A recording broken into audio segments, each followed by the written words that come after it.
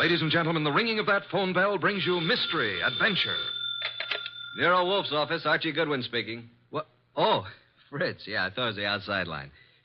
Yeah? Yes, thanks. I'll be right down, Fritz. Boss, Mr. Wolf, will you please hurry? You're well aware that it will avail you nothing to hurry me. Why must the world be in such a rush today? But the car, it's downstairs waiting. Fritz is all ready. Let him wait. Isn't it enough that I've agreed against my better judgment to leave the comforts of home to go rushing through the crashing traffic of the city? To a dinner? That should be an inducement. Fritz could have prepared a delicious dinner. He has truffles in the pantry.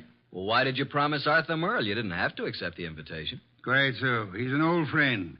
Besides, he does set an excellent table. It's just that I don't like the traffic. Traffic? I know why. It's that awful oxygen in the atmosphere outside. It's not the traffic. Archie, you're talking much too much. I know, boss. I'm impatient. Would you mind giving me some slight indication that you intend to move from that chair? Just as soon as I finish this beer. Sure you wouldn't care for half a dozen sandwiches before we go to dinner? If we were going anywhere other than to Arthur Merle's, I'd agree with you. He's the only person in the world I know of, except myself, of course, who has a proper appreciation and respect for the art of preparing good food.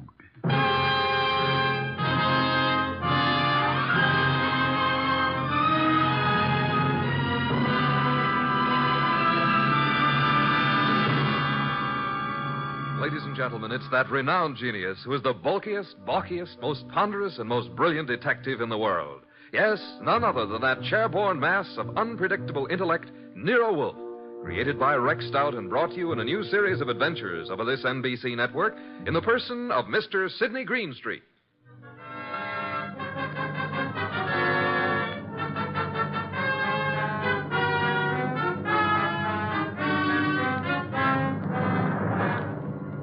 We usually refer to this story as the case of the final page. Under normal circumstances, the last page of a manuscript would be absolutely worthless unless you read all the preceding pages. But in this instance, the final page held the answer to a murder. Without that page, we couldn't arrive at the solution. Actually, we didn't even know the problem. Anyhow, I finally got Nero Wolfe to the lobby of Arthur Merle's apartment building. Going up. Up, please. Are you going up, gentlemen? Are you, honey? Certainly. It's my job. Then so are we. After you, boss. When did they install women elevator operators in this building? I've been here for 2 years. Floor, please. Arthur Merle's apartment, I believe it's 814. That's right. Are you Mr. Wolfe? No, this is Mr. Wolfe. I'm Archie Goodwin. Although the name Wolfe would be much more appropriate for him than for me. How did you know he was Mr. Wolfe? Mr. Merle came in half an hour ago. He mentioned that he was expecting you. You see, Archie, you rushed me unnecessarily. We practically preceded him here, and we'll probably have to wait interminably for dinner. I just hate to be late. Arthur Merle has never been on time in his life. He's no more punctual than any other writer. He's never been known to meet a deadline on time. This is your floor, gentlemen. Arthur Merle is just down the hall to the right, 814. Thank you. And, by the way, I want to compliment you on your congenial attitude, miss. I'll speak to the management. Oh, thank you, sir. Decent of you. What's your name, huh? Women are usurping everything. Really costs to live here. Merle's really in the chips. Every book he writes sells 1 million copies. Remember the last time we had dinner with Arthur Merle? I do. Delicious. Mountain quail. Shot them himself. Yeah, he's quite a marksman. Archie, such proficiency as Arthur Merle displayed in hunting is evidence of a wasted life. Sure, he probably never made over $500,000 a year in his whole life. Well, ring again. Don't just stand there. Surely he's expecting us. The elevator operator said he was? Yeah, she seemed quite well informed. If I were a judge of women, which I'm not, I'd say she has a line on every male in the building. She can get a line on me anytime she wants. Archie, your insatiable interest in the female seems sometimes to border on the psychopathic. You know a more pleasant way to go crazy? Phooey. It's strange. There's a light on in there. I can see it under the door. Shall I try the door? Do so, Archie. Thank you. Unlocked. But at least we can get in. He may be in the bedroom. Probably in the kitchen. I'll just sit here. I must forgo the comforts of my own home. I certainly intend to avail myself of the comforts of Arthur Merle's. Very much over-decorated. You wouldn't like heaven unless they had orchids and beer. Not a chair in the place worthy of the name. Well, I'll try that divan while you have a look around. For what? Arthur Merle, of course. Suppose you have a look in the study. Maybe writing. Have a look, my boy. I'm exhausted and thirsty. See if he has any... Boss! Good heavens, Archie, don't shout. I'm coming. It's Arthur Merle. Look, slumped over his desk, a knife in his back. Yeah, he's quite dead.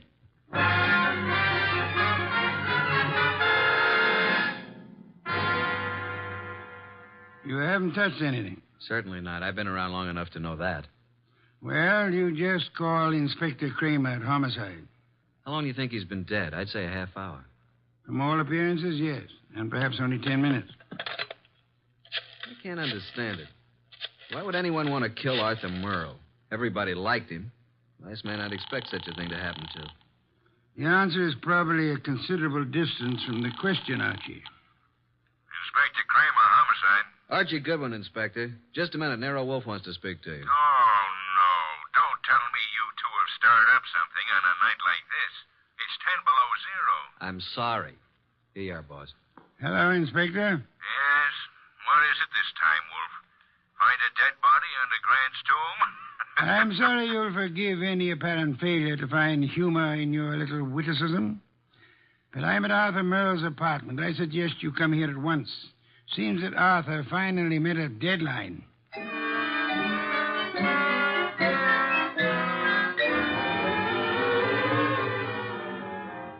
So you just walked in here and found Merle dead, huh?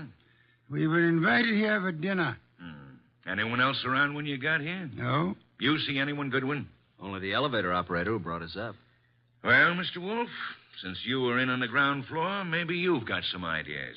Sorry, Inspector.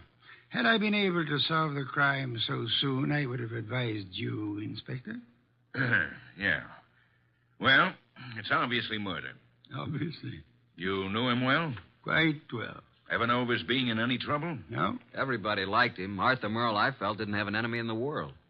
Is that so? I don't think anybody pulled this as a little friendly gesture. Don't jump to conclusions, Inspector, that this murder was committed necessarily by an enemy of Merle's. Meaning? It could have been an absolute stranger. A woman? Or a burglar, or a madman, or a crank, or... As far as we know, it could have been anybody in the city, Inspector. Arthur's been dead nearly an hour. And an hour ago, I was in my own home, sitting comfortably in my own big, easy chair, drinking a delectable glass of beer. Someone at the door, Archie. Yeah, just a minute. I'll answer that. Mr. Merle? No. Well, is Mr. Merle here? Yes, he's here. But he's not seeing anyone. Well, he's expecting me. I'm from the Serve Right Catering Company. We're ready to serve for 4 here tonight. The dinner has been canceled. Oh, but it's been ordered. Breast of guinea hen, cooked in wine and cloves, delicious. It's prepared and waiting. I'm afraid that I must insist on seeing Mr. Merle. Mr. Merle has been murdered. Well, I'm afraid I must... Murdered? Well, oh, my goodness, but... Well, in that case, Yes, good evening. Don't you think you might have taken a bit more time with the fellow, Inspector? Why? You might at least have let him serve the dinner. Guinea hen, wine, and cloves sounded positively delectably... Look, I've had dinner. I'm afraid you're too busy, Inspector. So busy that you've just passed up an extremely interesting bit of information. What are you talking about, Wolf? He said he was to serve dinner for 4. Well? Arthur Merle, Archie, and myself are only 3. Well, who else was supposed to be here? A 4th guest who either hasn't arrived yet or who arrived earlier and left. Oh, I see what you mean, Wolf. Good. In that case, I'll leave you to pursue your deductions from that premise. Archie, will you please stay with the inspector and be of any help that you can? As for myself, I'm going back to my own home, which I should never have left in the first place.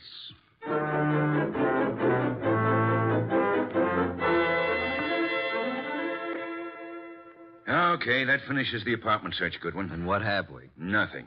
Except that Merle had over $300 in his pocket, and he was wearing a ring worth a couple of $1,000, so it couldn't have been robbery. And I don't think it was premeditated murder. Why not? The weapon.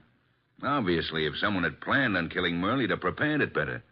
Used a better weapon than a blunt paper knife. No, as I see it, someone was here before you and Wolf arrived, and for some reason that person found it necessary to kill Merle, and he did it on the spur of the moment. I'm listening. Well, it's obvious. Merle was slumped over his typewriter. The sheet of paper was in it. He'd been working. May I see it? Yeah. Starbreaker. Strange title. Page 189. He was getting well along with his latest mystery. Apparently. Gregory Thorne slipped the paper into his pocket. It was just an ordinary piece of paper, but Gregory knew its value. Used properly, as Greg knew how to use it, it would be worth $100,000. He walked away briskly, and as he... That's all. Yeah, that's all.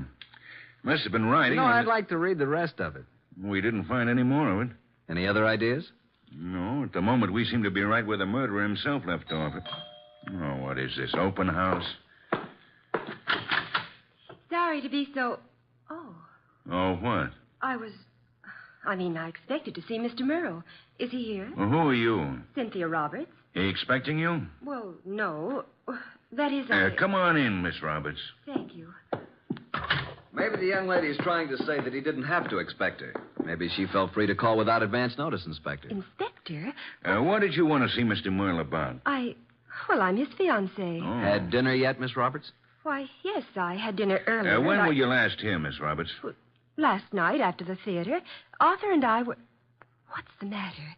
Is something wrong? I'm sorry to have to tell you this, Miss Roberts, but Arthur Merle was murdered.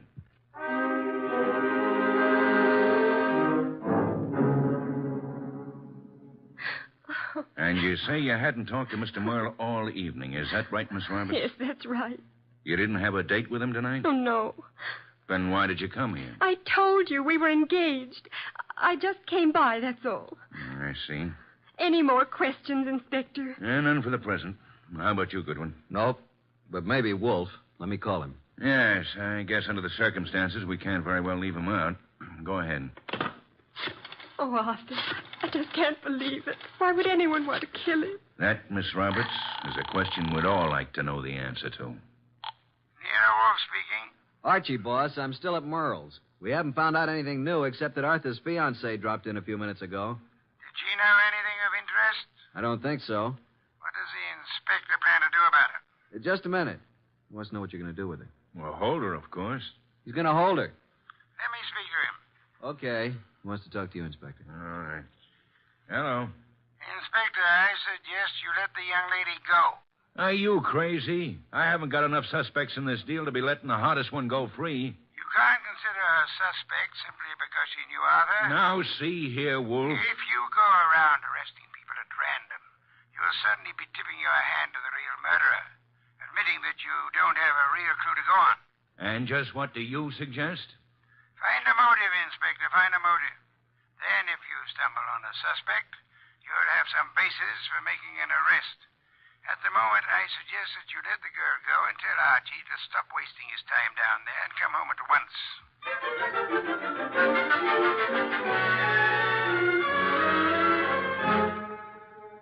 So that's the story, boss. We went over that place with a fine-tooth comb. Nothing.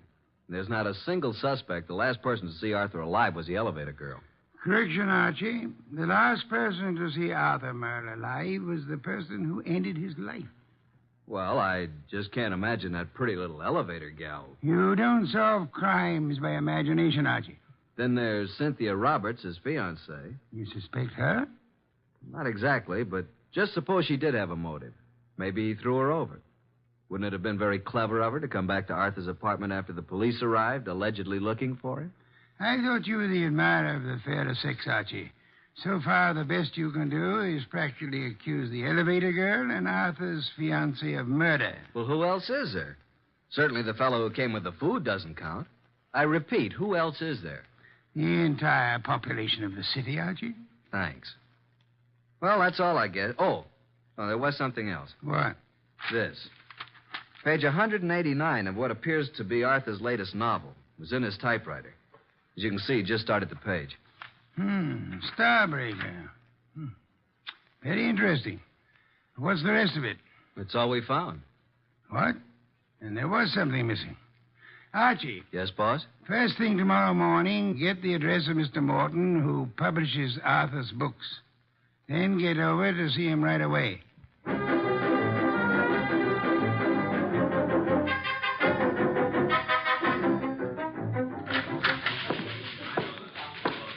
Yes, may I help you? I'd like to see Mr. Morton. Did you have an appointment? Tell him I'm from Homicide.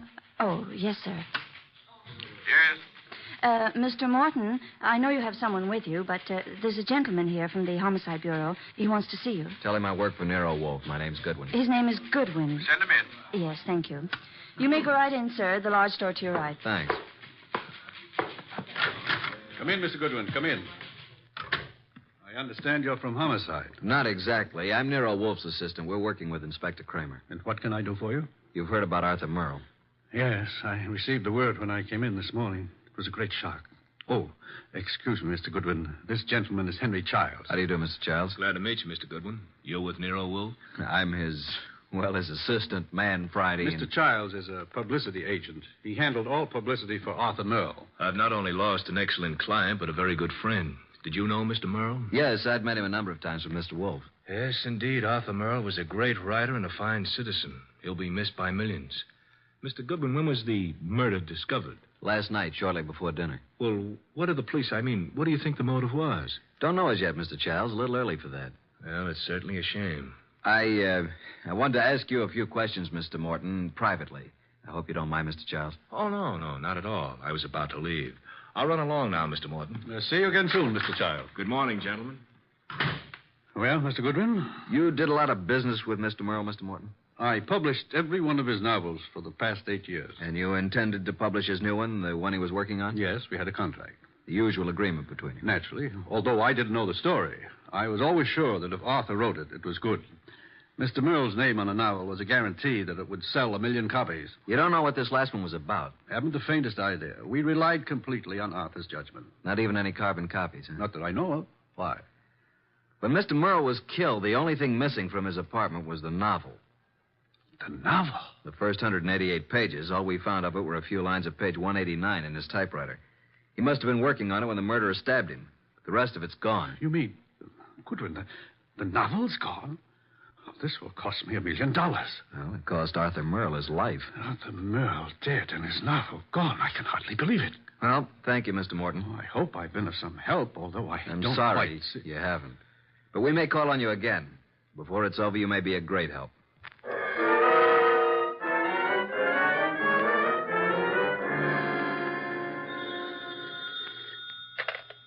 Nero Wolfe speaking. Archie, boss. I just finished with Morton. He doesn't know a thing. Merle never discussed his stories with anyone, and as far as Morton knows, he never made carbons. I see. Where do I go from here, boss? See Cynthia Roberts. Oh, then you haven't dismissed the possibility that she may have had something to do with it. Being his fiancée, she probably knows more about Arthur than anyone else. She may know who the fourth guest was to have been last night. And she also may know what Merle's novel was about. Right, boss.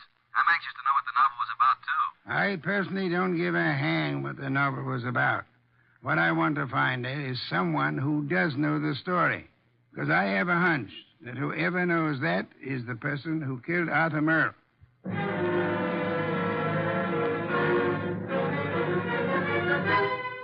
Miss Roberts, I know you want to help us find out who killed Arthur. Oh, yes, of course. I'll do anything. Nero Wolfe and I were invited to have dinner with Arthur Merle last night. Well, I knew he was having friends in for dinner, but I didn't know who they were. Oh, I'm sorry. I hoped you'd know whom he invited. No, he didn't tell me. Miss Roberts, we have reason to believe that there was to have been a fourth person there last night. A fourth? The caterer came to deliver dinner for 4. Now, the fourth party never did show up, or else came earlier and left after Arthur was killed. You mean someone Arthur invited to dinner might have killed him? Maybe. Oh, there's no one that I can think of who bore any ill will toward Arthur. We're convinced that this was done on the spur of the moment. Unpremeditated murder. Arthur Merle suddenly became a threat to someone. Now we've got to find out what the threat was and who was threatened. We'd hoped you could help. I'm sorry. Did he ever discuss his new novel with you? Oh, no, he never talked about his stories until he'd finished them. So his latest mystery contains the answer to an even greater mystery. Unless we find the first, they'll both go unanswered.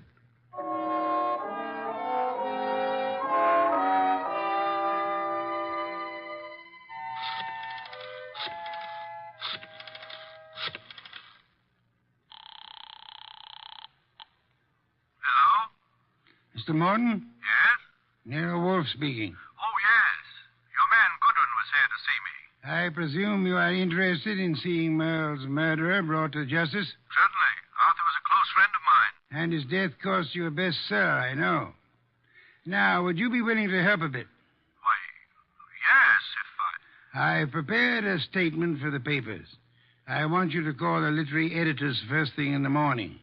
Here's what I want you to tell them. Got a pencil and paper? Yes? And take this down.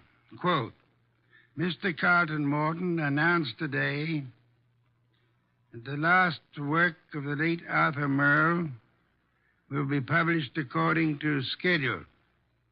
Fortunately, it was Mr. Merle's custom to furnish his publishers with carbon copies of each day's work. Consequently, with the major portion of his...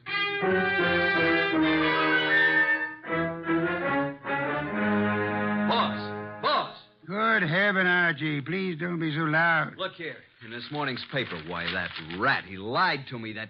What on earth are you talking about? That publisher, Morton, he said he didn't have copies of Merle's manuscript, that he didn't know what it was about. And listen to this. Mr. Carlton Morton announced today that the last work of the late Arthur Merle will be published according to schedule. Fortunately, it was Mr. Merle's custom to furnish his publisher with carbon copies of each day's work. Consequently, with a major portion of his latest work, Starbreaker, in the hands of his publisher, together with a complete synopsis, including the denouement, it will be possible for a ghostwriter to complete the novel. It will be published posthumously and proceeds with... Boss, did you hear that? I did, and it couldn't have been more to my liking if I'd written it myself. Now, excuse me. I want to make a telephone call. Who? Publisher Morton. Yeah, I'm beginning to see. He lied about the whole thing. I still don't see why he'd kill Merle, but on... Hello, Mr. Morton. This is Nero Wolf. Yes, perfect. Now I'll call Kramer, and he and Archie will be waiting for you. Remember now, if anything comes of it, you are to say the manuscript is in the safe in your home, and you steer the party here. Say you've recently rented this place. I hope we'll be seeing you. Yes. Goodbye. Oh, and be careful. Remember what happened to Arthur. The manuscript is in my desk in the middle drawer. What the... You mean... Archie, look out of that window. Huh? Yeah? Out there is a city of some 5 million people. In that 5 million, there is one who murdered Arthur Merle. Now, we don't know who it is, so we can't go out and put a finger on him. But, Archie, since we can't go to him, we have only one other choice: make him come to us.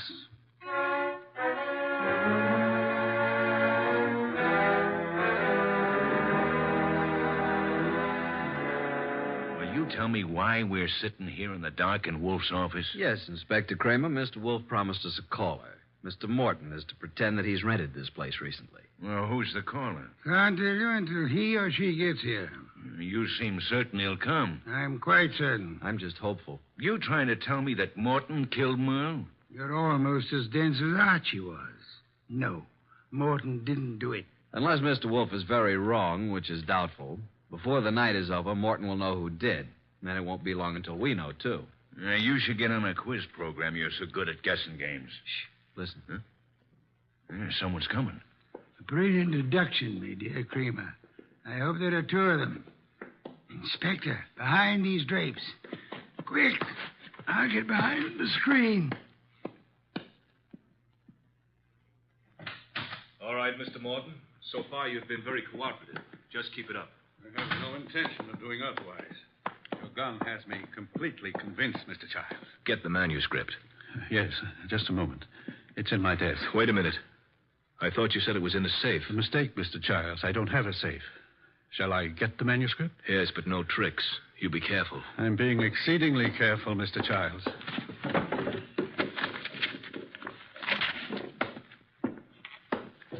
There you are. Starbreaker by Arthur Merle. Yes, this is it. Thank you, Mr. Morton. Now, I trust that's all you want of me. I'm sorry. I wish that were true. Unfortunately, you see, it's not the actual novel that I want. Oh? My interest in this copy is the same as it was in the original. And that is? That no one should ever learn the content. I take it you know what it's about, then. Yes. You see, Mr. Merle made the mistake of telling me when I called a bit early at his apartment for dinner last evening. I was forced to deprive him of his life once I learned the storyline of this novel. This story must be kept secret. Why? Most of you people in the publishing business know me as a public relations and publicity agent for several prominent writers. Yes? Actually, I've been as successful as I might in this business. Because a few years ago, I stumbled onto a very neat and foolproof method of blackmail. Unfortunately, Arthur Merle thought of the same thing and based this story on it. If it got out, I'd be exposed and sent to prison. So you can see why I had to stop it, why I had to kill Arthur, and why... Now I'll have to kill you, too. Oh, child, for heaven's sake. The contents of these pages condemn me. You know what's in them. Further, I've confessed to murder to you. You don't think I could let you live after that, do you? Child, you're insane. I'm sorry that I must repay you for your trouble in such an ungrateful manner. I'm sorry to do this to you, Child, but I can't... Child, please, enough. Sorry, Mr. Childs. There wasn't time to ask you to drop the gun. All right, Mr. Childs, get your hands up and stay where you are. Nice going, Mr. Morton. Who are you? That took courage, Mr. Morton. Sorry we had to wait so long, but we had to make Mr. Childs here convict himself. Convict? What do you mean? We've been waiting here for you, behind the drapes all the time. We heard every word. Mr. Childs, you're under arrest. Police? Yes, Mr. Childs. Only one person could have been so anxious over a copy of that novel. That's the person who killed Arthur Merle for the original. And we heard you confess to that. And that's all we need to convict you. We didn't have any proof until we set it up for you to make a second try to cover up for the first. Fortunately, the setup worked. Setup? Take a look at the rest of the manuscript, Mr. Childs. What? Oh, the front page is there, all right, but look at the rest. Why, they're blank. They're just blank pages. You didn't have a copy at all. No, but we certainly got a murderer. Eh, Inspector? Childs! Childs! Stop, Childs! Stop! Well, that's one way to avoid standing trial.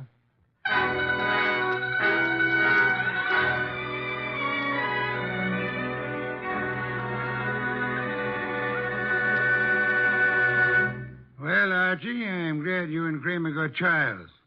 Some beer, please. That was a clever scheme, boss, making him think there was a copy. Yes. In a way, though, I wish it hadn't been just a scheme. Meaning?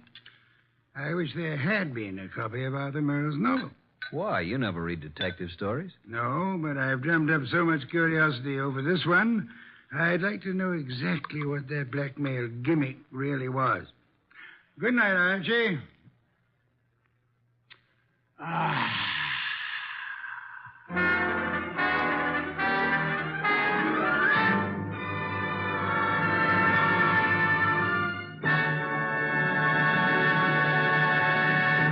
You have been listening to The New Adventures of Nero Wolfe, starring Sidney Greenstreet.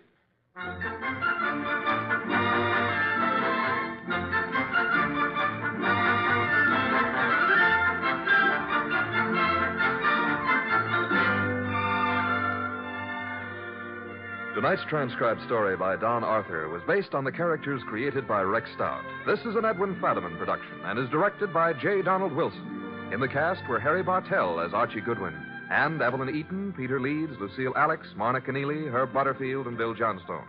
Next week at this same time, Nero Wolfe and Archie will bring you The Case of the Telltale Ribbon. Don Stanley speaking. 3 chimes mean good times on NBC. There's excitement for you Sunday when talented servicemen compete on The Phil Regan Show.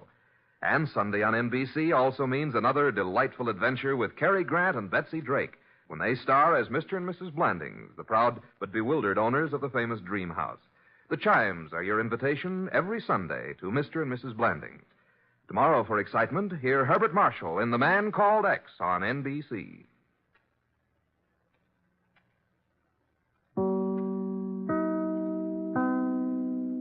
Wrigley's Spearmint Chewing Gum, the refreshing, delicious treat that gives you chewing enjoyment, presents for your listening enjoyment.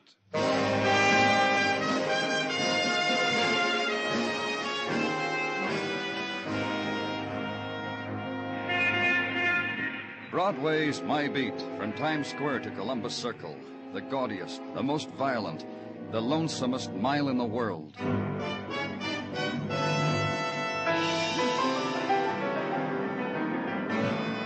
Broadway's My Beat, the thrilling drama of murder and mystery and the people who walk the Great White Way, with Larry Thor as Detective Danny Clover.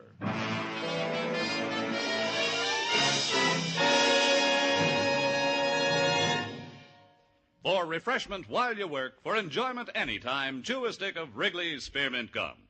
The delicious, long-lasting, real mint flavor of Wrigley's Spearmint cools your mouth and freshens your taste. The good, smooth chewing helps keep you feeling fresh and alert, adds enjoyment to whatever you're doing. So indoors, outdoors, at work or play, enjoy chewing Wrigley's Spearmint Gum.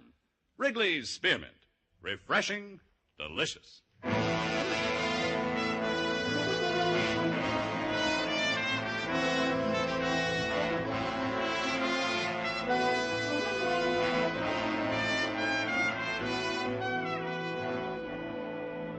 When it's July and the heat puffs up from the river, Broadway's a place of regret. The winter dreams made for the summer are blurred. The golden girls fan themselves with newspapers. It's the time of the salt tablet, the fly paper, and the sullen sleep on the fire escape. The mornings are filled with 1,000 hours, the bleary talk, and dead cigarettes in the bottom of paper cups. It's summer, the poet's time, the lover's time. And if you can afford an ocean voyage, it's the most wonderful time of the year.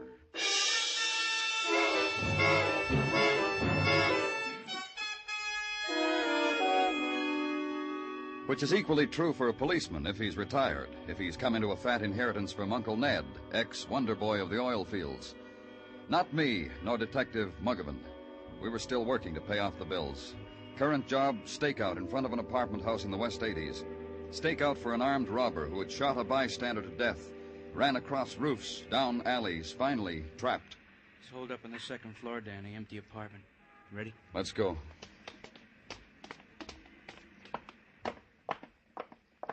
All the other tenants cleared out? Uh-huh. Had a little trouble with the people in 2B. How come? People named Morgan, their grandmother died. A funeral. We got all the mourners out. Apartment right next to one our killer's in, 2A. You sure he's in there? Probably him, Danny. Description fits. Let's find out. Open up. Open up. This is the police. Muggavan? Yeah.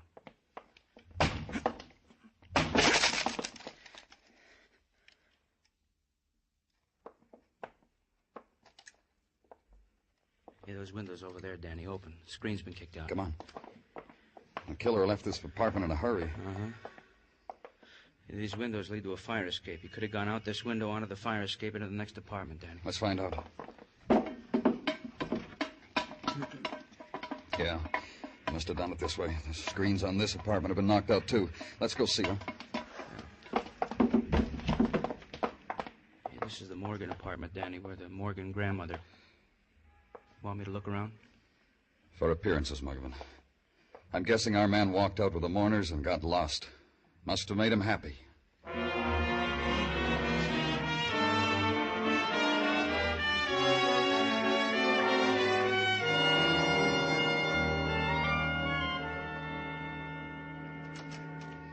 Greetings, Danny. Well, looks like we made a boo-boo. It amuses you, Sergeant? Well, Danny, it is only that I am trying to tickle your funny bone with what otherwise could blossom into a severe headache. You got out the all points on the killer? Goes without saying. The bulletin is out, but the puzzle lingers on. Oh, that Muggavan and I were on him and he got away from us? No puzzle, Gino. We lost it, that's all. Be friendly with yourself, Danny. Such things happen. The puzzle to me is that a burglar in his chosen line of duty should so overstep himself as to enter the ranks of the killers. Overambitious type, huh? Tried to beat his way into Mrs. Conlon's apartment on West 76 with a gun. It bothered a neighbor. The neighbor tried to stop him, tried to beat him off. The neighbor got killed. You got any other troubles, Gino? Well, nobody's got troubles compared to the way Mrs. Conlon's got troubles. A man with a gun tried to get to her. He didn't make it. If I were Mrs. Conlon, what'd you say? About Miss Conlon? Well, when your call came in, Danny, the name Conlon registered on my gray matter. So I nudged it up a notch by referring to a file and flash. It came to me that like a year ago, a Mr. Hugh Conlon was found shot dead at the side of an unidentified woman, also shot dead. Verdict, murder with suicide. This Conlon was the husband of the said... Hey, you. To see Danny Clover, permission must be obtained and granted. Don't try to stop me. Don't anyone. Who are you? Now, don't try to bypass me, sir. You have spoiled the plans of Lucian Cobb, funeral director. after we'd rehearsed and rehearsed. This is a new type show business, Danny? Sit down, Mr. Cobb. Tell me what I've done to you. I'll not sit, sir. While bearding a criminal, you this morning did destroy the careful staging of a month. We rehearsed the old woman, Grandmother Morgan. How the little old lady would lie in her coffin, her pose, her attitude. And when death took her, we were ready for it. And now... You're saying out trying to take a killer ruined your carefully planned funeral. How? 20 minutes ago, the granddaughter of the deceased phoned me, told me tearfully she'd opened a clothes hamper, and there was her grandmother folded in with last week's wash. I'm sorry, Mr. Cobb. Death has a dignity, Mr. Clover. I'm aware of it, Mr. Cobb. Gino? Yeah, Danny. That's how the killer got away. Climbed into the coffin himself. Get on the phone. Find out what happened to that funeral. Tartaglia did very well. He lifted a receiver and dialed and asked a question. He got an answer and replaced the receiver. Hey, Danny, the hearse took off for parts unknown. Deserted the rest of the funeral. Make some more calls to traffic and to highway patrol. And wait. And finally a call comes back. One hearse located on a side road off Queens Highway. Driver recovering from pistol whipping, but still bewildered by the strangeness of it all. Go there and talk to him. Look, mister, the first thing I want you to understand is I'm not lying to you. Just tell me what happened. We were cruising along through the streets, uptown toward the cemetery. It happened at 180th Street. What did? There's a glass panel between my driver's seat and the coffin, the flowers. That's where the tapping came from. Tapping? Yeah, with the butt end of a gun. The coffin was open and this guy was kneeling there with the gun. Then he busted through the glass, pointed the gun at my ear, says, "Take a right here." I took a right. Wouldn't you? Go ahead. I took a right. I took off from the rest of the funeral. A long nose, a head full of red hair, and a big gun. When we got to where we are now, he tells me to stop this hearse, to get out. I get out. He slugs me. Is that all? Is that all? You think this happens every day?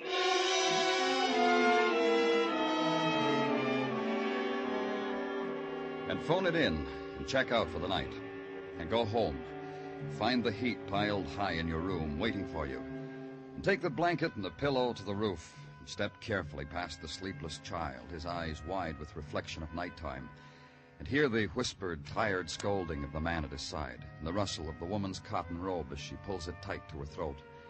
And find an empty place and consider there the pattern a killer has scarred across the summer's day. Consider it. Then make your way back downstairs to the hall phone. Ask Mrs. Conlon to meet you at your office in the morning. And go back for the sleep you left on a brownstone's roof.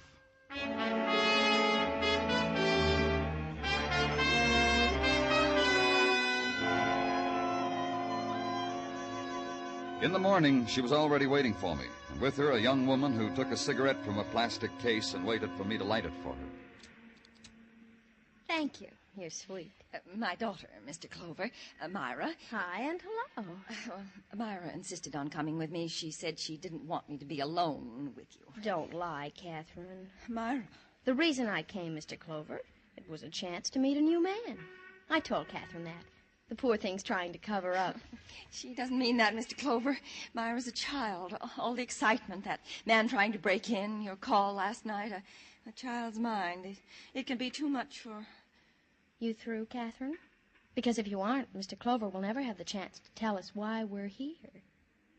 The man who tried to break in, Mrs. Conlon, had you ever seen him before? Why, no, I never... I told you that yesterday. Why do you ask again? Maybe the attractive man doesn't believe you, Catherine. Myra, what are you trying to do to me? You come in here, make a show of yourself before this man, talk fresh. Mrs. Conlon, had you ever seen the man before? No, I told you no. Yesterday was the first time. He beat at my door. When I wouldn't let him in, he threatened me with a gun. And then that nice neighbor from across the hall. He's helped Myra and me so many times, and now... Mrs. Conlon, try to understand why I'm going to remind you of... Of what? Remind me of what? Of your husband's death, of What's he got to do with it? What's my husband dying a year ago with that nameless woman got to do with it? Patience, Catherine. Let the man tell you. It's only that the killer we're after might have had something to do with this other thing that happened to you. It's the only way I can figure it. Why should he beat on your door openly with a gun? Why He's a thief. He wanted to rob me. A thief who stands in a hall and knocks and asks permission to... What are you trying to do to me? Hasn't it been enough? Haven't I had enough? Oh, Myra, tell him... Pardon. Danny Clover speaking. There's a man sleeping in my boarding house. Answers the killer's description you got in the papers. You want him? I give him to you. Where? Boarding house. 1756 West 61. You come from right away, huh? So I can put my room to let sign back in the window. Quick, turn over. You can go home, Mrs. Conlon. I'll ask the killer my questions.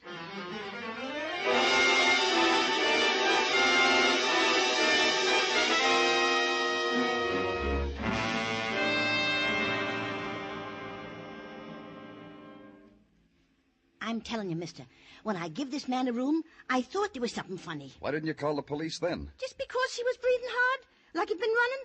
Well, that ain't no reason. The reason was this morning. Oh, when you saw his description in the paper? Yeah. The bright red hair, and the nose. He registered last night, and he hasn't gone out since. Is that right? He had a caller late last night, late. Who? Oh, I don't know who. I don't peep. He made a phone call from the hall phone, went back to his room, and later I heard someone go into his room. How long did the caller stay? I went to sleep. I don't know. Where's his room? Down on the right. I'll take you. Here it is. This one. Give me the key and step back. Hey, he's that dangerous? You gotta use a gun? Don't worry about it. Ooh.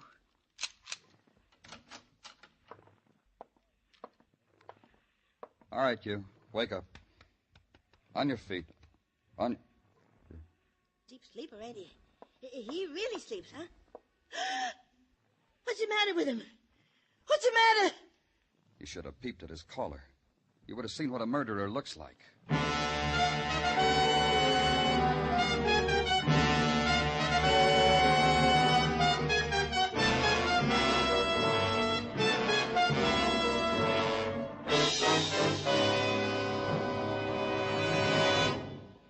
For refreshment while you work, for enjoyment anytime, chew a stick of Wrigley's Spearmint Gum.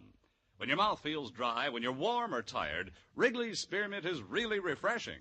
The lively, full-bodied real mint flavor cools your mouth, moistens your throat, freshens your taste.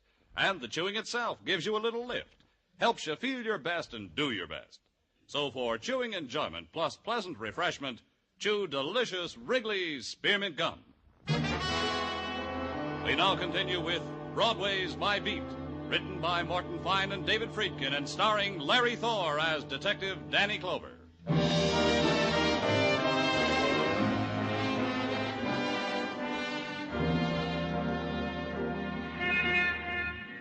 The July twilight bleeds the color out of Broadway's neon, and the street is a summer's sigh done in pastel. The delicate cottons cling to the visitors' shoulders, and their husbands shoo them away from Broadway's kindly folk. And Broadway's forced to other summer delights. The boat ride to Coney, try that, kid. The quick shipboard romance, and at the end of it, the guided tour through the Hall of Mirrors, or the rendezvous at the coffee pump in the automat. Or just stand on the corner and sniff the cool air from the Catskills sent in the open envelope from the wife and kids. And compare its message with the one in the headlines. Fugitive killer found murdered in boarding house. And decide, it's better here, kid. Happiness is where the heart is. It's better here. And at headquarters, feel the twilight slip from your fingers as the door opens, and the nighttime is brought to you in the capable hands of capable Sergeant Gino Tartaglia. I come to sound the hour, Danny. At the sound of the bong, it will be late. And even now, the aroma of the cacciatore that awaits at Tartaglia's house is being wafted from uptown down Center Street to tickle the nostrils. Bong. Give me what you got, Gino, and then you can go home. Thank you, Danny. You are indeed a kindly, generous employer. Did ballistics check the gun that killed Joe Gruber? No, it is the same with which this Joe Gruber murdered an innocent neighbor in the to-do in front of Mrs. Conlon's apartment, which proves to all concerned that this Joe Gruber was indeed the murderer of the innocent neighbor. Anything else? What is else is that Detective Mugovan has compiled for you the criminal record of the aforesaid Joe Gruber, which I will brief. It seems that in his past, Joe Gruber Danny. was... I got the record on Gruber. Detective Mugovan, I'm surprised at you. What's the matter with you, Gino? I was about to parlay the information you have gathered. Efficiently, I grant, but I was about to parlay this info into the ear of Lieutenant Clover with my own mouth. When you were so rude... Oh, you did good anyway, Gino. You can go home now. Mrs. Tartaglia will be waiting for you. She at least appreciates the endeavor I make to... Good night, Lieutenant Clover. Detective Muggavan. Good night to all. Good night, Gino. Tell Mrs. Tartaglia you were fine today. Tell her I... What's eating him? Call him up in a little while. Tell him you're sorry. What for? What'd I do to him? Oh, just do it, Muggavan. Okay. What have you got on Gruber? Oh, Technical's got the knife that killed him. Trying to trace the make, manufacturer, distributor, retail outlets, etc. You said you had a record on him. Yeah, 20 years long. Gave it to us when an officer booked him up for disturbing the Pell Mell Rotisserie and Bar on 3rd. Got in a beef with some woman, mauled her. She yelled police. Happened 5 days ago. Oh, who was the woman? No, we don't know. She didn't show up to make complaints, so we released Gruber. You want the rest of the rundown on him? If it means anything. Well, it's up to you. Gruber began 20 years ago in San Francisco. Car heists, filling station holdups. They finally got him good on a negligent manslaughter charge. 15 years in San Quentin. Released 6 weeks ago. Next heard of it, the Pell Mell Bar. Then released to murder Mrs. Conlon's neighbor. Then dead on arrival. That all of it? Yeah. Anything, Danny? Not much, huh? It wasn't much, but it was all I had. Joe Gruber had been mixed up in a disturbance at the Pell Mell Rotisserie and Bar, which was on 3rd Avenue, which took up 40 front feet of sidewalk, and whoever was thirsty enough to dare what was inside. The inside was all bar and 3 fellas deep.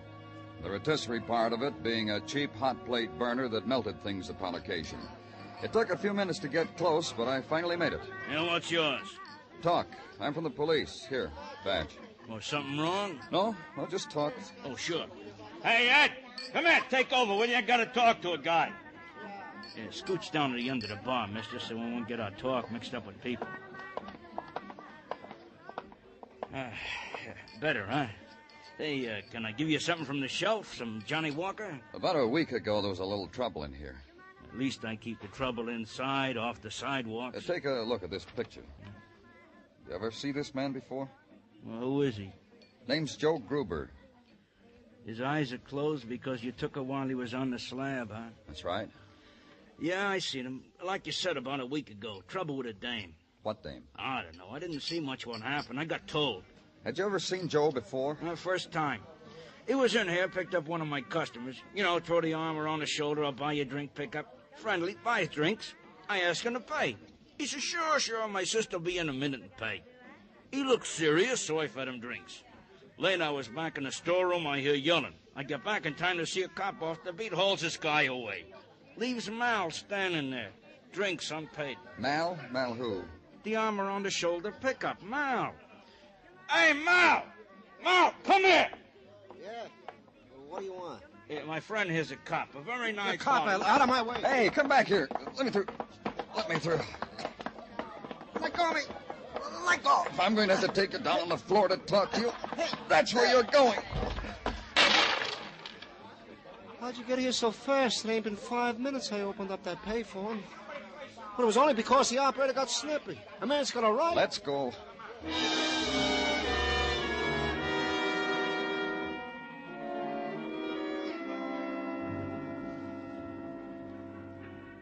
Look, I'm booked, ain't I?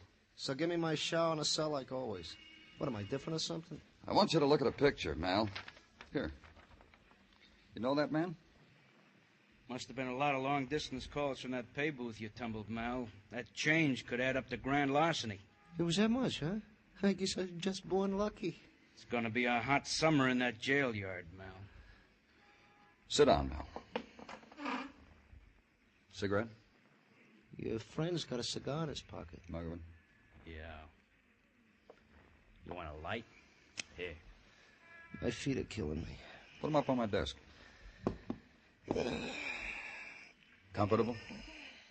Well, what's your trouble, fellas? What about the picture? Your guy's name is Joe. Bought me drinks. Nice fella. Very nice. My cigar went out. Now, let's hear all about it. He buys me a lot of drinks, tells me the story of his life. Now, how he did a lot of time on the coast. You know, a lot about his sister Mildred. He liked his sister Mildred a lot. Go on. You know, he says his sister Mildred ran away to New York, got herself married. This is about 20 years ago when she was a youngster. And by the time Sis Mildred got back to Frisco with her hubby, Joe was in stir. His sister Mildred come to visit once, then he lost track. Ain't seen her since. Well, how'd he happen to find her in New York? Phone book. Looked up her married name on the off chance, and there it was. He called. Did he tell you what her married name was? Might have. Slipped the old mind if he did. He called her, said he'd wear a red posy so she'd recognize him. Well, the dame shows. Guess what happened? Danny. Leave him alone. She walks over to Joe and asks, is he Joe who called?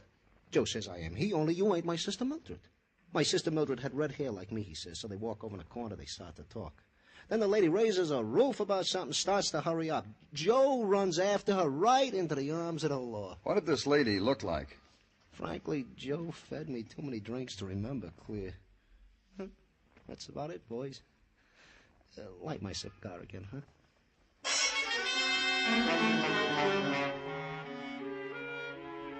Muggavan picked the nickel thief up by the frayed collar and carried him off to the showers, which left me alone to sift the pleasant time we'd had together, come up with a name. Mildred Gruber, the sister who had run off to New York 20 years ago to marry, and wonder why it wasn't Mildred who showed up when Brother Joe phoned her, and wonder why it wasn't possible to go and ask her herself. But for that, you needed her married name, the name only Joe Gruber could tell you, the dead Joe Gruber. And remember that the city has a hall of records, and that girls' names are entered there for births and deaths and marriages. Go to the hall of records. Be handed over to a man named Franey. Wait for Mr. Franey to come back from the long voyage into the files. Finally he does, waving his find under your nose. I found it, Lieutenant. Found it. Thanks. Let me... I'm afraid you couldn't read my scroll. I'll translate for you. On May 12, 1931, one Mildred Gruber applied for a marriage license. Age 19, height... Who'd she apply with? Got that, too. Mr. Hughes Conlon, age 27, height... Conlon, eh? Look up what you have on Conlon. Please, Mr. Franey, do that. Wait again. And know somehow Mr. Franey would look just like that when he came back. And you got something this time, Lieutenant. Conlon was married again, just 3 years after the first time. And I looked, and there's no record of a divorce. The penalty for false statements is clearly stated on the bottom. Sure it is. Thank you again, Mr. Franey.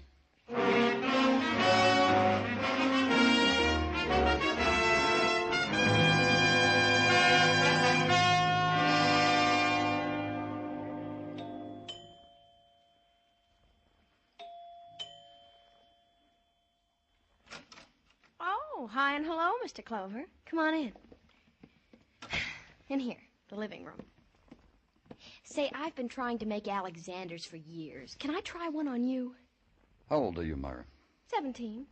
And I won't breathe a word of it. Is your mother home?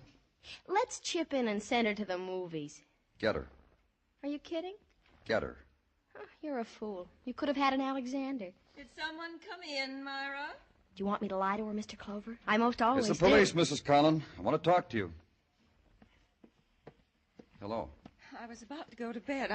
Maybe you won't make it, Catherine. Will she, Mr. Clover? Myra, I'm sure there's nothing here to concern you. Will you please go? No. Myra... You heard me, no. When you were in my office, Mrs. Conlon, there was a question we never got finished with. It concerned your husband and the woman with whom he was found dead a year ago, and a man named Joe Gruber. I don't at all understand what you're talking about. Mother. Mama. Mom. Don't you have a date tonight, Myra? Every night. It'll keep. They always keep. All of them. All the time. You still haven't told me what I want to know, Mrs. Conlon. Well, my husband shot himself. Because of me. Because of my child. He was ashamed of what was going on with that woman. He killed her and then shot himself. That's Daddy. That's my car. Shut up, Myra. Shut up. I've never laid a hand on you, but I... Mother dear. You're talking like a mom. Never talked to me like this before. The woman found with your husband was his first wife. Did you know that, Mrs. Conlon? My husband's first wife? That's not true. When did you find out he wasn't divorced? Why, it's not true. When Mildred Gruber showed up? Daddy had such bad taste in women. Myra, I'll... You'll hit me? Go ahead. I'll... Myra, please. You found them together, your husband and Mildred. Killed them. Made it look like murder and suicide. Why? Listen to me. Then Joe Gruber showed up. A long-lost brother, looking for his sister, looking for Mildred. Found the name Mrs. Hugh Conlon in the phone book. Thought his sister was you. Please, listen to me. When you met Joe at the bar, and he saw that you weren't Mildred, he began to figure, and it started to build into money. That's what he wanted when he tried to break into your house. Myra, child, try to understand what I wanted for you. Gruber got away from us.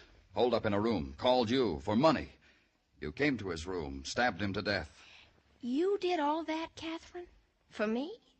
Just because Daddy was a bigamist? Just because all these years you haven't really been married to him? For you. For you, darling.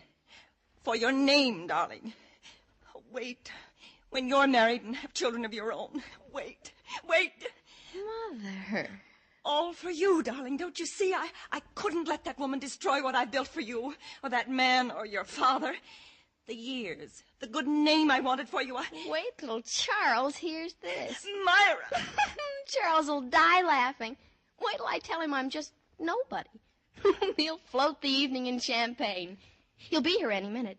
Wait till I tell him. I'll marry him, Mom. His last name is Tobin. Then I'll have a name, Mom. Myra Tobin.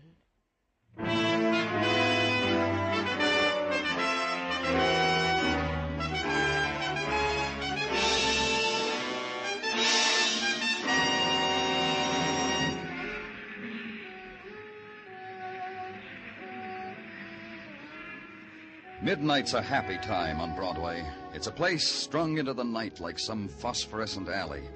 And they're heaped there, the bright-eyed kid, the voice that whispers from a doorway, the poet, the dregs. It's crowd, and it's laughter, and a Nickelodeon where you get pie in your face. It's Broadway, the gaudiest, the most violent, the lonesomest mile in the world. Broadway, my beat.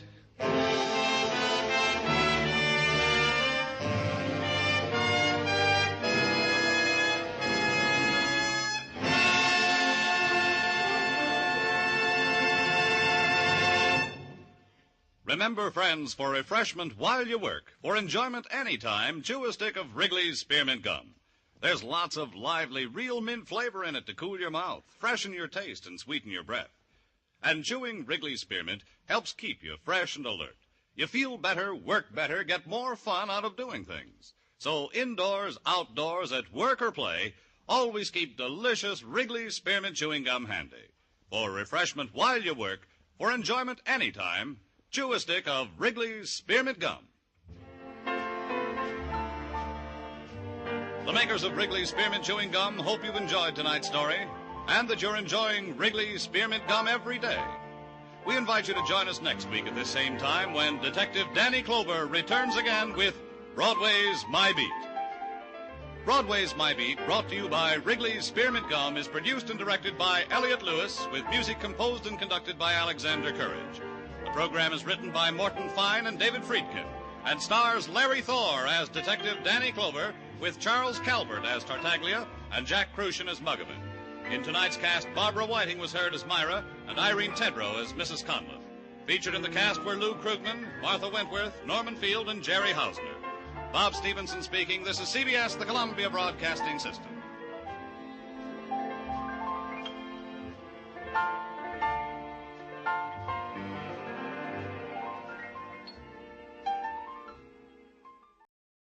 My name's Jeff Regan. I get 10 a day in expenses from a detective bureau run by a guy named Lyon, Anthony J. Lyon. I'm the Lion's Eye.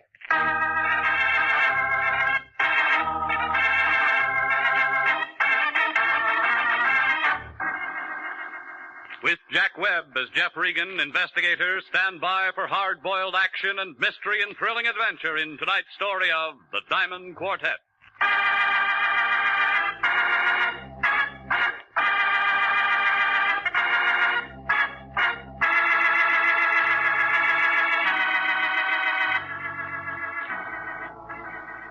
Well, this is the way it started. Melody called about 6 o'clock that night. She gave me the name of a restaurant out on the strip and said that Lyon was waiting for me. I drove out there and found him squatting at one of the corner tables. He had a big white napkin tucked under all of his chins, and he was working on a plate of crab louis and a bottle of beer. A tall peroxide blonde in slacks and dark glasses was sitting across from him, watching him eat. And a couple of bald-headed waiters were just sort of standing around looking at the ceiling. Well, Well, Regan, I see you got my message. You're right on time. Sit down. I want you to meet Miss, what did you say your name was, young lady? Madge will do. Just plain Madge, fatso. Regan, this is Madge. I hate gumshoes. They all stink. Okay, where'd you find her? Madge?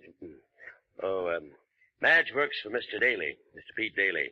He's a new client of ours. Isn't that right, Madge? All gumshoes are nosy. That's why I don't like 'em. Madge is going to drive you out to Mr. Daly's residence, Regan. Who's Daly? Very nice chap. I spoke with him on the phone. What's the job? Well, it's a rather delicate matter, and I think Mr. Daly himself can explain it better than I. Come on, all this gassing ain't getting us nowhere. The boss is waiting. Gumshoes talk too much. Yes, Regan, yes. I told Mr. Daly you'd be there by 7 o'clock. You just run along with Madge here and see what it's all about. Let's drift. Nice to have met you, Madge. Ah, dry up, fatso. Good. Call me, Regan. Call me if you run into any trouble.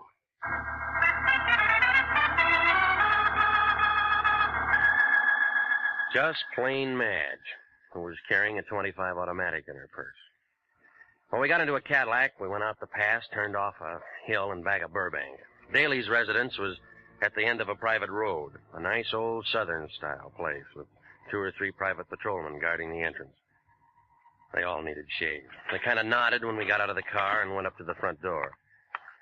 Naturally, there was a peep shutter there. It was real Southern. Yeah? Me, Felix. This is the private peeper the boss wants to see. Okay, mate. Come on this way. Who's it? Madge, I got your peeper. Here he is, Pete. Flat feet and all. His name's Regan. Okay, Madge, that's all. Beat it. Sit down, Regan, sit down. Don't mind Madge. She's kind of antisocial. Nice place you got. How's the gross? Yeah, I do all right. 2 crap tables, 2 faro games, a little roulette in the living room, but I have to be careful. I noticed that driving up. There's lots of money thrown around here every night. Somebody might get some ideas. You know how it is. What about the law? Law? No trouble with them. I just don't let them know I'm in operation. Mm-hmm.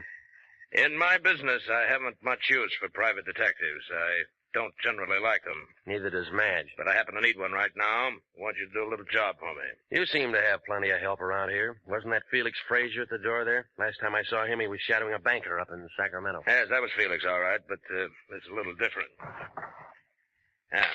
Never seen this before? No? Well, it's a little bit of necklace called the Diamond Quartet. It's worth quite a chunk of cash. These 4 diamonds are good stuff. So? Dame named Annabella Callender left it here a week ago. She was in kind of deep at the roulette table and was wearing this. She left it for security. How much did she lose? About 5 G's, I guess. Kind of screwy little dame. She's a widow with a lot of money and a boyfriend named Teddy Silco. He paints or something. They come here. And she loses steady. Every time. Well, she sent me a check today for the full amount of what she lost. Yeah? And I want you to take this thing back to her tonight. That it? That's it. I got my dough. She gets her little diamond necklace back. Just business. Well, it sounds simple. It's simple. You're a licensed investigator, bonded, insured. Don't want any fuss about this. You just take it back. Very simple. Okay. Now, you told me how simple it all is. Suppose you give me the hook. Did her check bounce? You, want a drink? There wasn't any check. I thought it'd be something like that. Yeah. She called me a couple hours ago, said if I didn't have this thing back by tonight, she'd call a load of cops and come out and get it. Not such a dumb dame at that. As you're telling me. If she comes here with cops, I'm closed for the season, and this dump cost me a pile of dough. Felix was running the roulette table that night. I didn't know he'd taken this as security until we counted up. I should have pushed his mush in or something. Letting a dame like that make a setup. Maybe you'll do better next time. Ain't gonna be no next time, Regan. Here's her address. Here's the ice. Just take it to her, and I'll chalk it up to experience. You better get yourself a new boy at that table. Yes, you're telling me. You're telling me. Well, I took a taxi over to the restaurant in Hollywood, picked up my Buick, and drove to an apartment house near Pico and Beverly Drive. A couple of men in a little gray coupe were sitting in front of the building smoking cigarettes and pulling on their hat brims. I figured Daly was making sure I got the right address. Upstairs on the 5th floor, I leaned into the buzzer and waited to see what Mrs. Annabella Callender looked like. Oh, Teddy, I thought you'd never get here. The performance begins at 8:15, and you know the traffic. Oh, you aren't Ted. You Annabella Callender? Well, of course. Who are you? My name's Regan. Oh, Miss Regan. Well, I'm only waiting for Ted to get here so we can make first curtain to the Biltmore. We're seeing Carousel, and we're going to be late if he doesn't get here. You can understand that. Yeah, it figures. And I'm all ready, and he hasn't shown up. Well, good night.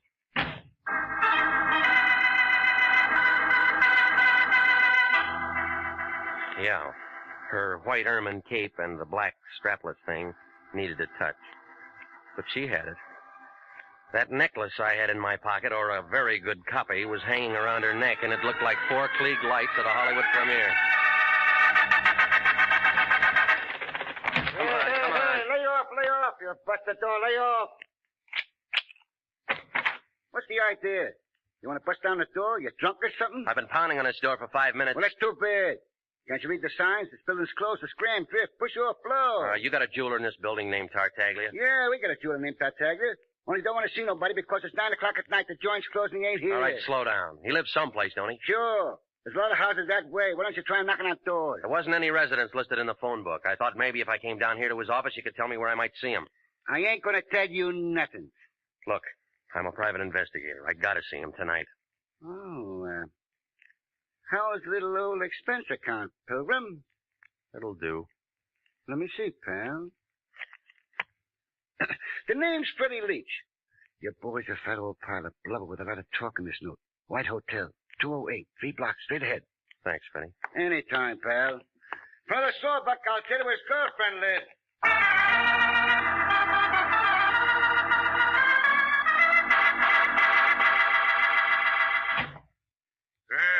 Come in, Mr. Regan. Come in. You find me a bit indisposed at this hour. I was preparing to retire, but you said it was a matter of jewelry. Therefore, Bert Tartaglia is at your service. Now then, sir, what is so urgent? I came to see you about a diamond necklace. I found your name stamped on the inside. House of Tartaglia, most respected name in diamonds as in all the lapidary arts. Most respected. I'm the last of 4 sons. All... Continue, Mr. Regan. Take a look at this. And how do you come into possession of the diamond quartet, sir? A man named Daly, who runs a gambling club, hired me to take it back to a lady named Callender. Gambling house? And how did Mr. Daly acquire it? She lost it at the roulette table. She left it till she could raise the cash. Deplorable conduct on her part. Annabella Callender, a very indiscreet young lady, to be sure. Lovely body, propelled by a ridiculous mind. I tried to take it back to her tonight. Beautiful. Isn't it, Mr. Regan? I want to know if it's real or not. Real. Of course it's real. You sure? Mr. Regan, do you doubt my ability as a gemologist? Once in a lifetime, sir. Only once in a lifetime does an artisan have the opportunity to create the perfect necklace. How much will it pull?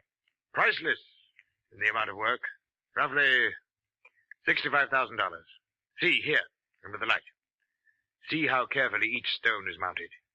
Without reservation, I pronounce the Diamond Quartet an incomparable masterpiece. Well, I saw one just like it tonight. Huh? I didn't quite follow you, sir. No one could create another Diamond Quartet except Bert Tartaglia. Well, and somebody made up a pretty good imitation. The finest workman at best would create only a crude resemblance. This kind of work demands an artist, Mr. Regan, an artist. But it could get by. Oh, to the unpracticed eye, yes. To the layman, perhaps, yes. Mm-hmm. That's all I wanted to know. Lated in Anguis Herba, eh? What was that? Latin. A snake in the grass, eh? Maybe. Your expression tells me you are concerned for the safety of this piece. I have a safe here in my room if you care. No, it'll be all right. Well, then, you leave satisfied, I trust. Yeah, thanks.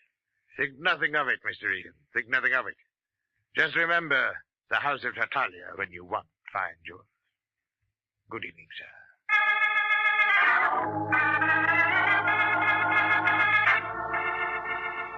In the lobby, I got 2 3-cent stamps from the clerk.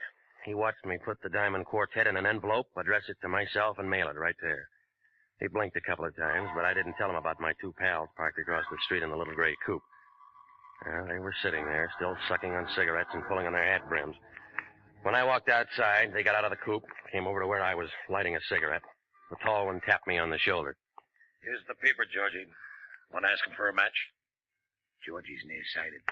That's too bad. That's him, Danny. Got a match, Peeper? Georgie asks if you got a match, Peeper. He's a dummy, Georgie. Don't talk. Got a match, Peeper? But I tell you, he's a dummy. You don't look like no dummy. Oh, he's a dummy, all right, ain't you, Peeper? See, he's a dummy, Georgie. I told him about you being nearsighted, and he said it was too bad. Didn't you, Peeper? He still don't talk. Go on, Peeper. Tell Georgie how sorry you are about him being nearsighted. I told you he was a dummy, Georgie. All private eyes like you. Georgie asked you a question. He wants to know if all private eyes is like you. Danny boy says you're a dummy. You're a dummy? Georgie asked you another question. He wants to know if you're a dummy. See, no answer. I don't like dummies. We asked 3 questions already, and he ain't said nothing. That makes him a dummy. Maybe we'd find something if we went through the dummy's pockets. Yeah, even a dummy's got pockets. Ain't that right, dummy? Hold him, Georgie. Hey, move just like a dummy. What do you want? Hey, talk. Yeah. Make him talk again, Georgie. Oh. Make him talk bigger, Georgie. Oh. Talks real nice, but he don't say much. Maybe he's tough, Georgie. He might think he's tough. But then again, you see, he ain't so tough. Now it's my turn.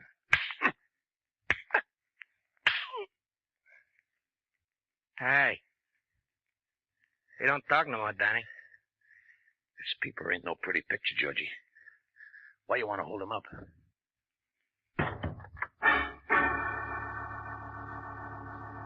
You are listening to the story of the Diamond Quartet, tonight's adventure with Jeff Regan, investigator.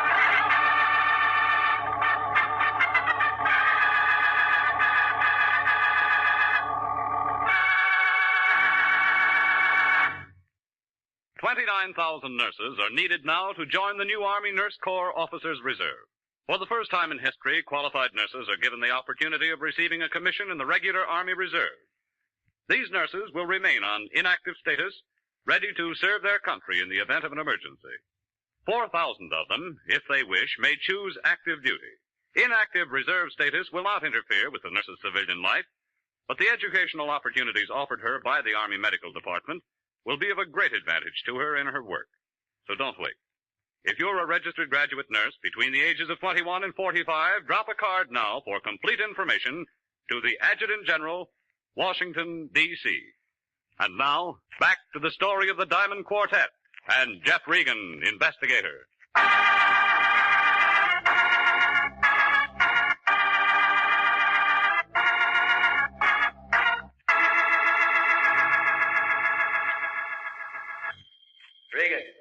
Regan, can you hear me, Regan? Nurse, are you sure he's coming too? He had quite a beating, Mr. Lyon, but he's coming around. Regan, can you hear me? Can you hear me? Regan, can you hear me? I think he's with us now. It's me, Regan. What happened to you? Why didn't you call? Regan, do you understand me? What's this? That's your head, and it isn't very pretty, let me tell you that. I'll be at my desk, Mr. Lyon. All right. Come on, give it to me. What happened? An hour ago, the receiving hospital telephones me that they picked you up in some gutter. I come down to see what's what, and you lay there and ask me what's this. Well, it's a wrong job. Another punk client. As long as they've got the dough, we love them all. Who are you fighting with? A couple of boys named Danny and Georgie. A couple of boys named Danny and Georgie. Well, would you mind telling me just where you've been while you should have been doing what you were hired to do? I was out with Danny and Georgie. Sure. You were out with Danny and Georgie. But what did you do before that? And what did you do with the necklace? That diamond quartet or whatever it is. I mailed it. You mailed it? You were hired to deliver that thing personally, and you mail it. Where's my clothes? Regan, I'll never understand you. I'll never understand you or the way you do things. I send you out on a simple little job. All you have to do is take a necklace back, and what do? You wind up bleeding all over the city streets. Here's your pants. What time you got? 3 o'clock in the morning. It's always 3 o'clock in the morning when somebody telephones me that you're in trouble somewhere. Well, why don't you go home and go back to bed? I haven't been to bed. I haven't had one wink of sleep tonight. You know why? Because on top of all my other troubles, some dame who sounds like she has a suit full of hoops has been calling my place every half hour asking for you. My place. Why didn't you tell her to call my place? I did tell her to call your place. I told her a couple of 100 times to call your place. Then I told her to shut up. Coat. Here. You look terrible. Terrible. She give you a name? Annabella something or other. I don't know. Mm-hmm. What I want to know is, hey, where you going? Who's going to pay this hospital bill? Where you going?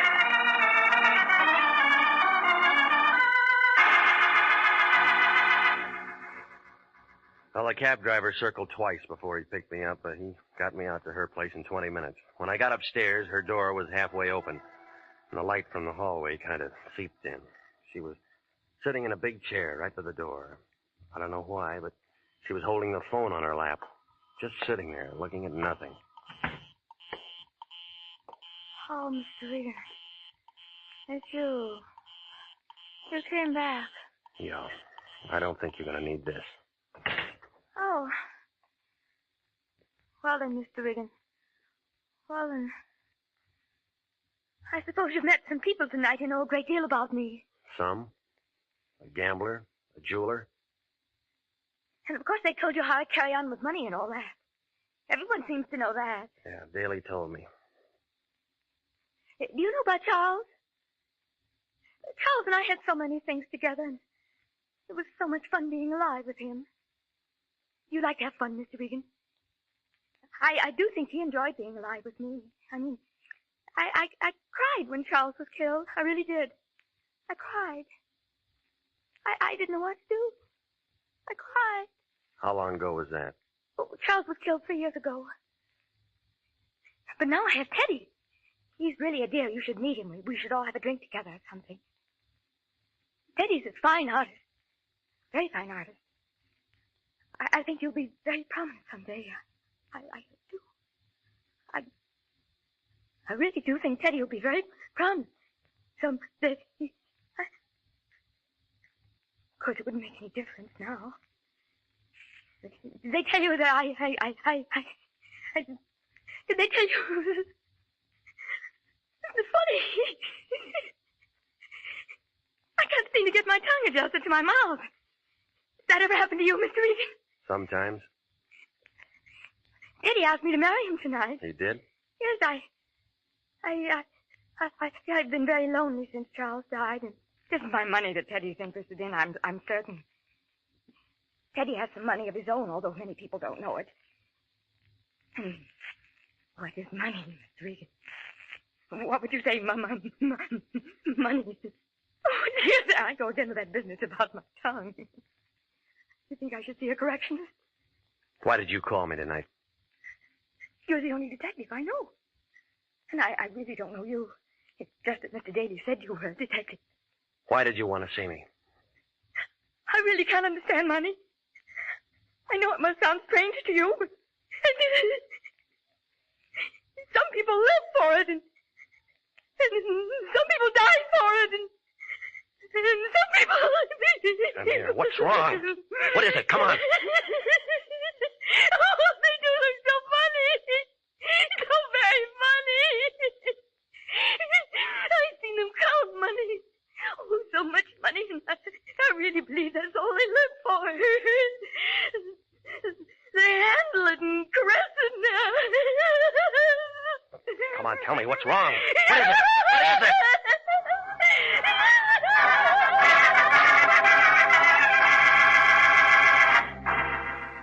She was pointing to a black spot across the room. I found the light switch and turned it on. Oh, yeah. They looked funny, all right. It was Daly and his dumb roulette table man, Felix. And both of them were as dead as you can get. I've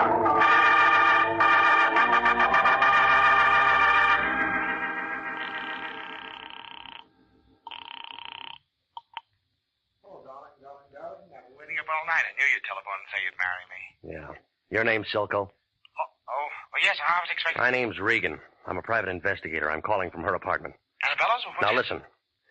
There's been a couple of murders here. What? She's had quite a jolt. She's going to need you and all the help she can get. I called homicide, and, well, it might be kind of rough for her. I'll bring a doctor. And a lawyer. I've got a good one. I'll be there in 10 minutes. Thank you.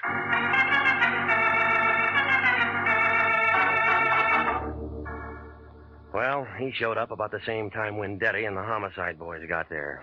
By that time, she couldn't even talk, and they had to put her to sleep. I told Wendetti what I knew about it, and he said we'd get it straightened around as soon as she had something to say. It was about 8 o'clock in the morning when I got home. I didn't expect my boy to show up so soon. He was already there. Ah, Regan. I've been expecting you. Come in, sir. Come in. I've been amusing myself with your chessboard. So we meet again. Sit down, sit down. You've had rather a hectic night, I'll wager. Your boys were pretty rough. Georgie and Danny. Two men of another world, Regan. Not our world. Allow me to apologize for their actions. And so unnecessary, too. I underestimated you, Regan. Such an ingenious method of protecting the Diamond Quartet. Why, sir, by the simple expedient of placing a 3-cent stamp on an envelope and mailing it to you yourself, you hired as guardians the entire United States Postal Service, not to mention the Army, Navy, and Marine Corps. You want one of these? No, thank you, Regan. Much too early in the day. But go ahead. You give me cause to admire you again, sir. I am one of those faint-hearted persons who cannot abide liquor until 5 o'clock in the afternoon. All right. What happens now? By gad, I admire your directness, Mr. Regan. When I met you last night, I promised myself you'd give me trouble, and you have. Who's in on it? Such directness. In answer, sir, that is a matter to be explained. Double cross. If you can bear my vanity, I have invented a new word. Triple cross. It does have a ring to it, doesn't it? Sounds familiar. My gad, sir, I like you. Daly in on this? Daly? No, of course not. A mere instigator. But when Madge explained to me that he was returning the Diamond Quartet, I first conceived the plan. Just plain Madge. She and her friends have been very valuable to me. They knocked off Daly and Felix and planted them in the girl's apartment. Right. With 2 cadavers in her living room, Mrs. Callender was very unlikely to discuss missing jewelry with the police. Then it was a phony she was wearing, and she didn't even know it, huh? Mm-hmm. And it caused all of this. If you had merely returned it, it would have been simple to remove it from her. But then... And you just sit here and wait for the mail.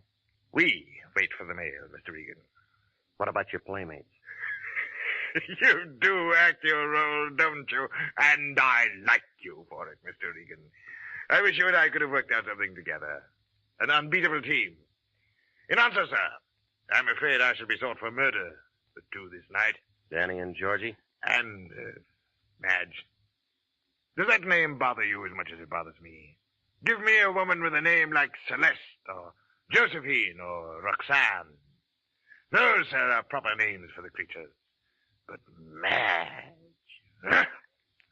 Where are the police going to find all these bodies? In my hotel room, which I departed hastily. I know a man down at Central Homicide named Wendetti. Do you? Mm-hmm. He's the best cop I've ever seen. He'll never get away with it. Allow me to correct you, sir. I don't intend to get away with it. Observe me well. You see before you a man advanced in years, attached to a destitute and bankrupt jewelry firm, with nothing more to look forward to than a grim few years, and finally the end. Now an opportunity to live like a king, and by God, sir, I've taken it. They'll pick you up before you can pack a bag. I'll risk that. I shall turn the Diamond Quartet into cash, and with a well-laden purse, I shall be satisfied to elude the police over half the world. Oh, yes, they'll get me. In 2 years, 3 years, perhaps. By that time, I shall have spent the money. And what more could a man ask than a perfect fulfillment of all his wishes? Huh?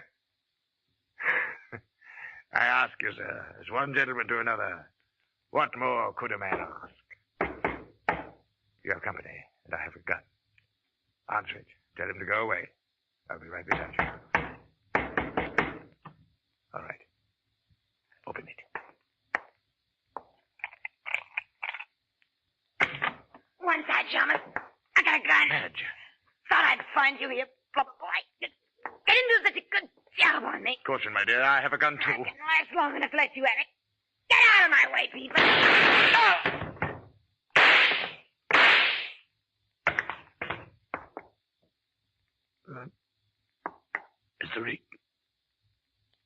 Mr. Regan, sir. I believe I've been shot. I'll need a little assistance. I can't seem to hold my feet, sir. Can't seem to hold my feet. The mortal is nil nisi bonum, Mr. Regan. Or, if your second-year Latin escapes you, speak well of the dead. It was an awkward plan at best, wasn't it? It was a lousy idea.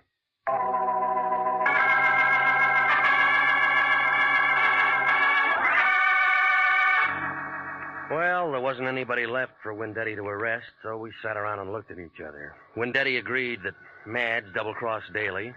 Tartaglia double-crossed Madge and her boys. Yeah, triple-crossed. Well, the Lion had something on his mind. He wanted to know, was I satisfied with what I got out of this case?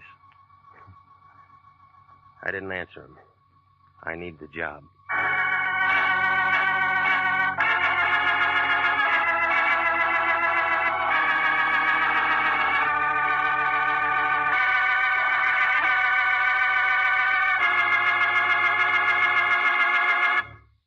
The Army Nurse Corps Reserve still has commissions available. If you are a graduate registered nurse between the ages of 21 and 45, you may be eligible for a commission in the Army Nurse Corps section of the Regular Officers Reserve. Graduate work is provided at the Army's most modern teaching centers, and the nurses obtain educational experiences that benefit them in both civilian and military nursing. If you believe you qualify for a commission in the Army Nurse Corps Reserve, apply to the Adjutant General, Washington, D.C.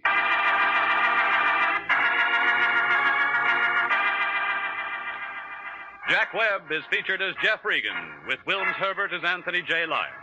The role of Bert Tartaglia was played by Barry Kruger. Lorene Tuttle was Annabella Callender. It's CBS same time next week for trouble, suspense, and thrilling adventure with Jeff Regan, Investigator. Written by E. Jack Newman, produced by Gordon T. Hughes, directed tonight by Cliff Howell. This is CBS, the Columbia Broadcasting System.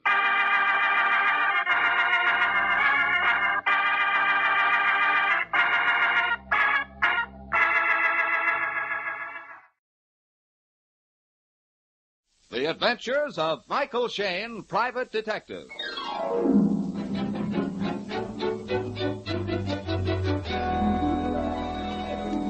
The people who make 76 gasoline and Triton Motor Oil, Union Oil Company, present The Adventures of Michael Shayne, Private Detective, starring Wally Mayer and Kathy Lewis.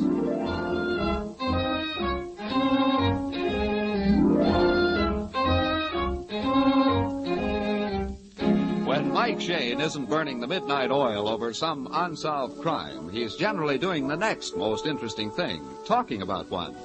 Right now, he's leaning back in his easy chair doing a powerful lot of talking to his old friend, Inspector Faraday. It's a stag session, for Mike's assistant, Phyllis Knight, has gone home early this evening. Of course, Faraday, I don't know much about the case except what I've read in the papers, but it seems to me that you're going after the wrong guy. Mike, this Joe has got a prison record as long as a kangaroo's tail. Why should he sidestep a little thing like murder? Just because he has got a prison record as long as a kangaroo's tail. Look, I remember a case back in New York that's almost a carbon copy of this. I've got some newspaper clippings on it in the files here. I'll read them to you. Just a second. You don't get the point, Mike. This killing is gruesome, horrible. It would take a hardened criminal to carry it through. Doggone it, they're here in the files somewhere. Now, Phil could turn right to it. Yeah, she went home kind of early this evening, didn't she? Yeah, she's got a girlfriend staying up at the apartment with her. Went home to help her pack up. Friend from out of town? Uh-huh. Girl had a fight with her fiancé and wants to play hermit for a few days. I know. The old feminine trick. Goodbye forever. Till next Saturday night. Right. I'll get it, Mike. Hello? Mike, Thank heavens you're still there. This is Faraday, Phyllis. Mike's ransacking his files. I'll get him for Wait you. a minute. You better hear this too, Inspector. Maybe it's your business. What's wrong, girl? You sound scared blue. I am. I know something's happened. I don't dare look. All right, but what is it, Phil? Yeah, wait a minute. Let me talk to her. Here, she sounds like she's going to cry. Hello, Angel. Oh, Mike. Mike, get over here quick. Now, wait a minute. Calm down, honey. Now, tell me what's wrong. Well, you know Lois was leaving my apartment tonight, and I came home to help her pack. Yeah, sure. Well, Mike, she's not here. At least I don't think so. Now, please, Angel, wait a minute. I can't tell what you're talking about. Well, I found her trunk already packed and locked, and Yeah? and I think Yep. Yeah. What, honey? What? I think her body's inside.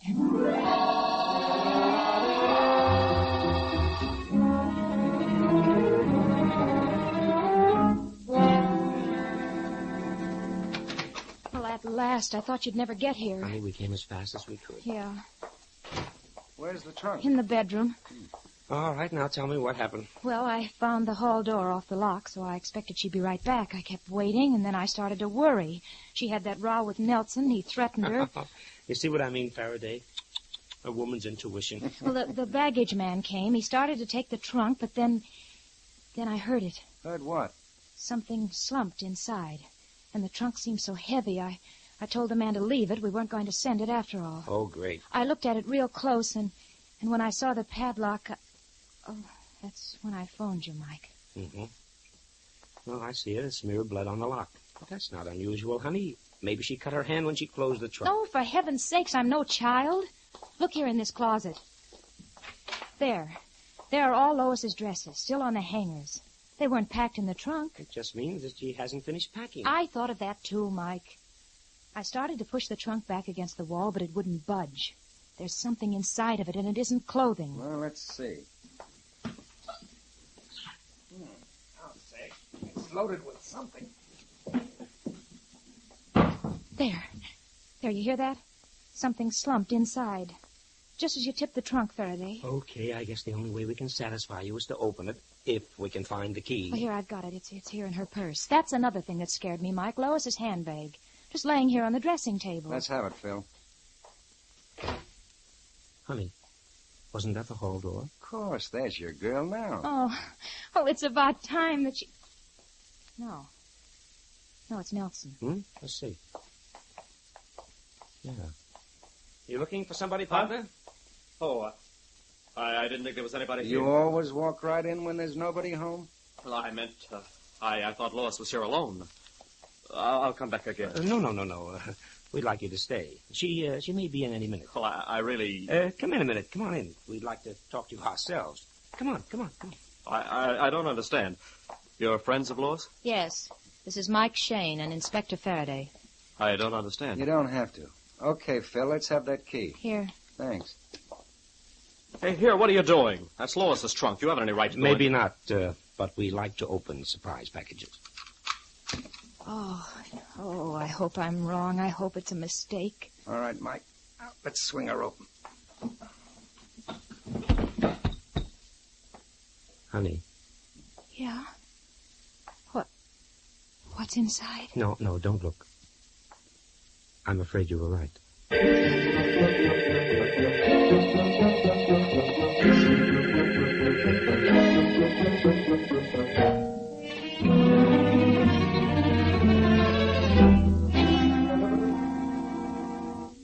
Coroner's on his way.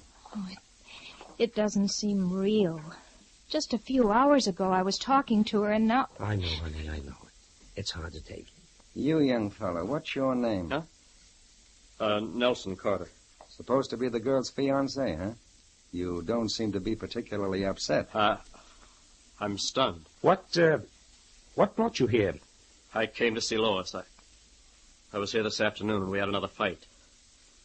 I came back to apologize. That's something new. First time you ever apologized for anything. You drove the poor girl half crazy. Well, it was her fault. She wouldn't listen to me. I was right from the very start. Oh, sure. So right you never let her have a thought of her own. You hounded her with your rightness. That's why she moved in with me, to get away from you and your pestering phone calls and your fights. That's a lie. You came between us. Lois told me this afternoon you said she should forget me. I told her so at breakfast. But she couldn't. She was still in love with you. What? She was going back to her apartment tomorrow morning. There's something I don't get. If Lois was using Phil's apartment as a sort of hideout, how did this fellow know she was here? That's my business. It's also ours, son. What time did you come here this afternoon? Why, about 4:30. The girl's been dead 3 or 4 hours. Say, look here, if you're trying to pin this on me, you're crazy. Maybe. Lois told me about your insane temper. You threatened to kill her. I did not. Oh, you're a pack of fools. But I think I do know who did it. Yeah? Who? Wait a minute. Who can that be? Oh, it's too soon for the coroner. I'll answer it. Good evening. Good evening. Well, sorry to bother you at this hour, but we had some trouble about a pickup at this address. Oh, what kind of a pickup? Why, a trunk. I'm the traffic investigator for the transfer company. We gave one of our drivers a pickup order at this apartment, but he didn't bring it in. In fact, he's disappeared. Oh, wait a minute. I can explain part of it. I told your driver I'd changed my mind. I didn't want the trunk sent. Oh, I see. You're Miss Phyllis Knight. That's right. Haven't I met you somewhere before? Your voice sounds familiar. It ought to, Mr. Shane. You used to hear it every day. Going up, sir? Floors, please? An elevator operator. In the Rust Building. Well, I'm sorry I disturbed you, but we're just trying to locate our driver. Good night. Yeah. Good night. That's funny. Why should a baggage company driver disappear? Right after he came for this trunk. I wonder... All right, kids, let's get back to business. Now, Mr. Carter, you start to say you knew the killer. Yeah, Lois's old boss, Joseph Spiegel. He's head of the Spiegel Chemical Laboratories. She told me this afternoon he was coming to see her. Yeah, but he doesn't know she was here. Lois quit her job with him last week. Assume he did know. Why should our next boss want to kill the girl? Because he's a crook. I used to work in Spiegel's laboratory, and I discovered he was stealing formulas from other companies. So I quit. But not Lois. Oh, no. Now, she was his private secretary, and our boss was just a soul of honor. That's what started our fighting. Yes, but when she learned you were right, she did quit. 3 days ago. All right. But it sounds like a pretty flimsy reason to kill a girl. Not if Lois had the goods on him. He wanted to stop her tongue. You weren't fighting about that this afternoon? No. No, she told me she was going to go to work for another chemical company.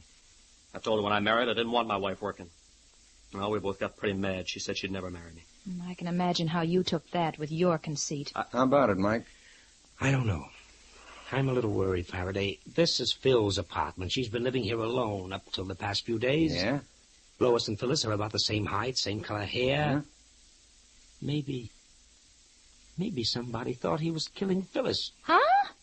Who'd want to? I haven't an enemy in the world. Oh, you've got hundreds, Angels, as many as I've got. Mike Shane and Phyllis Knight have sent plenty of lugs up the river. Yeah, but Lois and I don't really look alike, Mike. A killer would be awfully certain before he did it. Why should he, honey? Yours is the only name on the mailbox. If some crook hired a gunman to come to this address and knock off the girl living in apartment 616... Listen, Mike, that stuff doesn't happen in San Francisco. Those are the old Al Capone days. Well, maybe I'm a nervous Nellie. I just don't want Phil running any danger. Mike. Yes? Come here a minute. Look here. Here. This ashtray. I see what you mean. Mr. Carter, do you smoke? What? Yes, a pipe. Oh. There's a cigar butt in this ashtray. Spiegel. He smokes them all the time. I told you he was coming here. Maybe we should check that right now. You know where he lives? Yeah, he's got an apartment at his plant. It's next to the laboratory. That's on Bay Street. Okay, suppose Phil and I mosey over there right now and swap formulas with Dr. Spiegel. Good, and if the coroner gets through here in time, I'll join you. Oh, Mr. Shane. Have you got a gun? You think I'll need it? You might. Spiegel's a huge man with a cunning, fiendish mind. Well, thanks for the warning. I'll be ready with a few shenanigans of my own.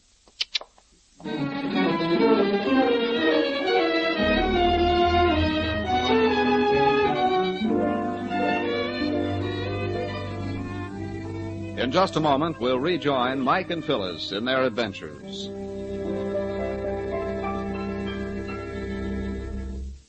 Quality of workmanship and materials has always been the hallmark of successful business. That is why Union Oil Company has copyrighted the name Stopwear. You see, Stopwear lubrication is more than just a grease job. It is a system that has been worked out from years of experience to give your automobile the best possible care. With Stopwear lubrication, you can be sure that nothing on your automobile has been overlooked or hurriedly serviced. Each fitting is carefully and thoroughly lubricated according to the manufacturer's specifications. Only the finest, high-quality greases are used. And while your car is on the hoist, the Minutemen inspect out-of-sight points and check them for danger signs.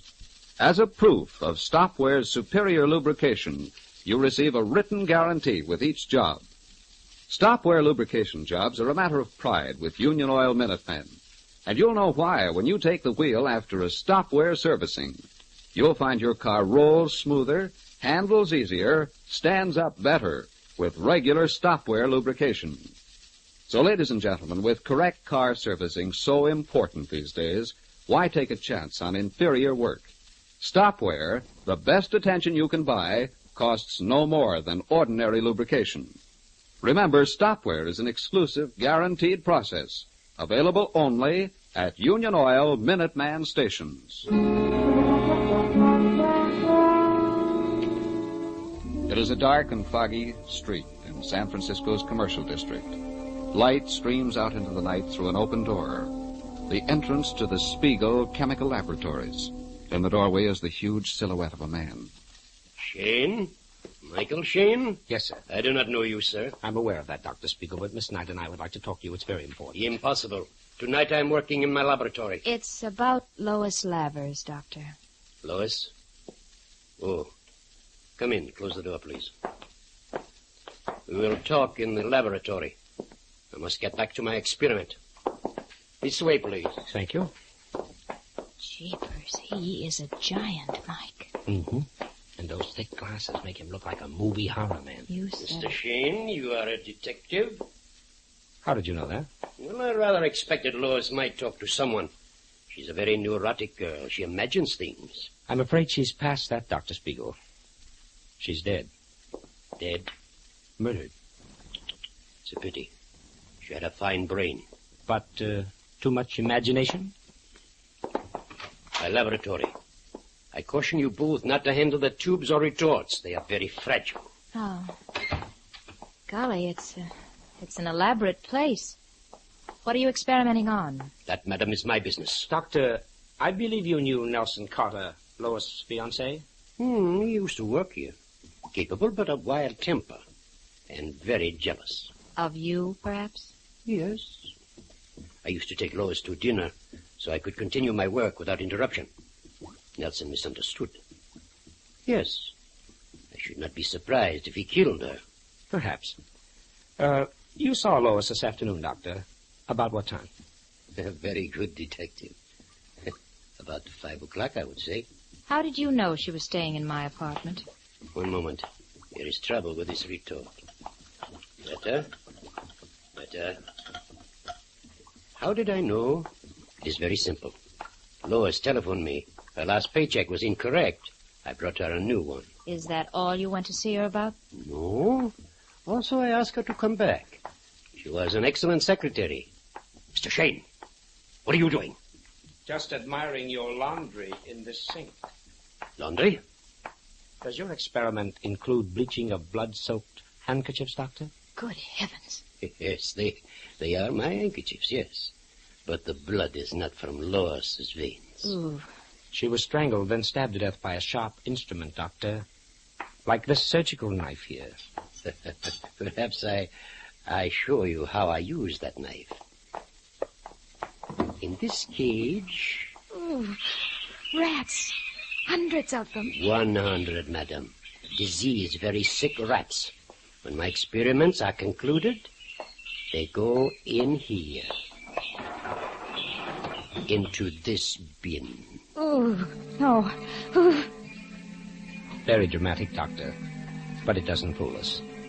Sure, you wanted Lois to come back to work, but she told you she was going to another chemical company. That scared you, Doctor. If she told about your stolen formulas and your other crookery... So she did talk. I thought this was a trick. Don't you reach for your gun, Mr. Shane. My hand is already in my pocket. You killed her. You lie. She's not dead. It is a trick to get something on me. Get out. Get out of here, both of you.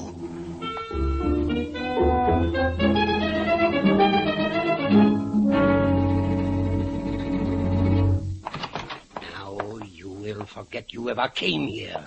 you will drop this investigation. I don't take orders from you, Dr. Spiegel. This time you will. Your young lady has sense if you have not. Good night. Oh, I thought he was going to keep us in there and experiment on us. Yes.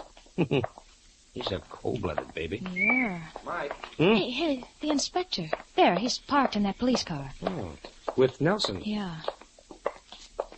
Just got here in time to see the bums rush. What are the odds? I don't know, Inspector. He's devilish enough to commit murder. Should I take him in for questioning? No, not yet. He'll be here. He doesn't scare out. Mike found handkerchiefs soaking with blood. He said he was experimenting with rats. I think he was sincere, though. He figured we were on the trail of those stolen formulas. He killed her, I tell you.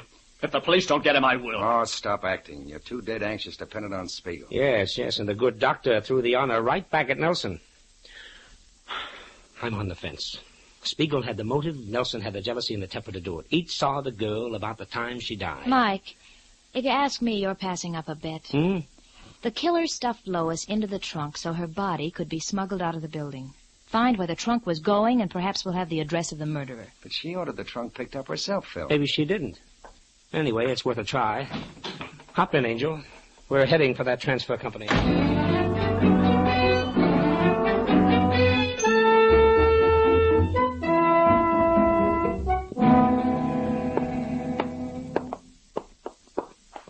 We appreciate it, sir. You're coming down and opening the office at this time of the night. Well, lucky my wife saw you were a policeman, or she'd never have let me out of the house.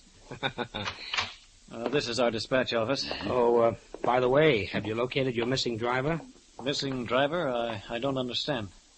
Why, your traffic investigator came to the apartment. The driver that was to pick up the trunk had disappeared. He was checking up. Well, that's impossible. All of our men checked into that. And we don't have what did you call him, a traffic investigator? Mike, he was a fake. It's not so good. Probably never ran an elevator in the Rust building either. This thing is getting screwier by the minute. Oh, here we are. Here's the pickup order on the trunk. It's under the name, Phyllis Knight. Not under Lois Lavers. Well, let's see. It was a phone order. Received 5:25 p.m. Yeah.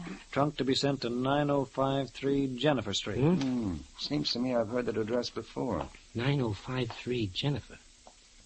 9053 Jennifer. Yeah, there's something about it. I should hope so. It's the address of Michael Shane.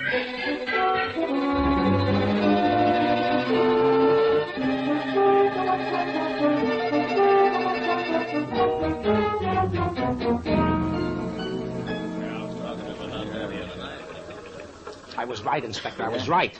Lois was killed by mistake. It was intended to be Phil. Well, if that's the case, then Carter and Spiegel cancel out. Correct, honey.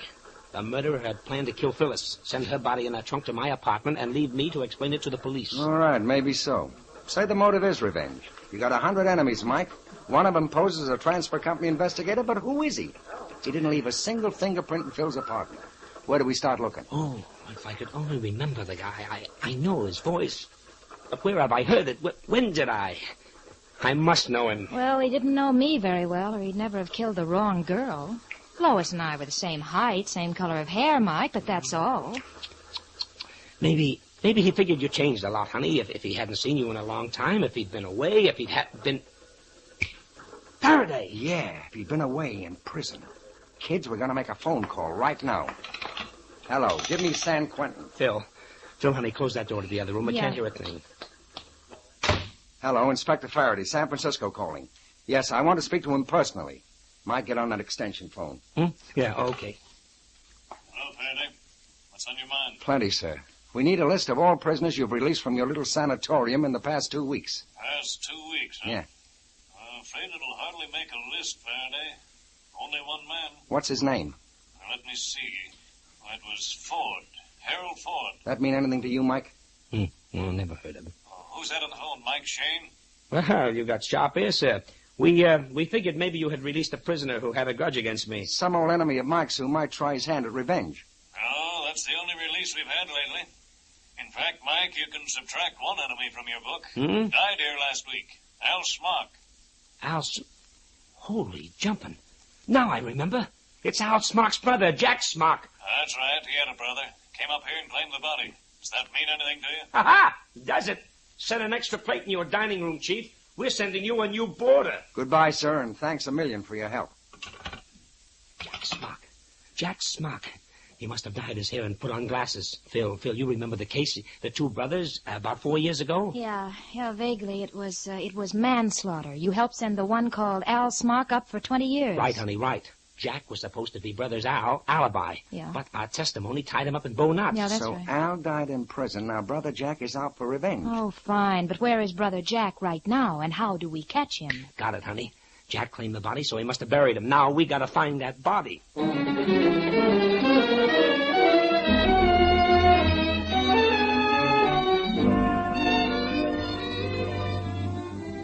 We'll return to Mike Shane and his adventures in just a moment.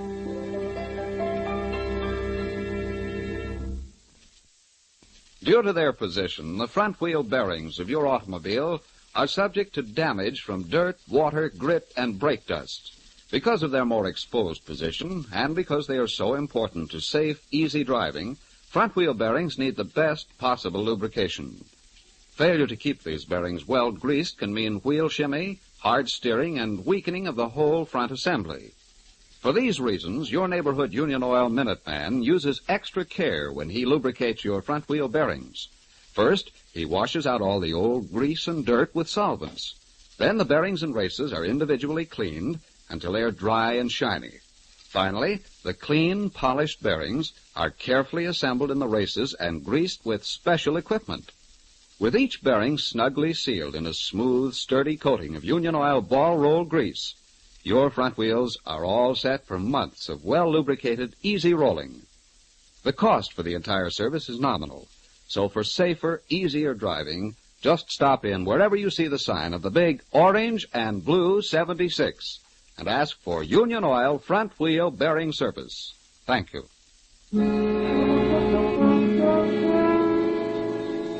At police headquarters, Mike and Inspector Faraday each holds a telephone in his hands. They have checked every cemetery in the book. Well, here's the last one. Shadow Mountain Cemetery. Yes, sir. Here it is. Albert Smock, interred last Friday. The plot was bought by a Mr. Jack Smock. Swell. What's his address? Our records show it as 1960 Waterfront.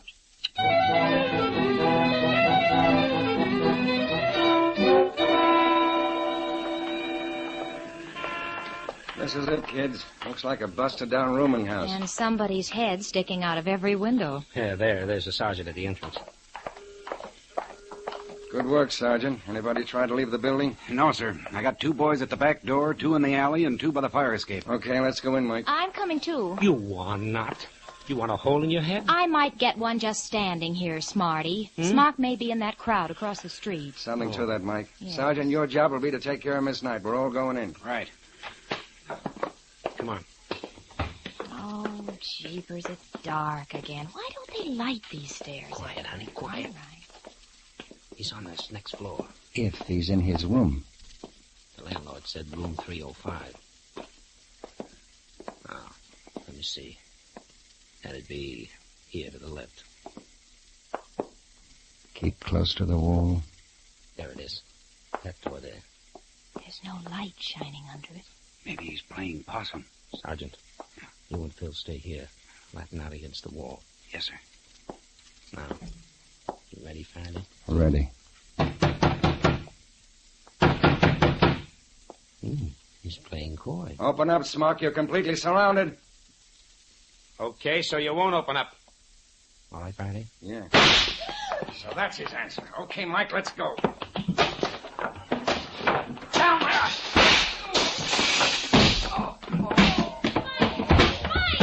Wait a minute, I'll get the light. Oh, hurry up. Here it is. Happened.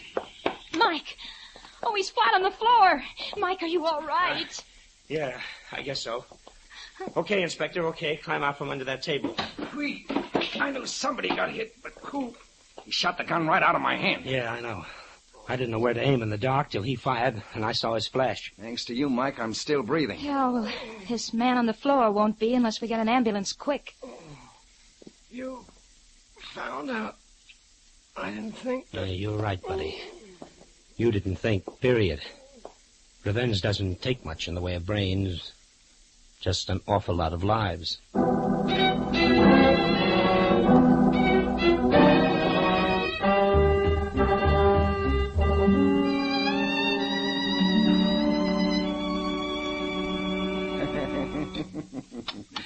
Don't be silly, Phyllis. Mrs. Faraday will be glad to put you up for a couple of nights. Here, drink this down. He's right, honey. Stay out of your apartment for a few days till you sort of forget what's happened. Oh, all right. I was just thinking. You know, this was a freak case. Everything stacked up so strongly against Nelson Carter and Dr. Spiegel. And yet at the last minute, it turned out to be almost a complete stranger. Because we were looking for the wrong motive. Yeah, I'm worried about that guy Spiegel. He looks to me like a guy who'd commit plenty of murders. And will before he gets through with his career. No, you can spike that, Faraday. Lock him up for stealing chemical formulas. That'll keep him quiet. Not a bad idea. Keep him so busy making little ones out of big ones that he can't make dead ones out of live ones. Well, I hope, honey, that this little episode won't scare you out of the detecting business. Nearly getting bumped off by your boss's enemies. He's got plenty more enemies besides Jack Smock. Oh, I don't know. I'd stick anyway. My boss forgets the attractions of the job. What? What? Why, honey.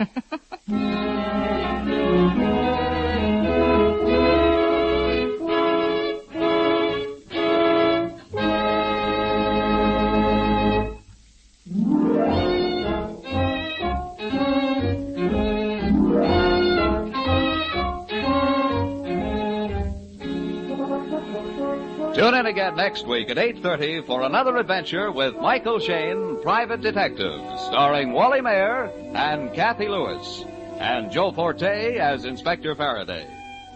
Tonight's story was written by Richard DeGraff and based on the character created by Brett Halliday. Music was composed and directed by Bernard Katz. This is John Lang saying goodnight for the people who make 76 gasoline and Triton Motor Oil. Union Oil Company.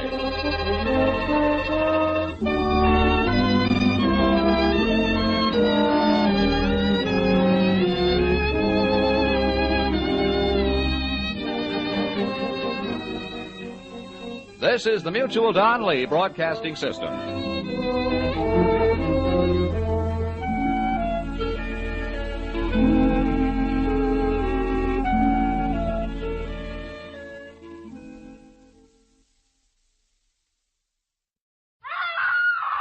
That came from upstairs, Bill. Yeah, come on. No, wait, listen. Someone's coming. Mr. and Mrs. North. Starring Richard Denning and Barbara Britton. Listen as Pam and Jerry solve the mystery, Brother Danny.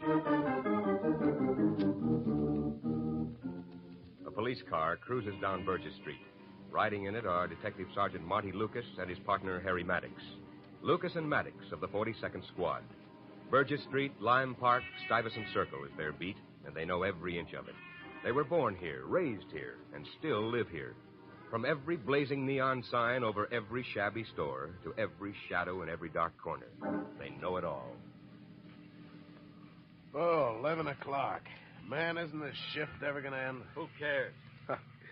Boy, oh boy, aren't you doubled over with laughter tonight. What's eating you anyway, Marty? Nothing. You need a little nightlife, boy. Hey, look, how about having a couple of beers when we knock off? No, huh? thanks. Ah, come on. I'm going over to Helen's and count the wedding presents. You should see the loot, and the wedding's still a week away. Come on, how about it? No, thanks, Harry. Marty? What? Hey, you're not sore about anything, are you? I mean, sore at me or Helen? What makes you think that? I don't know. You've been clouding up terrain for the last month. Oh, for crying out loud, Harry, will you please stop? Hey, wait a minute, Harry. Huh? What's the Pull matter? up. Night lights out in Bruner's garage. Yeah. Well, let's have a look. Maybe it just burned out. Maybe. Well, here's the office door. Hey, didn't burn out. Look. Yeah, Jimmy. Come on. I'll grab the light. Okay. Hey, a window. Yeah, out in the garage. Well, let's get him. There he is, Marty. Going out the side window. Hold it, you. Stop or we'll shoot. Yeah, he's gone. Come on. Hey, Marty, there's another one in here. Where? Hey, you might be back. Careful, Harry. Watch yourself.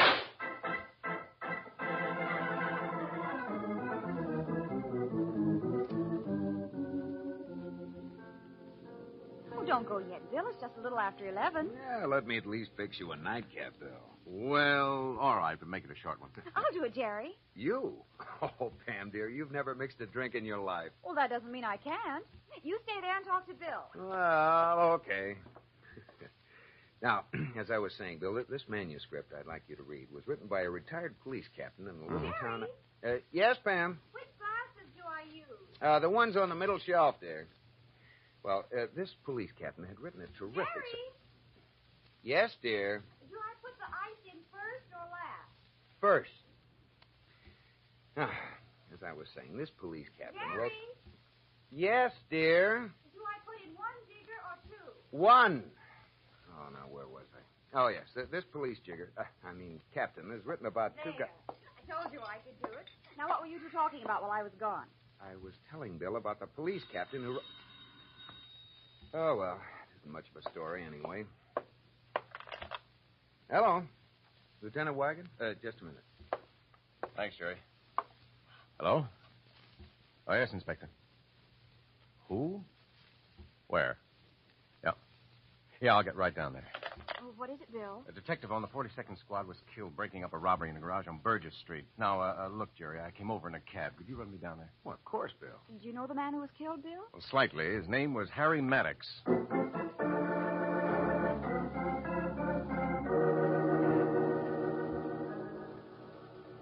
And we thought the guy getting away through the window was the only one, Lieutenant, but there was another one behind us. Over there on the other side of the garage. You're lucky you didn't get it in the back, too, Lucas. Yes, sir. Hey, Bill. What? Well, Jerry, I thought Pam and you had gone. Well, we were just leaving when a Miss Chandler arrived. Helen, here? Yeah, and someone from your station called her. She's in the office. I want to see her. Wait a minute, Sergeant. We asked her if she had anyone she wanted us to call to be with her, you know. Well, she hasn't anyone here. She's only been in town a few months. So she said, and she shouldn't be alone, so Mrs. North and I suggested she come home with us. Well, that's swell of you, Mr. North. Well, come on, let's go see her. See you later, Bill. Right, Jerry. Helen. Oh, Marty. Oh, Marty, they won't let me see him. He's gone now, Helen. I'll bring my car around to the door, Sergeant. I'll come with you, Jerry. Car's down this way. Well, come on down. I'm sorry. What in the world were you thinking about so hard? The way Sergeant Lucas looked at Miss Chandler. Hmm? Darling, he's in love with her. Oh, Pam. He is, Jerry. I'm sure of it.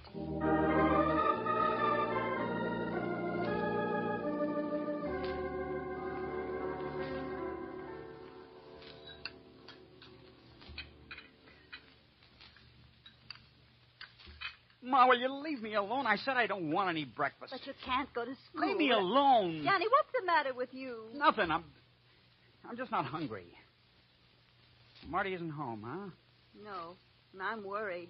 He usually calls. Forget it. He's a big, brave cop. Danny, Marty's your brother, and you Sure, I know. Blood's thicker than water and all that stuff. Well, here comes New York's finest now. I gotta blow. I'm going out the back way. See you later, Ma. Marty? Yeah, Ma. Where you been all night? I've been worried. I'm sorry, Ma. I should have called. Got some coffee? Yes. Thanks. Ma. Yes? Harry Maddox was killed last night. Killed? Oh, Marty. Now, look, Ma, don't use this to tee off on me again about quitting the force. I know the speech by heart. Look what happened to Dad. It might have been me last night instead of Harry, and some night it will be me instead of the other guy. And it will, Marty. Please, Ma, let's not go through it again. Not now. For 15 years, I spent every day waiting for your father to come home, wondering if he would come home. I'd watch him put his revolver in this drawer.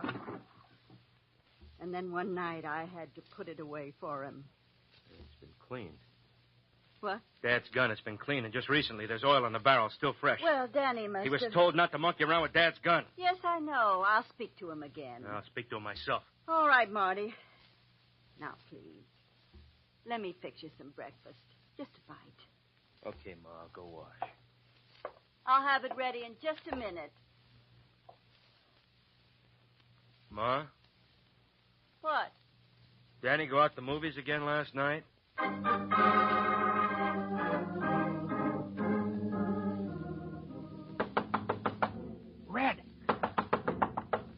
it's me, Danny. Come in. You seen the newspapers? Yeah, I seen him. Every cop in town's looking for us. Including your big brother, I suppose. Why'd you do it, Red? Why'd you plug him? Shut up. You could have gotten out of there without killing him. I shouldn't have let you have the gun. I should have... Shut up.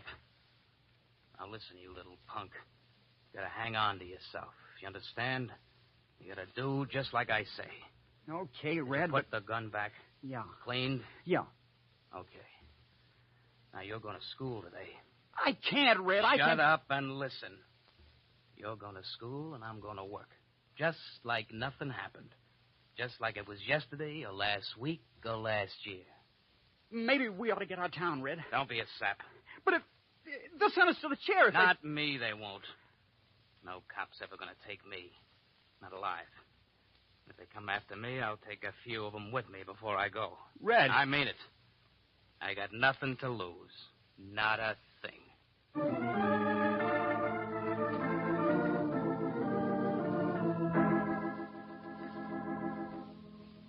Come in, Sergeant. I'll tell Miss Chandler you're here. Thanks. Sergeant Lucas is here, Miss Chandler. Oh, thank you, Mrs. North. I'll be in Mr. North's study if you want anything. All right. Hello, Helen. Hello, Marty. It's nice of you to come. I thought maybe there was something I could do for you. No. No, there's nothing. Is there any news? Have they found the men who... No, but they will. In a way, I hope they don't. Why? I think if I ever saw those men, just got a glimpse of them in jail or in court or somewhere, I'd kill them if I could. Helen, don't talk like that. You don't mean it. I think I do. Well, you've got to think of yourself, Helen. You still have a life to live. What kind of a life is it going to be now? A good one. It can be a good one, Helen.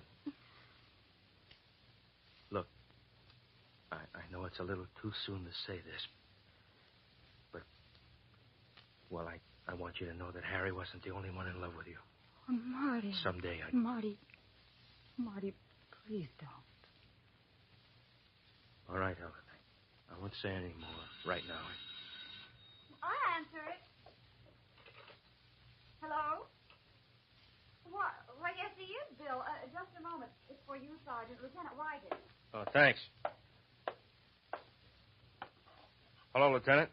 Lucas, the temporary assignment to homicide you asked for has been okayed. Good. On one condition. Yes, sir. You're a cop, Lucas, and you don't forget it. What you do forget is that Maddox was your friend, that you ever knew him or saw him or talked to him.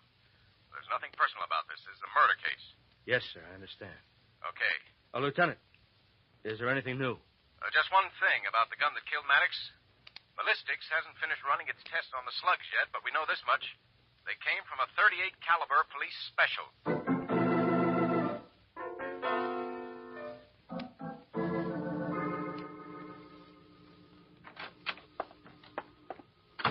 Marty? Yeah. Did Lieutenant Wygan get in touch with... Danny here. Why, yes, in his room.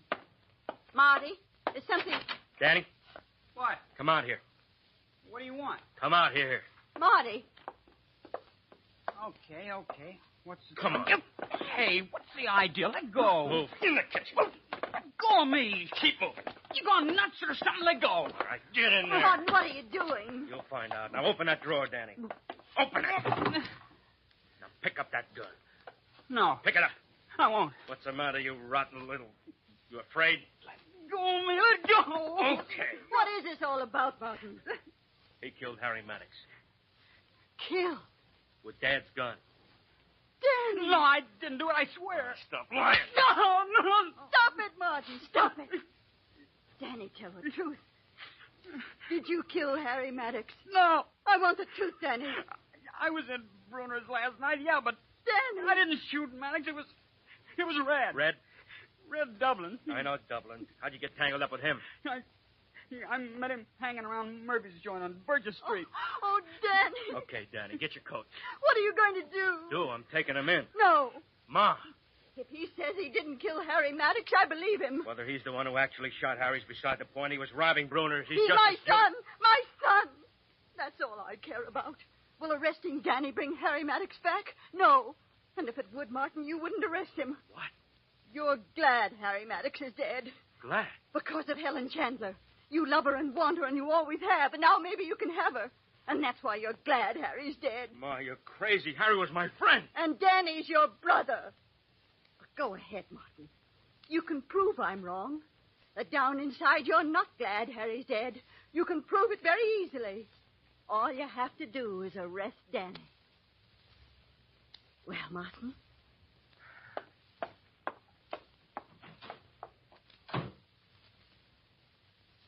Thanks, Ma. Don't thank me. I didn't do it for you. I did it for all of us. What's left of us?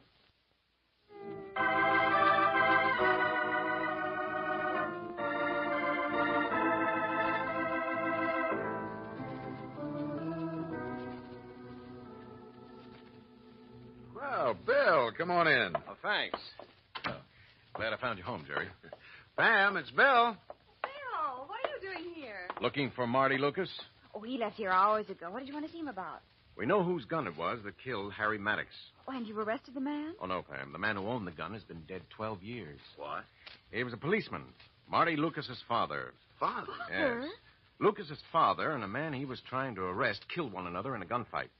And as a matter of routine, a ballistics test was run on Lucas's gun.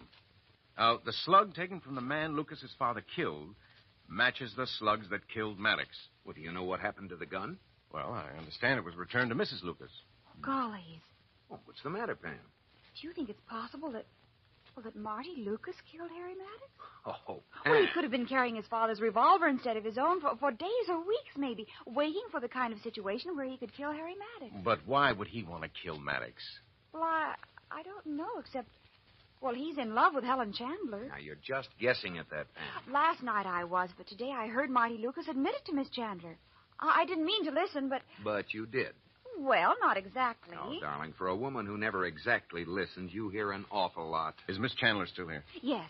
Well, I want to talk to her. Oh, this is fantastic, Bill. Well, perhaps, but it won't do any harm to ask Miss Chandler a few questions. Miss Chandler? Miss Chandler! Well, that's funny. Why doesn't she answer? Well, let's find out. Well, she isn't here. Well, she was just a few minutes ago, and she couldn't have gone without us seeing her. Oh, yes, she could, dear. The window. Right. Out the window, across the balcony, and down the fire escape. But why? I think I know. Come on, we've got to get over to Marty Lucas's right away.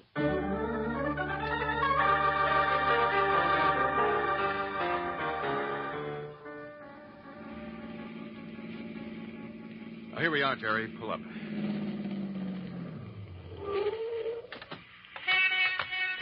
Well, this may be a wild goose chase. I was here about an hour ago, and no one was home. Lucas lives here with his mother and younger brother. Upstairs, second floor rear. Gollies, I hope... That came from upstairs, Bill. Yeah, come on. Wait, listen. It's Miss Chandler.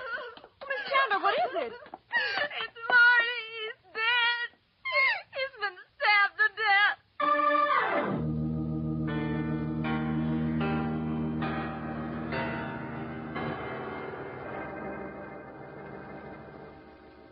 And then when nobody answered the bell, I tried the door.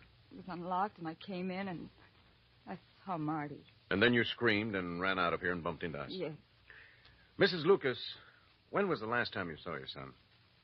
About 4 o'clock this afternoon. I see. And where were you this evening? I went for a walk. And you, son, were you here when your brother got home? No, sir. Miss Chandler, why did you sneak out of the North's apartment? I heard you and Mr. and Mrs. North talking. I gathered that. When I heard Mrs. North say it might have been Marty who killed Harry, I came over to find out for myself if it was true. Why? I don't know why. Well, then maybe I can tell you, Miss Chandler. You came here, hid your suspicions from Marty Lucas, and then when the opportunity arose, you took a knife from the kitchen and stabbed him in the back. Oh, no, that's not true. And then when you started to leave, you heard Mr. and Mrs. North and me, and to try to divert suspicion from yourself, you screamed, pretending you'd just seen Lucas's body. No, I didn't kill him. I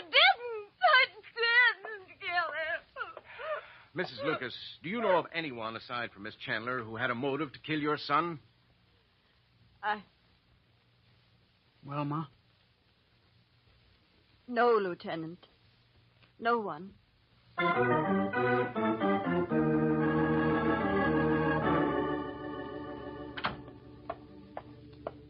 Oh, Pam, I'm so tired. I can hardly wait to get to bed. Well, we have to take Miss Chandler's things to her. We promised. Yeah. Well, then let's get the bag packed, get it down to headquarters, and get home. I'm dead. Come on. Hey, where is her bag? In the closet. Well, I'll get it.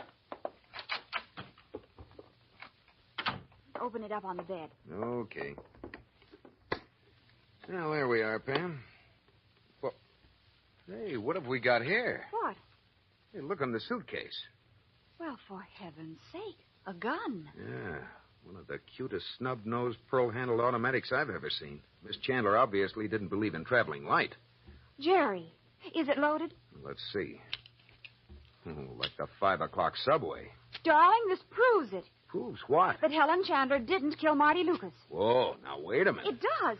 If Helen Chandler had gone to see Marty Lucas with any intention of killing him, she certainly would have taken this, wouldn't she? Pam, I think you're right. Well, darling, we have to tell Bill about this. He sent Miss Chandler down to headquarters with Sergeant Donahue, so we may still be at the Lucas apartment. Well, on our way, let's stop there first. Come on, darling, and bring that gun.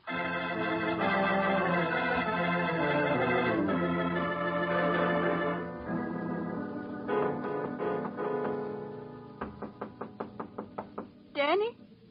Danny? Come in, Mom. Were you asleep, Danny? No, I was just lying here, thinking. I've been thinking, too, Danny. You can't do it, can you, Ma? How did you know? I could tell. Even when you were lying to the lieutenant for me, I knew you couldn't go on lying very long. And even if you wanted to, I wouldn't let you. That's what I've been thinking about. Oh, Danny. I shouldn't have let you stop Marty from taking me in. I'm going to give myself up, Ma.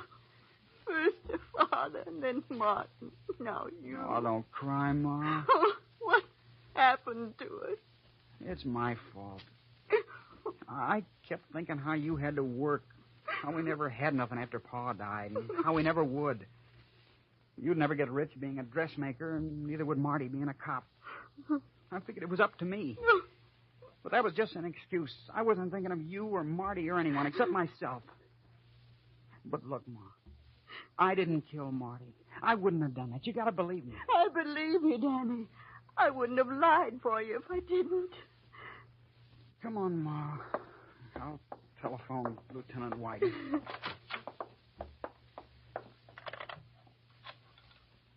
Put down that phone, Danny. Red. Put it down. How'd you get in here? First time I picked the lock on the back door. This time I used the key. Martin's key. I see you got yourself a gun of your own now, Red. Put that phone down, Danny. Why'd you kill Marty? I found out he was looking for me. Maybe to arrest me. Maybe just to kill me. I don't know. But I had to do something, so I came up here and waited for him. It's either him or me. What do you want now? I just came up to see what the cops had to say. It doesn't make any difference what they say, Red. I'm giving myself up. No, you're not, Danny. He is. You want him to go to the chair? He won't if he gives himself up. You can't be sure of that. I'll take my chances. You're not getting any chances, Danny. Remember what I said. I got nothing to lose. You pick up that phone and you're dead.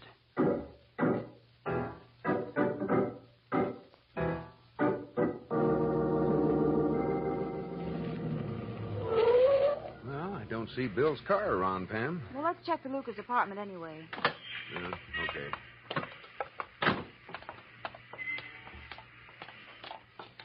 I'll get the door. Thank you. We probably should have telephoned and found out. Jerry! A gunshot. It came from upstairs. Come on, Pam, let's... Jerry, wait, listen. Someone's coming. Pam, turn off that light. All right. What the... Jerry, it's a man. I can't see him, but... Yes, and he can't see us. Shh. Who turned off that light? Get Helen Chandler's gun out of your purse, Pam. All right. Come on. Who is it? Here, Jerry. All right, now get back behind the stairs. What are you going to do? Quiet, Pam. Listen. Whoever you are down there, get out of my way. I got a gun. What do you think I've got? You're cops. That shot went into the ceiling, fella, but the next one will be on the level. Jerry, he's going back upstairs. You stay here, Pam. No, I'm coming with you. Stay where you are, Red. And drop that gun. Danny. Drop it, Red. I got Marty's gun. I'm just itching to use it on you. Pam, listen. That's Marty Lucas's Don't brother. Don't shoot, Danny. There's cops downstairs. Don't shoot. Then drop that gun. All right. All right, there. Come on, let's get up there, Pam. Mr. and Mrs. North. Oh, Danny, you're hurt. No, I'm okay. Red here doesn't shoot very good unless he's shooting a guy in the back. What do you mean? Go telephone Lieutenant Wigan. You'll hear all about it when he gets here.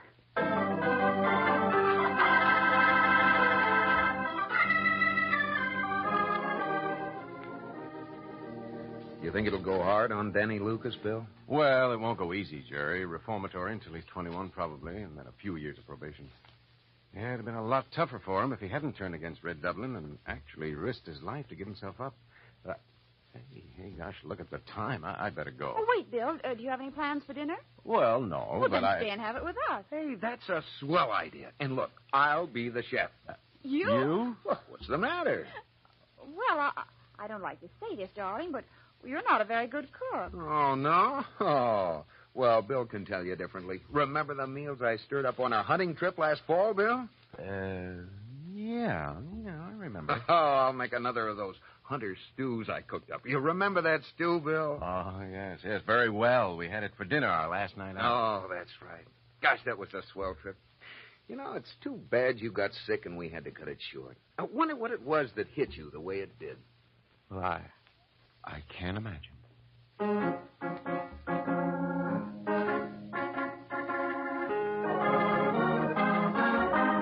The Adventures of Mr. and Mrs. North are brought to you through the facilities of the United States Armed Forces Radio Service.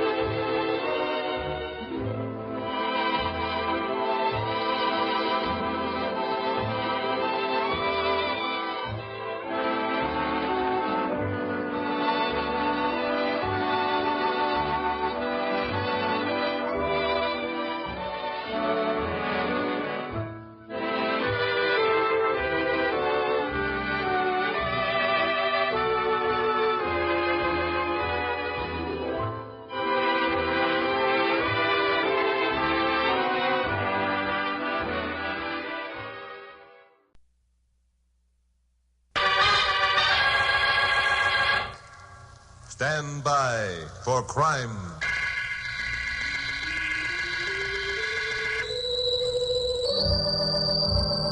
Hi. You know, being a newscaster in a station like KOP here in Los Angeles, you're bound to run afoul of a good many motion picture celebrities. They're always good copy, even though the stories you sometimes have to write about them wouldn't be important at all if they happened to ordinary people. Well, my blonde secretary, Carol Curtis, had been away for a few days. She got back on her Tuesday night and was waiting for me at the office when I got in Wednesday morning. Pappy Mansfield, owner of KOP, was also there. Well, hello, Glamour Puss. Glad to see you back. Have a good time? Oh, all right. Morning, Chuck. Hello, Pappy. Well, you two are a couple of cheerful-looking customers. What's this all about? Where have you been for the past 4 days? And what are you going to use for a feature in your first newscast tonight? I see. Pappy, I'll answer you first. I've been right here in town, and I've made 2 broadcasts a day over this station as per our contract. Well, you might just as well have stayed in bed. Do you know how many phone calls we received complaining about the lack of anything worth listening to in those broadcasts? Well, I'll tell you. I don't care how many phone calls you received. Now, Carol, I'll answer your question. Tonight, my feature story is going to be on Roger Van Ryn. Van Ryn? Well, he's the biggest movie producer in Hollywood. What's he done? Last night he was arrested for arson. Arson? Are you kidding? No, I'm not kidding. I've got the most unusual story that ever came out of Hollywood. Do you want to hear it? Or do you want to continue riding me because a couple of dull broadcasts I made while digging it up? Much as I enjoyed continuing, my curiosity would never stand the strain. Come on, let's hear the gory details. I'll buy that. What did Van Ryn burn down? That $1 million mansion he has out in Beverly? No, something much more spectacular than that, Pappy. I'll give you the facts just as Van gave them to me. It seems he got to his office at Constitution Studios yesterday morning around 11 o'clock. He went in through his private entrance and found a visitor waiting for him. Hello, Van. Kim, what are you doing here? Aren't you glad to see me, Van? No. Now, look here, Kim. This has got to stop. I told you weren't to come here again. Is that why you gave me a key to your private entrance, darling? That was months ago. Things have changed. I'm having the lock switched on that door tomorrow. Things might have changed for you, Van. They haven't for me. I'm still in love with you.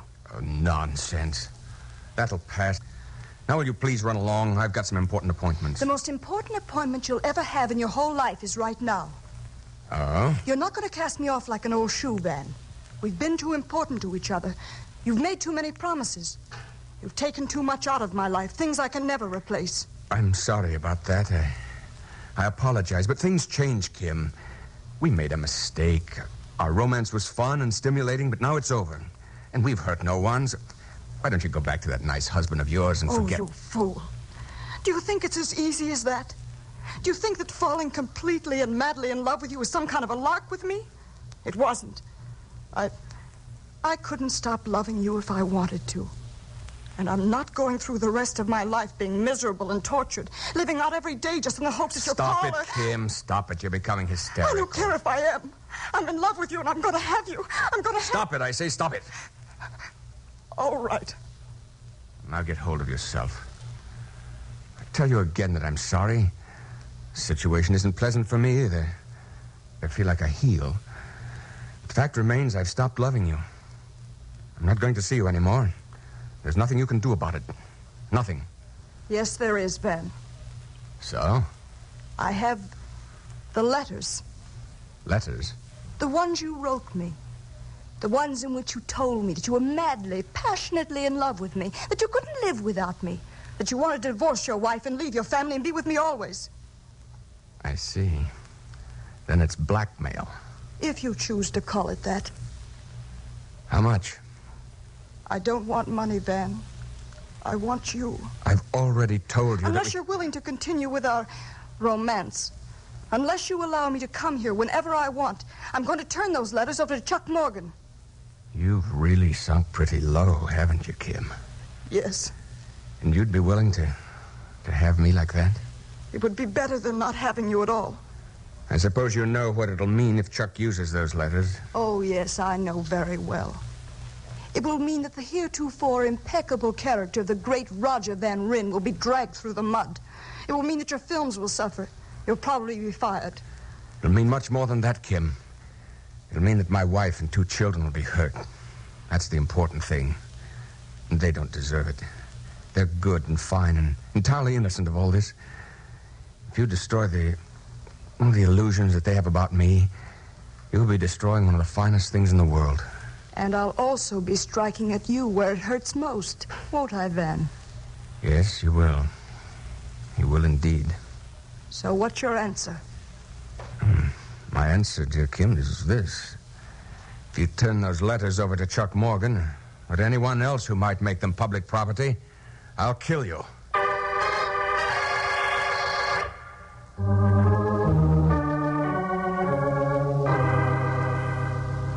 Well, so far, you've got me all in a sweat, Chucky boy. Now, where does the arson gimmick come in? Don't tell us that Van Ryn found the letters and burned them. Could a man be arrested on a charge of arson for burning a few private letters? All right. Let's hear the rest of the story. Did Kim turn the letters over to you? No, as a matter of fact, she didn't. It wasn't her fault. What do you mean it wasn't her fault? Did she try to? I don't know. Van Ryn called me the next morning and asked me to drop by at his office at Constitution. He told me enough to make the trip sound interesting, so we set up a meeting for 10:30. I was there on the dot. I was told that Van Ryn would be 10 minutes late. Van Ryn's private office was one of those luxury deals you're always reading about in the fan mags. Besides being about 3 times as big as the living room in my own apartment, it had a bar and a private bath. The walls were hung with photographs of Hollywood's great and near great, all affectionately autographed. I was examining these, especially those involving a bit of cheesecake, when I heard a key in the door of the private entrance. So, you're the great Roger Van Ryn. Now, wait a minute. I'm not Van Ryn. Oh, sure. Of course you're not. You just happened to be waiting at Van Ryn's office while he went out for a cup of coffee. Now, look, I'm telling you... Don't be scared, Van Ryn. I'm not going to shoot you with this gun. I just brought it along in case you got any ideas. I see. And who are you, anyway? Who am I? How many people have keys to your private entrance, Van Ryn? You're not... Yeah, that's right. I'm Steve Dancer, Kim Dancer's husband. So, what am I supposed to do? You're a cool one, Van Ryn. I found the letters you wrote, Kim. Also the key you gave her to this office. Uh-huh. I came here to tell you what I'm going to do about it. And what's that? First, let me explain something to you. This thing came to me as quite a shock. I had no idea that Kim was two-timing. You see, I love Kim very much, Van Ryn. She's my whole life. That's why I'm going to kill her. That's crazy talk. What are you trying to prove? You wouldn't understand. So I won't try to explain. I want you to know one thing. I don't blame you for what happened. Uh-huh. And whom do you blame? Myself. If Kim's and my marriage failed, it was my fault. I guess I was wrong in restricting her, but I can't let her live for someone else. That's why I'm going to kill her and myself. Then you assume that I'm still in love with Kim. Forget that approach, Van Ryn. Letters are all the evidence I need to know how you feel. That's why I'm going to let you live. Shooting you would be letting you off easy. You're going to live and suffer. I don't get it. You're a pretty big man around Hollywood, Van Ryn. You've a wife and a couple of kids. You value your reputation. If I killed you, no one would suffer but your family. If your romance with my wife is as much of a shock to them as it was to me, it's not fair to let them suffer alone. So you're going to mail those letters you have to my family, and then you're going to shoot your wife and yourself, eh? If you love Kim as much as you say you do in those letters, you're going to be a miserable man the rest of your life. Also, you're going to be a ruined man. Dancer, you let this thing upset your mental balance. You're not rational. Now, if I were you... Keep away or I'll... Give me that gun. All right. Now, let's see if we can't talk about this thing sensibly. Sit down there in that chair. No. Kill me if you want to. Turn me over to the police. But it isn't going to make any difference. I can't let Kim go on living knowing she loves someone else. All right, take it easy, boy. You're going to work yourself right into a sanitarium. Now, go on over. Sit down in that chair like I said. No! Give me back my gun or I'll... I'm sorry, old man, but you asked for it. Sorry I kept you waiting, Chuck. Who's this? Someone I think you ought to know, Van. His name's Dancer, Steve Dancer. Uh-huh. He found the letters you wrote his wife, also the key. Has he got the letters with him? Keep away from him, Van. What do you mean, keep away the from guy's him? had enough. Besides, he wouldn't be fool enough to carry the letters with him. Yeah. I'm sorry, the poor devil. Well, now you know practically the whole story. If he sends the letters to you, are you going to use them? I'd be a heel if I did. Good. I thought you'd feel that way about it. See, now look, Chuck. Tell him you will use them. Get them into your hands, I'll pay you anything. Any price you want to name if you'll sell them to me. Sorry, Van. I'm in a different line of business and selling love letters that don't belong to me. Look here. Besides that, my sympathies are with the man on the floor, not you. Well, I don't suppose I can blame you for that. It wasn't because I hoped you'd feel sorry for me that I asked you to come here. Think of my wife and kids, Chuck. Yeah. Why should 3 people suffer for something they're entirely innocent of? You should have thought of that a year ago, Van Ryn. You didn't care then how much they suffered. You said so in the letters you wrote to my wife. Sorry I had to hit you, Dancer, but you were going off the deep end. Yeah. Well, I'm sorry I mistook you for this rat, Van Ryn. All right. I've been lying there listening to your conversation. So, it'll really hurt you to have your wife and kids see those letters, will it, Van Ryn? Well, that I was glad to hear. Because they're going to know how you've been two-timing them during the past year. They're going to read it in black and white. And the mess it will make of your life will be a pleasure I'll enjoy the rest of my days. Now, you're talking crazy again, Dancer. Don't be... Wait a minute, Chuck. This isn't your fight.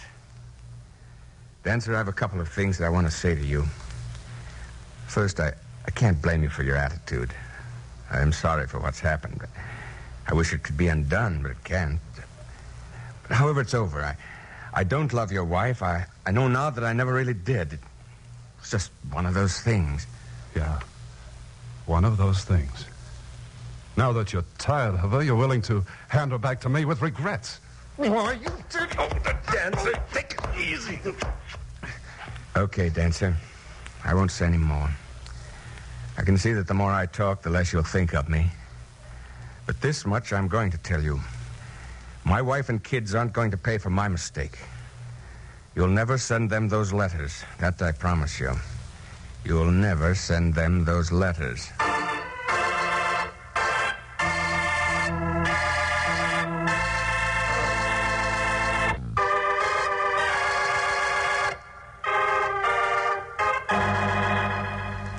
So far, Chuck, you've told us a real juicy story, but I hope you're not going to use it on your broadcast tonight. You know, it's against the policy of KOP to... Yeah, I know. I've already told you the only part of the story I'm going to use is that Roger Van Ryn had been arrested for arson.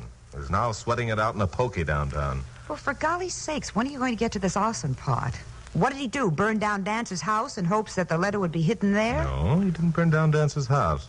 If you had a lick of sense, you'd realize that if Dancer's house had been burned down, you'd have heard about it long before now. We might as well humor the boy, Carol. He isn't going to tell us the payoff until he builds it up to a point where we're ready to choke him. Yes, all right. So let's let him have his fun. Well, if he calls us having fun, then his sense of humor is warped. If you don't care to hear the rest of the story, Miss Curtis, you may be excused. Oh, if I don't care to hear the... Okay, Romeo. Go ahead and enjoy yourself. I'm listening. Thank you, Miss Curtis. Thank you, Miss Curtis. We've now reached the evening of Tuesday, the 6th, in our narrative. And so far, nobody's committed arson. That's right. So far, no one has committed arson. And if you two don't stop interrupting, you'll have to wait until my 7 o'clock broadcast to find out who did and why and when and where. You sound serious, Pappy. My humblest apologies, old great one. Pray continue. That's better. Well, when Steve Dancer left Van Ryn's office, he spent the afternoon batting around town. When he told me about it later, he wasn't quite sure of where he'd been and what he'd been doing. He visited a couple of bars and spent some time in a movie house. The poor guy was beside himself. He felt that the world, the only world he cared about, had collapsed about his head. There wasn't anything left in life worth having as far as he was concerned. He fully intended shooting his wife and himself. But there was one urge that was even stronger than that. Revenge. Before he died, he was going to wreck the life of the man who had wrecked his, Roger Van Ryn. He was going to send Roger Van Ryn's wife those letters. He had no thought for innocent parties being hurt. All he knew was that by hurting someone else, he was going to hurt the man who had made him miserable.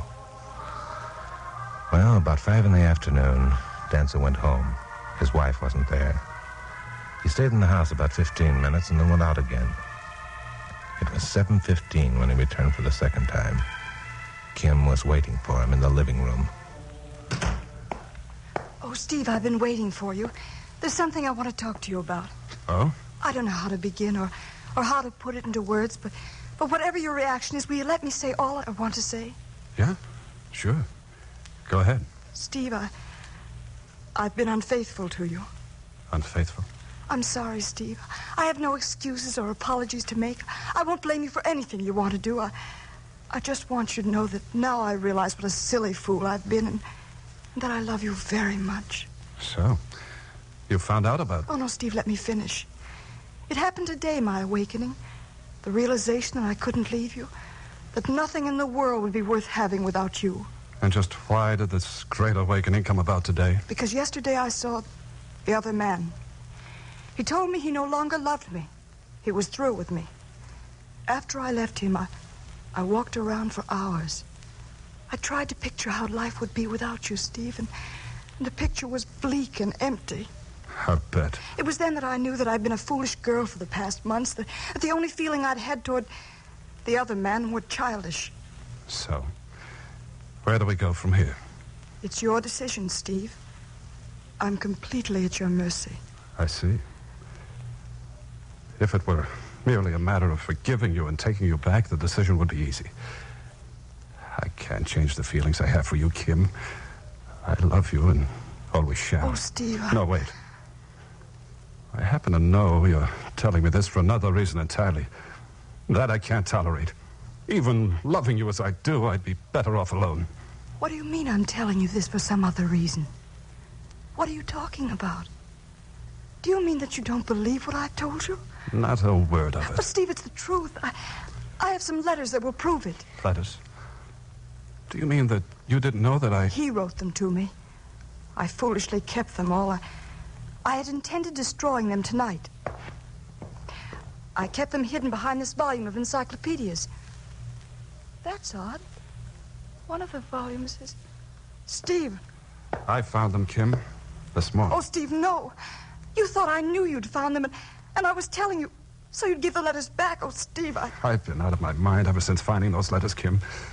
I haven't had a rational moment. I'm afraid I did something pretty terrible. Oh, it can't be as terrible as what I've done, no matter what it is. And now you do believe me, don't you? Yes. Yes, I believe you. Oh, darling, thank you. Now everything will be all right. We'll destroy the letters and things will be as... We can't destroy the letters, Kim. Can't?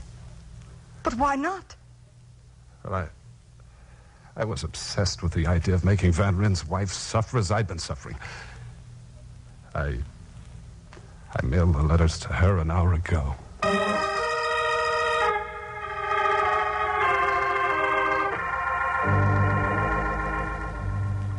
Dancer must have been out of his mind to pull a scurvy trick like that. Poor Mrs. Van Ryn.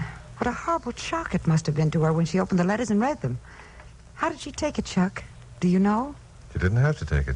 She never got the letters. Lost in the mail, huh? Well, there's still a chance that they'll turn up. No, they'll never turn up, Pappy. That I can assure you. Say, wait a minute. Didn't Van Ryn say that he'd never let Dancer mail the letters? And how did he plan to stop him? Glamour Puss, that's what bothered me at first. I figured that Van Ryn intended visiting the Dancer home and demanding the letters at gunpoint, or worse.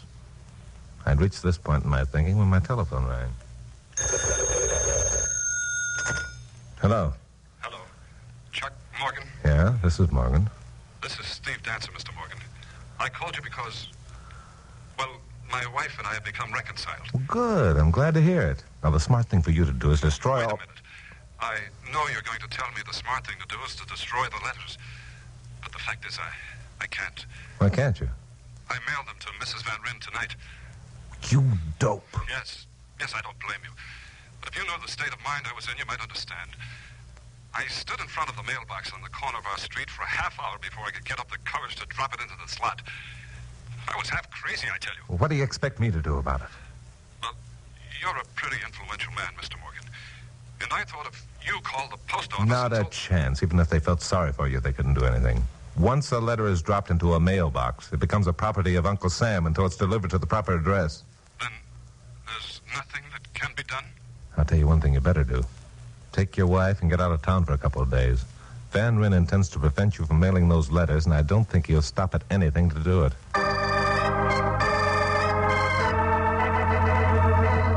Well, I hung up and then tried to get Roger Van Ryn on the phone. I was now positively convinced that Van intended taking those letters by force. So with a growing sense that haste was the essence, I drove out to Beverly Hills and parked near the Dancer place. The house was dark. 2 doors away was an intersection, and on the corner was a mailbox. I made a quick survey. Found no other mailboxes within the block, so decided this must be the one. The next pickup was at 9:15. It was now 9 straight up. I was vaguely thinking of a way of bribing the pickup driver when I saw a man approaching. Hello, Van. Chuck, what are you doing here? Several things. Waiting for you, for one. Waiting for me? You're too late, Van. The Dancers have become reconciled and have left town. Who told you that? Dancer did. Letters. What's he going to do about the letters? He's already done it, my friend. They're right here, in this mailbox. Presently, the property of Uncle Sam. He couldn't have mailed them. He didn't have the guts. Why was I fool enough to wait this long? Tear this thing apart. You fool. You want to get thrown into the pokey for tampering with government property? It'd be better than what I'll have to go through with if those letters reach my wife. Listen to me, you idiot. You couldn't get those letters out of there even if you got the box loose, which you can't. Now, if you meant what you just said, I've got an out for you. But What? Here, have a cigarette. Never mind the cigarette. What's the... Take the cigarette and light it. Okay. There you are. Get it going good. Right. In about 5 minutes, a pickup truck is due to arrive. You got anything to mail, Van? Van stood there a full minute, just staring at me with his forehead wrinkled. Then suddenly he had a brilliant idea. He reached up, pulled open the letter slot, and dropped his lighted cigarette inside. It worked fine. Save for one thing, a police car happened along just as Van mailed the cigarette. It swung him to the curb, but the damage was done. There wasn't any way they could extinguish the blaze inside the mailbox without calling the fire department, which they did. Then they arrested Roger Van Ryn and booked him on an arson charge.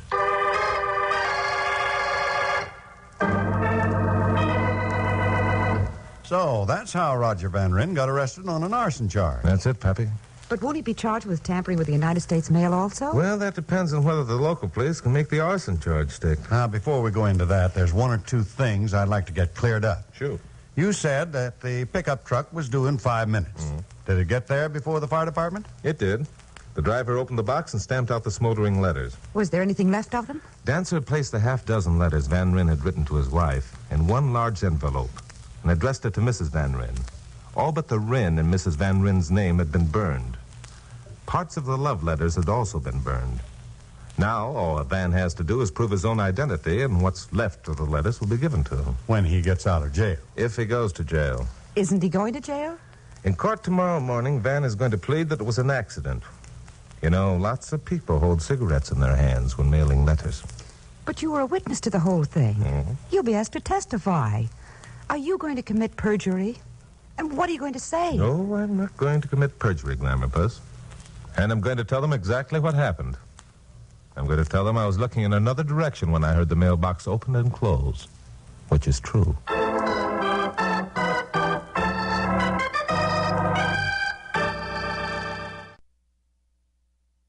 You're about to hear a story based on actual events. To protect the innocent, names and places have been changed.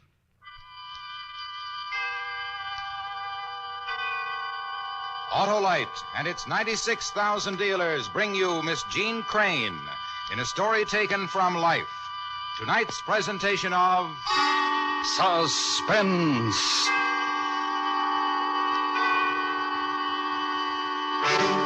Tonight, Autolite presents The Case Study of a Murderer, a factual document from medical reports.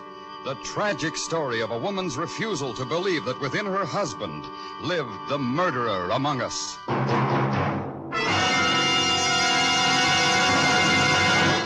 Well, hello, Sheriff. Hi, Harlow. Say, what am I going to do? My battery's dry as a cactus. Well, lasso a passel assure snappy starts from an Autolite Stay Full, the battery that needs water only 3 times a year in normal car use. 3 times a year? Are you hog-washing me, Harlow?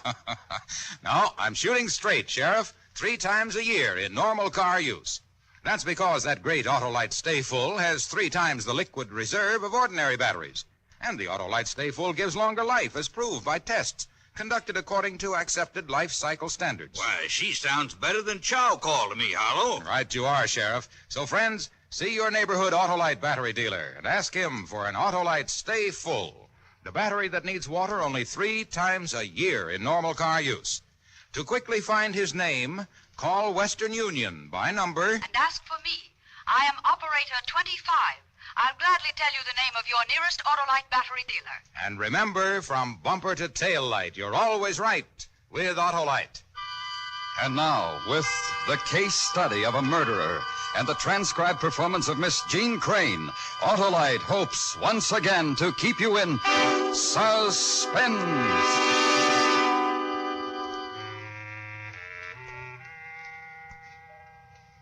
It's funny to be married to a man 3 years and find out he's kept secrets from you. Oh, not secrets like drinking or cards or women. Oh, no, my Hank was never like that. I mean, he was like two different men. Really, two men.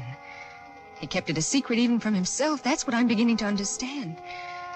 Because the man I knew, the Hank Lathrop I loved, he was a sweet, a wonderful sweet husband. The doctor says the baby coming on its way. He won't inherit it because nobody can inherit Hank's kind of trouble. His mind sickness. And I'm not asking for sympathy. I'm just telling you. That's all. I never asked for help. Neither did Hank. Oh, no. He did ask. And the only way he could, he tried to ask, to let me know. But too late. Too late.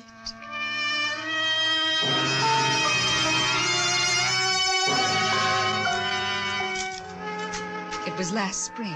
It was that day he came home so upset. Been married 2 years. We lived on the south side. Well, not really the south side. It was too close to downtown, to the factories and warehouses. But with no kids, it wasn't too bad. No kids. Well, anyway, we'd been married over 2 years. Hank, that you? Oh, hi, darling. Hi. Good day at work? Yeah, sure. Have something real good for dinner. What are the headlines? What do you mean? I mean, what's the headline in the paper? Oh, Hank, what's wrong, honey? Headache or something? A gruesome murder. What? The headlines. Didn't you ask me what the headlines were? Oh. Well, yes, honey, sure, but you don't look well. What is it? What should it be? What's it always? The paper's jammed up to here with murder and killing all the time. Man comes home from work, works hard enough, but a man comes home and sees pictures and columns on a mother and a baby killed. Killed near the lake. Mother and a baby murdered.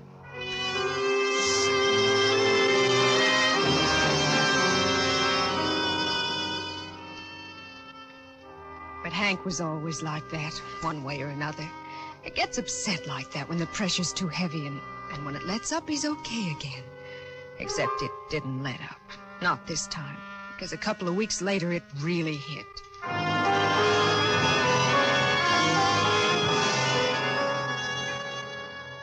Well, that's the last check the boom dropped the sack. Oh, no. Yeah, me and about 8 other guys. Oh, Hank. I'm sorry.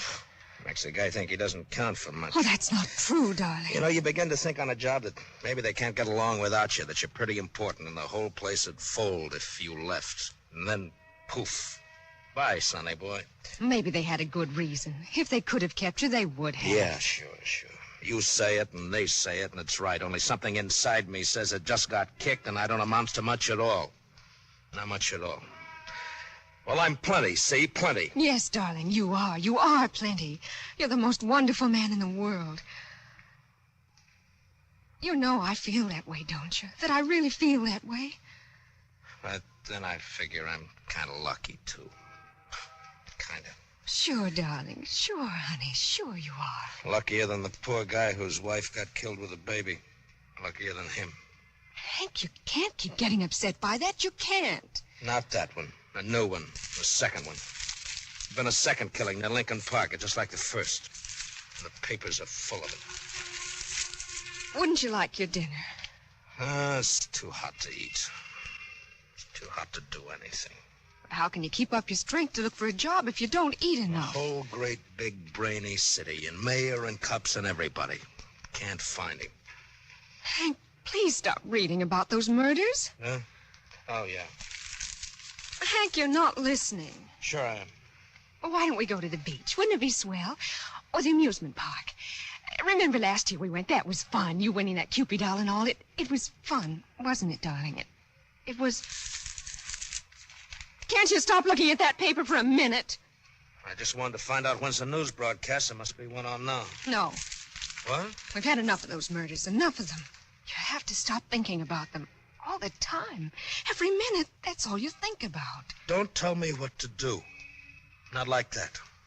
Ever. What? Hank, I'm sorry, darling.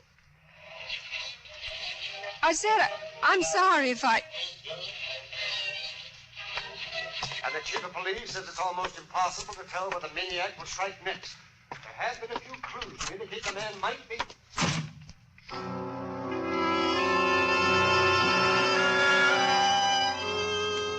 Something was happening to Hank. A man gets kind of dizzy just from being alive sometimes, I guess.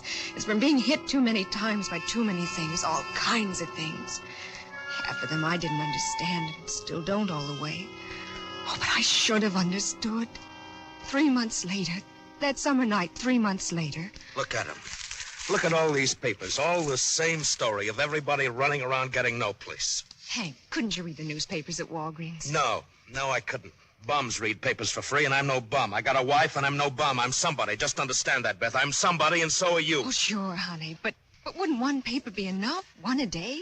They all have the same story mostly, and you spend $1.50 a day on newspapers. Well, what do you want me to do? I'm trying everything I can. What are you accusing me of? That I'm not a good husband? No, Hank, no. Nobody's... I'm not accusing you of anything. You mustn't think that. You act like I did something wrong, that's what. Not just like I wasn't working, but like I was almost a murderer. Like I was that murderer they're all looking for. Oh, it's hot. It's too hot in here. If you'll let me, I'll open the windows. Let you? The temperature's over 90. Sure, I'll let you. Why wouldn't I? You... What? Nothing. Well, don't start to say something and stop. Say it. Well, you told me to shut it. I did? I told you to close it? Why would I tell you to close it? Well, you did, that's all. It isn't important. What's so important about a window being open and closed to make all this argument? Because I didn't. Oh, what time is it? 10. Oh, the news. No, I don't want to listen to the news. Would you like a cold glass of beer? Yeah, beer. A nice, tall glass of beer. Only not here. Not in this house. At Marty's on the corner. That's the place for a beer.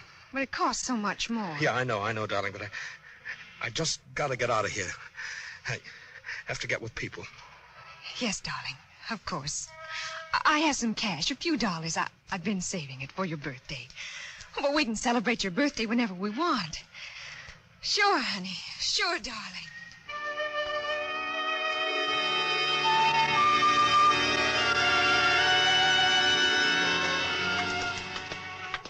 I only had $3.28.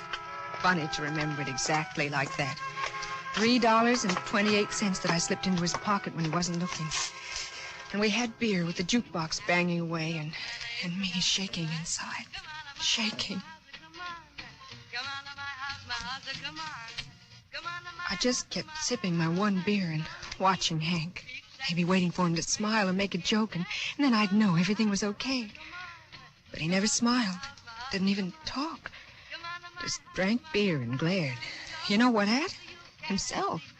In the mirror. Just glared at himself until he stood up. Go home. Together. No, you by yourself. Oh, but Hank, you're kind of tight, darling. Kind of. Come on, let me take your arm. Don't pull. Please, Hank. I said don't pull. Now go on, go home. He almost ran out of the place. I knew if I followed him, I'd see something terrible. But I had to know. I had to know if what I guessed was true.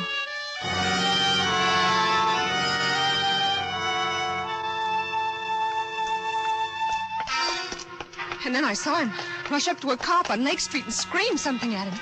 I couldn't hear. I couldn't hear at all, and a crowd was there in no time.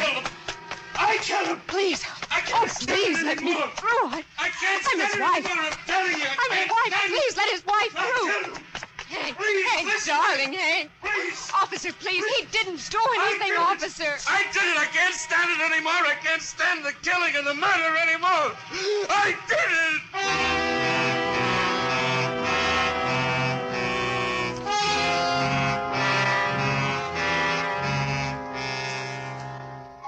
I waited in that police station for hours.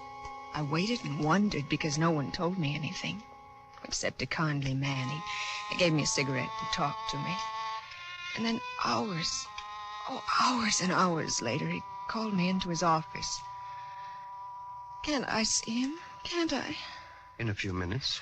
Oh, thank you. Thank you so much. I'll never forget you for letting me see him, Mr. Dr. Broughton.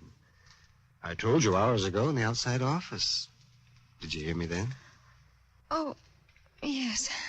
Yes, I remember. And the rest of what I told you? Please let me see him. He didn't do any harm. He didn't kill anyone. He didn't kill anyone. We No. know he didn't, Mrs. Lathrop. You know? You're sure you know? Please listen to me. He didn't kill anybody. But he could.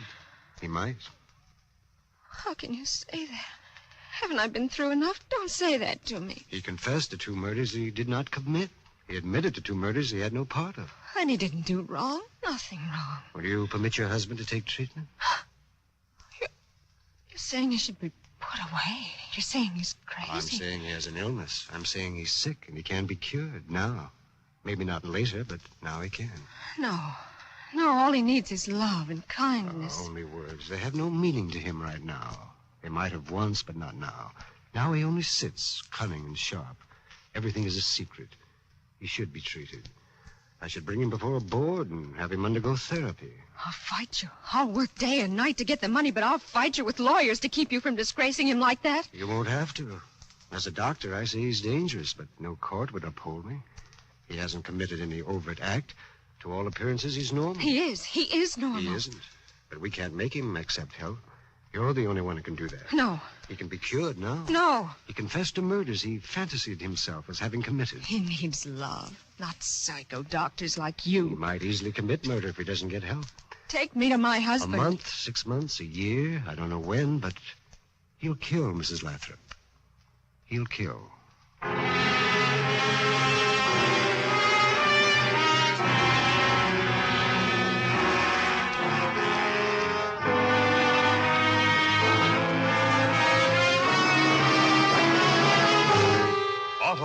Is bringing you Miss Jean Crane with William Conrad in The Case Study of a Murderer. Tonight's production in radio's outstanding theater of thrills, Suspense.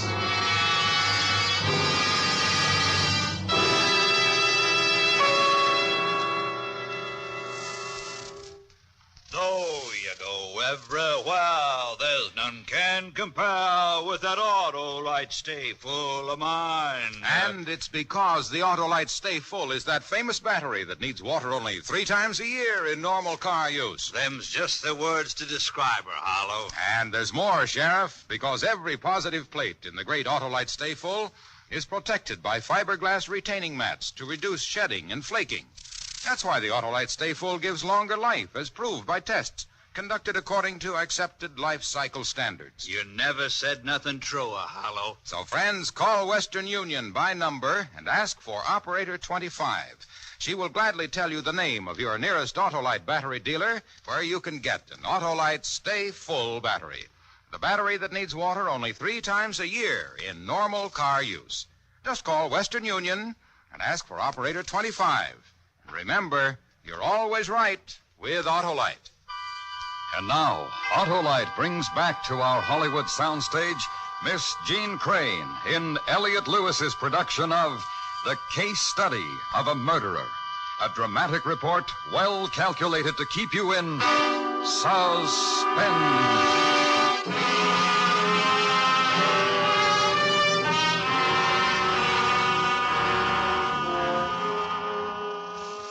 I took him right home. Sleep. He needed sleep. More sleep than he could ever get. I know that much at least now. And I sat by the bed all that time, all the time, wiping his face with cold cloths and waiting and kissing him when he'd start that awful moaning. Love was all he needed. That's what I was so sure about then. So awful sure, while he slept like he'd been hit or something. For 16 hours. 16 straight hours, and I knew he'd be fine, just fine. He couldn't kill, not Hank. Oh, no, he'd be fine. And I remembered from a magazine or something. I turned on the radio. I remembered that music helps people who are upset, kind of. So I turned it on real soft. Beth? Yes, darling. What time is it? 8:30 about. Have I been sleeping long? It's 8:30 in the night. Oh. Do you know why I did it? It's not important. Yeah, but it is. Oh, no, darling. No, it isn't. It's past. It doesn't make any difference. Showing off. That's what it was. Showing them up. The cops, I mean. Whatever your reason was, it was yours, and it's all right, honey. You don't believe me. You don't believe I did it to show them up. Whatever your reason Well, was. it was... It was the... Lie back, Well, darling. No, lie back and rest, Hank. The papers. What did the papers say? Whatever they'd say, it wouldn't mean anything. I've got to know. I've got to. If they're making fun of you, well, they're not, honey. Nobody is. Nobody would. There's nothing to be ashamed of. A silly thing. We all do silly things. It's nothing to be ashamed of. It's a disgrace. A real disgrace. Nothing. I'm nothing. I even... Like a kid, I even feel like I could... Like I want to cry. Cry, darling. A man isn't weak if he cries, darling. He's just had too much happen to him. Like women have too much happen, like anybody. Cry. You'll feel better, baby. You will. I'm weak. No man likes a man who's weak. No woman likes a man who can't admit he's weak sometimes, honey. You never saw me cry. I never cried before. I never cried when I was a kid. Never. I love you, darling. You have to know that. I love you. You wouldn't leave me, would you? Never. You don't believe what that doctor said? What doctor? It's the police. That doctor. What did he tell you? Nothing, but I got the idea. I smelled it. I figured out what he was driving at. He didn't say much to me. Oh, he's a liar. For publicity, all those guys are alike. Anything for publicity. Then I can't blame him. I did it for publicity. Really, that's why I don't believe me. I don't know why I did it. I don't know why. Because you had too many bad things happen in a row. Because you had too much beer. Too much hit you, baby. Too much all at once. But I don't know why. I felt like somebody should be punished for all those terrible, terrible murders. Like somebody should. Somebody had to. Listen, we'll move from Chicago. Baby, change our name. Run away? Not run away, leave. Put it all in back of us. Run away like I did something wrong? I told you not run away. Don't twist what I'm saying. I only said... That I should run away from here with you. Let them push us away. Oh, nobody pushes me around. No, Hank, I know that. Nobody does. Nobody leads me places like a kid, either. It was only a suggestion. Did that doctor tell you to say that to me? No. I told you that the doctor didn't tell me anything. You're lying.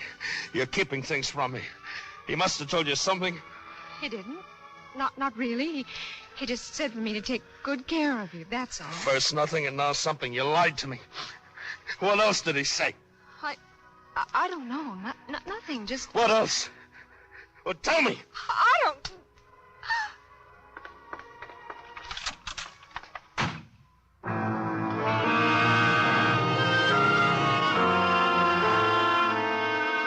Suddenly, everything Dr. Broughton said was right, and everything I said was wrong. And I felt sick. I was turning against Hank. When he needed me most, I was turning against him. It wasn't as easy as saying I was turning against him. I had to have some advice. I had to be sure. I needed help.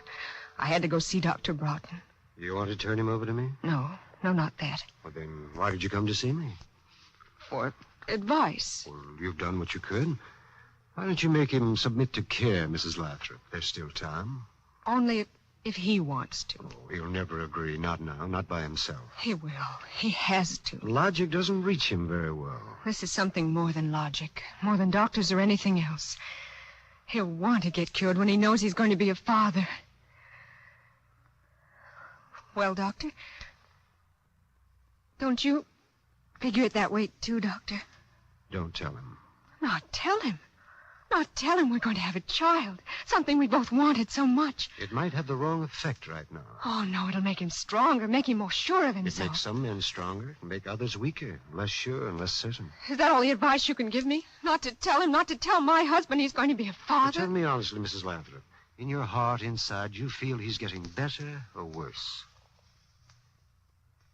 That's not fair. Will you talk to him about getting treatment? I'm not promising anything. Will you not mention the baby? No promises. I said no promises. If he slapped you again, will you call me? Goodbye. It may be your life and his and your child's, Mrs.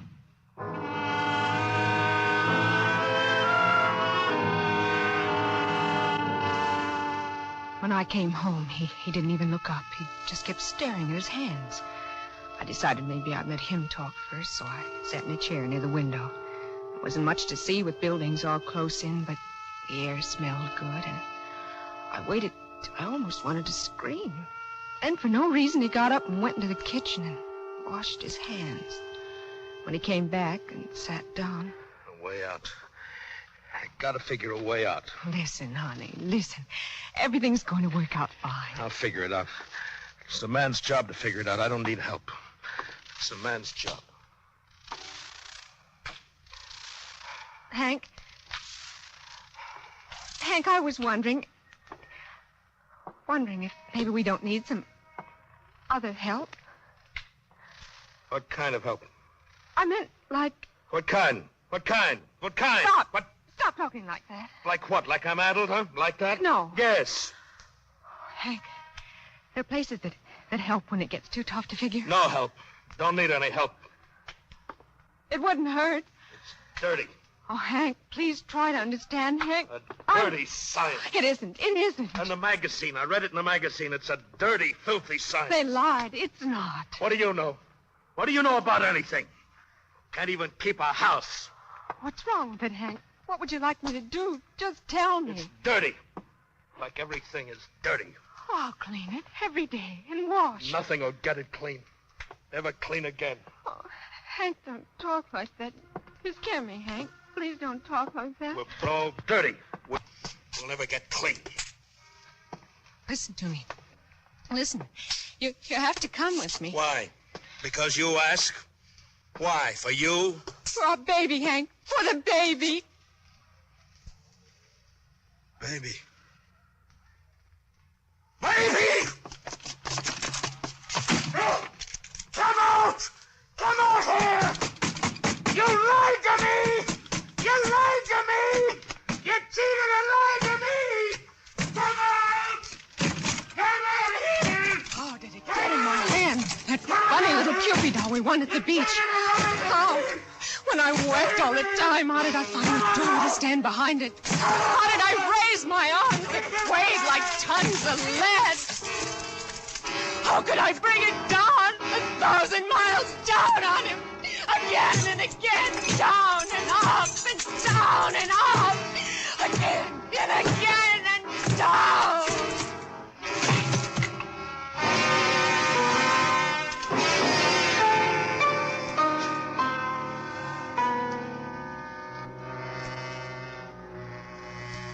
Maybe he'll get over it.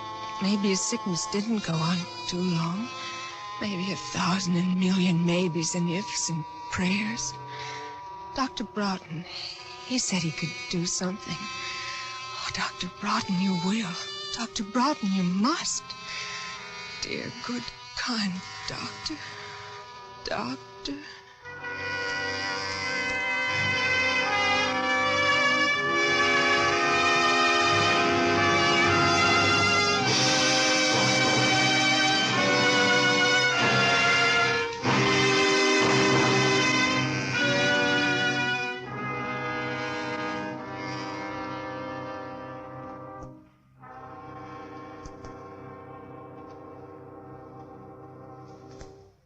Suspense. Presented by Autolite. Tonight's star, Miss Jean Crane. Friends, this is Harlow Wilcox again to remind you that Autolite is the world's largest independent manufacturer of automotive electrical equipment. In 28 plants from coast to coast, Autolite makes over 400 products for cars, trucks, tractors, planes, and boats. These include Autolite batteries, including the famous Autolite Stay Full battery, electrical systems used as original factory equipment on many leading makes of our finest cars, a complete line of ignition-engineered Autolite spark plugs, including standard and resistor types. Autolite also makes automotive and industrial wire and cable, bumpers and hubcaps, and many more.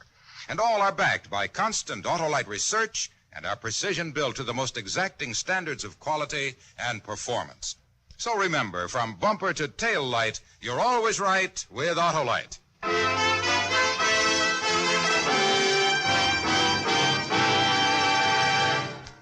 Next week on Suspense, our star will be Mr. Herbert Marshall in the most fantastic spy story ever told, a dramatic report we call Betrayal in Vienna. In weeks to come, we shall also present Mr. Cornell Wilde, Mr. Ray Milland, and Mr. Richard Widmark, all on Suspense. Suspense is transcribed and directed by Elliott Lewis, with music composed by Lucian Warwick and conducted by Lud Gluskin. The Case Study of a Murderer was written for Suspense by Arthur Ross. In tonight's story, William Conrad was heard as Hank and Howard McNear as Dr. Broughton. Gene Crane and Cary Grant can currently be seen in People Will Talk. And remember, next week on Suspense, Mr. Herbert Marshall in another story based on actual events, a dramatic report we call Betrayal in Vienna. For the location of your nearest Autolite battery or spark plug dealer, or your nearest authorized Autolite service station, phone Western Union by number and ask for Operator 25. Switch to Autolite. Good night. Radio-free Europe is one of our most potent weapons against communist lies. Day after day, this voice of freedom tells the truth to those behind the Iron Curtain. You can aid this vital work by joining the Crusade for Freedom through your local committee or sending a contribution to General Clay, Empire State Building, New York. This is the CBS Radio Network.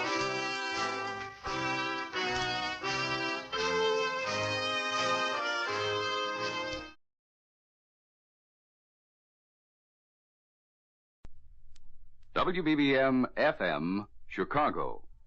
Gum, the refreshing, delicious treat that gives you chewing enjoyment, presents for your listening enjoyment John Lund as Johnny Dollar. Donald Maynard, Johnny. Oh, hello, Mr. Maynard. You employed? No, not a bit. Just closed out a case. Fine. Can you go to New York? Yeah, I guess so. What's it all about? Well, this company insures Maury Productions Incorporated. It's a film television company shooting in New York. The star is Philip Maury. Uh-huh. Well, production stopped last Wednesday. We were notified that Maury had suffered a breakdown and couldn't continue for a while. It's costing us plenty. They've got a pretty big company. Cast and crew are all under contract and have to get paid. Well, what do you want me to do? Well, anything you can. The doctor definitely confirms the breakdown, but he says he's sure it's due to some personal crisis. See what you can find out. See if you can't do something to snap Maury out of it. Okay. Right away, huh? As soon as I pack a bag.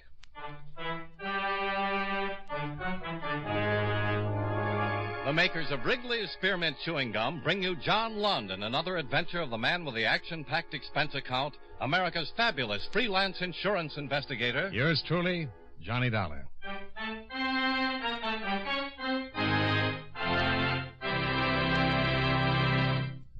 Friends, the makers of Wrigley's Spearmint Chewing Gum present these weekly adventures of Johnny Dollar because they know that millions of you enjoy Johnny Dollar. That's true of Wrigley's Spearmint Chewing Gum, too. It's enjoyed by millions, day in and day out. People find that chewing on a smooth, delicious piece of Wrigley's Spearmint Gum somehow makes time pass more pleasantly.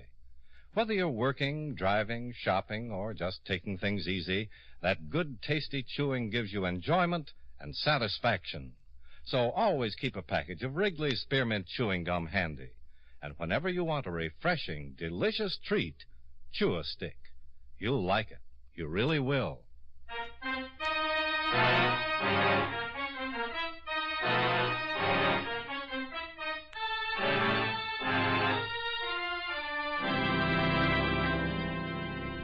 Expense account submitted by Special Investigator Johnny Dollar to Home Office, National Life and Casualty Insurance Company, Hartford, Connecticut. The following is an accounting of expenditures during my investigation of the Philip Morey matter. Expense account item 1, $19.85, train fare and incidentals between Hartford and New York City. Item 2, 75 cents, cab fare to a hotel, where I registered and called the offices of the Morey Production Company. I made an appointment to see Mr. Milton Gradke, the producer. Expense account item 3, 55 cents for another cab to Gradke's well-appointed office on 45th Street.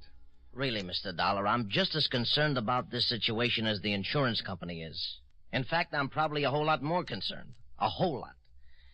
Well, we've got a schedule to meet. We've got a sponsor and a network to account to.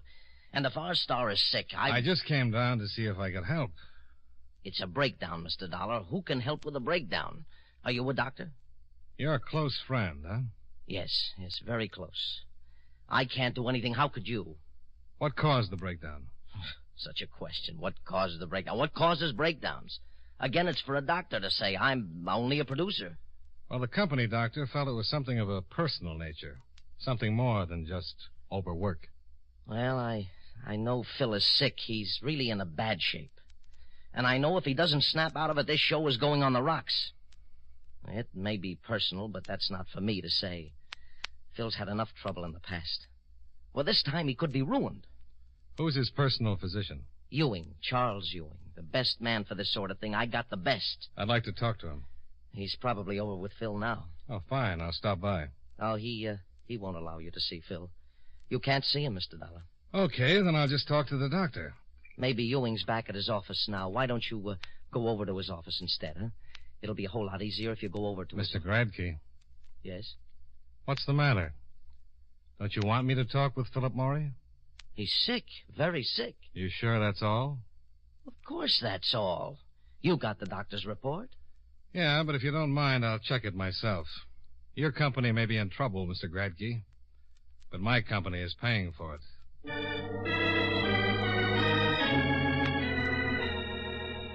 Expense account item 4, $1.25 for still another cab. Philip Morey was residing in an apartment on Park Avenue. I had trouble getting by the doorman, the receptionist at the switchboard, and the elevator operator, but I got by them. I walked down the third floor of the building and knocked on the door to Philip Morey's apartment. Yes?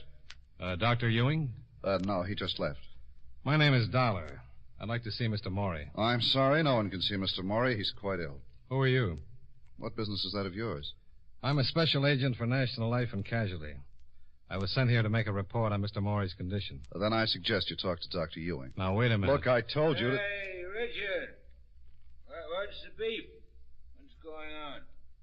Mr. Morey? Yeah? Phil, you better go on back in your room. Why? What do you want, Edward? My name is Dollar, Mr. Morey. Okay. What's it all about, huh? I told him you weren't seeing anyone. Yeah? He's from the insurance company. I don't want any. You already have it. I just came down here to see if I could help. Wait a minute. I don't want any insurance. I'm a lousy risk. Phil. No. Go on, fella. Beat it. You hear me? Go on. Okay. Don't get rough. You're in no condition. You think so, huh? Look, Mr. Morey, my company got a report that you'd suffered a breakdown. Yeah. Well, good for them. It looks to me more like a 90-proof breakdown, and it smells like it, too. Well, what's it to you? Plenty. My company's paying a lot of money while you're laid up. As long as it's a legitimate illness, they're obligated to keep on paying. And if I'm just drunk? I doubt if my company would think kindly of you, Mr. Morey. Well, isn't that just too bad? Mr. Dollar, he didn't start hitting the bottle until last night. Just forget the excuses. Just drop it. And you get out of here now, huh? Go on, get out. Okay. And tell your stinking company I'm gonna stay drunk until we have another blue snow. Okay? It's fine with me. I'll send you a sled with a coffin on it. I was supposed to help Maury straighten himself out. But this wasn't just a breakdown. He was boiled to the eyebrows. And if you could go on past performances, it was an odds-on bet he'd stay that way. Expense account item 5. $1.35 cab fare from the Park Avenue apartment to the hotel, where I went to the bar to cool off. I had a fast one and was reaching for another when I was interrupted. Mr. Dollar? Oh. I talked with Milt Gradkin. He told me you were staying here. Okay. First, let me apologize for what happened. Forget it. Can I sit down? Sure. Well, we really didn't meet officially. I'm Richard Long. I'm the writer-director on the series. Well, if Maury stays loaded, you're going to be out of a job. He just started drinking last night. Insurance doesn't cover a lost weekend. I'll have to report it. They'll cancel. It's going to be rough. His wife left him. Oh, that's the reason, huh? Yeah. She's going to sue. They've been trying to do everything we could to get Phil in shape. Well, from the way he looked, you'd better forget it. Well, if this one blows up, he's through. He's finished for good. It's happened before. Yeah. But isn't it too bad? Yeah, I guess it is. He's one of the biggest talents we've ever had in this business. And he's gotten into more trouble. Look, I'm not defending his mistakes, just his talent. If you're going to ask me not to make that report to my Mr. company... Dollar, I know you've got a job. I know your company can't be expected to keep on paying while Phil's in this condition. Well, I'm glad you understand. But they've paid up till now, and believe me, you've got my word. Until last night, Phil Maury hadn't touched a drop. Well, even if that's true, Maury's drinking now, and he looks like he's good for a long, long time. He's fallen off before, hasn't he? Yes. He lost his motion picture contract the last time, didn't he? Yes, but all that straightened itself out. It looked pretty crooked this afternoon. This would never have happened in a million years if it wasn't for that wife. Well, that's another one of his patterns, isn't it? He's been sued by more ex-wives. Mr. Zoller, I've never said he was right. I never said any of the trouble was anything else but his own fault. But you don't know him. Not many people do. This guy is the most considerate, charitable... When he's sober. Listen, if you've got about 12 hours sometime, I'd like to impress you with some of the good things on the other side of the ledger. He's given Janet everything she could want. Sure, he was wrong. He should have belted her one and told her to keep in line. He's made the same mistake with every woman he's ever been involved with, and they've all taken him. Nearly everyone's taken him. Business managers, agents. You think them up, and they've had their fingers in the pie. But for a while, there was a pretty big pie. Sounds like fodder for a good psychoanalyst. Yeah, but... Well, Janet's leaving him was too much. Even as bad as he was, he didn't hit the bottle. He just kind of folded up, but he stayed on the wagon. Until last night. Yeah. Her lawyer called, and Phil got to the phone before I did. He was almost well, didn't care if he ever saw her again. The lawyer said lawsuit, and Phil headed for the bar. Well, a breakdown is one thing, but a drunk is something else. And he doesn't exactly have the cleanest record in the world. A couple of his binges turned into marathons. Well, I don't know what to do. That's why I wanted to see him. I was sent down here to straighten him out if I could. Get that dame to lay off the lawsuit, and you can. Well, maybe she thinks she's got a case. The other wives did all right. Well, that's why he flipped. He just can't afford it. You got any idea how much alimony he's paying right now? Yeah, I've heard. And it's more than just the dough. This one's taking him. He's played it straight all the way. Gave her everything she wanted. Laid off the booze. Really, I know. He tried to make this one work. And why did she leave him? She figured it was the right time. He's going good. Still got a lot of money. She's a tramp. Does he think so? Well, he does now. I never said anything to him while they were together, and there was a lot I could have said, but, you know, you just don't do those things. No, it never helps. After she left him, I finally sat him down and gave it to him straight. He got sore, but he listened, and he started putting things together. She played around all over the place while she was with him, but she did it smart. It's the old story about the husband being the last one to know. And he took it? Yeah, and it helped. I really gave it to him, everything I knew. He must have made quite a study. Well, she threw a few pitches my way. Well, if you know all these things, why not let her take it to court? Sounds like you've got enough honor to stop any kind of a suit. No. I said she played it smart. It's all hearsay. She'd just deny it, and who's going to call her a liar? The guys she was mixed up with? Maybe. Not these guys. They were handpicked. You said she threw a few pitches your way. Look, Dollar, Maury's my closest friend. What do you think I'm going to do?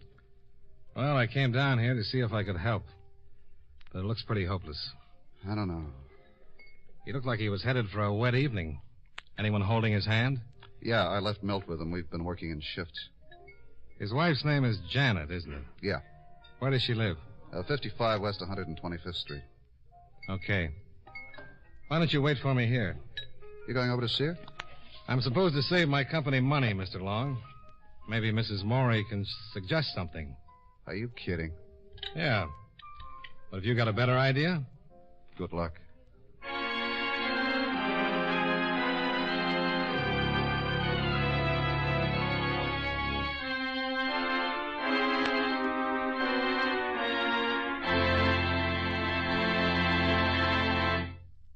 Friends, Wrigley's Spearmint Chewing Gum is a refreshing, delicious treat you can enjoy just about any time.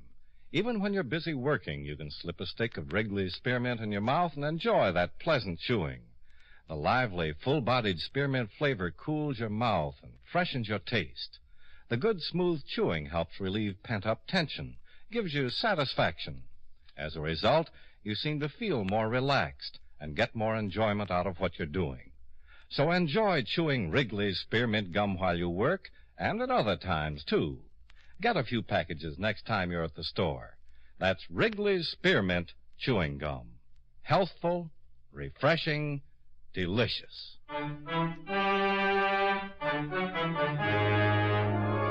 And now, with our star, John Lund, we bring you the second act of Yours Truly, Johnny Dollar.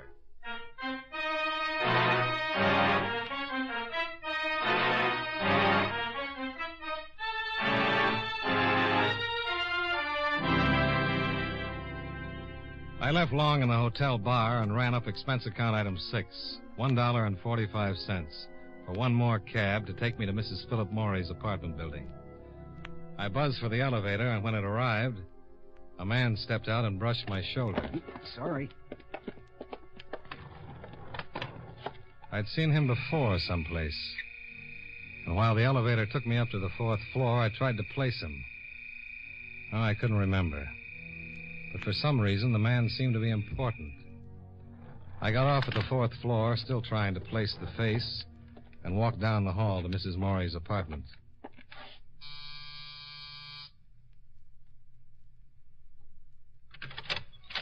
Yes. Mrs. Morey? Yes. My name is Dollar. I'm a special investigator for National Life and Casualty. Insurance? Yes. Well, I'm sorry, but I... My company insures your husband's television production. Oh, You mind if I come in and talk to you? no. Come on in. I don't quite understand, Mr. Dollar. Mr. Dollar. Sit down, please. Oh, thanks. My husband's production company is insured? That's right. Insured for what? Oh, accidents, illness. Oh. Well, how'd you find me? Mr. Long. I see. I have to make a complete investigation, Mrs. Morey. You see, when your husband was taken ill... Taken ill? Well, that's the report that was turned into the company. Well, I guess you could call it that. What would you call it? He's plastered. You know what that means. I sure do. I left him. I'm going to get a divorce. Well, aside from your personal differences, if your husband is just drinking, if that's the reason that production has been held up, my company will cancel his insurance. So? He won't be able to get insurance from any other company. Look, Mr. Dollar, do you know anything about Phil? Well, just what I've read. Well, that's been bad, all right, but you've got to live with a guy to really get the full effect. You wouldn't believe it. Well, I understood he's been a pretty good boy until recently. Why don't you go talk to my husband? I saw him earlier today. How'd you like it? It was a little tense. Was he sober? Not even close. Well. But I understand he just started drinking. Oh, that's dandy. Do you think they're going to tell you that he's been blind for the last month? You can take my word for it. He's no good. I tried. I was number 4, and I certainly tried to do everything I could to make it work. Well, if it was that bad, I can't blame you. But this will ruin him. He was ruined the day he was born. Oh, he'll get along. He's still got a lot of money. After all the alimony he's been paying out? Mr. Dollar, Phil has made over $6 million since he started in the business. He could still afford a dozen more wives if anyone will have him. Well, I'm glad to hear that you'll be taken care of. You bet your life I'll be taken care of.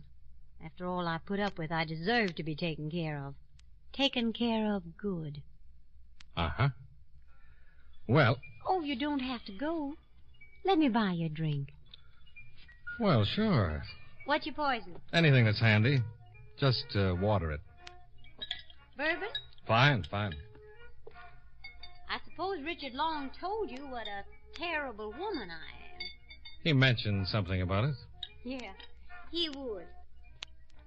He's a jealous little fellow. There you are. Oh, thanks. Cheers. Sure. Richard tried everything he could to break us up. And what a heel. After we'd been married for only a couple of months, Richard started making the old pitch. How do you like that? Well, I can understand it. Thanks. But Richard's supposed to be Phil's closest friend. An attractive woman can fracture a friendship in a hurry, under the right circumstances. The circumstances were anything but right, Mr. Dollar. Well, can't blame a man for trying. Don't you have any scruples? A couple. But I left them back in the 3rd grade. Insurance business, huh? Yeah. You make a lot of money? Enough. It has other compensations. Tell me about them. Well, good drink now and then. I bet you meet a lot of interesting people. Oh, lots. What'd you say your first name was? I didn't. But it's Johnny. Johnny Dollar. Mm-hmm. Nice, expensive sound. You should get a load of my expense account sometime. I'd love to. You know, I saw a picture of you once. Really? Yeah. In a bathing suit. I was a model before I met Phil. I had lots of pictures taken in bathing suits. I think this was taken just before you married him. It was on the front page, showing you were the girl that was going to be the 4th Mrs. Morey. Oh, that one. Yeah. That was a rather good one. Rather. That book there on the table is just full of pictures taken while I was modeling. Oh? Oh, this one? Mm-hmm. Browse around. Oh, I'd love to. That's a good one. Yes. Oh, and here's one. We made a whole bunch of these on the beach. This is the best one of the lot. Yeah. Nice tan. Isn't that one cute? Yeah. Mr. Dollar. How's your drink? It just curdled. Let me build you a fresh one. Oh, no, thanks. I have to go. Oh, I'm sorry. You won't be, honey. I don't think I understand that, Johnny. I'll tell you all about it sometime. It'll give you a real kick.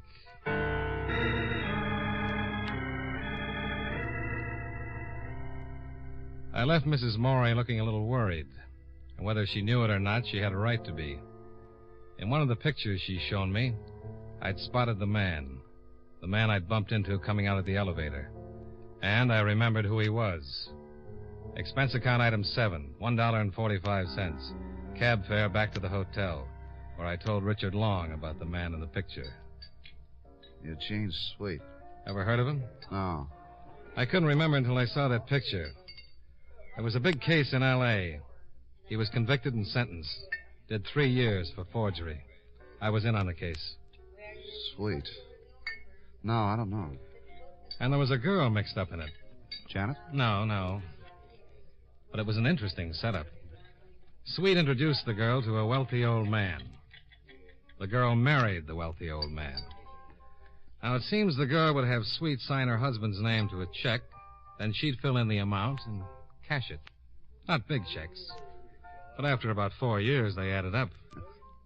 Well, a man named Swift introduced Phil to Janet. I never did like him. He used to hang around all the time. Phil got tired of him in a hurry and gave him a bounce. What did he look like? Oh, he was tall, kind of greasy around the edges, weighed about as much as I do. Where does he live? I don't know. I've only seen him a couple of times since Phil got rid of him. Why, you think Swift might be this Sweet or whatever his name is? Well, it's a long shot, but you never know. I guess I could find out. Milt might know. Would Janet? Sure. She might. Why don't we ask her? Yeah. Why don't we just go back to her place and you have a look at that picture book? I'm with you.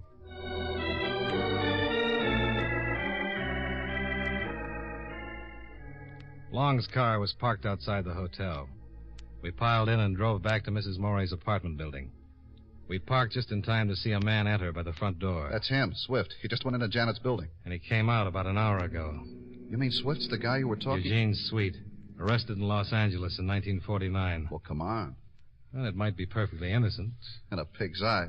I bet that dame has been working the same kind of setup you told me Sweet worked with the other one. He doesn't do anything. How does he support himself? Well, if he's with Mrs. Morey, we can always ask him.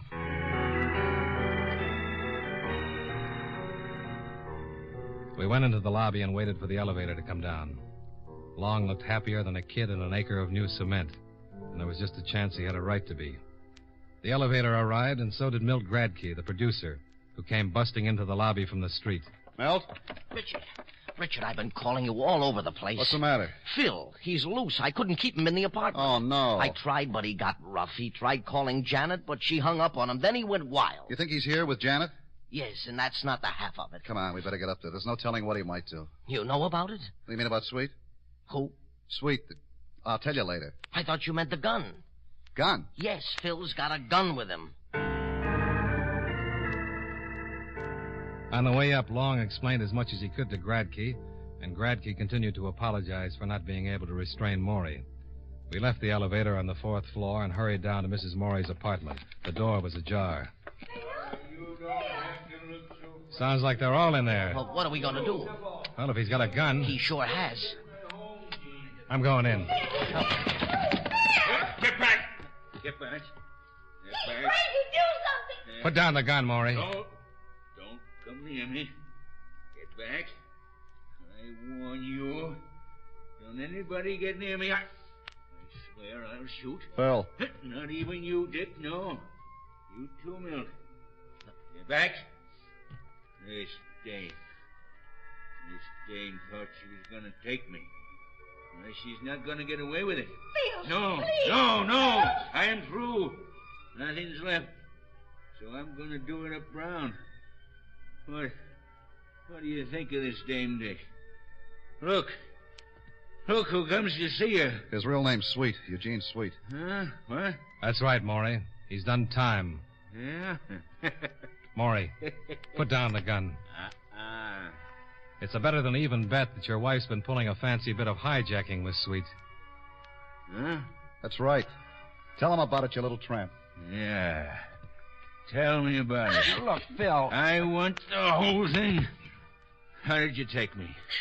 Come on. He introduced you to Janet, didn't he? Yeah, he did. They had it all settled. She marries you, sticks around for a while, and Sweet, being a good forger, signs your name to some checks. Tell him, Janet. Phil, look, you didn't do wrong. You did everything right. For goodness sakes, Phil, nobody's going to blame you now. Only put away that gun. Put it down, Mr. Morey. Stay back. Mr. Morey, these two men have a lot of belief in you. They think you can straighten out in spite of everything that's happened. Now, nobody's going to blame you for anything unless you use that gun. Frankly, what happens to you doesn't make any difference to me. It doesn't make any difference to anyone. It does to these two guys. Why don't you start thinking about somebody else for a change? Let's see you prove you're worthy of their friendship. Stay away. Give me that gun. Now, come on. You're not whipped. Everybody gets in a slump now and then. Come on. Give me the gun, Mr. Morey.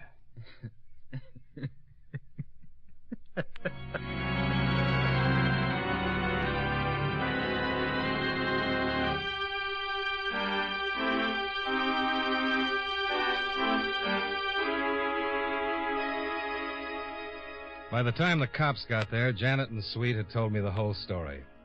They admitted cashing forged checks to the tune of $300,000. And that wasn't counting what Morey had given her legally. If I hadn't recognized Eugene Sweet, Janet would probably have won a nice settlement to go along with everything else. Morey had written so many checks he never would have noticed the extra ones. Oh, he was a setup. He spent money hand over fist, and his business manager would never think a dozen small checks a week were forged.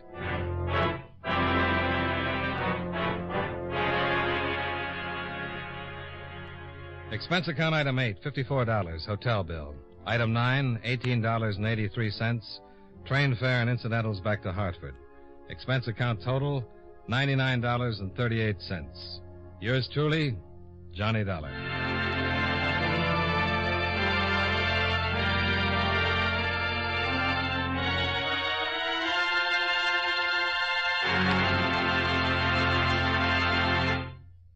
Remember, friends, Wrigley's Spearmint Chewing Gum is a refreshing, delicious treat you can enjoy just about any time. Chew a few sticks of Wrigley's Spearmint during the day and see how the good chewing helps you keep feeling fresh and alert. The lively, full-bodied flavor of Wrigley's Spearmint cools your mouth, freshens your taste, and sweetens your breath. The chewing itself gives you a nice little boost, helps you keep going at your best. Millions of people get real chewing enjoyment out of Wrigley's Spearmint Gum every day. And we know that you'll enjoy it, too. Get a few packages and always keep some handy. That's Wrigley's Spearmint Chewing Gum. Healthful, refreshing, delicious.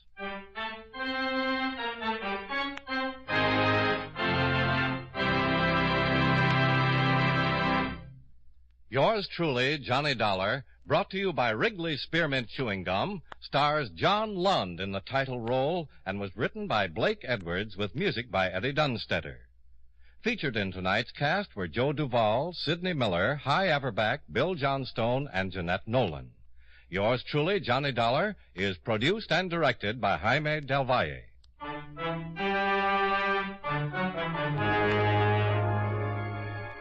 The makers of Wrigley's Spearmint Chewing Gum hope you enjoyed tonight's story of Johnny Dollar and that you're enjoying delicious Wrigley's Spearmint Gum every day.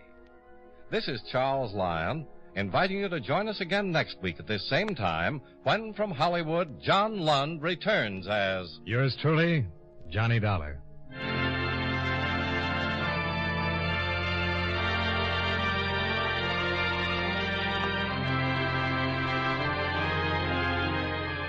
This is the CBS Radio Network. Here's Chicago's favorite shows on... My name's Jeff Regan. I get 10 a day in expenses from a detective bureau run by a guy named Lyon. Anthony J. Lyon. They call me the Lion's Eye.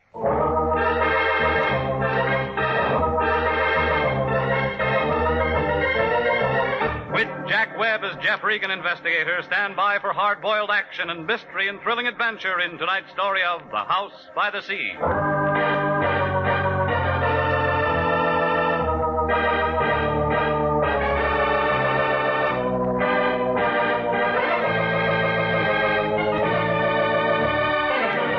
Well, this is the way it started. I walked in the office about 11 o'clock that morning. It was a nice, warm day, and I didn't have much on my mind. That's the trouble with nice days. You take a couple of easy breaths, open somebody's door, and it's just like peeling a wrapper off an atomic bomb. The Lion was in his den, sitting behind his desk. You couldn't tell where he left off and the desk began. He was talking to a girl with a flock of black hair. She was the kind you see driving a Cadillac convertible down Sunset Boulevard on hot Sunday afternoons. No wonder the Lion's cigar was out. It was wet on both ends. Well, come in, Regan, come in. I was just about to call you, but now that you're here, it makes things simpler. Miss Carmen, this is Mr. Regan. How do you do, Mr. Regan? Mr. Lyon tells me you're just the man I want. You said the same thing to a mortician last week. He is the man I want, Mr. Lyon. Well, that's fine, Miss Carmen. I knew you'd be pleased.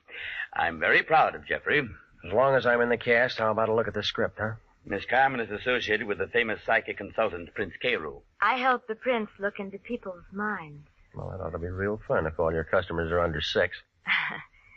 You don't believe in thought transference, Mr. Regan. Do you? I said I help the prince.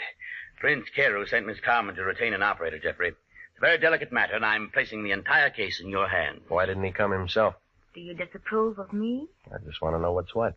Well, Prince Carew never appears in public. He prefers to spend his time in meditation and thought. Yeah. I handle all of his outside contacts. So, Jeffrey, you just drive on out to Prince Carew's home in Ocean Town with Miss Carmen and speak to the prince. What kind of a retainer did he send? How much did you get? Now, see here, Regan, we don't discuss finances in front of clients. Oh, stop it, will you? This is another blind spot. You don't know what it's all about. All you know is she waltzed in here with a check, and you'd sell your grandmother to a glue factory for $2. How do I know I won't wind up being a patsy again? Is there any way I can reassure you? Buy me a battleship. Jeffrey, have I ever involved you in anything that I wouldn't undertake myself? Have I ever knowingly imperiled your life? Yeah. Jeffrey. Come on, lady. What's it all about? You work for the guy. Well, I really don't know. He was excited this morning, called me in, gave me this address, and told me to make arrangements. He must have told you something. He never tells me anything. As you say, I just work for him. Well? All right, I'm hired. Good, good. Now call me, Jeffrey. Call me if you run into any trouble.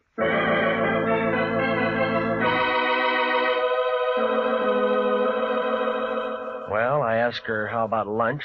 She said no. I asked her about dinner. She said something that meant no, so I gave up. You know, it's like that sometimes. The flag's up, the meter's ticking, and you're not getting anywhere. But from a couple of things she told me, I got the idea she was doing more than just helping the prince read minds. Well, his place turned out to be a good hour from downtown Los Angeles, up 101. It was a couple of stories of glass and concrete leaning out over the ocean. It was high and dry and quiet up there.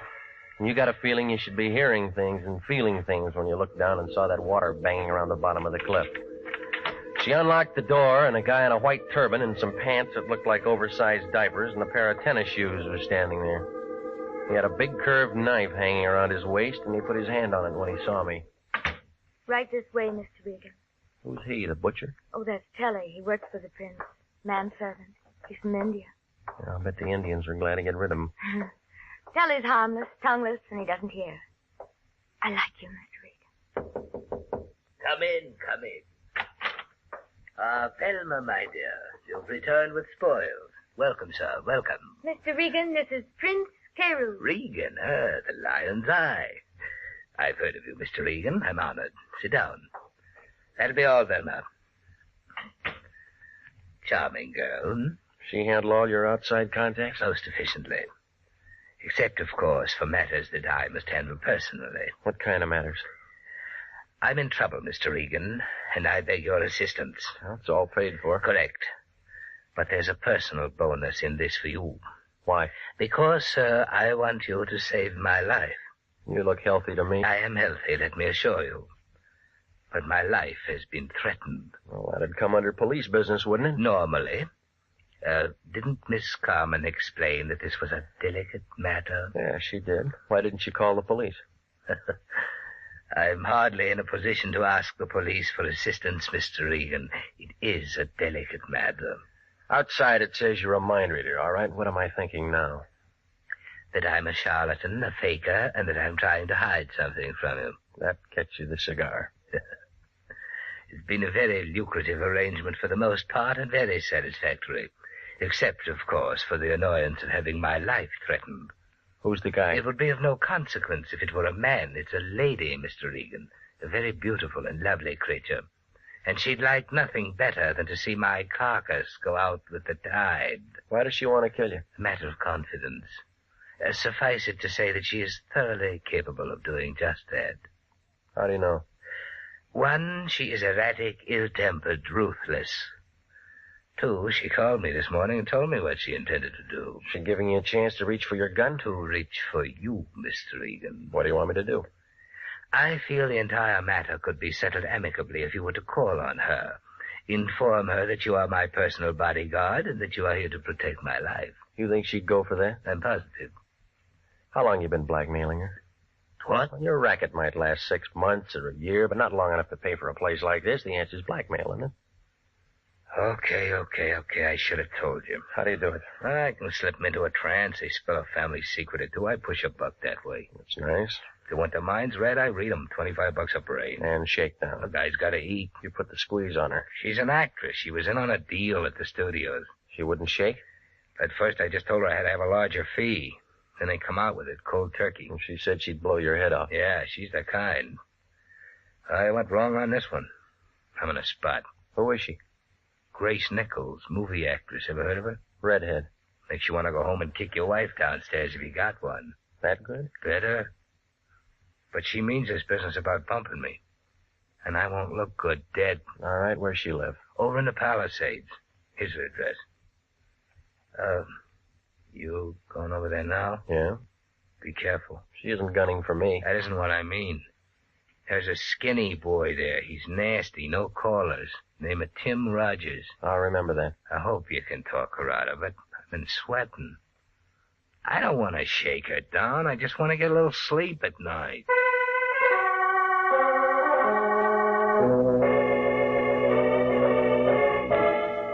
I left him sitting there, scratching his bald head under his turban. He looked about as happy as a guy who just ate a Vaseline sandwich. Well, Grace's place was too big for a marble game and too small for football. I think I remember reading something about how she got it from her third husband.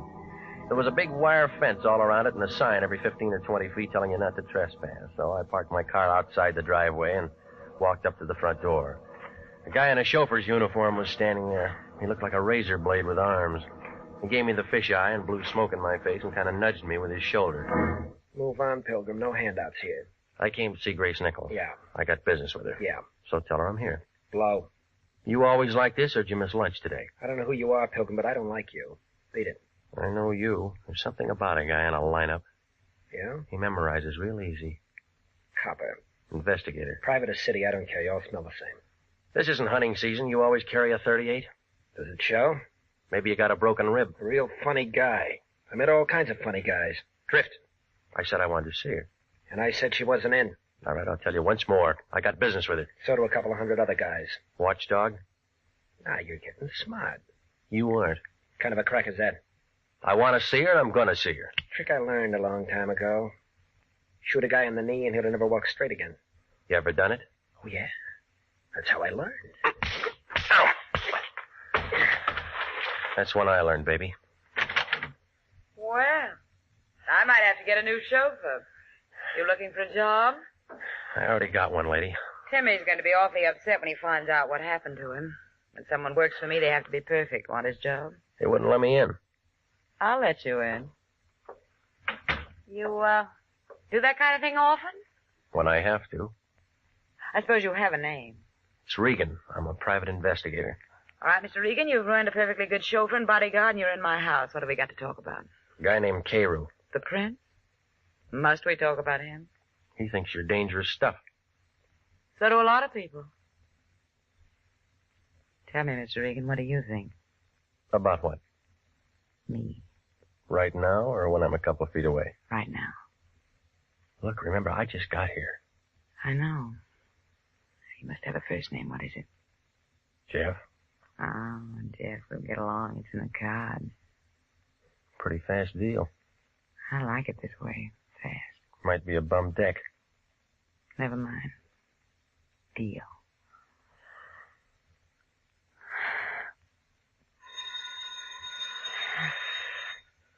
That's the bell. How much time between rounds? Well, you know me better.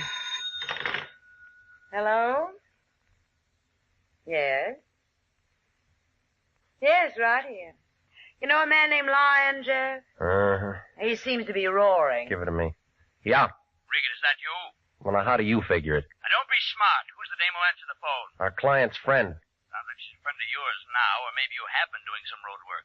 Did you have something to say, or is this the day you turned scoutmaster? I'm busy. Well, you can stop being busy, lover. It's all off. Don't tell me you're passing up a fee. I'm passing up nothing. Prince Carroll called me 10 minutes ago and told me to forget the whole thing, and that's what I'm telling you. How'd you know I was here? The prince told me, so it's all over. Finished. Forget it. I've already started something. I don't care what you've started. Now, just remember, you finish it on your own time and expense sheet. You look worried, Jeff. Anything I can do? I'm called off. You mean you're out of a job? I got one.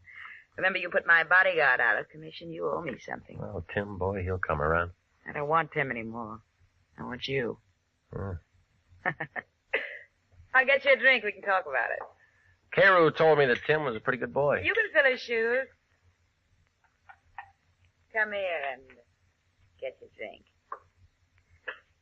Now, tell me about 9 o'clock tonight. It'll get dark. I got a new dress. I think you'll like it. I probably would. The place above Malibu, we could have dinner and listen to some music. I want to be with you, Jeff. That deal's fast again. I don't care. I don't care. I just decided something, Jeff. I'm going to like being with you. I'm going to like it a lot.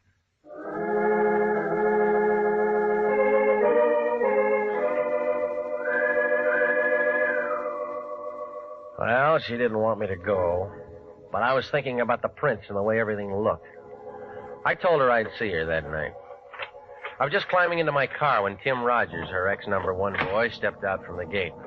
I waited for him to walk over. You're pretty good with your women, Regan. You look lonely, Timmy. Somebody stole your popsicle? Bum joke, Regan. I've been waiting to talk to you. You were so quiet in the house I didn't want to make any noise. Any better here?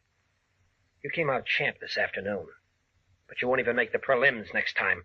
You got something to say? Stay away from her. You're shaking. You need a drink. Stay away from her, Regan. I've been with her too long. Known her too long to take the bounce from a two-bit gum heel. Goodbye. I'm not finished yet. That's your version. Now get your foot off that running board, punk, or I'll take it with me.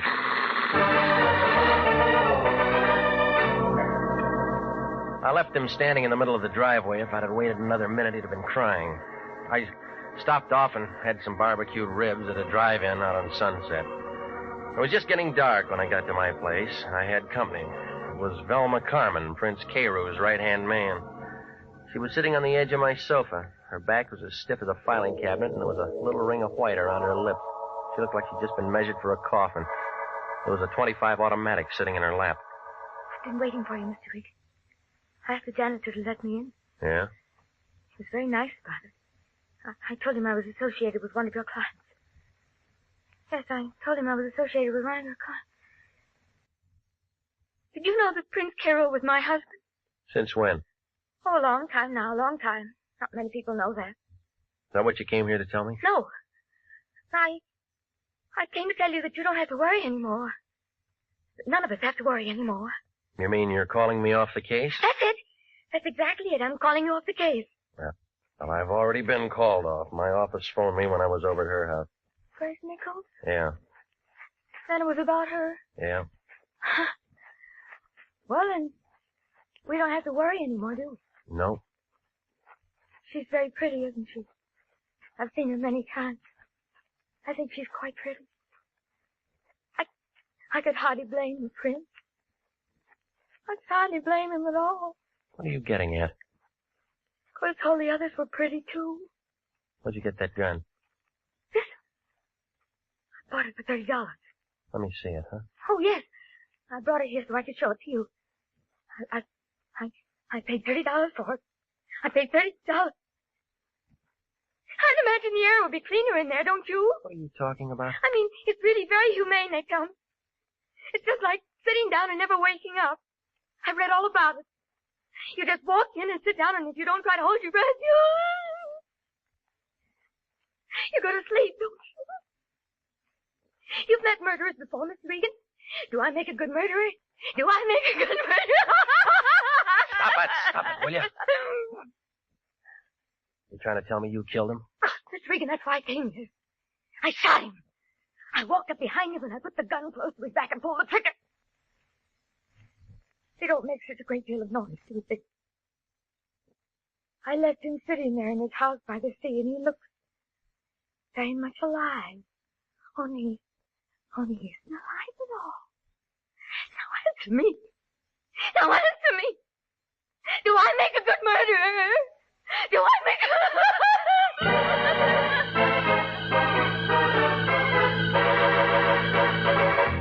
You are listening to the story of The House by the Sea, tonight's adventure with Jeff Regan, investigator.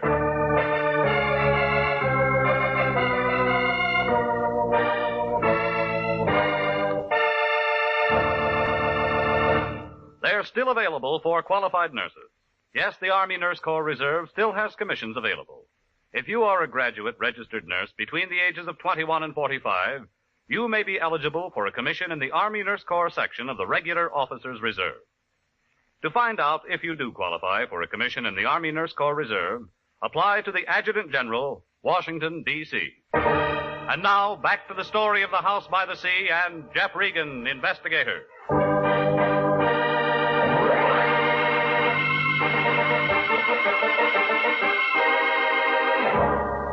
Well, after she got through, she settled down to a slow, even kind of a giggle that started somewhere around her shoelaces and didn't get past her knees.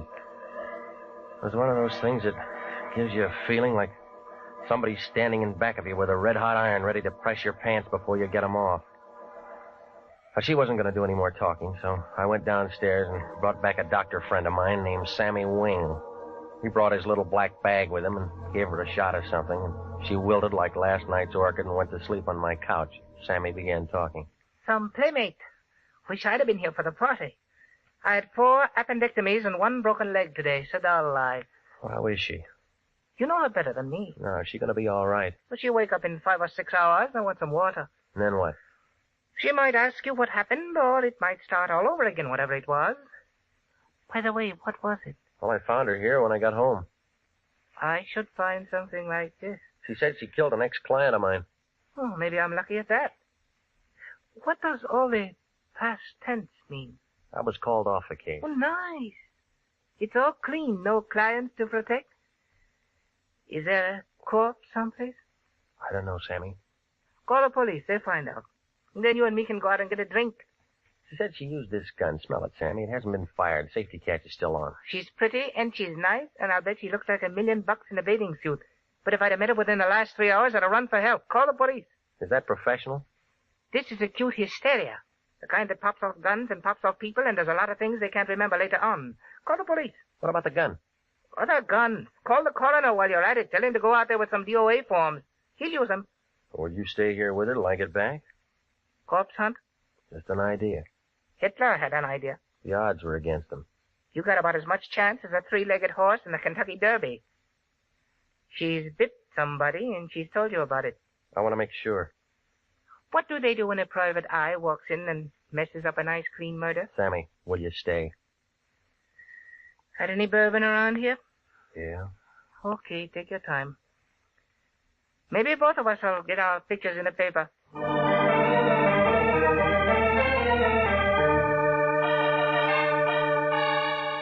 I left him with a kind of a soft smile on his face, like he had some inside information on Tuesday's winner at Del Mar. Well, it was 9:30 by the time I got there, and it was dark enough to give a ghost the creeps. It was different, too. Maybe it was the fog. I used that ring of keys I'd taken from her purse. It smelled dry and funny inside, and it was real quiet, like somebody was waiting for the world to fall apart. I clicked on my flashlight, and I walked down the long hall to his office. He was there, just like she said. There were 3 holes in the front of his shirt, but it wasn't the laundry's fault.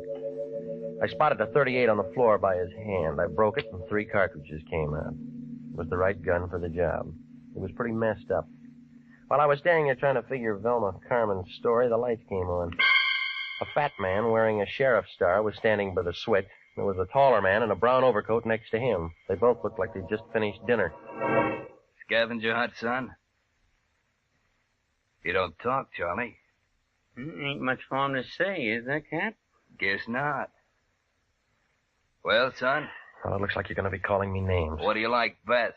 Killer, murderer, or slayer? The papers use slayer a lot. I don't like any of them. Kind of breezy for a hot boy, ain't you? Mind giving me a name? It's Regan. I'm a private detective. It's Regan. He's a private detective, Cap. Yeah. Got a card or something with you, son? Yeah. Yeah, he's right. With International. Lion still there? Yeah. Who's that? An old bum I used to know. Regan, why do you go around killing people? The Lion will be mad. Look, this is a fix. Now, why do you want to say a thing like that? Somebody tip you? Phone call a little while ago. Huh? Funny kind of a voice, a whisper. Said we'd find a stiff up here, but didn't say we'd find you. You're extra. Look, I just came here to see what it was all about. Same thing we did. Only we come up with a suspect and a corpse. No cop could ask for anything better. Charlie, better call a coroner. Oceantown, just a small place, Regan. Only me and Charlie around. We borrow from the county when we get something like this. I can find you a real answer in an hour. You let me and Charlie worry about that. You look good enough for the time being. All right, son. Let's go. I had as much chance as an elephant in a tea room, and if those two locked me up and booked me. So I leaned back into his gun and spun around and knocked his wrist down. He pulled the trigger. By that time, I'd flicked the light switch and was out the door. I didn't run for my car. I cut across the driveway and doubled back up the hill. I could hear him yelling and shooting out in the dark.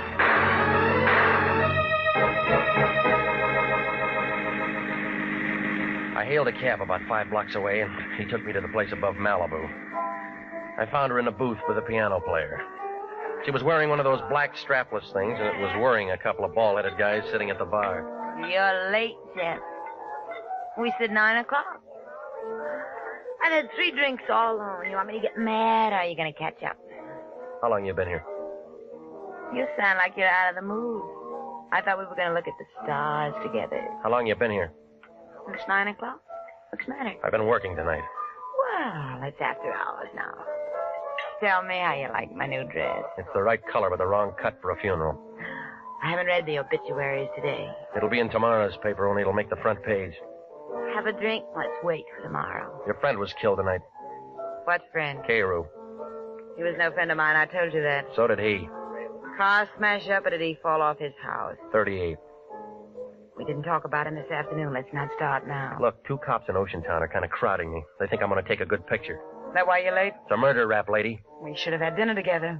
They'll be knocking down your door in the morning. Why, darling? Because you threatened to kill him, because he hired me to call you off. Oh, wait a moment, Jeff. We've been having fun up to now. Who told you that? Why do you think he sent me over today to sell magazines? I never found out you were called off. I suppose he hired you to scare me. Jeff, we're old friends now. I can tell you a family secret. I know about him blackmailing you, and that puts you ahead of me for the cops. Did you do it? I don't know. Did you? What he told you don't sound right. What does sound right? I went to him one day and put him in a trance, only I used scotch. Found out what he was doing and how I was doing it, so I turned the tables. It was good, clean fun, but expensive for him. You've been draining him? I thought that's why you came today. That's why I had Timmy around. Well, some of this is beginning to make change. If he was your meal tickets, then you got an alibi. I don't feel like stars anymore, Jeff. Let's go over to my place and talk.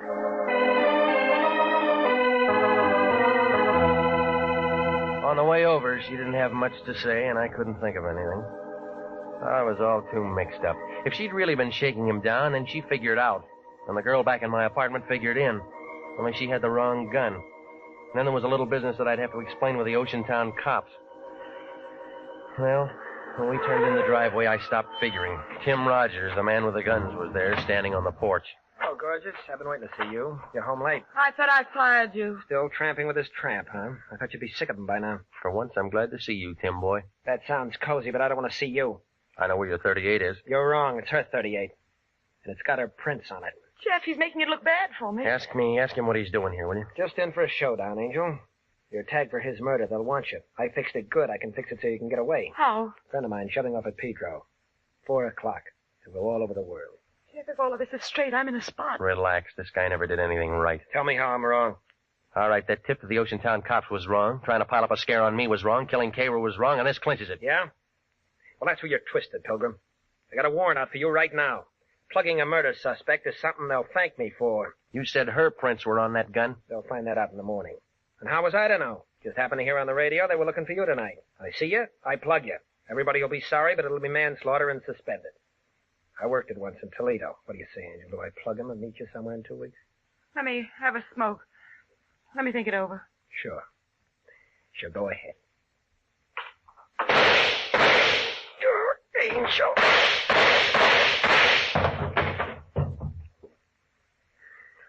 Well, the gun's empty now. I carried this for 3 years.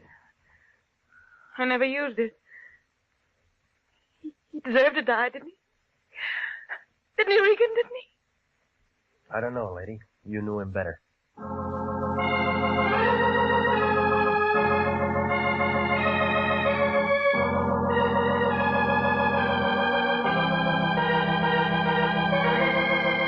Well, it unwound like red thread in the Levi factory.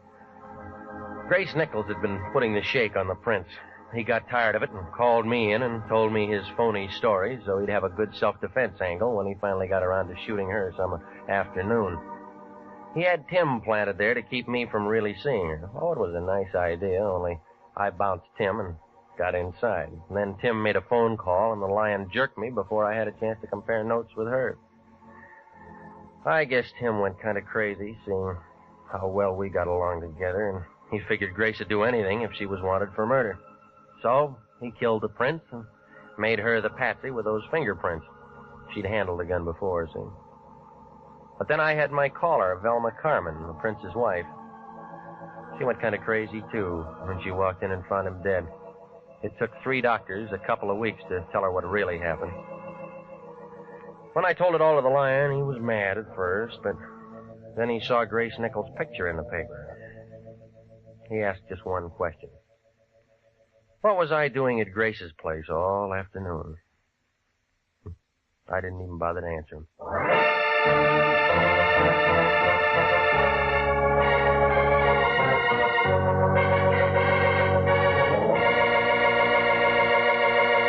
Jack Webb is featured as Jeff Regan with Wilms Herbert as Anthony J. Lyon. It's CBS same time next week for hard-boiled action and mystery with Jeff Regan, Investigator.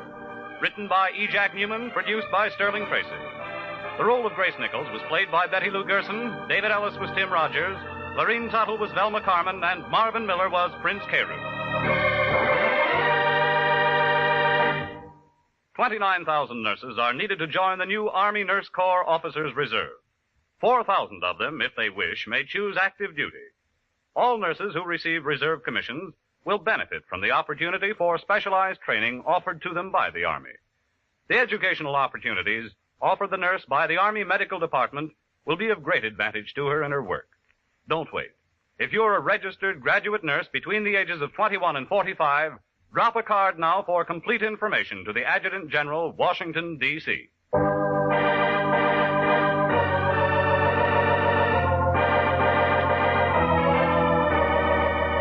Original music for this program is by Dick Arant. Jeff Regan, Investigator, is heard every Saturday at 9:30 over CBS. Bob Stevenson speaking. This is CBS, the Columbia Broadcasting System.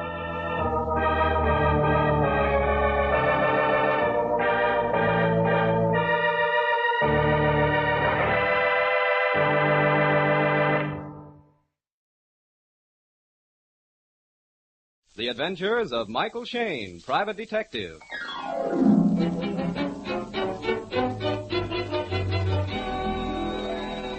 The people who make 76 gasoline and Triton Motor Oil, Union Oil Company, present The Adventures of Michael Shayne, Private Detective, starring Wally Mayer and Kathy Lewis.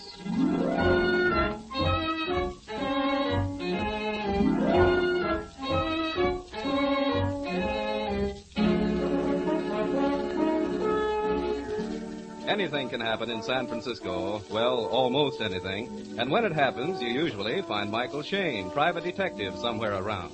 That's why Mike and Phyllis Knight, his observant and easy-on-the-eye assistant, are locking the office at 9 a.m. and heading for the nearest corner to join Inspector Faraday on what the inspector describes as a wild goose chase, or, as Phyllis more aptly puts it, a junket on office time. It seems there are pirates in San Francisco Bay. Oh, it's spring, Angel. Wonderful day. And I've always wanted to go aboard a yacht. Yacht, my eye. It's probably phony, too. What about our clients? You haven't cleaned up on that insurance case Oh, let him yet, wait, let him haven't... wait. 16 men on a dead man's chest, yo-ho, and a bottle of rum. Oh. Here's the elevator, Dolly. Oh, this is going to too many pirate pictures. Pirates in San Francisco Bay. Do you suppose they're related to the Indians at Stanford? What are you muttering about? I always mutter when some publicity-seeking chorus girl lets herself be found drugged in her pajamas, wrapped in a blanket in the bottom of a canoe. She's no chorus girl, honey. She's the wife of a college professor. But when she says pirates boarded a yacht, killed her husband, and kidnapped her, well, now, really, Yes, Mike, I know. You just... don't believe it. Well, I'm the open-minded type, Dolly. Certainly are. Here's where we get off. Oh, smell that air. As I said before, honey, it's spring. Mm-hmm. And in the spring, the sap rises. Over here, folks. Oh, hi, Inspector. Hello, Inspector. Climb in. Here, Dolly. Thank you. Sausalito, first stop. Oh, what a day for a motorboat ride. Why, Inspector, you're actually glowering. What's happened? Plenty. I think I got my finger on the guy at the bottom of this deal. A movie press agent by the name of Jim Fonda. Never that guy pulling his Hollywood shenanigans in my town. Why, Inspector, no pirates. Oh, plenty of them, Phil. Too many of them. A whole brig full. There's 200 of them. What? You've already got 200 pirates in jail? Holy smoke. A brigantine is a pirate vessel, Mike. Huh? Right, Inspector? Right, Phyllis. They might as well be in jail. For that anchor doesn't budge until I give the word. Lafitte's men, I suppose, from around the Horn. No, nothing so romantic, my dear. They're Captain Kidd's men from Central Casting in Hollywood. There's a movie company aboard the ship, and they're getting ready to sail down the coast on location when I climb down. Oh, aren't you a bit rough on them, Inspector? After all, press agents have to have their fun. Or do you know something I don't know? No, not a thing, Mike. I guess I lost my sense of humor. Hollywood had its laugh this morning. Now I'm going to have mine. Huh? You know, they have to pay those pirates every day, you know. Yeah, I get it. Investigations, questions, delays. Well, where do we go first, the pirate ship or the yacht? The yacht. Maybe Professor Porter will be there himself, if he isn't still playing dead.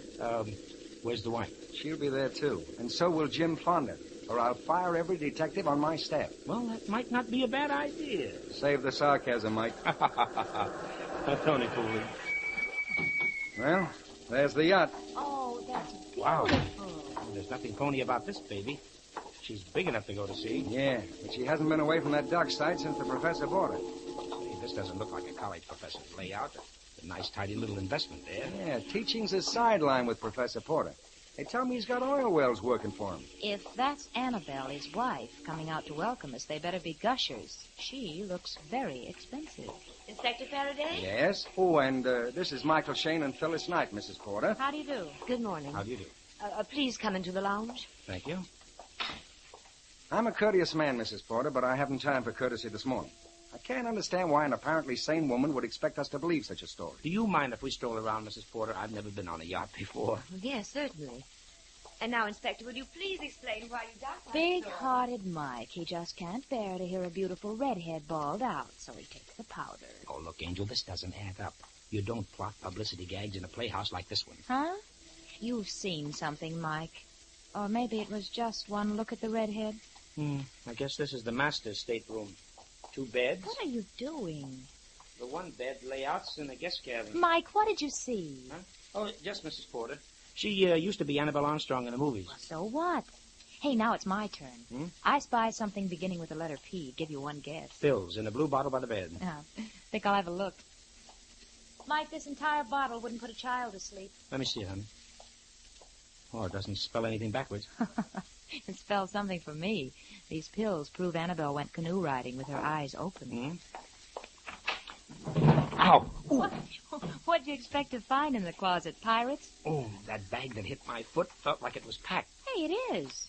And so's this one. Everything for a nice long trip.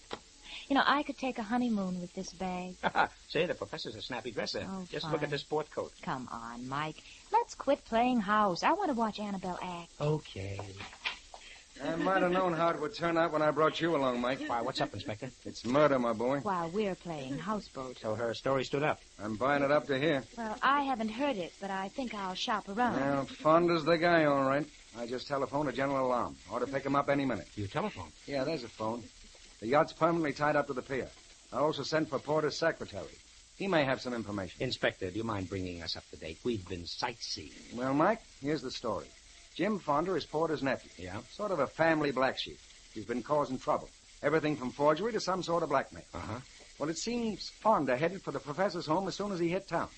The professor's secretary sent him to the yacht. That'd be yesterday afternoon. There was a row. Porter threatened to send Fonda to jail and shoved him off the boat. Yeah? Fonda yelled he'd be back and told Porter he'd better have it ready. Mrs. Porter thinks he meant a sum of money. Maybe the Secretary Taylor can clear that point. Uh-huh. But where do the pirates come in? Well, I'm coming to that. I'll tell you, Mike.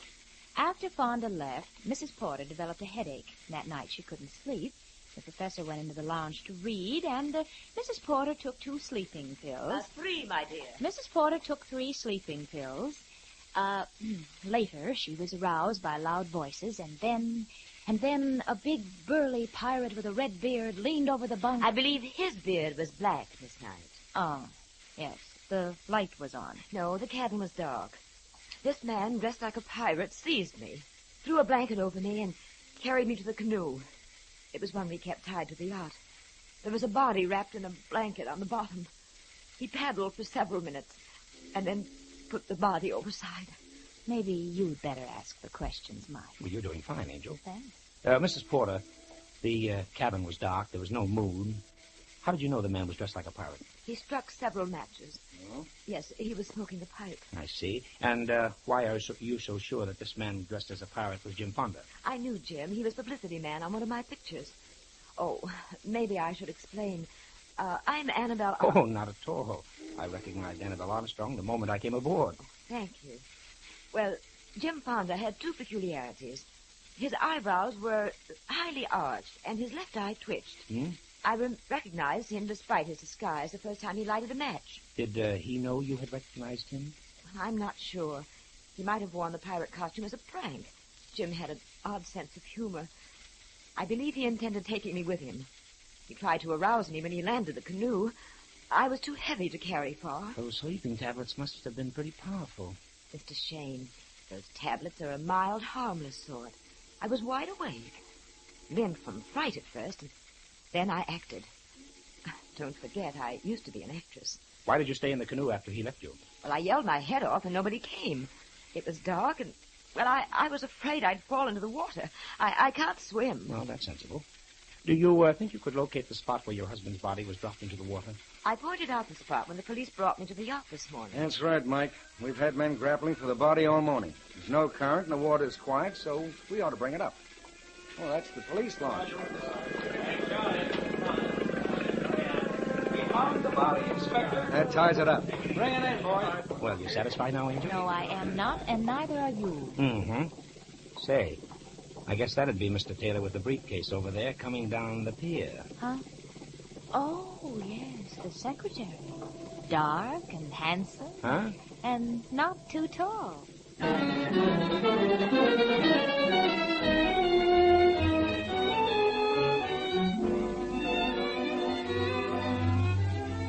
In just a moment, we'll rejoin Mike Shane and Phyllis Knight in their adventures.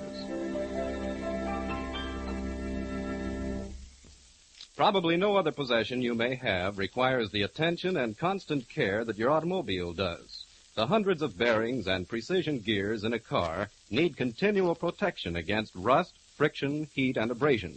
That is why regular stop-wear lubrication is so vital to the condition of your car. You see, stop-wear lubrication is more than just a grease job. It's a system that's been worked out from years of experience to give your automobile the best possible care. When you leave your car at a Union Oil Minuteman station for stop-wear lubrication, you can be sure that nothing on your automobile will be overlooked or hurriedly serviced. Each fitting is carefully and thoroughly lubricated according to the manufacturer's specifications. While your car is on the hoist, the Minutemen inspect out-of-sight points and check them for danger signs.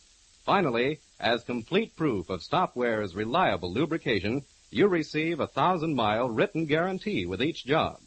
You'll find your car rolls smoother, handles easier, stands up better with regular stop-wear lubrication. Stop-wear guaranteed lubrication is available only at Union Oil Minuteman stations.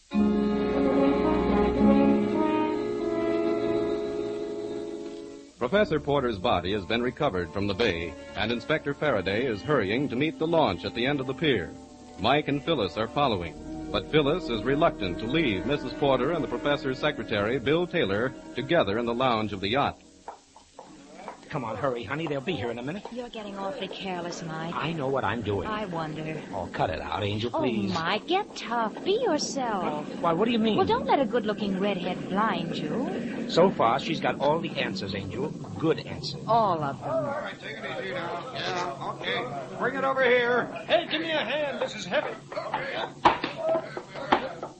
Okay, Sergeant, cut the ropes. Right. Hey, what are all those lumps? Some sort of weights. Made a sack out of the blanket. Open it up, men. Okay, here we are.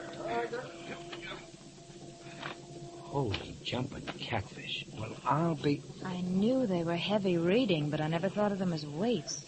Well, the professor went down wrapped in culture, the Encyclopedia Britannica. Yeah. 1, 2, 3, 4... 12 volumes. Mm-hmm. From A to J. Mike, look over by the inspector, Mrs. Porter, and Bill Taylor.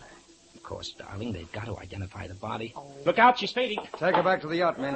This I've got to see. Annabelle in a swoon. You better go with her, Angel. Now, hurry. Okay. Doc says, can he have the body now? Okay, take it to the morgue. What about all them books? You know what to do with evidence. The blank and everything go to headquarters. Right. Inspector. Yes. See any marks on the body? Not a scratch. Hey, where's Porter's secretary? Right here, Inspector. Bill Taylor. Does Jim Fonda strike you as the sort of fellow who'd pull a job like this? Well, I wouldn't like to accuse anyone of a thing like this. How long have you known him? About a year. Ever since I've been with Professor Porter. Shall we return to the yacht? I'm afraid Mrs. Porter's ill. We can talk here. Miss Knight will look after her. Oh, this is my friend, Mr. Shane. Oh, how do you do, Mr. Shane? Fine. Well, looks like Fonda put his trademark on this one. I don't know. I only wish I'd never sent him to the yacht. Hmm? When was this? Sunday. Yesterday afternoon. Well, why did you send him? Well, I never dreamed it. He was insistent. Did Porter tell you to keep Fonda away from him? Well, this is embarrassing, Mr. Shane. Murder usually is, Mr. Taylor. Come on, let's have the story.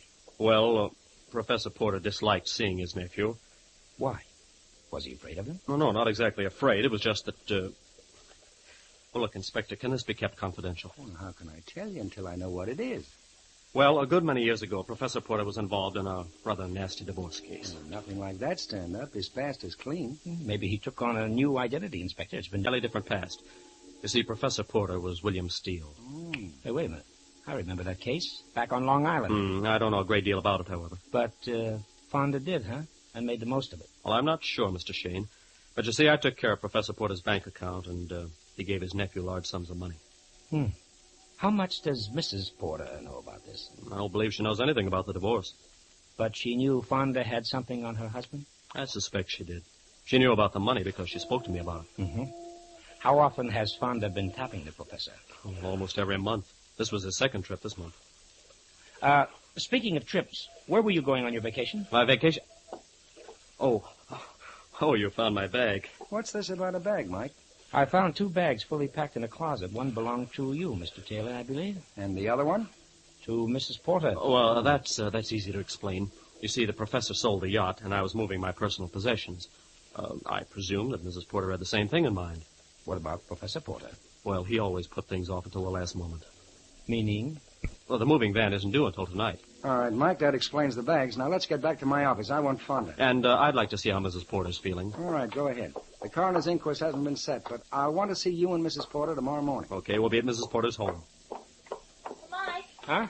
Michael. Yes, Angel? Now I've seen everything. How is Mrs. Porter? Oh, she's beautiful, but bereaved. She's repairing her makeup. Come on, I want to get to my office. Mike, did you ask Mr. Taylor about the bags? Yes, Angel, yes. But he knows the answer.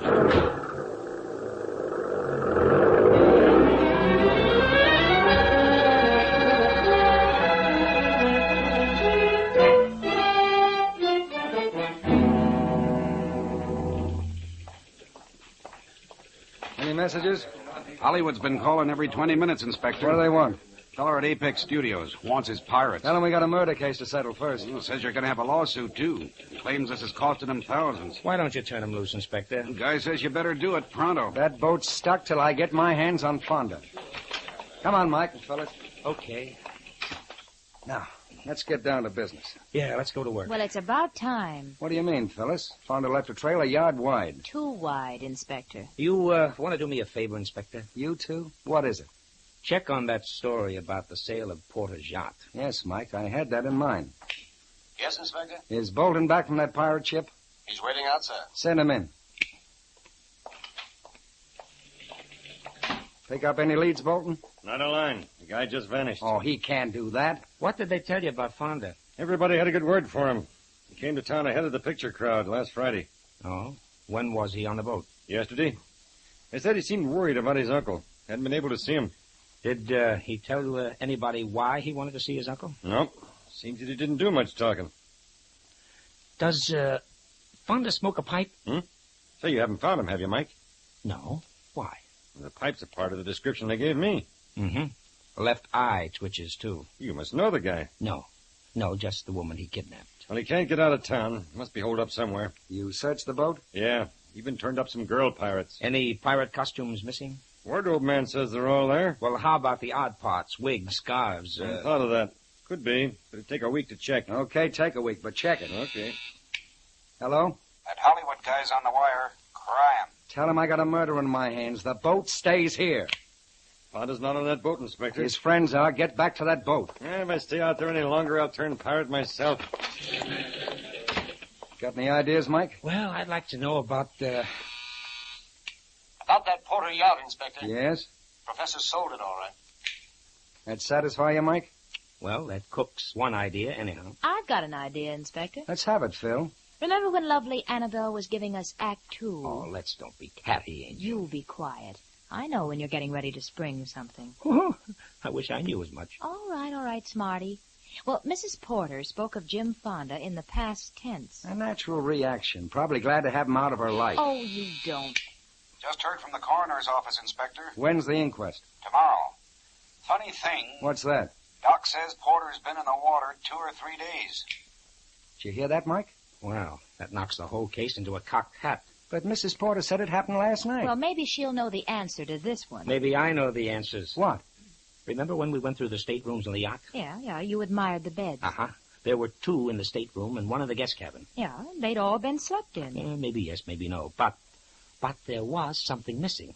Hey, I remember. The blankets. Now you're cooking. Look, this is no time for guessing games, Mike. Let him alone. I thought he never would wake up. 1 blanket to wrap the professor in, 1 for his wife for a canoe ride. Yeah. That makes 2 blankets. Where's the third one?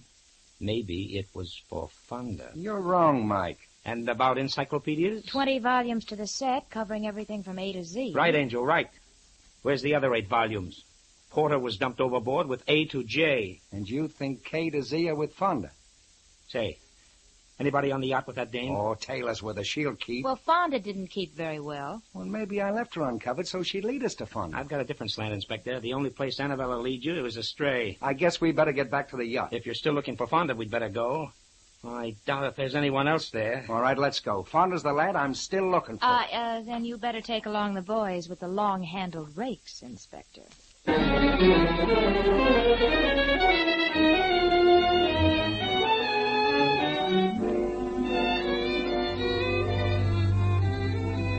We'll return to Michael Shane and his adventures in just a moment. The front wheel bearings on your automobile are made of finely machined high-carbon steel. With proper lubrication, these bearings will last the lifetime of the car with no other attention. But notice, ladies and gentlemen, that we say, with proper lubrication. For front wheel bearings do require extra protection. They're exposed to damage from brake dust, grit, and water. In addition, they must support the heavy weight of your automobile. For these reasons, and because they are expensive and difficult to replace nowadays, front wheel bearings should be carefully and thoroughly lubricated. Your neighborhood Union Oil Minuteman knows this. That's why he takes such pains to do a thorough job of lubricating front wheel bearings. First, he washes out all the old grease and dirt with solvent. Then the bearings and races are individually cleaned until they're dry and shiny. Finally, the clean, polished bearings are replaced in the races. Then, with special equipment, every surface is snugly packed in a thick coating of Union ball-roll grease, and your front wheels are all set for months of well-lubricated, easy rolling. The cost for the entire service of your front wheel bearing assembly is nominal. So for safer, easier driving, just stop in wherever you see the sign of the big orange and blue 76 and ask for Union Oil's front wheel bearing service. Thank you.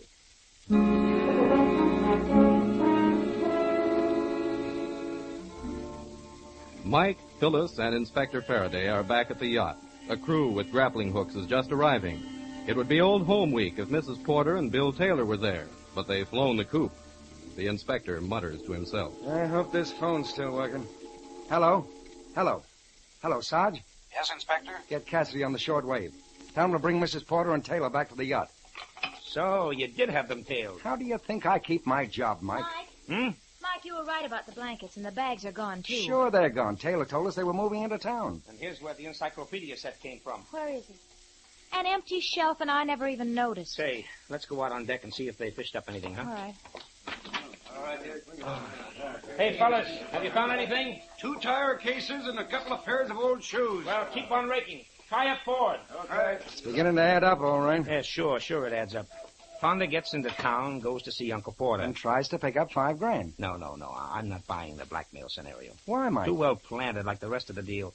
Anyhow, a crook working a blackmail racket doesn't have to work as a press agent. Okay, so Fonda goes to see Porter. And Porter isn't in sight. Annabelle and Taylor give Fonda a cock and bull story. He gets suspicious and starts checking. Yeah, but where? Around the neighborhood, at the university. And then? Annabelle and Taylor get ideas. Maybe Fonda is the answer to a little job they've already done. You mean Porter's murder? You're on the beam, Inspector. My guess is Fonda stood to get a slice of the professor's estate, a big slice. I'm beginning to like your story. Well, wait a minute. Let me finish it. They decide to knock off Fonda, hang the Porter murder on him, and live happily ever after. Take the whole pot, huh? Right. So Taylor lets Fonda know that his professor uncle is on the yacht. And when Fonda shows up Sunday night, Taylor drills him. Hey, aren't you boys guessing a bit too far ahead? Huh? You've got no proof that Taylor shot Fonda. In fact, you've got no proof that Fonda's even dead. No. But do you see what I see on that ledge? You mean the lamp? Yes, darling, a lamp. where it couldn't do anybody any good. No, it's not very ornamental. Okay. Quit being clever. Move it. All right. A bullet hole. Yes, honey, a bullet hole. And not very old either. And since no bullets were used to put the professor out of the way, and Taylor and the professor's wife are still alive... What is it, Sarge? Another bundle, Inspector. Well, Inspector, blanket number 3. Yeah, and the same kind of bulges as the other bundle. Yes, Angel. Encyclopedia Britannica, volumes K to Z.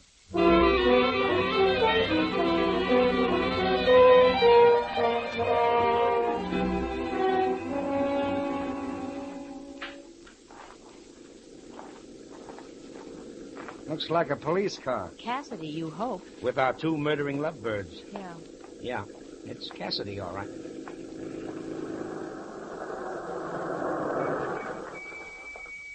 Here they are, Inspector. Did you send for us, Inspector? Yes, I wanted to finish our chat. Why, what happened, Inspector? Nothing much. We just found Fonda's body. Get out of the car, Taylor. You too, Annabelle. Duck, guys, he's got a gun. Get him, Faraday, get him. My gun's jammed. That got his tire. The car's caught fire. Yeah, come on, run for it. Hurry.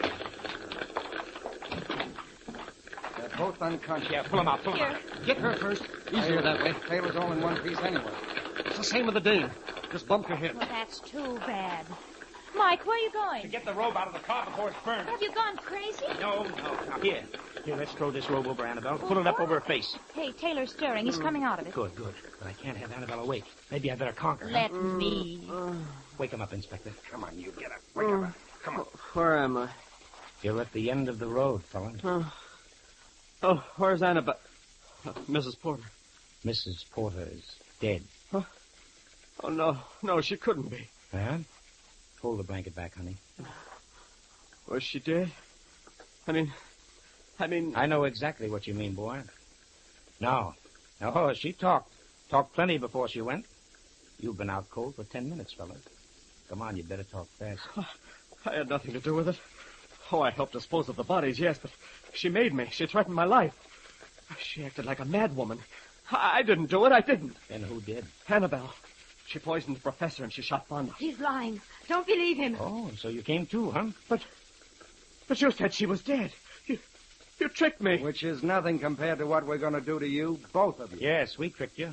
And you accused her of murder. Now it's her turn. Where did he hide the gun? At my apartment. Oh, you fool. If you'd kept your mouth shut. If you both kept your mouths shut, we'd still have caught you. Every clue that you planted, every clue that you thought would point to Fonda was a signpost leading us right to you. I don't want to talk to them anymore, Inspector. How about you? Not me. I've had all I want. Take him away, Cassidy.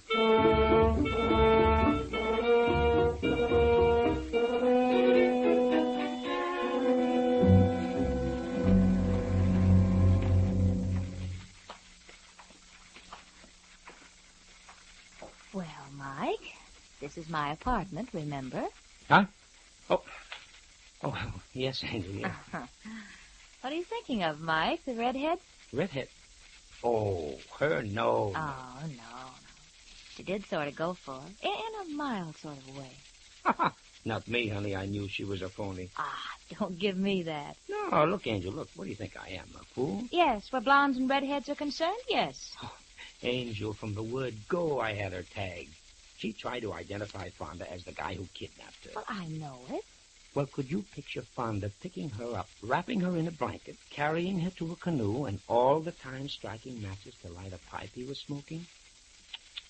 Tut, Angel. Well, then why didn't you say so before? Just because you look so cute when you're jealous? Jealous? What? You... Angel, please, Angel, not here. The neighbors are watching.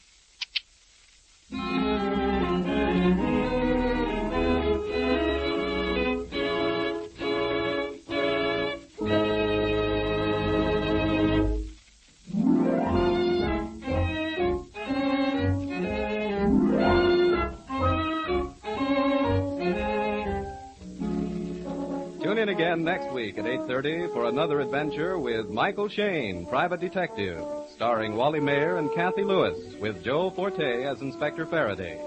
Tonight's story was written by Tom Petty and based on the character created by Brett Halliday. Music was composed and directed by Bernard Katz. This is Ed Stevens substituting for John Lang, saying good night for the people who make 76 gasoline and Triton Motor Oil, Union Oil Company. Ladies and gentlemen, despite all our efforts to know that living costs are rising, and certainly the high taxes of war are cutting deeply into our incomes, so why not help yourself and your country by starting a victory garden now? Growing your own vegetables will not only make a big saving on your grocery bill, but will provide a healthy, interesting hobby. Those who have no yards of their own may be able to find space in nearby vacant lots. So wherever you live, whatever you do, serve yourself and the nation with a victory garden in 45. This is the Mutual Don Lee Broadcasting System.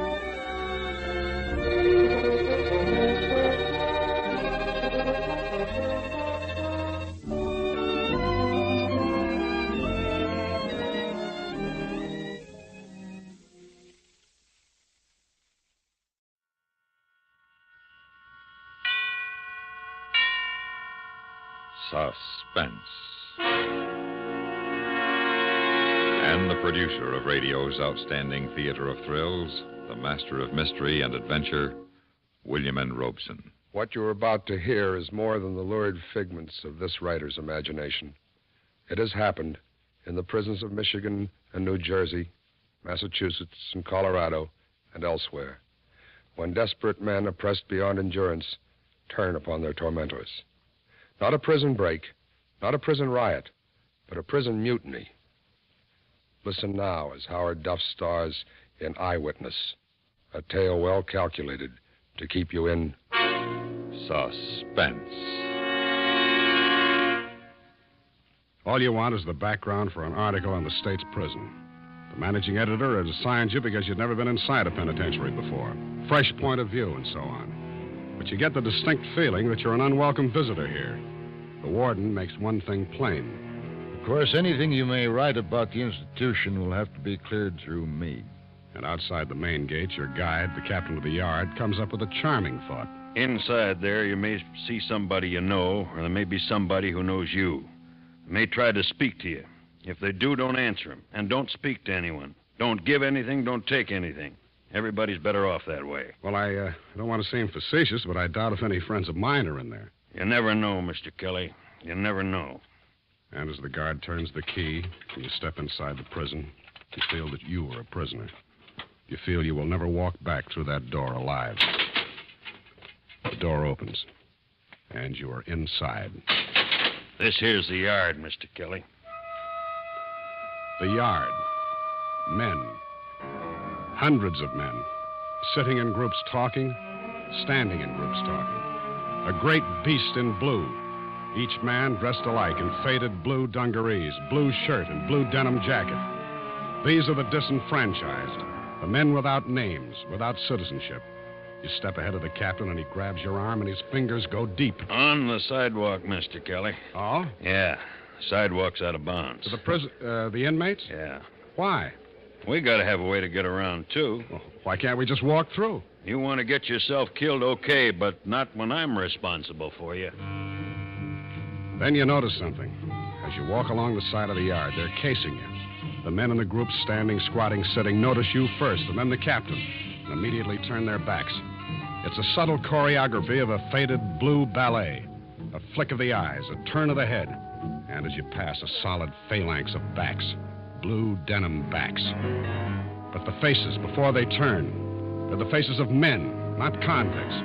The faces of the boy on the bakery truck, the teller in the bank, the checker in the supermarket, and that old one, a lifer probably, might be the face of your father. And you shudder a little, and you think, the difference between them and you is that they got caught.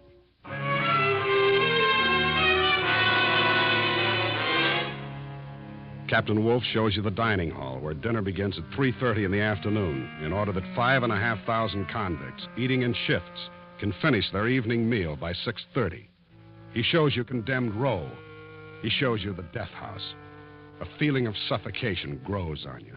The pall of prison begins to shroud you. You've had it, and you want to walk out of those gates as fast as you can, because you can. Well, it's been a very interesting tour, Captain. Now, I think... Wait a minute before you go, Mr. Kelly. Here's something you ought to see. What's that? The old block, that building right ahead. Built more than 100 years ago. Oh? That's where we keep the bad ones. Bad ones? Yeah, in solitary. The tough guys, the deviates. It softens them up fast. Most of them. The old block, a fortress prison, and the date chiseled in its keystone, A.D. 1847. A reminder that it was built when prisons were intended only to punish, never to correct. This'll take only a minute, and you ought to see it. Ain't changed much in over 100 years, I can tell you. You stop in front of the heavy steel door, but no guard peers through the bulletproof glass peephole. The door is not instantly unlocked like the others had been. That's funny. Should be a man on the door at all times. Oh, there he is. Go ahead on in, Mr. Kelly. You walk in, your eyes temporarily blinded by the transition from the bright daylight to the dimness of this corridor. The door clangs behind you, and you feel something sharp jab your back. All right, both of you. Stand where you are. Say, what is this? You're referring to what you feel in the middle of your back. It was once a file from the machine shop, now it's a shiv. And if you make one move, Wolf, I'll drive it straight through your gut. Frisk him, Joe. Yep. Here's a sap. Good. This gun. Good, we can use him. Now, this one's clean. He's an outsider. You can't get away with this. We can't. We have. I'm happy to report, Captain Wolf, that the old cell block is completely controlled by its 32 inmates, with the 4 guards and the captain himself as hostages, not to mention an anonymous outsider. Now, listen, you're asking for trouble. Mr. Kelly here is from the Capital News Telegram. Oh, a journalist. Well, I couldn't ask for a better guest. I think, Mr. Kelly, you'll serve us better than even the warden could. I trust we didn't tear your jacket when we were forced to stick you a moment ago, Mr. Kelly. I don't think so. I hope not. The name, Mr. Kelly, is J. Conrad Allen. That's spelled with 1 L, Mr. Kelly. Whether I end up a live lifer or a dead hero, be sure, Mr. Kelly, to spell it with 1 L. Hey, Connie, Don't call me Con. The name is Conrad. I'm sorry, Conrad. What do you want me to do with these 2? Lock them up with the guards? No, not yet. I'll need Captain Wolf's cooperation. You won't get it. Would you like to bet on that? Well... How about you, Mr. Kelly? Are you going to cooperate? Well, I don't know. Well, we'll see. All right, men, listen to me. Now, look, here's where we stand. We got Limpy to thank for this. He pretended to be sick and got that greenhorn guard to open his cell. He conked the guard, locked him in his cell, and let Big Joe and me out. We took care of the rest of the guards. They're all locked up in cell number 3. All right, quiet. Wait a minute. That's not all. Just after we got 'em locked up, who should walk in but our old friend, the captain of the yard, Lard Tub Wolf. Wait. I'm next. We also have another guest, Mr. Kelly of the Capital News Telegram. An outsider. He ain't no good to us. Well, don't be too sure about that. Now, there are 32 of us, and we have the guards 4 guns. Now, let's handle this thing in a democratic fashion.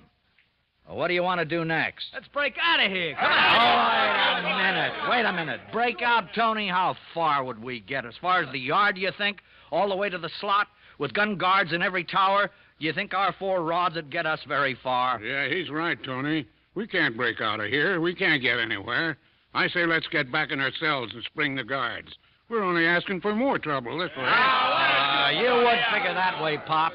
From your point of view, you're right. You aren't going anywhere. You're in here for life. All right, then let's go. Let's make a break for it. Come on. No, that won't work. But I'll tell you what will. The 3 guards, Lard Tub Wolf and Mr. Kelly, will work for us. I don't get it. What are you driving at, Con? Don't call me Con. I'm sorry, Conrad. We're going to get plenty out of this. We're going to get a square deal. We're going to get better food. We're going to get bars on those cells instead of solid doors. We're going to get rid of straitjackets and leg irons in the dungeon. Oh, we're going to get a lot of things out of this. How are we going to get all that? You just stick with me. I'll show you. First, they don't know anything's happened yet. So let's tell them.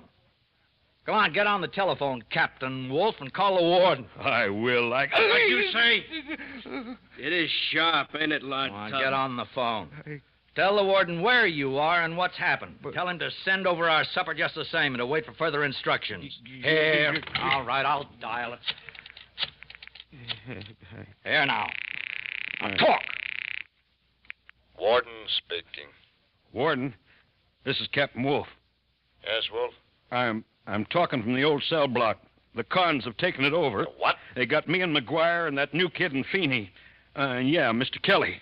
Warden, if I was you, I'm giving out the advice around here. Give me that phone. And stop whimpering, Joe. He stuck you a little bit. Lock him up in 3-cell, Joe. Okay, Conrad. Come on, you. Hello, Warden. What have you done to Captain Wolf? Oh, don't worry, Warden. We just drew a little blood. Now you get this. Who is this speaking? J. Conrad Allen. Oh, number 6720. No, Warden. J. Conrad Allen is the name. What do you want? Plenty, and we don't want any funny business from you. Now, look here. No, you look here, Warden. Now, look, you just sit tight until you hear from me again. And don't you forget to send supper over as usual. I will not. Okay, Warden, okay. Don't send the supper then, but you better send a stretcher, because we're just about to beat up a guard. Big Joe. Yeah, which one, The Conrad? one who's so handy with the chain strap. Feeney? Yeah, that's him. Here's his chain. Use it on him. It'll be a pleasure.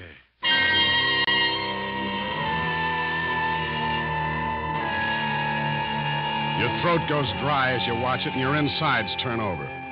It's amazing how little time it takes to beat a man into an insensible pulp with a length of chain. And then it's all over, and they toss Feeney's bleeding hulk out into the yard.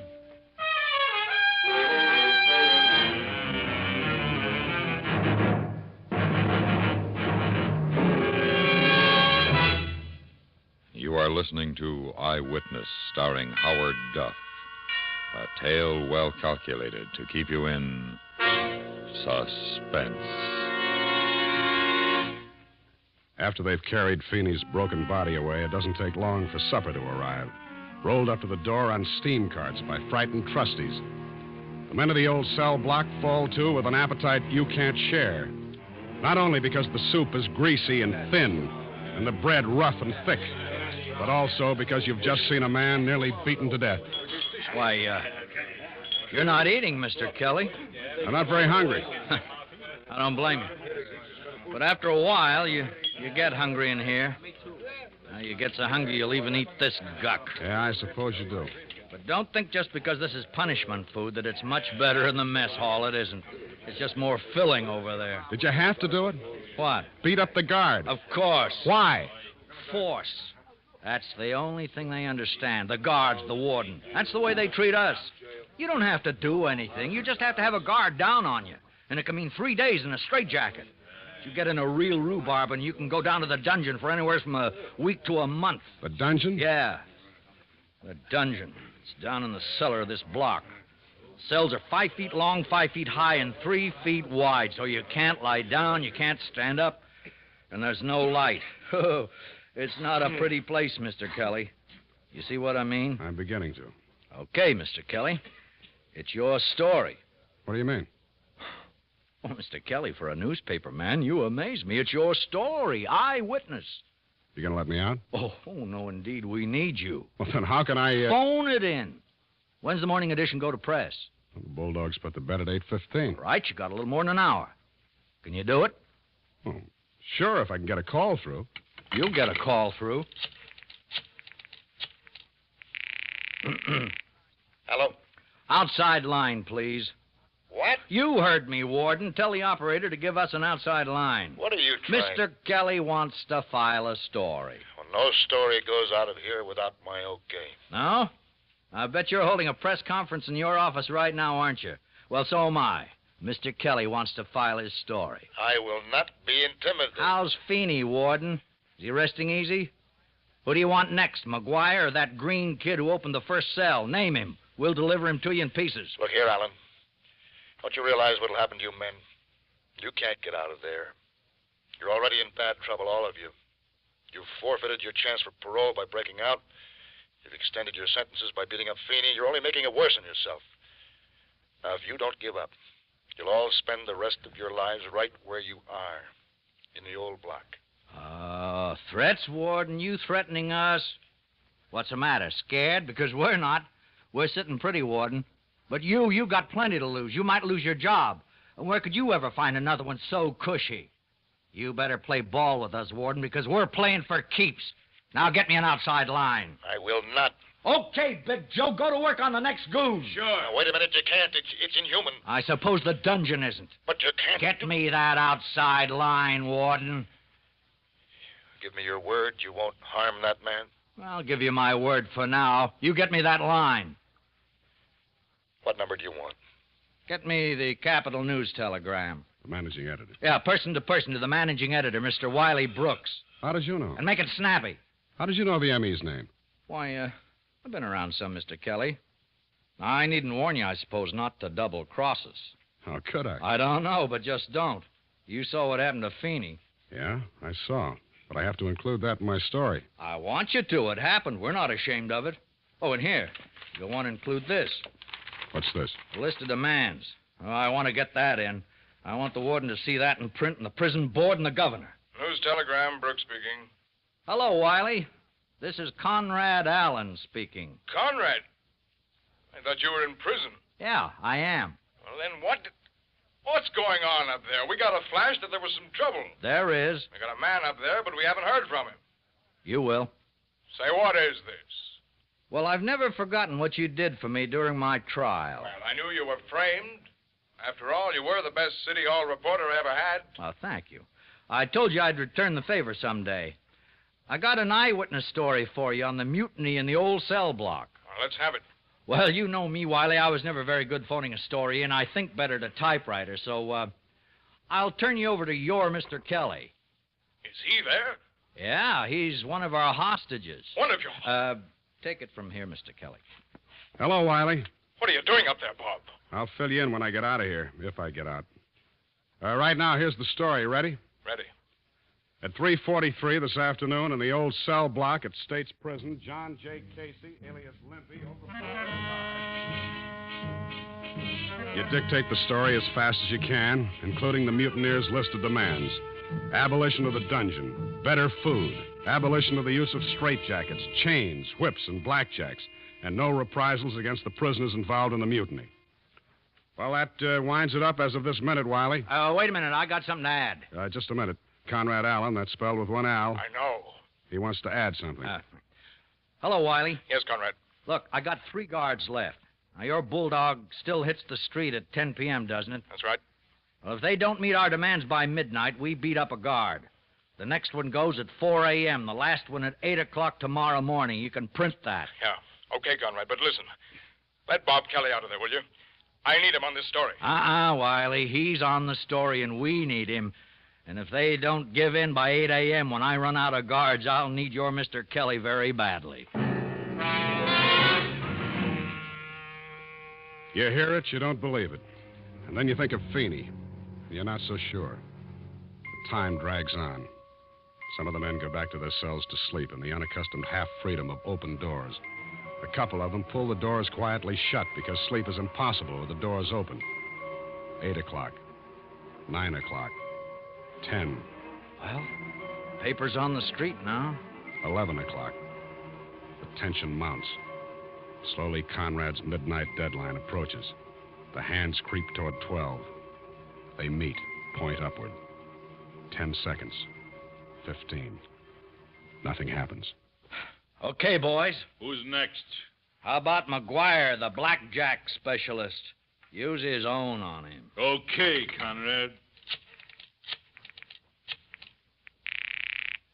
Warden speaking. Send a stretcher, Warden. McGuire will be ready for you in 5 minutes. Here's your answer, Conrad. Hey, the lights! Somebody turned off the lights! So that's the way he wants it.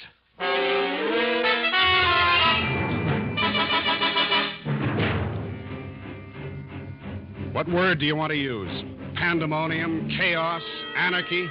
They all fit. While the screaming guard is beaten into unconsciousness, the roaring men break apart the wooden furniture, dump the cots over the balconies, rip open the mattresses, and build a fire in the middle of the cell block. And at last, after the guard has been dumped into the yard and carried away, their anger subsides into sullen silence.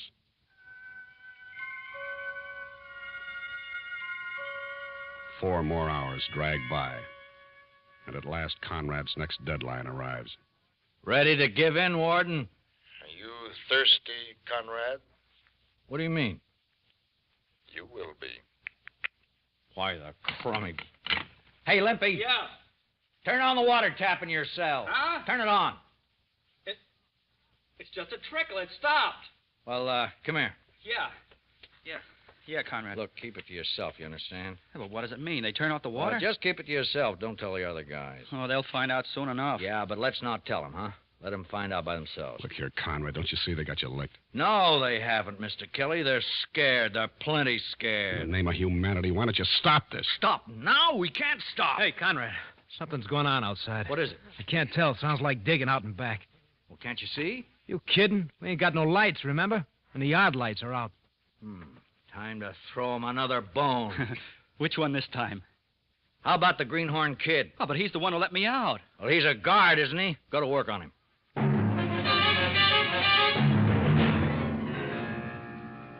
So the Greenhorn Kid gets his and is dumped into the yard. And you sit and wait in the darkness until gray light spreads over the gray walls and through the tiny windows, turning the blackness of the block into a lighter black. And one by one, the men awaken. Hey, Conrad, there ain't no water on the taps. I know. What is this? They turn off the water? Yeah.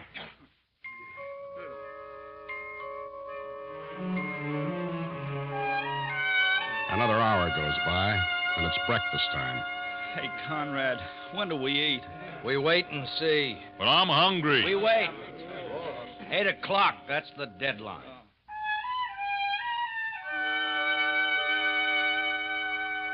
And at last, 8 o'clock. Okay, boys, this is it. All right.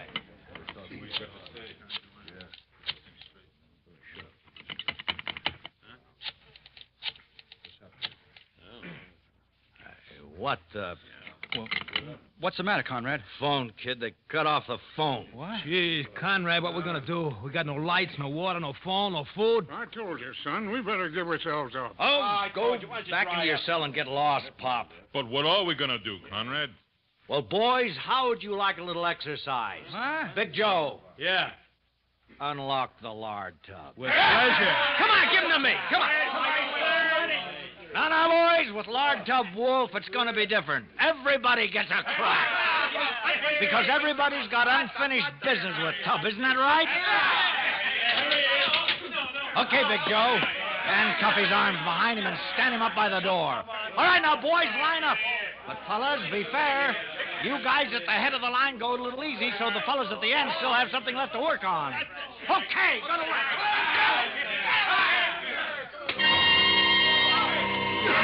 You thought you'd seen cruelty before, but this is mass bloodlust. The tormented turning on their tormentor. Each man delivering his retribution on the captain of the yard.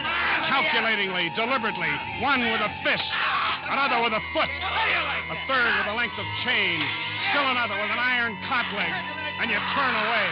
And the effort of your retching blots out the sounds of agony and empty victory. Good old Lard Tub. Boy, I got an idea he might quit his job. After he's able to walk again. Hey, Conrad, I just thought of something. Yeah, what's that? What are we going to do next?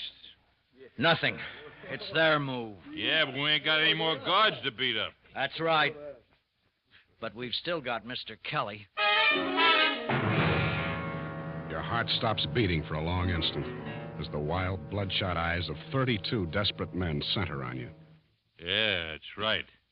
I was forgetting. We still got Mr. Kelly. Now, wait a minute, Conrad. He ain't done nothing to us except do us a favor. He got the story out for us. Now, listen, boys, let's not get ethical. We're all in this all over our heads. If Mr. Kelly's what it takes to win our point, we'll use Mr. Kelly. Now, look, I don't think You're it's right. not supposed to think. I'll do the thinking. You agree with me, don't you, Kelly? You'd do the same thing if you were in my place, wouldn't you? You're asking me.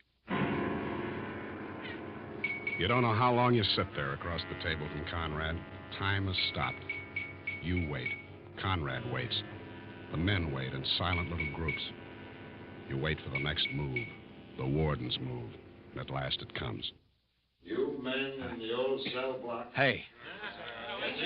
What's that? Yeah, just pulled a loudspeaker truck into the yard. Where? Oh, yeah. Can you hear me? I'll break out this window. Yeah, Warden, I hear you. I'm not talking to you, Alan. I'm doing the talking for the guy. I'm talking to all of you men.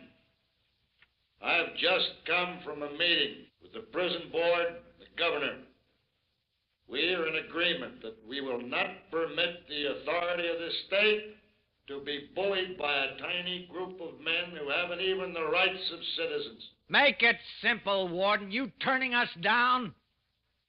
I'm willing to discuss your grievances with you, but I will not be forced to give in to your demands. That's final.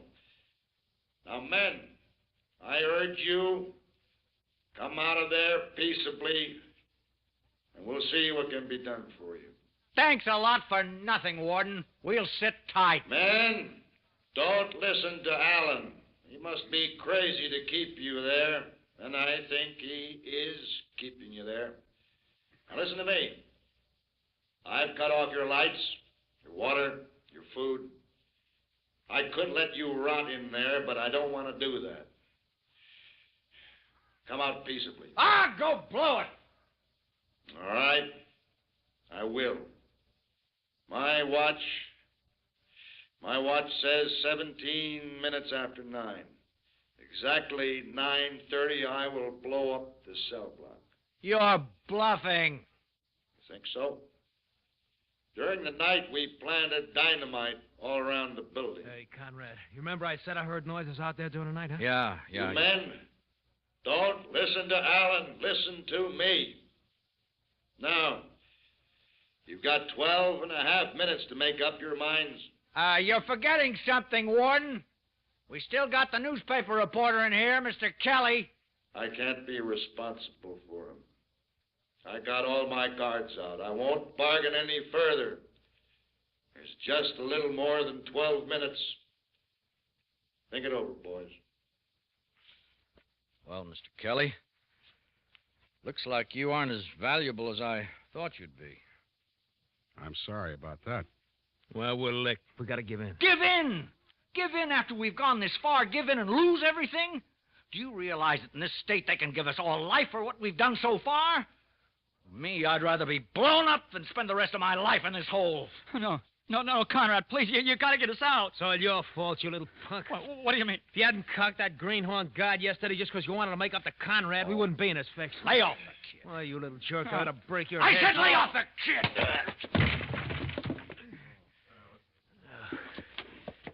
You made a lot of mistakes, Conrad. This is one too many. You had yourself a ball ordering us around, promising us you'd mastermind us out of here. Where you got us? 5 minutes from Kingdom Come. Now the warden's only bluffing. He wouldn't dare blow us up. I'll get you all out of this. No, Con.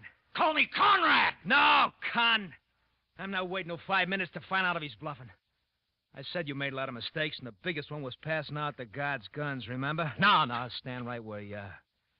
I'm taking over now. Why, you sticking little greaseball. Don't you move, Con. You call me Conrad, you...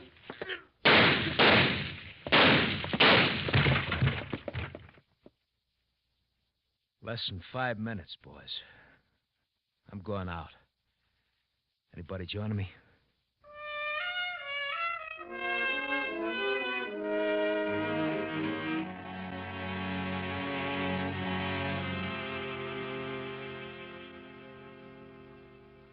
Mr. Kelly, I feel I must apologize for the inconvenience and discomfort you suffered. That, Warden, is the understatement of the year. As I said yesterday, you will, of course, clear any stories you write about the situation through me. I doubt it. But we can't permit... Look, Warden, I'm going to report it just as it happened. And when I get through, I don't think J. Conrad Allen, spelled with one L, mixed up and twisted though his values may have been, I don't think he will have died in vain.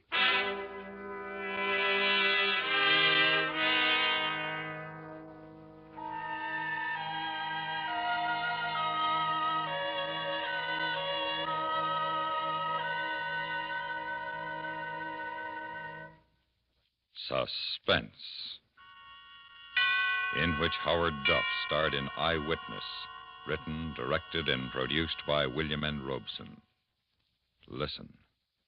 Listen again next week when we return with Herbert Marshall in Back for Christmas, a tale well calculated to keep you in suspense. Supporting Mr. Duff in Eyewitness were John Daner, Lou Merrill, Joe Kearns, Jack Crucian, Court Falkenberg, Barney Phillips, Tony Barrett, Dick LeGrand, and G. Stanley Jones. The original musical score was composed and conducted by Jerry Goldsmith. Every weekday evening, most of these same stations bring you three of the greatest stars in all show business, Bing Crosby and Amos and Andy. In their music hall, Amos and Andy let still another star, the Kingfish, join the proceedings as they play host to lady wrestlers, symphony conductors, and anyone who will make music or laughter or both. Hear them every weekday night on CBS Radio.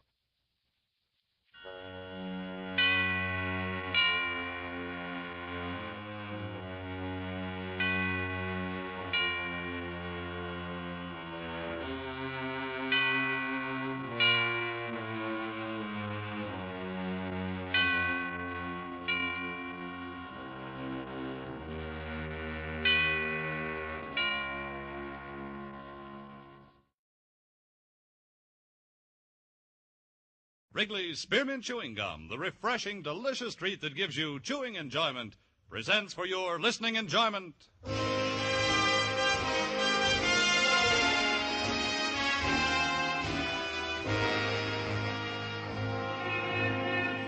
Broadway's my beat, from Times Square to Columbus Circle, the gaudiest, the most violent, the lonesomest mile in the world.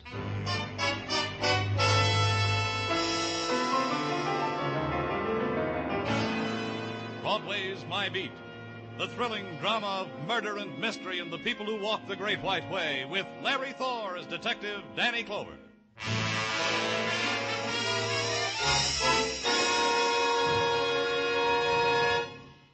For refreshment while you work, for enjoyment anytime, chew a stick of Wrigley's Spearmint Gum. The delicious, long-lasting, real mint flavor of Wrigley's Spearmint cools your mouth and freshens your taste. The good, smooth chewing helps keep you feeling fresh and alert, adds enjoyment to whatever you're doing. So indoors, outdoors, at work or play, enjoy chewing Wrigley's Spearmint Gum. Wrigley's Spearmint, refreshing, delicious.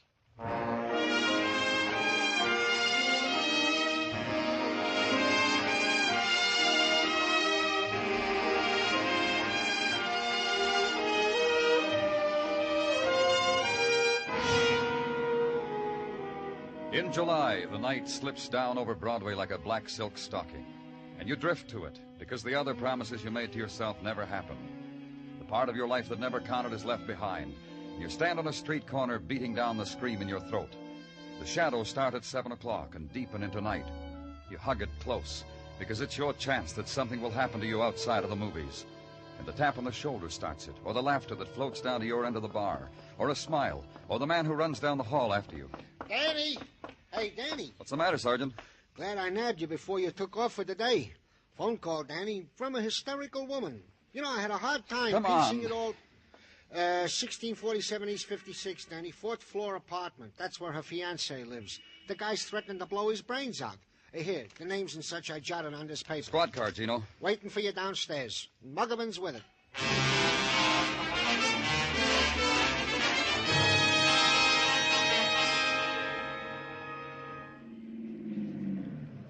That's it, Danny, 1647.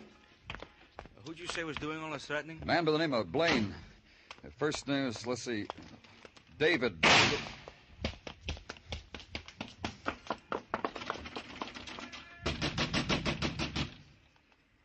Try the buzzer, Muggerman. Yeah. He did it! Miss Carroll said he was going to do it, and he did. We're from the police. It happened up there on the 4th floor. Mr. Blaine, it happened just now, not more than... Who's that crying? That's her, Miss Carroll. See her? See her? Hugging the banister up on the 3rd floor landing. And that's Mr. Fallon at the rail on the 2nd floor. Let's go, Muggerman.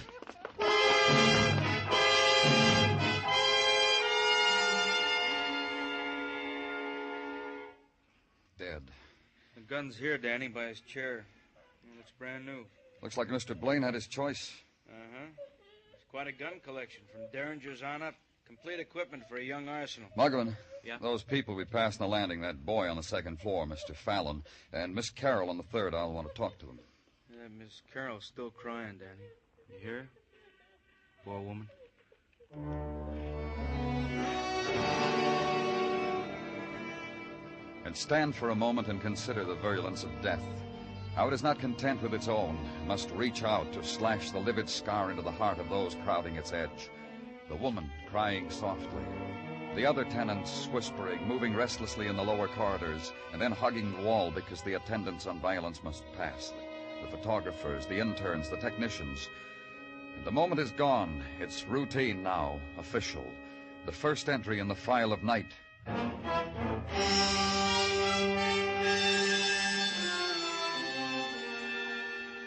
The next morning, gather it into a neat stack on your desk and sit down to it, and be surprised at the opening door and the quick presence of the woman you had marked for later interrogation.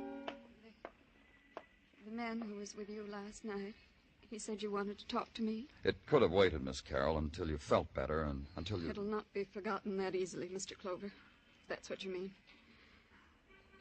If you've something to ask, ask. Only don't prolong it. Don't make me wait and wonder. Sorrow's enough by itself, don't you think? Yes, it is. And you, try to understand us, Miss Carroll. A man I loved, who loved me, is dead. By his own hand, by his own will. He could have lifted his burden onto me, whatever it was, but he didn't. And now he's dead. You want more than that? Maybe, because this is my job. Because I can't rule out the possibility that David Blaine was murdered. How ugly of you to think a thing like that. That anyone could have wanted my David dead. It's ugly. Tell me about him. He loved me. He was going to marry me. He was polite, gentle. Sometimes he'd forget himself. Then he'd beg my forgiveness. Wept sometimes. Showered me with gifts, so I'd be quicker to forgive. This watch, he called it an engagement present, but it was really an atonement for... Look at it.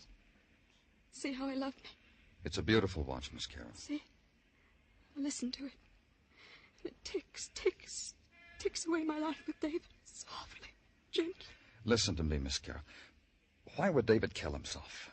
You were in love, you were going to be married. Why? He had a secret.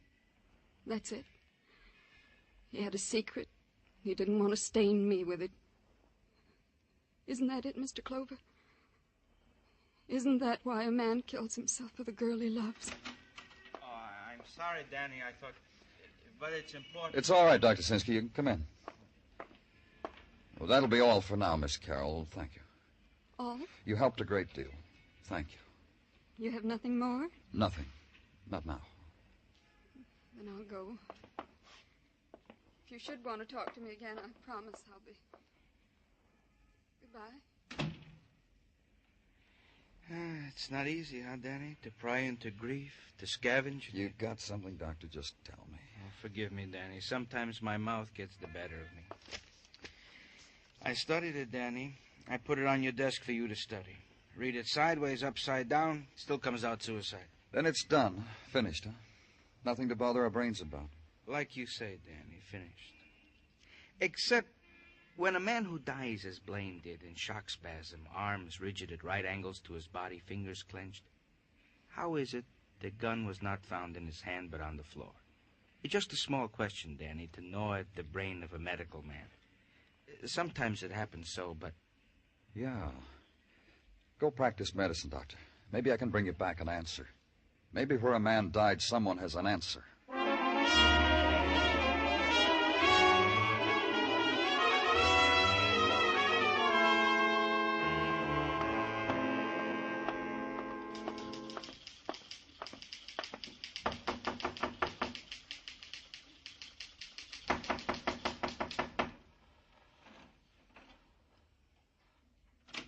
I'm busy right now. Your name, Richard Fallon?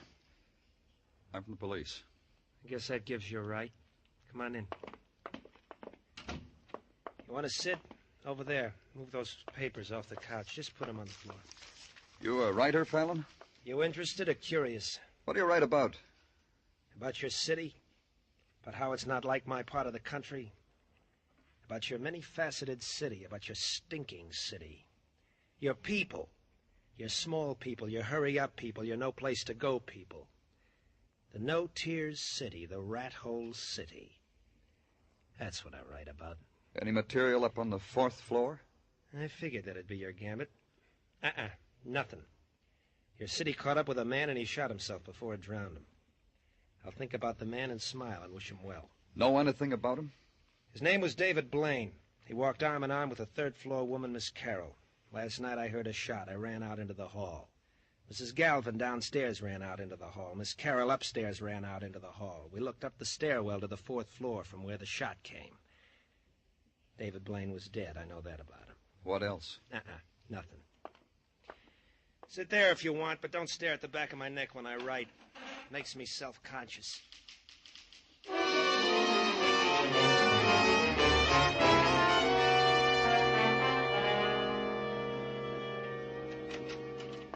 My gratitude for permitting me my 10 minutes at the water cooler, Danny. Feel better, Gino? Goes without saying. And now to the toils of the day. It comes to that part of the rundown in which I proffer you your daily piece of resistance in 2 parts. To wit, gun found at side of deceased David Blaine is indeed gun with which deceased did do himself in. Now, Gino, that hasn't been... Patience, Danny. Part 2 will settle the question itching in your brain of suicide versus murder. Scratch it for me, Gino. Delighted. Part 2 of report from technical states. Impossible for any tenant to have shot said deceased, made an escape down the fire escape, arrived in the hallways in time to look up and yell, "Man dead on the 4th floor," in your presence. Add to this the double whammy I have held out on you. Give it to me, Tartaglia. Piques you, and Danny? The lakeman assigned to such duty have come up with that David Blaine did indeed lose upwards to 50 grand by sour bets in the stock market. This in the period of the last month. 50 grand in 30 days. For this, guys killed themselves, Danny. For a lot less sometimes. Yeah. All right, Gino, close the file on Blaine. There's nothing more... Danny Clover speaking. They switched me to you. You the man on that Blaine thing? Yes, what about it? Who are you? Blanche Hemby, mister. 1834 East 59, room 11. You said Blaine. What have you got? What have I got? I got he was murdered, mister.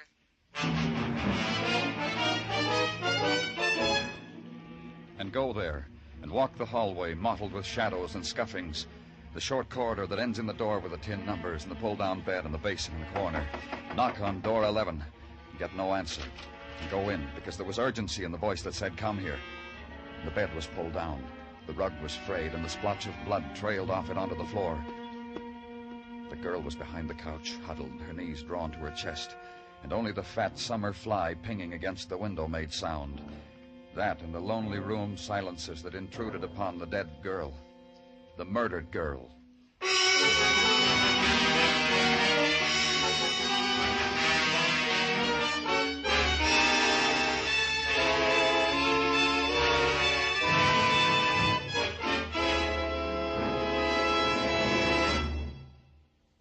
For refreshment while you work, for enjoyment anytime, chew a stick of Wrigley's Spearmint Gum. When your mouth feels dry, when you're warm or tired, Wrigley's Spearmint is really refreshing. The lively, full-bodied, real mint flavor cools your mouth, moistens your throat, freshens your taste. And the chewing itself gives you a little lift, helps you feel your best and do your best. So for chewing enjoyment plus pleasant refreshment, chew delicious Wrigley's Spearmint Gum. We now continue with Broadway's My Beat, written by Morton Fine and David Friedkin and starring Larry Thor as Detective Danny Clover.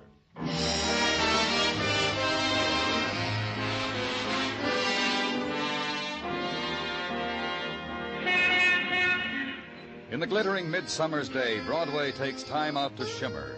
The chrome is polished high, the better to reflect the passage of women who lean for a moment against the summer's heat and then walk slowly on. The mouthpieces of the payphones glisten with the moist whispers of an empty summer afternoon. A money clip glints through the dark of an alley, and you know that someone has gotten odds on a piece of the day. There's the drone of the neon and the tired wind nudging a headline in a shining trash bin. Cop finds murdered girl in tenement room. And the wet shirt pulled from your back. Like other summers, other days.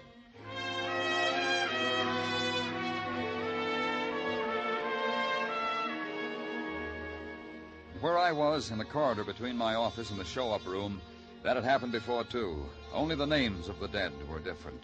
Blanche Hemby. I got the rundown on her you wanted, Danny. What'd you get, Muggerman? Oh, I'll have to slice it off fast, Danny. I'm due at the show-up. A woman there, a Mrs. Westfall, real eager to identify a prowler she dreamed last night. I'll walk you down.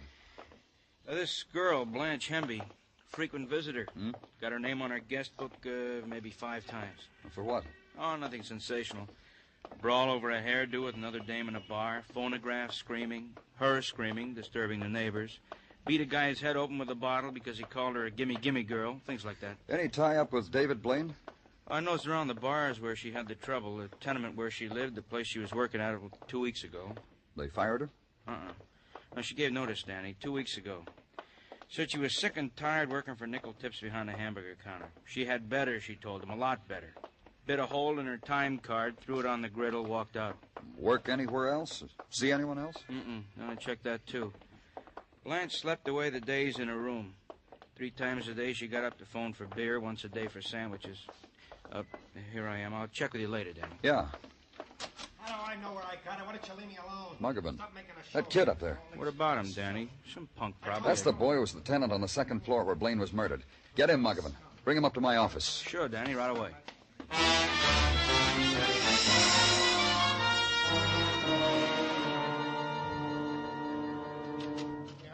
Here he is, Danny. He's not anxious. Sure, hands off me. You're scum, all of you. Take it easy, kid. What happened? The city trying to drown you the way you said it does to people? I hate it. I get drunk at night because I hate it. That way I see it for what it is. And you can't stand that when someone like me sees you for what you are. You hate me. And you kick me, you throw me in jail because I'm better. Even drunk, I'm better. He's right, Danny. He's a lot better than us. He goes around with a pocket full of watch, like this, because he's so much better. Let's see it. Where'd you get this watch, Richard?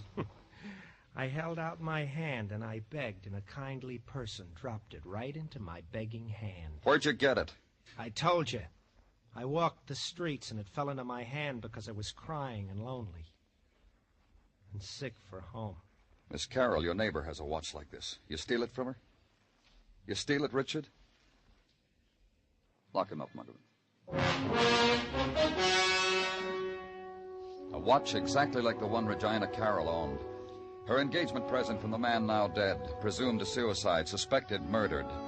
If it were Miss Carroll's watch, what was Richard Fallon doing with it? It was a simple question, and Richard couldn't answer it. So call Miss Carroll. Get no answer. So open the plush box that held the watch. Levante, jewelers for over a century. That's what the satin ribbon said, glued against the inside top. Stolen from Levante, jewelers for over a century? Go there. Ask Mr. Levante. Oh, no, not stolen. Purchased. By whom? A policeman you said you were? Let me see, please. Sure. Here. Yes. This watch was purchased. You've already said that. Apologies. I'm temporizing, you see. I'm trying to gather my forces together. Now, as to who purchased this watch, perhaps to a Miss Carroll, my old friend, Miss Regina Carroll. Of course, it's impossible to tell. What are you trying to tell me, Mr. Levante? You see, this is quite an unusual watch. We rarely sell more than one a year. Our own design with a foreign mechanism. However, we sold 2 in the last few months. Remarkable? Who did you sell them to? Even more remarkable. A few days ago, Miss Carroll purchased such a watch. A few months ago, a fiancé. Now dead, I've heard, a few months ago. This gentleman also purchased such a watch as an engagement gift for Miss Carroll. That makes 2 watches for Miss Carroll, both the same kind. Is there an explanation for it, Mr. Levante? Well, Miss Carroll said she lost her engagement watch. Thus, she purchased another one. She cautioned me not to mention it to her fiancé, or to anyone for that matter. But now, you, a policeman, Mr. Blaine dead, well, you don't think I'm going back on my word to an old friend, do you? Miss Carroll is your old friend? Her dad and I were close. I toddled Regina. Poor woman. You mean about her fiancé? About all of them. What do you mean? There were 4 of them, you know. 2 at college, 1 when she was a sophomore, 1 when she was a senior. Then about 10 years ago, a young man, since quite successful in groceries, has a nice store for select customers on Madison. Chap named Mason, I think. Miss Carroll was engaged 4 times, huh? She's 37, you know. She doesn't look it, does she? Still a beauty. A bygone day kind of beauty, if you know what I mean. Victorian, would that be it? Oh, I often wondered why she never married any of her young men, why they backed out on their marriage. I wonder why, too.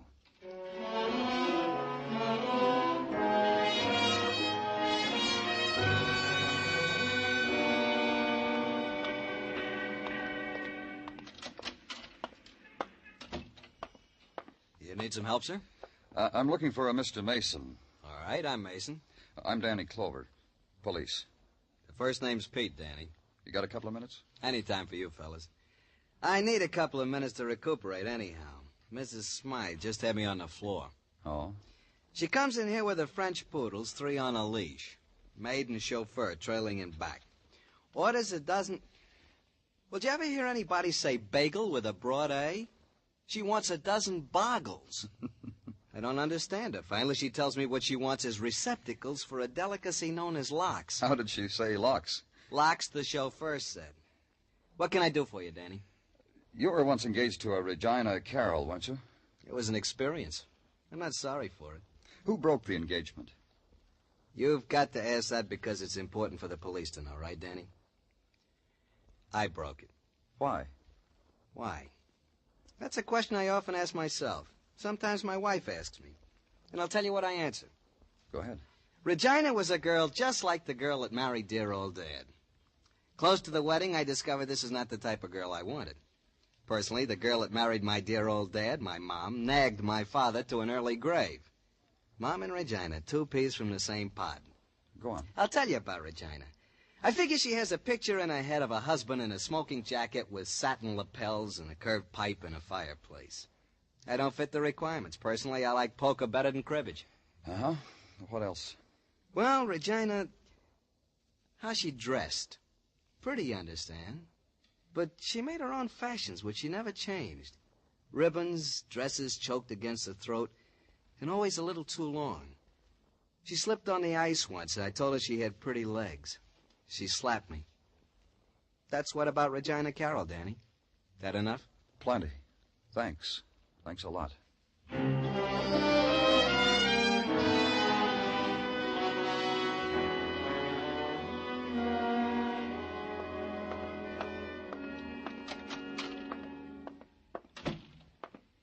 Gordon? Danny Clover. I couldn't be more charmed if I tried. A quiet evening in Technical, huh, Gordon? It was. Now the place screeches at me. Did you do that, Danny, just by walking in here? You mix yourself bitter pills in those test tubes? I don't have to. I have company. No offense. The gun that killed David Blaine. Get it out and go over it again. I've already examined it thoroughly. My report was placed on your desk. Get it out. Well, I can recall it to you if memory fails you. .32 caliber, Smith & Wesson, fired once. Get it. Examine it. All right, Danny. See? I'm examining. It's still as it was when Blaine held it close to it. The barrel. Put it on a slide. Hold it up to the light, whatever you have to do. If you ask, Danny. I'll do better. Perhaps this will amuse you. The spectral micrograph enlarges 45 times. And there. Have a look, Danny? You look. All right. Wow. What? These infinitesimal scratch marks on the barrel. Fascinating. And a new quirk. It didn't register on me before. I checked the rifling in the barrel against the slug, which we call standard operating procedure. I didn't think of looking at the outside of the barrel. Why should I, with a suicide? I guess I should have, huh? And what would you have found out, Gordon? That the man killed himself with a silencer on his weapon. Now, that's what I call taking quiet pleas a shade too far, huh, Danny?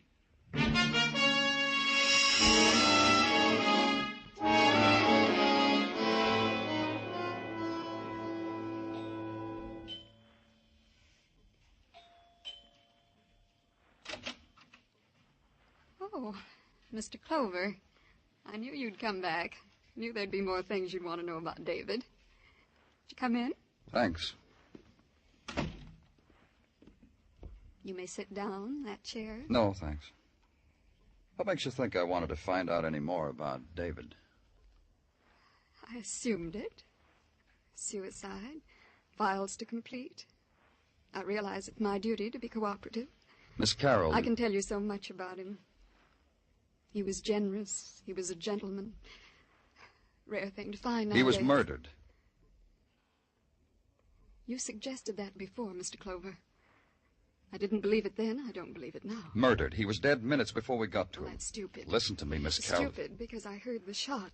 We all heard it. We all ran out into the hall. Do you have a gun, Miss Carroll? Yes, I have a gun. David gave it to me. Woman alone. Did he show you how to fire it? Of course he did. He loved guns.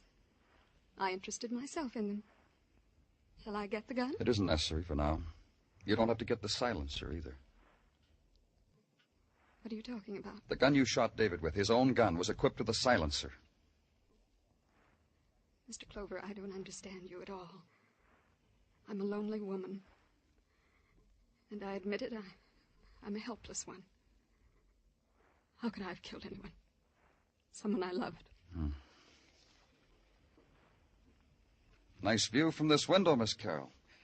You could stand here, see Detective Muggavan and me coming, fire a blank cartridge from your gun, run out into the hall. Look up, and everyone thinks the shot came from the floor above, from David Blaine's apartment. Mr. Clover. Do you admit it, Miss Carroll?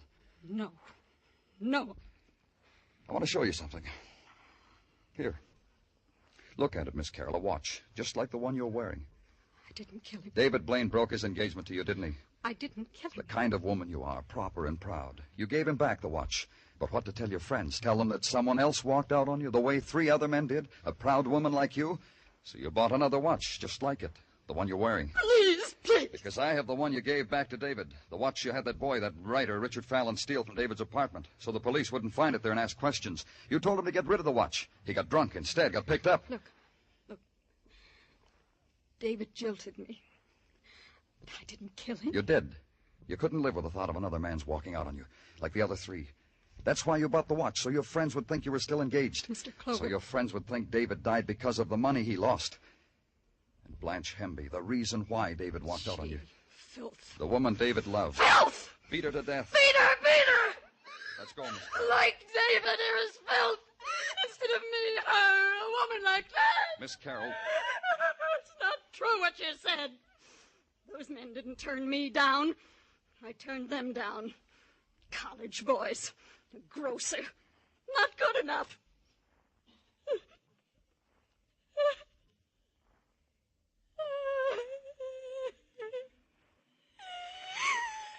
It isn't true. It isn't true. They did walk out. Why? Why? Take me away. Put me someplace. I don't want to look at anyone. I can't look at anyone.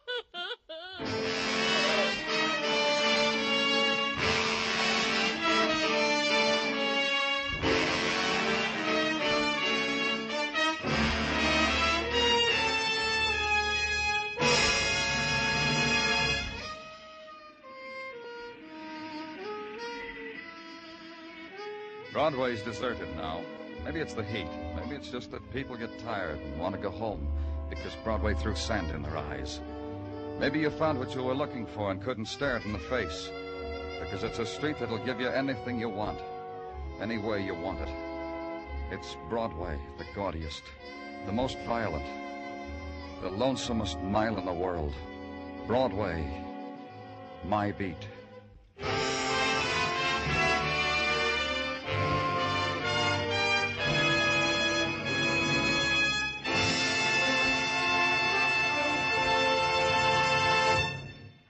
Remember, friends, for refreshment while you work, for enjoyment any time, chew a stick of Wrigley's Spearmint Gum.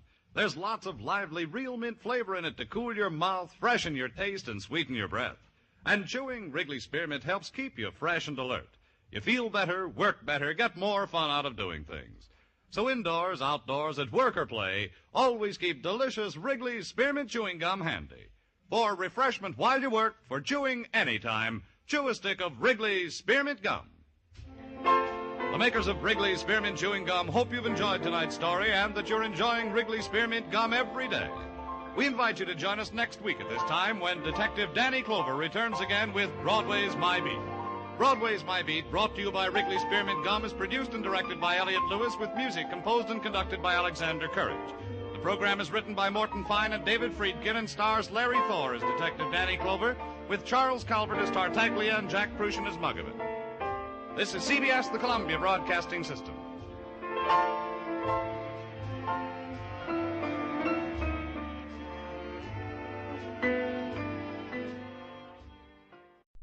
WBBM FM, Chicago. Wrigley's Spearmint Chewing Gum, the refreshing, delicious treat that gives you chewing enjoyment, presents for your listening enjoyment John Lund as Johnny Dollar. Stanley Mitchell, Dollar. Oh, how are you, Mr. Mitchell? I'm fine. Are you employed? No, not since last Tuesday. Then you can take an assignment. Fast as you can give it to me. Go to New York and see a Mr. Alan Saxton. He recently returned from Europe where he purchased a supposedly priceless painting. He's applied to our company for insurance on it. You said supposedly priceless. Is there a doubt? Yeah, big one. Several experts have examined the painting, claim it's a forgery. Saxton yelled foul all over the place. He paid $200,000 for the article. Well, I do a little yelling myself. A whole group of experts are going to give the painting every test there is, and if it stands up, we're obliged to insure it. And if it doesn't, I leave before Saxton comes to a boil, huh? That's about it. I'll get right on it, Mr. Mitchell.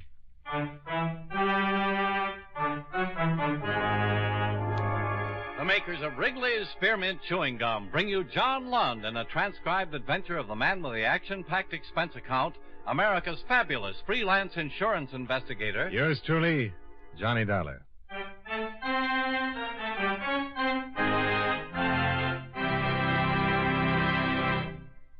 Friends, the makers of Wrigley's Spearmint Chewing Gum present these weekly adventures of Johnny Dollar because they know that millions of you enjoy Johnny Dollar. That's true of Wrigley's Spearmint Chewing Gum, too. It's enjoyed by millions, day in and day out. People find that chewing on a smooth, delicious piece of Wrigley's Spearmint Gum somehow makes time pass more pleasantly. Whether you're working, driving, shopping, or just taking things easy, that good, tasty chewing gives you enjoyment and satisfaction. So always keep a package of Wrigley's Spearmint Chewing Gum handy.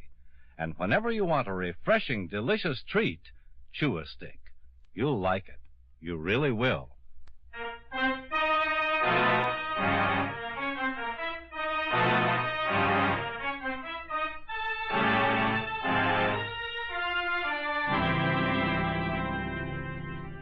Expense account submitted by Special Investigator Johnny Dollar to Home Office, Great Eastern Life Insurance Company, Hartford, Connecticut. The following is an accounting of expenditures during my investigation of the Alan Saxton matter. Expense account item 1, $21.65, train fare and incidentals between Hartford and New York City.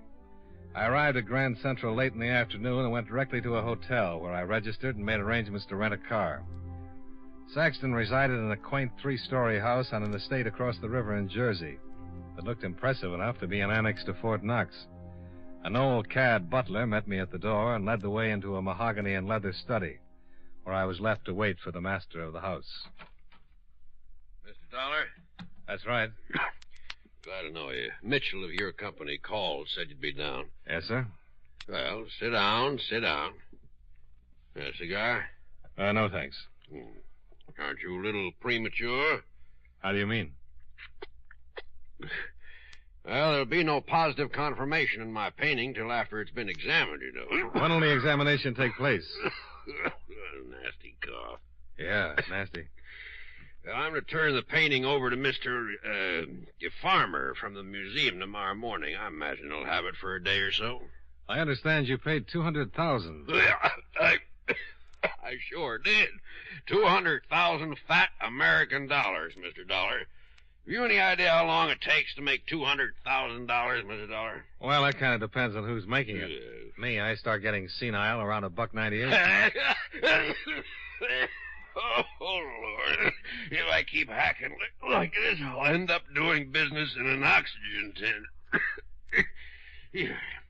You like to see the painting, Mr. Dollar? Sure. Come on. Mr. Dollar, if I've been swindled, I'm going to cause more trouble than a hungry snake in a rabbit pen. Who'd you buy the painting from? Who, one of the biggest, most respectable dealers in Paris is all. You ever been to Paris, Mr. Dollar? Yeah. In here. Hey, how about that Paris, huh? Oh, I rather enjoyed myself. I rather did, too. Yeah, I've been there a dozen times now, and I never get tired of anything. Not anything, Mr. Dollar. The last trip, I You're met... a terrible old man. Huh? Oh, Barbara. I didn't see you. Obviously. Hello. Hello. This is my impish daughter, only child, spoiled rotten. Barbara. Johnny Dollar. Just going to show Mr. Dollar the painting. Yeah. Beautiful. Yeah. You don't really like it, do you, Mr. Dollar? Well, I really don't know much about it, Miss Saxton. Barbara. You don't care for it, Mr. Dollar? Well, I guess it's very good. Good. Dollar, that's an original Marceau. Marceau! Oh. They're beginning to call Dad the hacking sack. Yeah, hacking sack. Nasty little brat, isn't she?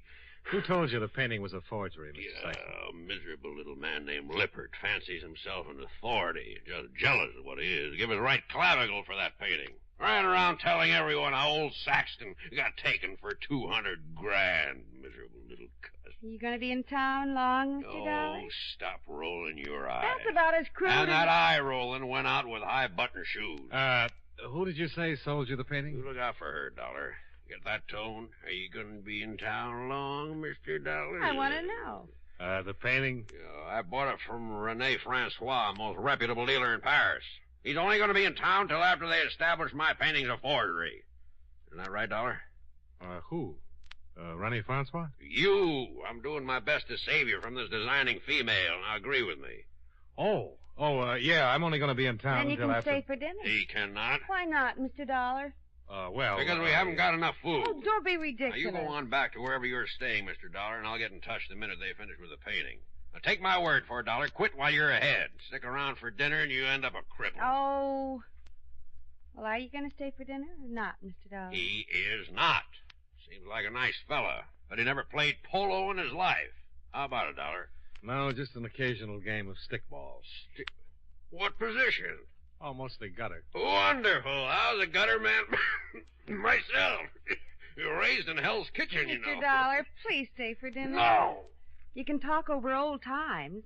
Bring back the good old days when you were out cracking skulls. You were going to leave. I am. Show Mr. Dollar Saxon's word is as good as his bond. Her bond. I'm a her. She. Yeah, her. Sometimes I wonder. Come on, Dollar. I'll walk you to the door. You don't have to drag him. Mr. Dollar. Goodbye, Miss Saxton. Please. No! Look out!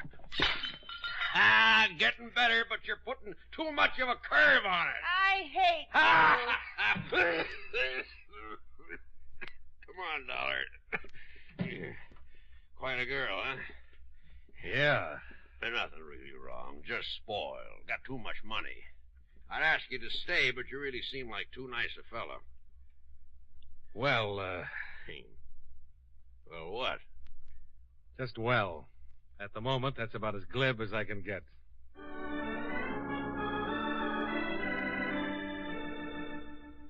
I left the Saxton house, shook my head a few times to get my brain turned around, and drove back to New York in my hotel.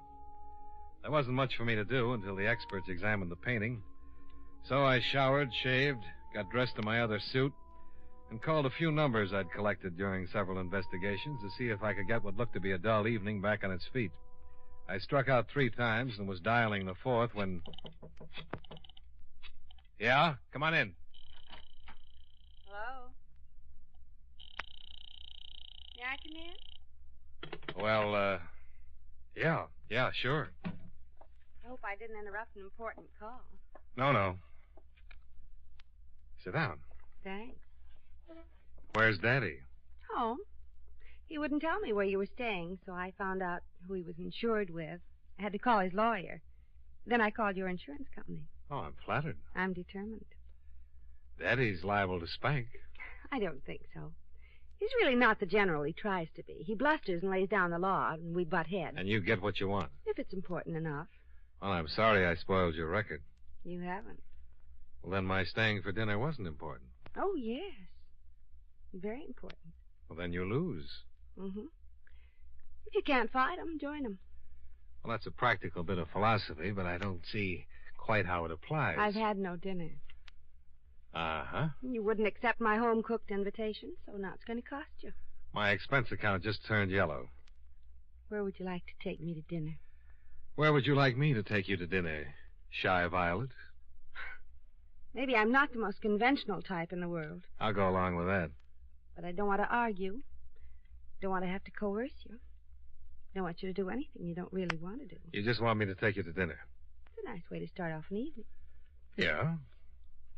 And you'll take me to dinner? Johnny?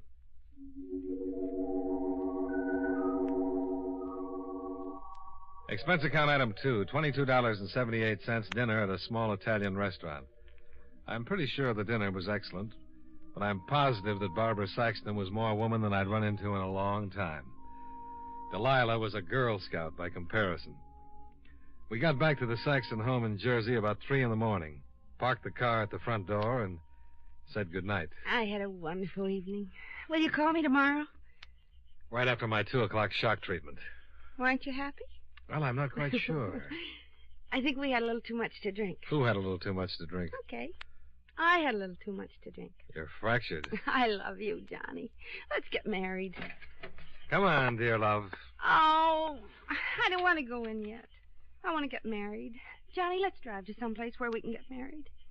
No, I'm once more a clear-thinking, cautious bachelor. I can fix that. Now, well, I'm conscious. Want to bet? Oh, come on. Be a good little girl. Get out of that car and let me walk you to the door, or I'll scream for help. You're mean. The word is coward. Yes. Now, come on, dear. Oh, all right. You're right. You're a coward. But a single one. Now, come on. Kiss me goodnight first. Barbara. Kiss me goodnight or I won't budge. I'll kiss you goodnight at the front door. It's a deal.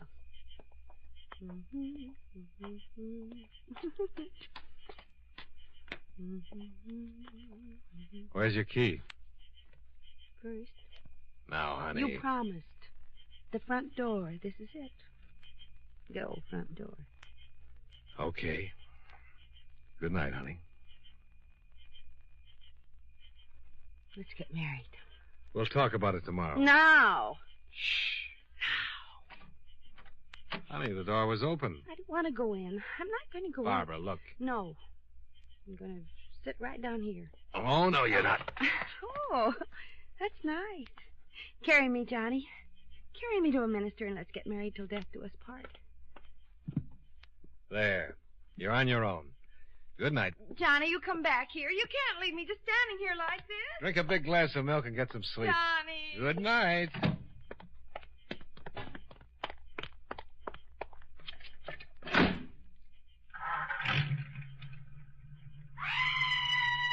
What the...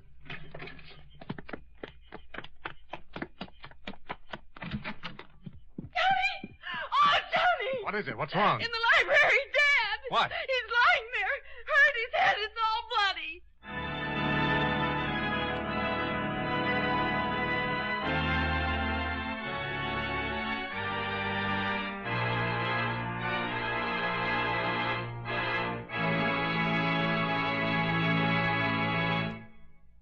Friends, Wrigley's Spearmint Chewing Gum is a refreshing, delicious treat you can enjoy just about any time.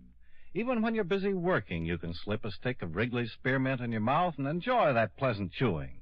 The lively, full-bodied spearmint flavor cools your mouth and freshens your taste. The good, smooth chewing helps relieve pent-up tension, gives you satisfaction. As a result, you seem to feel more relaxed and get more enjoyment out of what you're doing. So enjoy chewing Wrigley's Spearmint Gum while you work, and at other times, too. Get a few packages next time you're at the store. That's Wrigley's Spearmint Chewing Gum. Healthful, refreshing, delicious. And now, with our star, John Lund, we bring you the second act of Yours Truly, Johnny Dollar.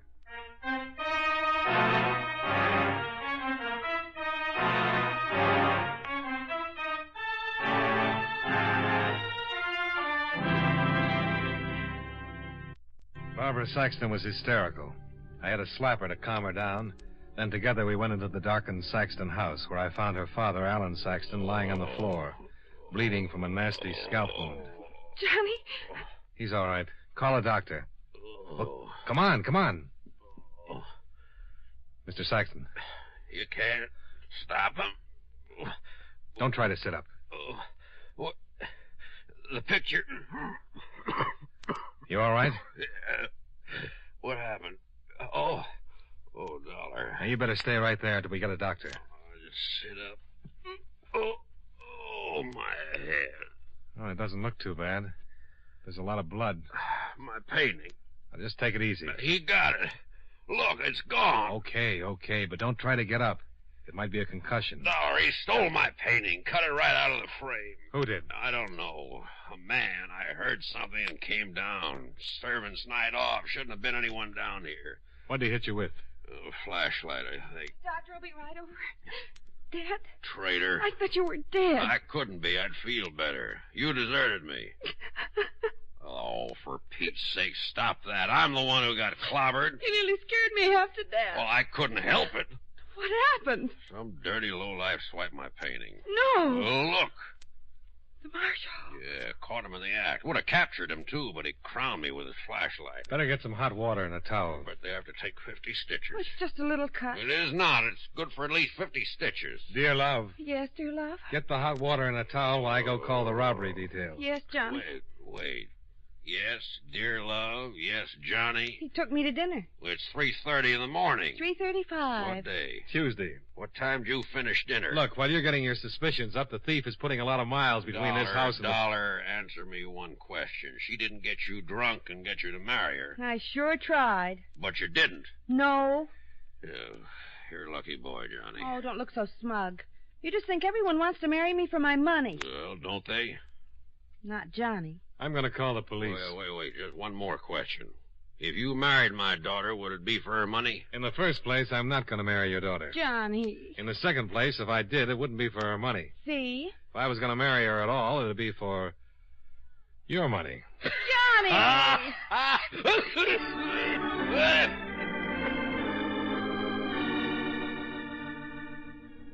Barbara got a towel and some hot water, and I called the police. I stuck around while old Saxton gave his heroic side of the incident. Then I took off and drove back to the hotel, where I put in a call to the Paris branch of the company. I talked with Howard Gilbert and asked him to check on the departure of Rennie Francois, who, according to Saxton, wasn't expected to arrive in the States until late that afternoon. There had to be a good reason why anyone would steal a painting that had been publicized as a possible fake. Saxton wouldn't have the painting stolen, because without insurance, he'd just be out the $200,000 he'd paid for it. Rennie Francois might have a reason, though. Because if the painting was proved a forgery, his reputation would suffer, not to mention having to return the $200,000 to Saxton. Well, Gilbert promised to wire the information regarding Francois' departure the minute he had it, and I left the hotel and headed across town to see an old friend, a continental stool pigeon with a way of knowing about such things as stolen $200,000 paintings. It was close to 5 o'clock when I rang his doorbell.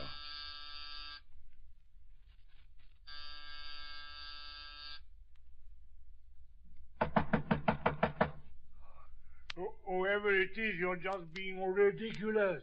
Allez devant. Henri, open up. Not by the hair of my little goatee. If I owe you money, come back at a respectable hour. It's Johnny Dollar. I don't believe it. Only my landlord or a vampire would go to such extremes. Look, Henri, I'm going to slip a little something under the door. Another 10 might convince me. Okay, but you'll never go to heaven. I'm convinced.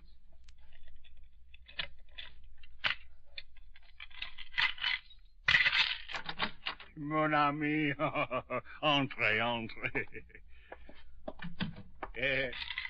I miss you, Johnny. Are you that broke?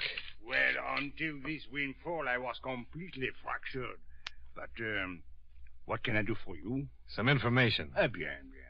Is this so important that you must seek me out before the sun has risen? You ever heard of a Mr. Alan Saxton? Saxton? He's been in the papers. Well, a few hours ago, someone hit him over the head and swiped a very expensive painting. Oh, is that the Saxon who recently purchased the supposed Marshall? That's the one. Well, there was some doubt as to the authenticity of the painting. Experts were going to examine it today. He paid $200,000 for it. Marshall? Eesh. I would have painted him something far superior for much less. Who do you think would pull a job like that? Well, what is so special about a job like that? Break into a house, steal a painting? Psh, an amateur could handle it. No. It's a special job for a special talent. The thief knew his Marchot.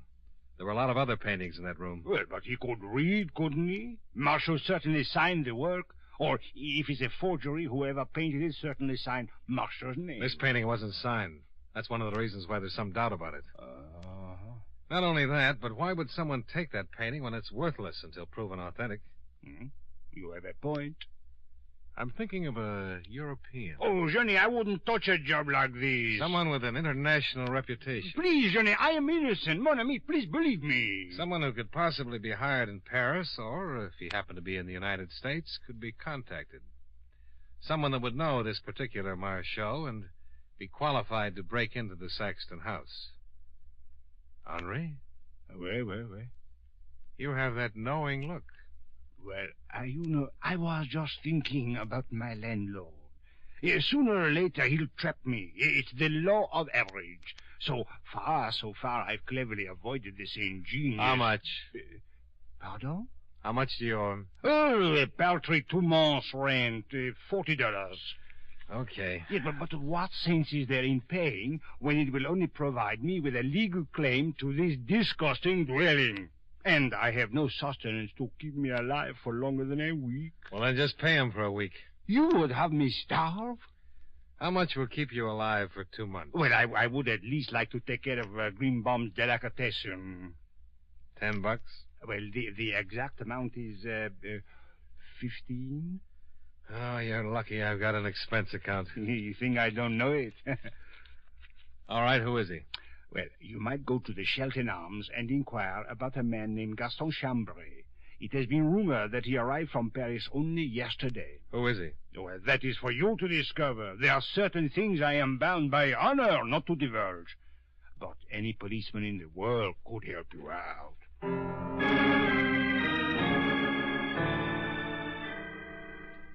I left the little Frenchman and went back to my hotel, where a cable was waiting from Gilbert at the Paris office. It told me that René Francois had booked passage on Air France and was due to arrive late in the afternoon. I left, climbed into the rented car, and drove to the Shelton Arms on East 108th Street, where a sleepy night clerk gave me Gaston Chambray's room number and accepted a $10 bribe not to inform Chambray that I was on my way up.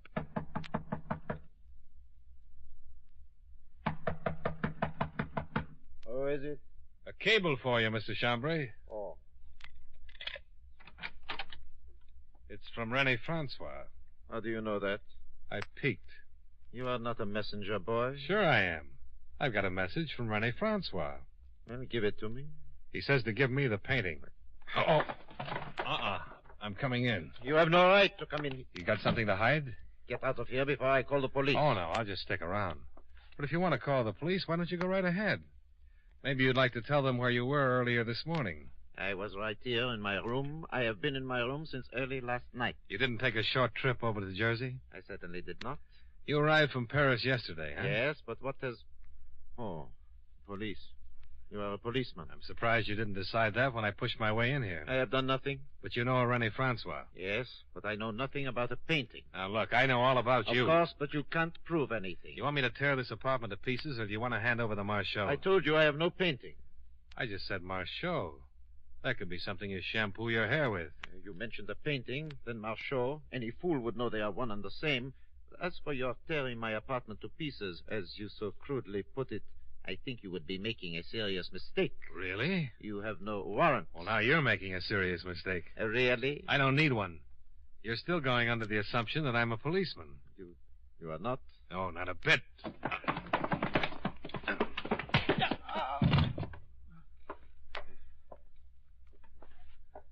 All right, get up. Now, where's the painting? Who sent you? I sent myself. Now, where's the painting? Okay. No. Wait a minute.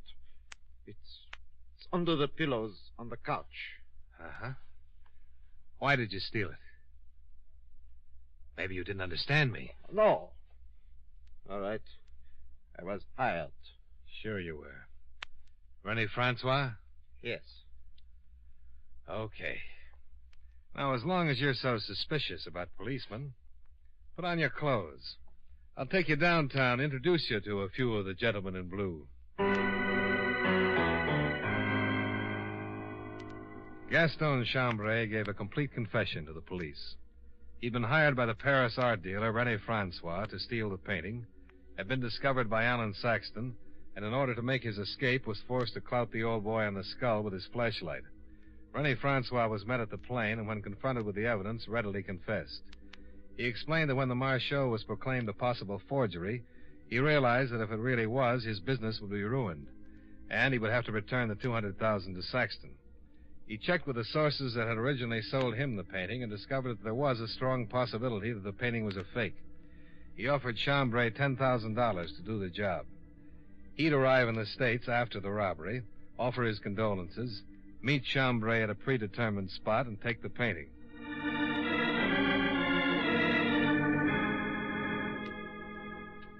Well, Saxton took it in stride, and after Francois gave him back the money, he even laughed about it.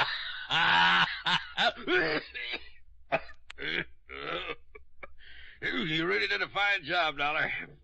I'd like to make it worth your while. Well, it'll just cost you the $85 I paid out in bribes. The rest goes on the expense account. Johnny. Oh, you look pretty bad. Terrible hangover. Johnny, don't be mean. You're responsible for this. You got my $200,000 for me. It was that Francois. He was behind the whole thing. Some guy named Daddy. Jim. Well, don't you want to hear about it? Johnny, will you take care of me? I need somebody to take care of me. Oh, dear love, I'd love to. Really? But I've got to get back to Hartford. I can be packed in an hour. Oh, there you go with that eye rolling again. I'm not rolling them. They're rolling themselves. I have absolutely no control whatsoever, Johnny. Dear love. Yes, dear love. Can I go with you? No. Why not? Well, I'm an insurance man. What's the matter with that? Oh, nothing. Only I know a bad risk when I see one. Johnny, I'm not a bad risk. No, but I am. Bad. Here, have a cigar.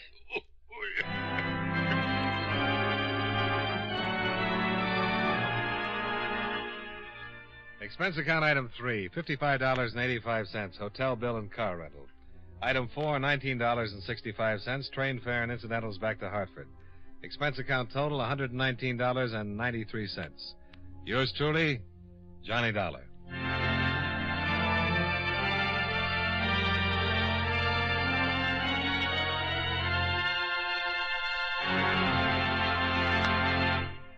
Remember, friends, Wrigley's Spearmint Chewing Gum is a refreshing, delicious treat you can enjoy just about any time. Chew a few sticks of Wrigley's Spearmint during the day and see how the good chewing helps you keep feeling fresh and alert. The lively, full-bodied flavor of Wrigley's Spearmint Gum cools your mouth, freshens your taste, and sweetens your breath. The chewing itself gives you a nice little boost, helps you keep going at your best. Millions of people get real chewing enjoyment out of Wrigley's Spearmint Chewing Gum every day, and we know you'll enjoy it, too. Get a few packages and always keep some handy. That's Wrigley's Spearmint Chewing Gum. Healthful, refreshing, delicious.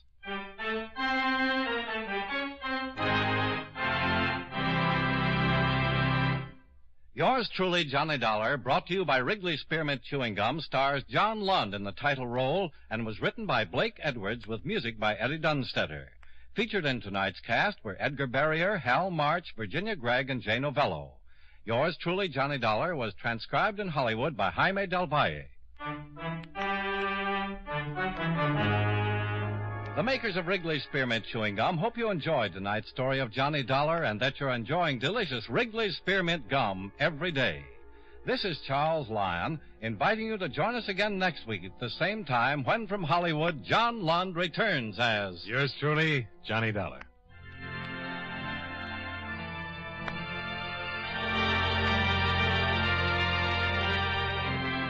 This is the CBS Radio Network. This is Bob broadcasting from Topeka, Kansas, Hope, and thanking the sponsor of your regularly scheduled program for this 2-minute interruption. Ladies and gentlemen, in the last 10 years, I've visited many dramatic spots in this world, but just a few minutes ago, I returned from a tour of what was once North Topeka, Kansas. I've just seen block after block of total destruction, streets caved in, buildings undermined and flattened, entire new housing developments a shambles, with the houses jammed together like battered boxes. As we toured this sickening area, I thought of the heroics that must have accompanied this disaster as it happened. The emergency operations of the Red Cross, Salvation Army, Air Force, Coast Guard, veterans organizations, and the thousands of civilian volunteers, all striving to hold this hungry Kaw River within its banks. Then the complete frustration when it crashed into the streets. But the excitement of that time has passed. Today, it's a dismal task of dirty drudgery. Imagine the heartbreak of returning to what was once your home and finding 3 feet of dried mud on the front porch. After scraping and digging for hours, you finally get the door open only to find dried, drifted mud banked throughout the house with everything in it destroyed beyond repair. Countless are the heartbreaking stories of human despair this great flood of 1951 has written. But you and I, neighbors of these Kaw Valley folks of Kansas, can help. And I mean help with dimes and dollars. The Red Cross and other agencies have done a magnificent job, taking emergency care of 10,000 to 15,000 refugees, and they're still doing great work in helping the needy with rehabilitation. But that's a far cry from the tremendous job that lies ahead. In Topeka alone, the loss is $100 million. That amounts to $1,000 for each and every person in this city. I'm appealing to that great heart that has made America. It's never failed before. Won't you send your contribution, large or small, to Flood, Topeka, Kansas? That's all the address you need. Flood, Topeka, Kansas. And join me, Bob Hope, in bringing new hope to thousands of unfortunate American folks. Thank you. The William Wrigley Company has donated the time for this message from Bob Hope. Now, after a short pause, we switch to Hollywood for your regular program, Broadway is My Beat.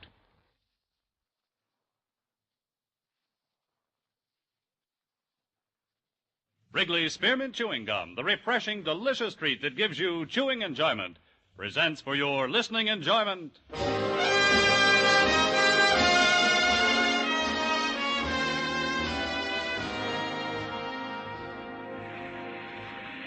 Broadway's My Beat, from Times Square to Columbus Circle, the gaudiest, the most violent, the lonesomest mile in the world.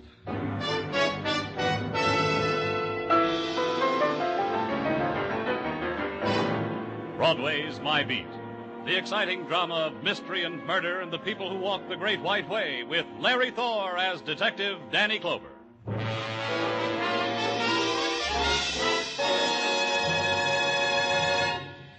For refreshment while you work, for enjoyment any time, chew a stick of Wrigley's Spearmint Gum. The delicious, long-lasting, real mint flavor of Wrigley's Spearmint cools your mouth and freshens your taste. The good, smooth chewing helps keep you feeling fresh and alert, adds enjoyment to whatever you're doing. So indoors, outdoors, at work or play, enjoy chewing Wrigley's Spearmint Gum. Wrigley's Spearmint. Refreshing, delicious.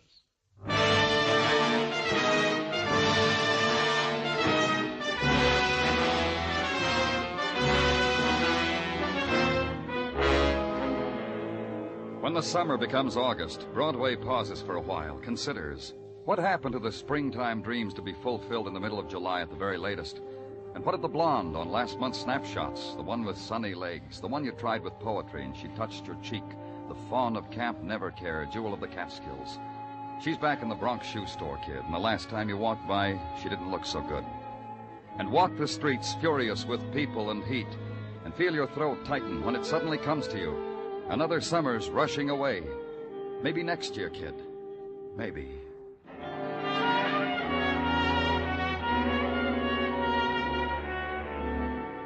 And uptown, east of Broadway, where I was, in the outdoor swimming pool catering also to the seekers after something or other, the crowd was divided into swimmers, non-swimmers, sand-sitters, ukulele players, and miscellaneous. And the man in the swimming trunks, lying on the concrete walk, the man who had drowned, and the police emergency crew working over him with a respirator, and the man from headquarters who had gotten there before me. They've been working on him for quite a while, Danny. Why'd you call me to come down, Muggavan? I asked the same question of Patrolman Kenny. It's like this, Danny. Kenny was flagged off his beat when this man was dragged out of the pool. Took off the man's locker check, went to the locker, for identification. The locker was empty. Forced? No, those locks answered with dime store skeleton key. Robbery gets a dozen calls a day from these pools. So you figure that man's drowning and his locker's being robbed had something in Maybe a common. coincidence, Danny. Maybe something else. I don't know. I wanted you to be here in case. Yeah, let's take a look.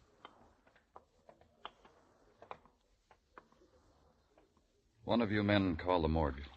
The lifeguard who pulled him out is that one, Danny. You want to talk to him? Uh-huh. I'm from the police, Danny Clover. Russ Gavey. What happened here? Well, I was on my stand. Him, he started to yell. I went in after him. How'd you get those scratches on your shoulder?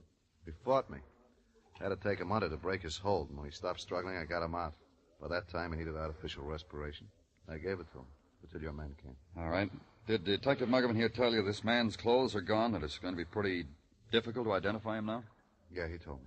Any ideas about it? Nope. Okay, Russ.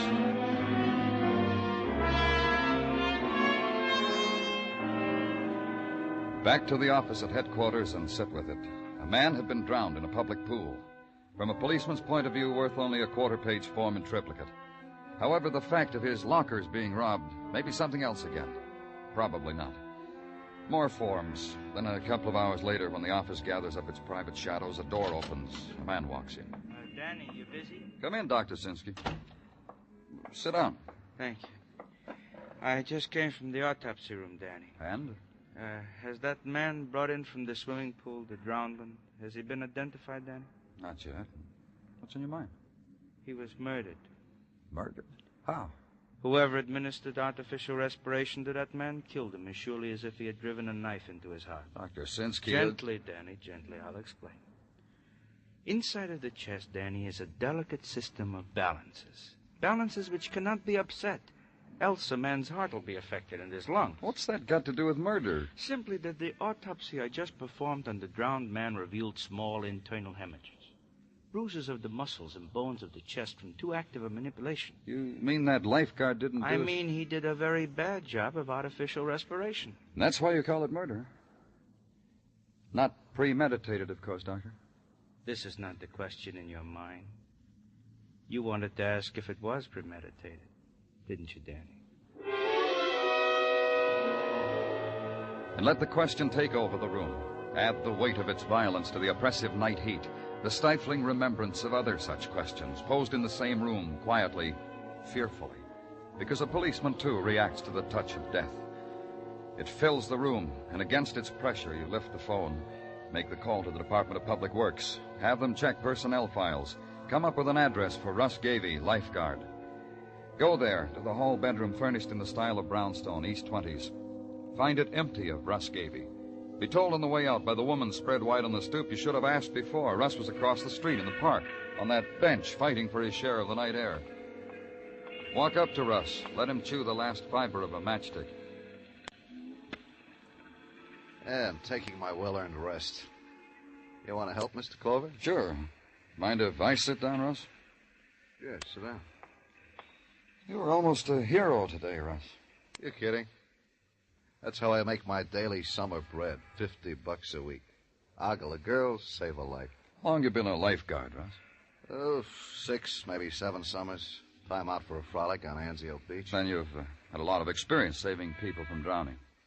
My allotted share. The medical examiner down at headquarters says that man you try to save... Yeah, I remember. Our medical examiner says he was murdered. Oh? How come? Our man says it was murder because artificial respiration wasn't applied properly. Well, your man is a smart man. But a 4-bit-a-week lifeguard does the best he can. He studies in classes, he follows a first aid manual. You call him a murderer because he didn't make out with one poor slob? You tell me, Russ. You murdered the man? Well, considering the percentage of lives that are saved and not saved by such as we, that's a question you may never be able to answer. How come? I'll keep trying, Russ. You won't mind, huh?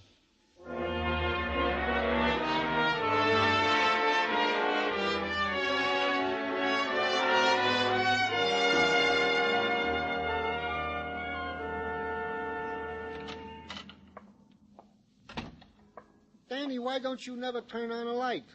You sit like this in the dark by yourself. I got one of the Tartaglia kids to home does the same thing. You both make me feel the same way. You've got your problems, haven't you, Gina? I could do without them. You in the mood, Danny? Sure, for whatever. What have you got? Nothing. No progress on identification of the drowned man. No progress on a connection between him and that lifeguard Russ Gavey. Reports on Gavey state he is looked up to at the pool by girls and lady-sized swimmers. Occasionally he buys for one or the other a beer at the concession stand. Occasionally escorts one or the other type to her home, deposits it, goes to the newsstand, buys super-type magazines, goes to his room. Healthy, normal muscle boy. Maybe a murderer, Gino. Pardon me, Danny, but I must take Sergeant Tartaglia speaking. Yes? Yeah, I got it. Hanson's Pawn Shop, East 34th. I told you I got it. They bother us with such... Such what, Gino? A man with a pawn shop got the news just in the midst of a nice conversation because somebody who works in a pool hocked a suit of clothes. Valuables.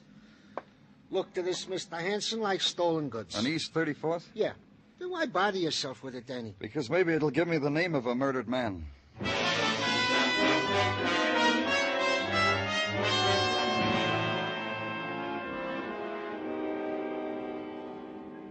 You might ask me why I called the police, Mr. Clover, after so many months of abstemiously staying away from you fellas. All right, Mr. Hanson, why? Because there was something fishy about it this time. This suit, this watch, ring, money clip was brought me by a boy who's an attendant at a public pool. Pool on Upper Broadway? Inevitably, that pool where that unidentified man was drowned, his things stolen. You read about it, of course. Who brought these to you? A boy. Know him well. I've had dealings with him intermittently. Who's the boy? Bobby Kent. He's got a room in one of those crates on East 37th, 1654 East 37th. Just ask for Bobby. We all know him. And you think these things belong to the drowned man? The man was robbed where Bobby works. Died where Bobby works. Bobby pawns things that obviously don't belong to him. What is there left for a decent man to think, Mr. Clover? Then the three walked through the languid summer night, the city-bound and the dream-bound people on the sandstone steps who find their delights in a pop bottle, or by taking possession of a star in the sky, or by cooling themselves with a fan, courtesy of Swanson's chicken fricassee. Past them and mind the kiddies at their nighttime play, the patter of little feet up an alley, and arrive at the address on 37th Street. And over one of the bells, see a name, Bobby Kent, apartment 3. And the sound you hear is the far-off thunder made of heat and air currents and stratosphere. And the lightning through the window at the end of the corridor lights up the number 3 on a door. Briefly. Then again.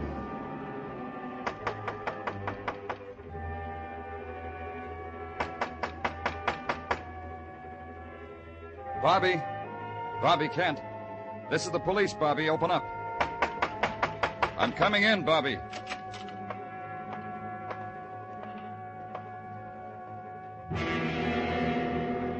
Bobby was in. His shirt was ripped, his face bloody, hands tied behind his back, belt around his neck, and the belt was strung over a pipe near the ceiling.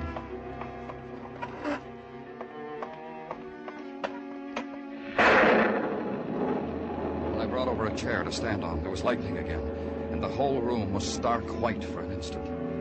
It took a while to get Bobby down, but it didn't matter. Bobby had been dead when I got there. Bobby had been murdered.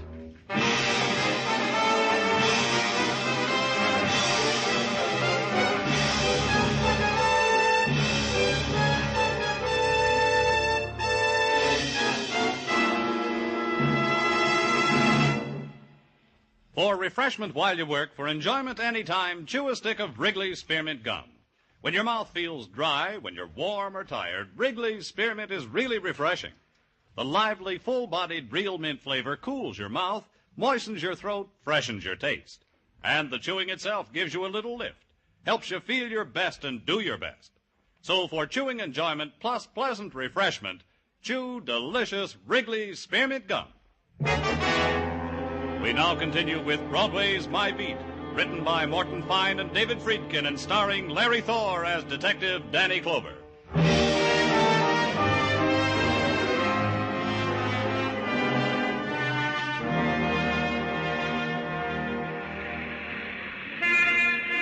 Broadway leans against a doorway, flips a coin, and makes odds on the 31 days of August. This month, kid, it'll come in. The filly in the third, the dreamboat, the oil on that little piece of property you leased in the Texas Badlands. Gotta come in. Otherwise, what have you been building, kid? Gotta come in. So you can indulge the whim of the hour, enjoy it, own it. All that neon, yours to turn on or off. That music of the dance calling to you from basement dance lands, yours to play soft or loud, or cut off like that. Dance in dark and in stillness if you want. The traffic signals pushing back the people. Yours to make say stop, go. You're a king, man, with headlines at your feet. Boy murdered, hung by belt in tenement room. Unknown man drowned in public pool. All yours, kid. Clean shuffle, a minute of luck, and it's all yours.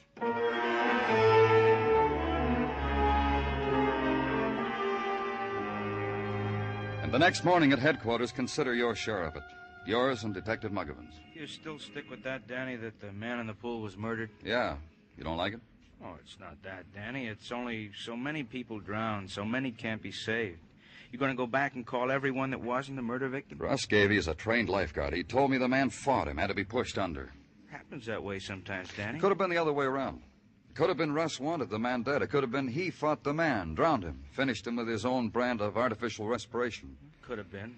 But where's the string that knots it, Danny? What connection That is kid there? that was hung, Bobby Kent, the attendant at the pool. That could be a connection. Because he stole a man's clothes out of a crummy locker? We're not even sure they belong to the drowned man. What do we know about them, Muggavan? Well, from the cleaner's marks, they belong to a man named Howard Crawford. Married. I checked his wife. Should be at the morgue to identify in a half hour. Would have come sooner, wanted to go out and buy a dress first. I let her. I'll go down and meet her. You get whatever you can on Bobby Kent. Friends, people he stole from, whoever wanted him dead. I'm working on it. But put a tail on Gavey. Every breath he breathes, I want to report. Got it. Anything else, Danny? Yeah. Why does a woman need a new dress to look at a dead man? I don't know. Ask her when you see her.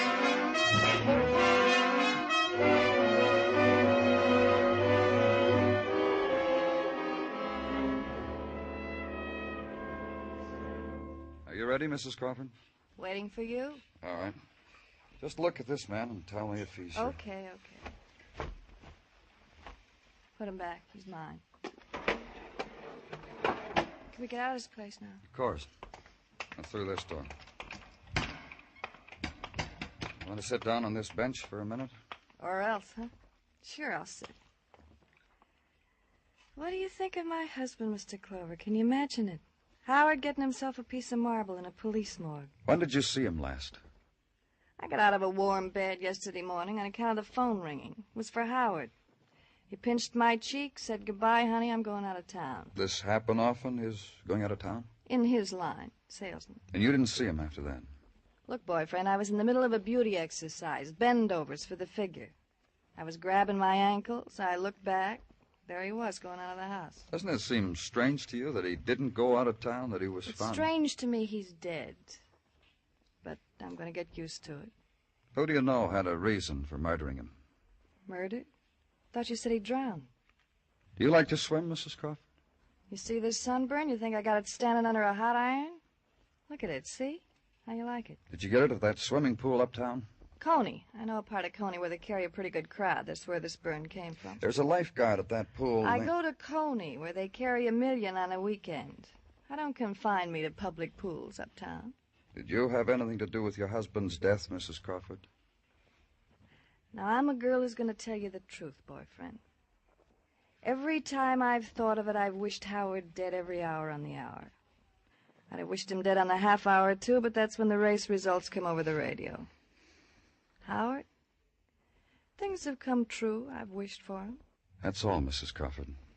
You can get out of here now. You watch her reapply the lipstick and readjust her clothes and walk away from her dead to a summer rhythm that no longer held any part of him. A woman starting the new day fresh, the memories she had submitted to now happily dead on a marble slab. And at the end of the corridor, the street sunlight touching her face for an instant, darting away, leaving only pallor and the smear of scarlet on her lips.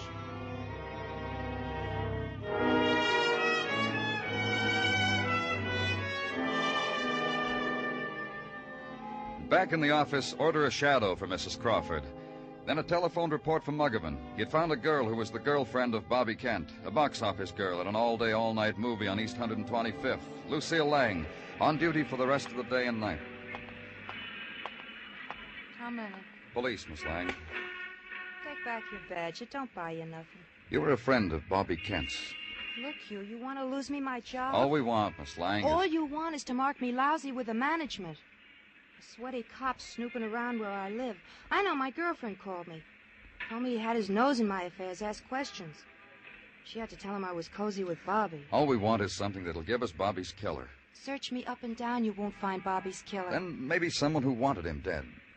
All the kid ever did was steal a buck here and there. So he could make an impression on me, on my girlfriend. Boy has to die for that. He was a thief. Ain't everybody, kiddo, one way or another? To sweep out the locker room in a public pool, to empty the footbath, scrub 'em out. You think that's the end of the rainbow for a kid? Did you know about the clothes he stole from the pool? The watch, the ring, the money clip? Sure, I know. He told me. I even know about the $500 that was in the suit. 500. We were going to take it and go off to faraway places. But you know something, kiddo? What? Bobby's dead from hanging, and I'm cooped up in a cage. So I ain't going to make it, am I?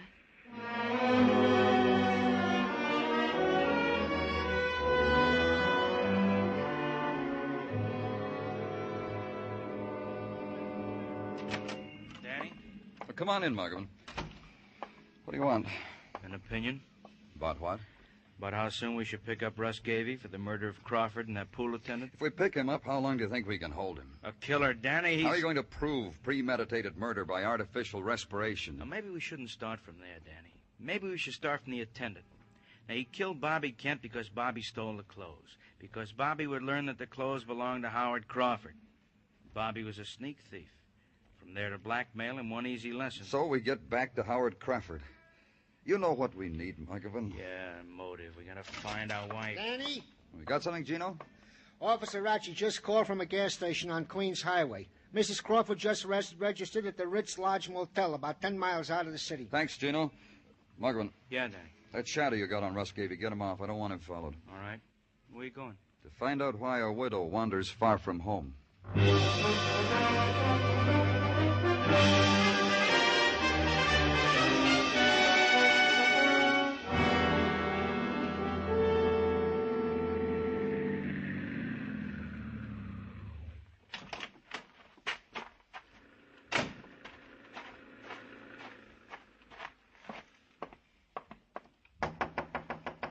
It's open.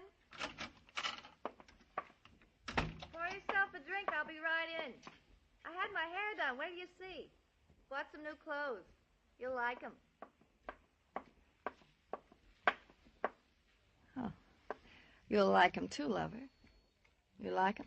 Is that your going-away dress, Mrs. Crawford? It could be for that, too. You've got a home in Manhattan, Mrs. Crawford. What are you doing here? Where's your home, boyfriend, and what are you doing here? I wanted to talk to you. Me and my sunburn made an impression, huh? So you got a flunky to follow me. You could have done it yourself. No uproar would have happened.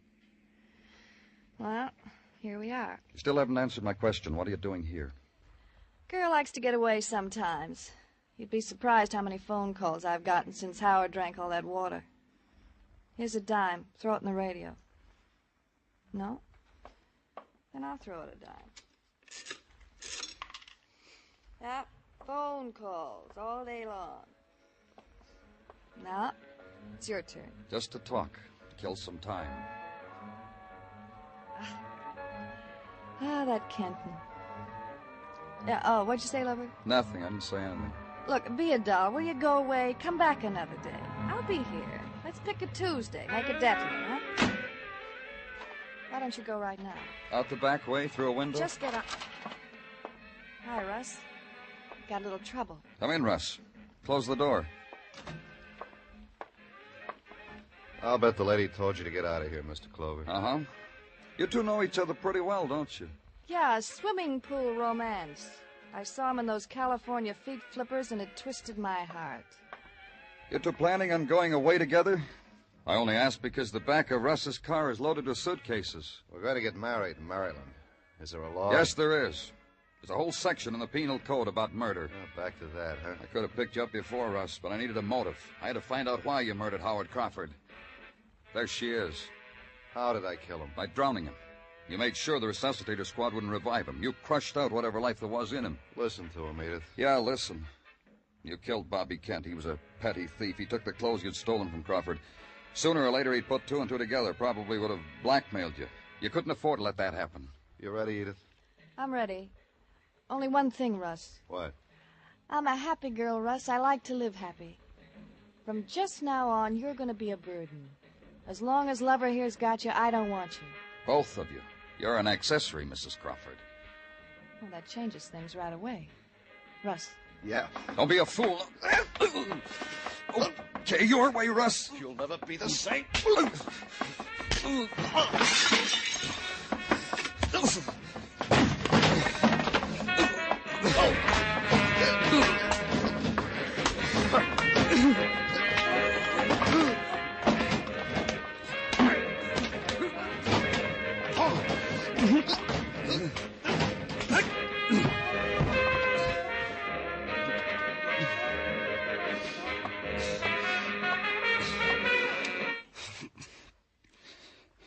You ready to go back to town, Mrs. Crawford?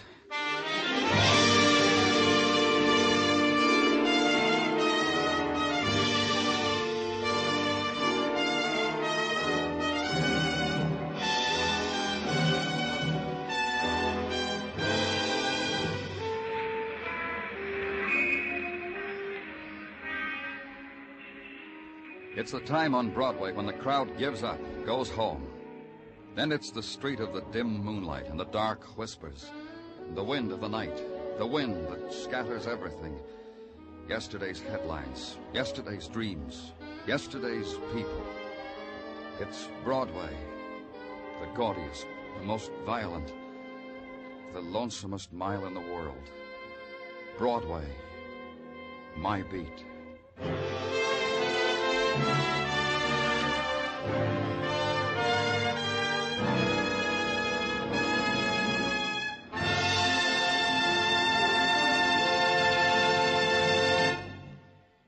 Remember, friends, for refreshment while you work, for enjoyment anytime, chew a stick of Wrigley's Spearmint Gum.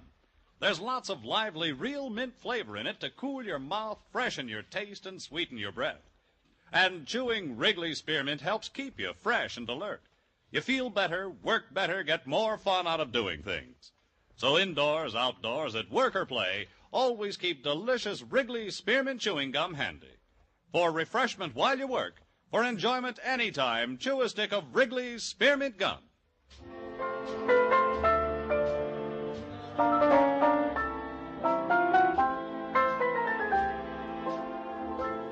The makers of Wrigley's Spearmint Chewing Gum hope you've enjoyed tonight's story and that you're enjoying Wrigley's Spearmint Gum every day.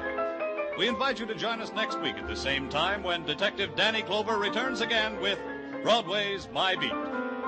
Broadway's My Beat, brought to you by Wrigley's Spearmint Gum, is produced and directed by Elliott Lewis, with music composed and conducted by Alexander Courage. The program is written by Morton Fine and David Friedkin, and stars Larry Thor as Detective Danny Clover, with Charles Calvert as Tartaglia and Jack Prussian as Muggavan. In tonight's cast, Mary Jane Croft was heard as Edith Crawford, Hy Averback as Russ Gavey, Stan Waxman as Mr. Hanson, and Michael Ann Barrett as Lucille Lang. Bob Stevenson speaking. This is the CBS Radio Network.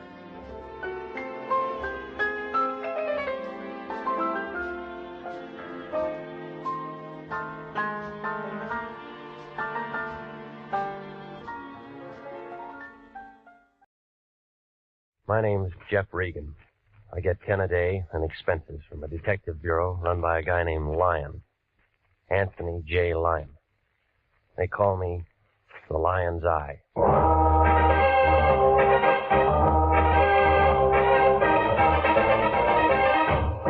With Jack Webb is Jeff Regan, investigator. Stand by for hard-boiled action, mystery, and thrilling adventure in tonight's story of The Man in the Door.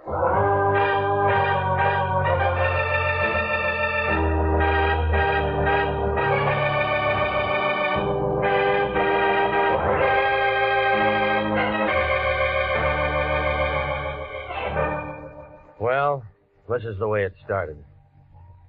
The Lion called about 4 o'clock that afternoon.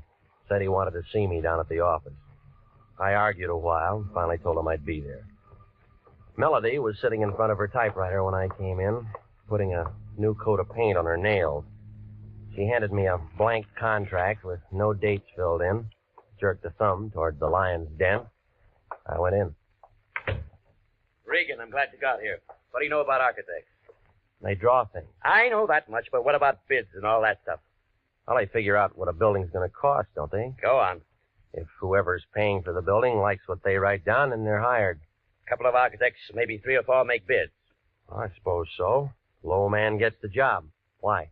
Our client's an architect named Dudley Haynes, an office in the Park Central building. He thinks maybe the bank that's handling his bid might try to put something over on him. Banks don't do things like that. He thinks maybe a guy who works at the bank might be taking dough to shove his bid under the counter. Why didn't you say that in the first place? Because I'm saying it now. Haynes wants us to look into it. All right, who do I see? Haynes first. I only talked to him on the phone. I told him we'd have to have a contract and retainer before we did anything. That figures. So hop over there and find out what's what and make him sign that contract and get a check. Anything else? Make sure it's certified and call me if you run into any trouble.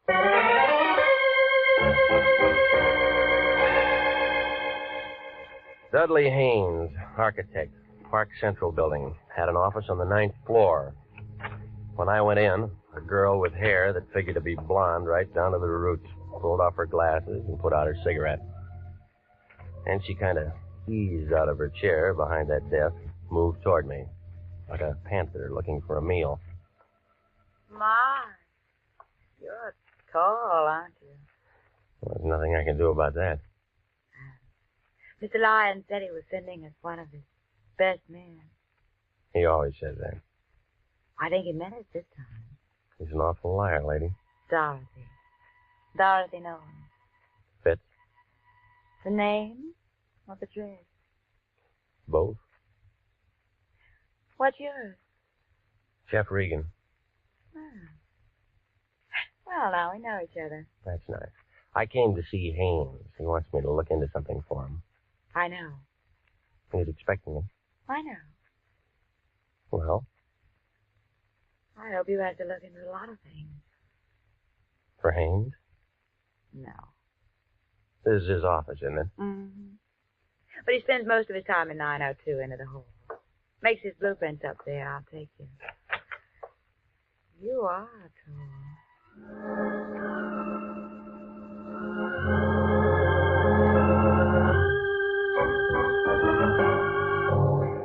Well, we started down the hall. We got about 10 feet from the frosted glass door at the end. We both stopped. We were looking at the outline of a big man behind the door. Both of us expected him to open it and walk out. Oh, he came out all right, but he walked right through it. Oh, he's been shot. Oh. Do you know him? It's my boss, Mr. Hayes. No, it was your boss, lady. He's dead.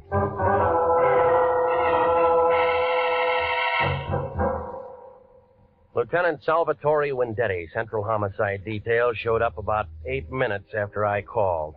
He had his whole goon squad with him and a couple of guys in double-breasted suits from the district attorney's office. They roped off the entrance to the building, got hold of the elevator operators and the man who runs the cigar stand, and asked them questions. Then Wendetti looked at what was left of Haynes and started yelling into a phone. Just kind of fast, get over, but don't move until my fingerprint boys get through. Yeah. Okay, sis, where the guy live? At the Biltmore Hotel. Where's his wife? We didn't have one. What do we tell? We didn't have any family. So no one's going to cry. Well, that makes it easier. Regan, was he your client? No, nobody's a client until they sign a contract, Sally. Well, you would bring him a contract to sign, and then you would do something for him. What? Well, I didn't talk to him. Sis? Mr. Haynes had made an estimate on a little office building in Beverly Hills. He thought that a man named Adler at the bank might be taking money from someone to hold his bid out. So he wants an investigator to look into it. Why do you think that? Well, I don't know. You work for him. Well, I don't know everything. Neither do I. Hot, isn't it? Who's Adler? Oh, just a name to me. Who else? Who else? Architects. Who else was making a bid? Well, I don't know that. Now, where are we? Kelly! Yes? Guy named Adler at the Grand National National Bank. Pick him up and have him down to my office in half an hour. Yes. What do you want to do about reporters, Sally? Tell him to go jump in the lake. Yes. They always spell my name wrong. How long you two known each other? An hour? Nice. What do you mean by that? Just nice. Didn't hear any shots? No, we didn't. Tell me more about the bid. What's there to tell? The setup. Well, the bank handles the money. Who says yes, who says no? The bank, but... But what? The contractor usually tells them who to take. Huh? Who's that in this case? Contractor in Long Beach, his name is George Cantrell. I'll say this for you, Regan. When you get mixed up in anything, you certainly get mixed up with the good-looking people. I'm not mixed up in anything. What do you say, sis? I'll keep my mouth shut. She's a smart girl, Regan. Hello, honey. Won't be home for dinner. Some guy got himself killed and I'm in on it. Not long, how? Regan?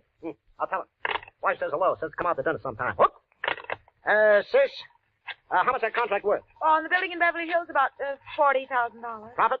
No, overall. Break it down. Well, Mr. Haynes would have cleared about $12,000 if he'd gotten it. I know some guys are killed for a dime. Sam, when daddy? I'm still at the Park Central building. Get out to Long Beach and talk to a contractor named George Cantrell. And find out what architects were making bids on some stuff he was going to put up in Beverly Hills. Yeah, get the name. Okay, that about does it. Let's go. Miss Nolan? What? I have to take you down. Jeff, can you do that? Well, you're a material witness. Well, what are you? He's a bystander with a built-in lawyer. Well, I do, Jeff. Go with him. Why do you want to spend the night in jail? I just worked for Mr. Haynes. No phone calls. This is a murder case. Well, get me a lawyer or something, Jeff. You know a lawyer? No. Wait, yes, I do. His name's Dave Henderson. He lives at 1648 Claremont Place. Will you for me tell him I'm in trouble? Yeah. Check, Sally? She didn't make a phone call, and I like it, too. Well, look, he may not be able to do anything for you tonight. It's almost 6. But you'll see him as soon as possible? Yeah? Tell him I'm scared, Jeff. Scared stiff.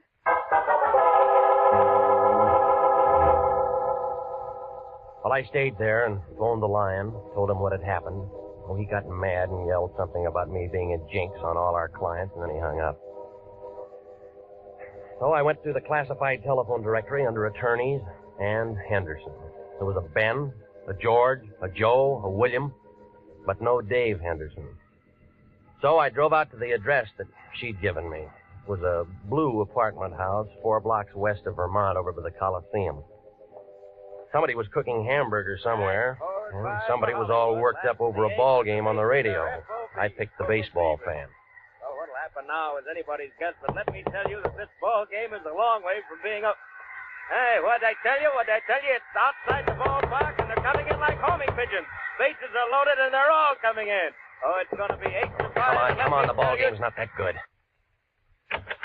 What's so important, Pilgrim? I'm with the ball game. I'm looking for a man named Dave Henderson, a lawyer. So what?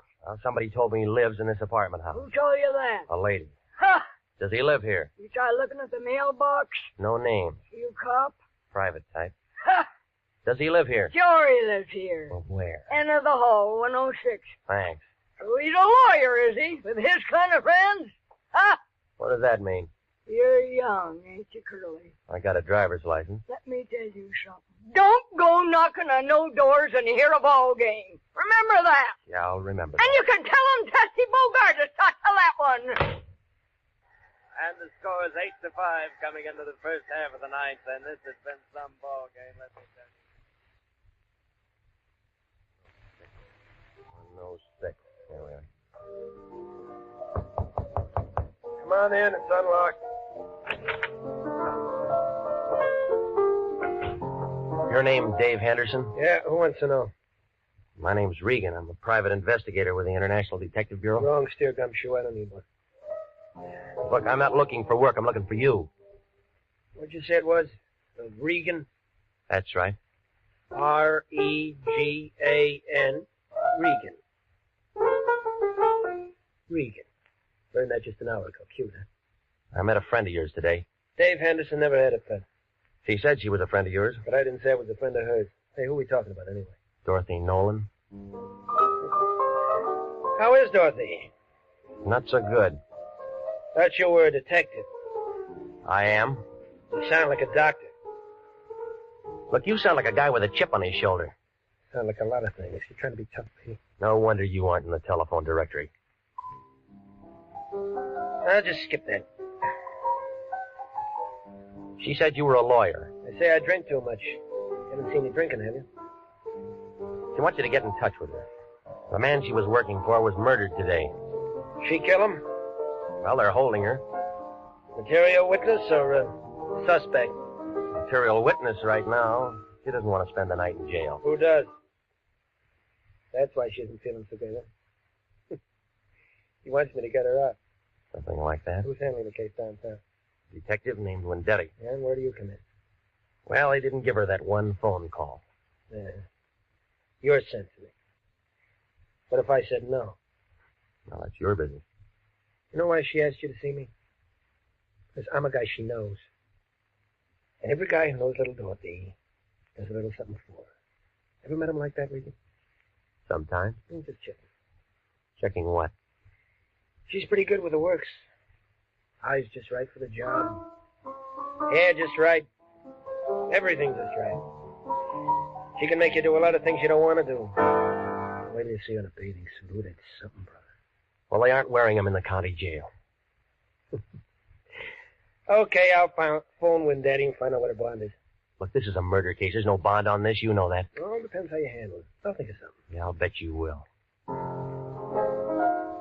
We don't like each other much, do we? Nope. That's the way it goes.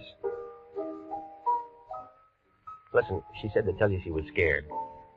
Well, some of us are scared part of the time. And somebody gets shot. And everybody gets scared. You scared? Nope. Iron Man Regan. Have a good time.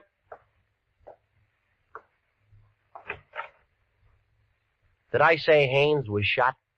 No. You didn't say a thing. See you somewhere, Peeper.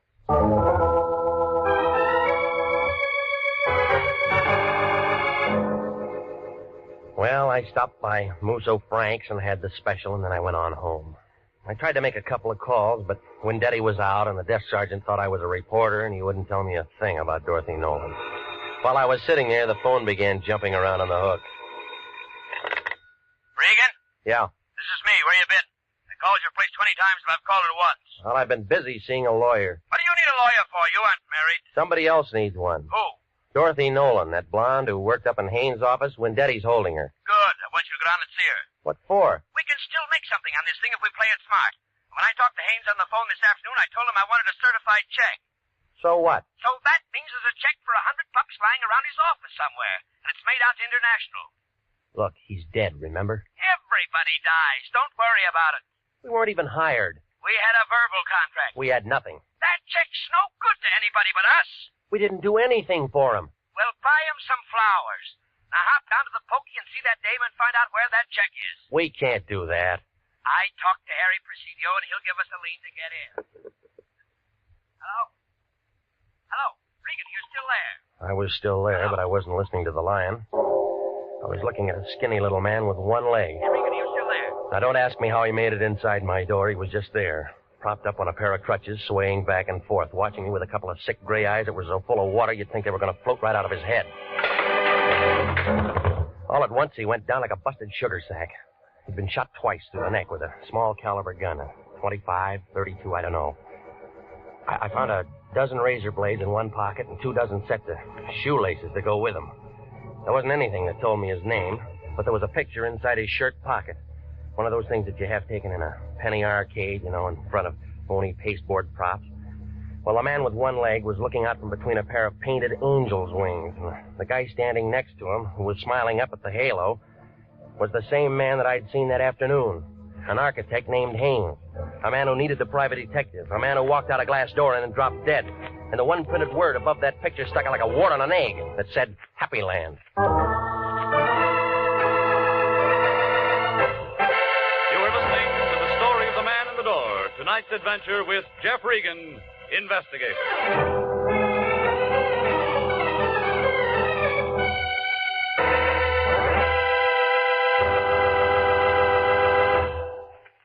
Here is a special and important message to every businessman listening. To every businessman, regardless of the size or the type of his business. Gentlemen, do you realize that the schools of this community help you every day that you're in business? That's right.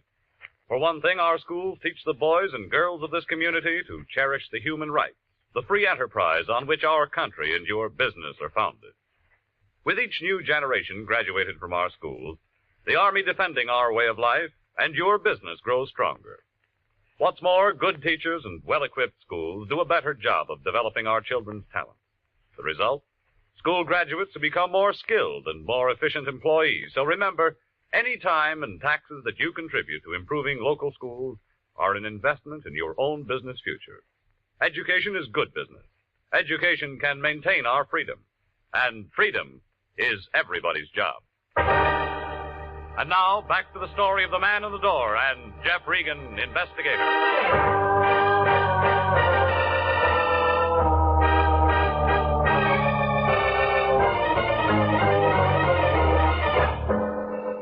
Well, I left the little man with the one leg lying there. There wasn't much I could do for him. I wanted to wait before I called homicide. I took the picture I found in his pocket and I drove to Happy Land. It turned out to be an open-air penny arcade on 5th and Main. Smelled like all the hot dogs in the world had been made right there. There were machines all over the place telling you how strong you were, how rich you'd be, and who you'd marry. All for a penny. I guess it wasn't much of a bargain. The only customer was a sailor trying his luck at the shooting gallery. Back in the corner, a tired-looking girl in light blue slacks and a dirty gray sweater was sitting on a stool by the hot dog counter staring at nothing. Want some pennies? Not right now, no. Oh, just looking? Go ahead. When you figure out where you're going to spend your money, come back and I'll give you some change. You got a picture gallery here? Oh. Don't tell me you're a real big spender and want to have your picture taken. Maybe. You got one? Yeah, we got one. Where is it? In there. If you really want to get your picture taken, I'll climb off this stool and take you back. I want to tell you now, if you're just trying to be sociable, you can go and fly kites. You run the picture concession? I run the picture place and the hot dog place, and I sweep out in the morning. Oh, I wish I had better brains than to marry that slob and get myself stuck in a cheap dump like this. All right. Do you remember taking this picture? How would I know? I take a lot of pictures. Well, come on, look at it. All right. Yeah, I took it. That what sold you? When? How do you think I am? Can't remember what night it is every time a pair of drunks comes in and wants their pictures taken together. Well, try to remember, will you? You're a real wise guy, mister. You don't want no picture. You just want some talk. You're a cop. Friend. I met the little guy in the picture once. Dusty? What was that? I thought you said you met him once. Well, we weren't introduced. I just met him. Who is he? Dusty Rhodes. Works the circuit. What circuit? 5th and Main, STEM. Business section. What kind of business? Dusty handled the razor blade and shoelace traffic.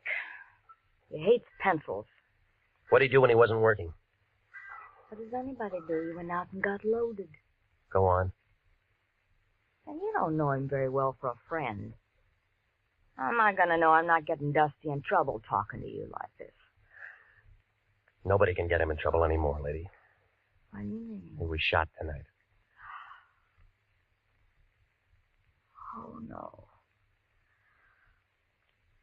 Oh, poor little guy. Do you know where he lived? Seashore Hotel.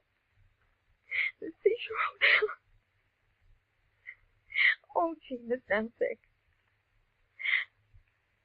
Oh, I'm real sick.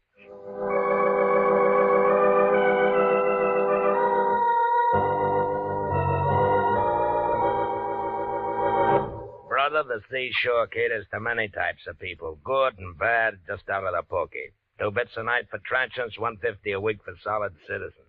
And sign and register, it's a law. I'm not looking for a room. Then you're wasting my time, brother. My beer's getting warm. Look, I'm a private investigator. My name's Regan.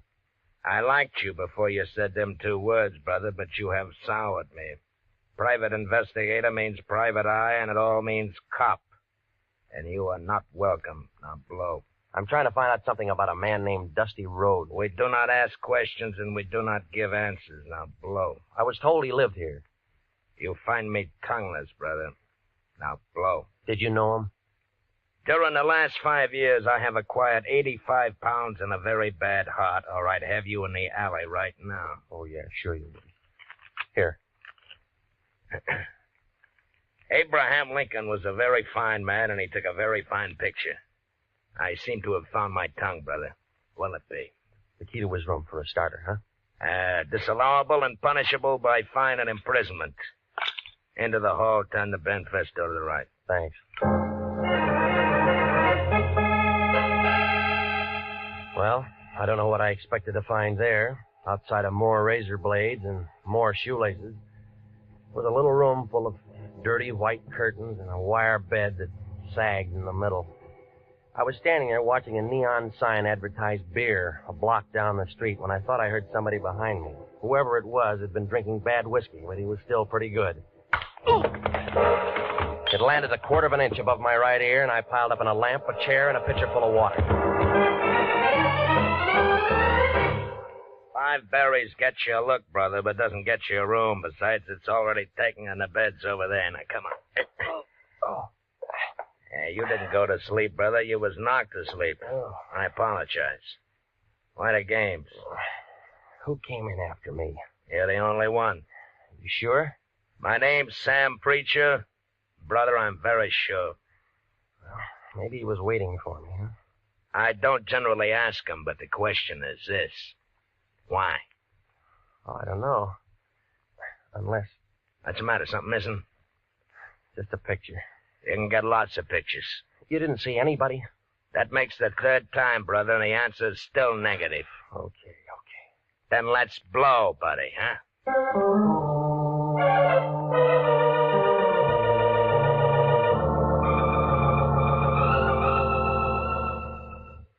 Coroner's office. Luke, this is Regan. The lion's eye. What's with you, baby? When Daddy tells me you walked into one today. Yeah, I did. You got him there? Haynes Dudley? Sure. Want to come down and take a look? He's toe-tagged and salted down real pretty. Yeah, I'll bet. Them 32 slugs was just incidental. The guy had 4 weeks at the outside. All right, give it to me. Haynes Dudley was dying from malnutrition, alcoholism, and a couple other things with long names. Give me one long name. Diabetes. He didn't take good care of himself, funny, huh? A misspent life. Somebody's gonna take the gas chamber for nothing. When Daddy know this? Sure. And he was wearing a brand new suit, too. We'll sew up the holes, we'll bury him in it. Well, you aren't finished yet, Luke. Baby! A guy with one leg dropped dead in my place a couple hours ago. It's after 11. I'm sorry, Luke. They connected? Yeah? Murder? Yeah. Well, come down and see us anytime, Regan. We're open 24 hours a day.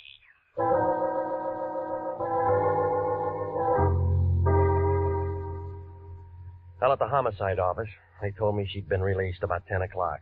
They said a lawyer named Henderson had put up the bail and handled the whole thing. They gave me an address on her when I went out there. It was a bungalow court on Normandy, and it took her a long time to answer the door. Oh, you? Yeah, tell me how tall I am. Well, I'd love to, but not right now. They told me you'd been out since 10 o'clock. Maybe I should have come sooner. Dale gives me the willies. I'm about to take a shower. I was kind of hoping we could have a drink. I did better than I thought with you. I got a hold of a lawyer for you, didn't I? Yes? Well, doesn't that rate me an invitation to have a drink? I said later, I'm really tired. I said no. Wait a minute. Well, if you're that thirsty, all right. That's better. And every day my boss gets killed, and I need a private detective. I need a drink. I was slugged tonight. Slugged? Yeah, right here, see? Oh, it looks nasty. Why didn't anyone do that to you? Wanted a picture I had? Whistler's mother? Just a picture of a couple of drunks who are dead now. Maybe whoever did it was a relative. Guess again.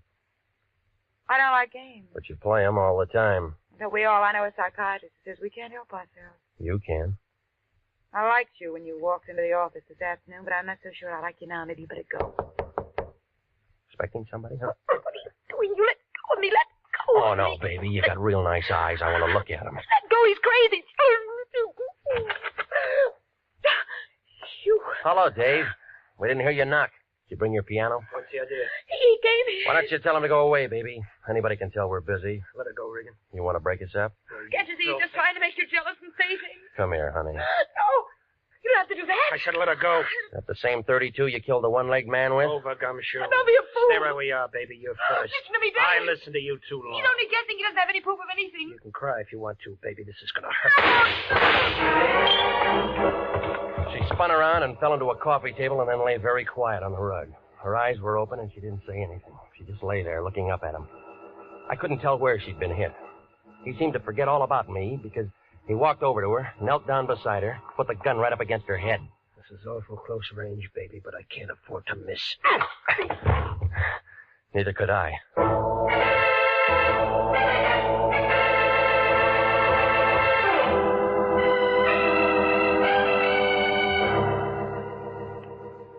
Well, when Daddy and I stuck our heads together, and it all came out when we looked into a couple of things. You see, Dave Henderson was Dudley Haynes, and he was wanted for attempted murder and embezzling and one thing or another back in Ohio. So he figured it'd be a good idea to bump himself off. Dorothy helped him with the idea. They both went down on Main Street, and they picked up an old bum, dressed him up in a new suit, and shot him. I was supposed to walk in with Dorothy, and she'd identify the body, and as far as anybody knew, Dudley Haynes would be dead. Dave didn't figure that she'd be taken down. She didn't figure that she'd get scared, and neither of them figured the man with one leg was a pal of the man that they'd shot. Well, it seems that they'd looked through a lot of files, and they'd figured that a lot of murders go unsolved. Maybe they do. I don't know. Well, anyway, he sat down on that little bench up there in San Quentin last week. The one with that bucket of acid in the room. Oh, he held his breath as long as he could, but everybody has to breathe. He's buried up there with a lot of other guys that figured they could get away with murder. Dorothy? She wasn't hurt too bad. They had her in a wheelchair for the trial. She got 15 years as an accomplice. Some kind of a deal. State's evidence and all that. I don't think I'll wait for her. She wasn't that good.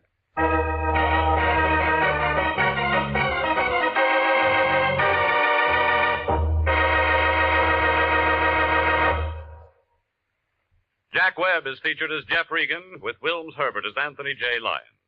It's CBS at 9:30 next week for more hard-boiled action and mystery with Jeff Regan, Investigator. Written by E. Jack Newman and produced by Sterling Tracy. Dorothy Nolan was played by Betty Lou Gerson, and David Ellis was Dave Henderson. Lorene Tuttle, William Conrad, and Lou Krugman supported.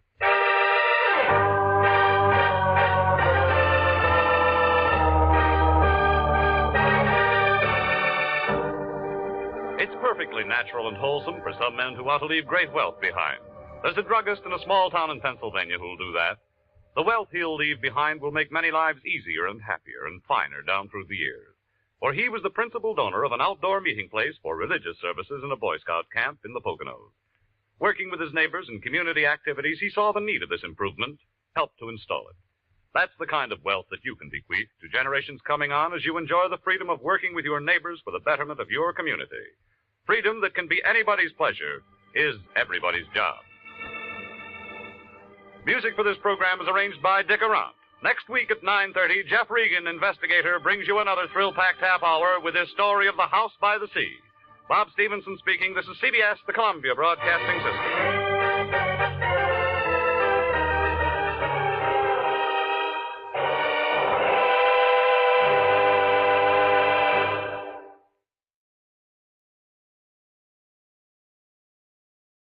The Adventures of Michael Shayne, Private Detective.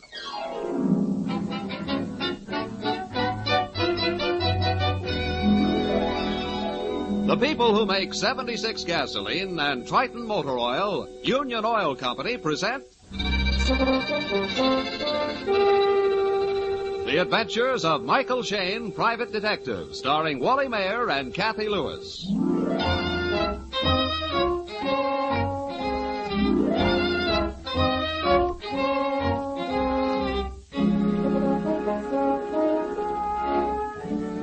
Excitement and danger are the salt and pepper in Mike Shayne's recipe for life. But at this particular moment, Mike seems fresh out of spice and seasoning. Life is very dull for our detective friend. So dull, in fact, he almost yawns right in the very pretty face of his secretary, Phyllis Knight. 10 minutes to 4. You've had that poetry book propped under your nose since lunch. Well, certainly. If I'm going to write poetry reviews, I've got to read them. Exactly 3 people have walked through that door today. 1 bill collector and 2 guys asking where they could... Mike. Where they could comb their hair. 3 + 1 = 4. You, sir, are Monsieur Michael Shane, the private detective? If it's all right with you, ma'am. I am Madame Jelaine Toulot. Once again? Madame Jelaine Toulot. But of course I shouldn't expect a detective to know and appreciate... Jelaine Toulot, the opera star, of course. Won't you have a chair, please? The other one, Phil, it's strong. More comfortable. Young man, I weigh 230 pounds. If this chair won't hold me, I'll let you know. Oh, I'm sorry, I didn't mean to. A big voice means a big body. Did you ever hear a voice from one of those little musical comedy whiffets? No? No more voice than a sick grasshopper. Madame Toulot, you wish to see Mr. Shane about some problem, a case? Of course. What did I come here for? It's in my purse. Here, read this letter. Thank you. Madam, this is your last warning. If the book is published, you will not be here to enjoy the pain it causes. That's all. It's unsigned. This is the second one I've received in the past 2 weeks. Well, what on earth does it mean, the book? My memoirs. Oh. Everybody knows I am writing them. A lot of famous people will lose sleep when they read what I, Madame Jelaine Toulot, has told about them. But I want to live to enjoy it. You wish me to investigate who's sending you these notes? I do. I'm sorry, madam. I'm not a press agent. Writers have tried this publicity stunt before. Why, you young cochon. Very well. I'll go to a good detective. I wish you luck, madam.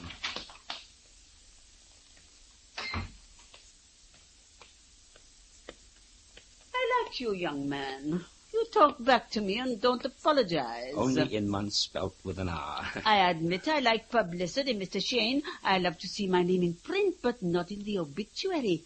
If you will take the case, I'll give you the names of the people that might have written these notes. Go ahead, Mike. We wouldn't want anything to really happen to Madame Toulot. Thank you, my dear. What is your name? Phyllis Knight. I remember hearing you sing Carmen when I was a little girl. You're older than I thought. You like opera? Oh, I love it, yes. I've got record albums at home of Aida and Carmen, Rigoletto, Cavaliere Rusticana. Wait a minute.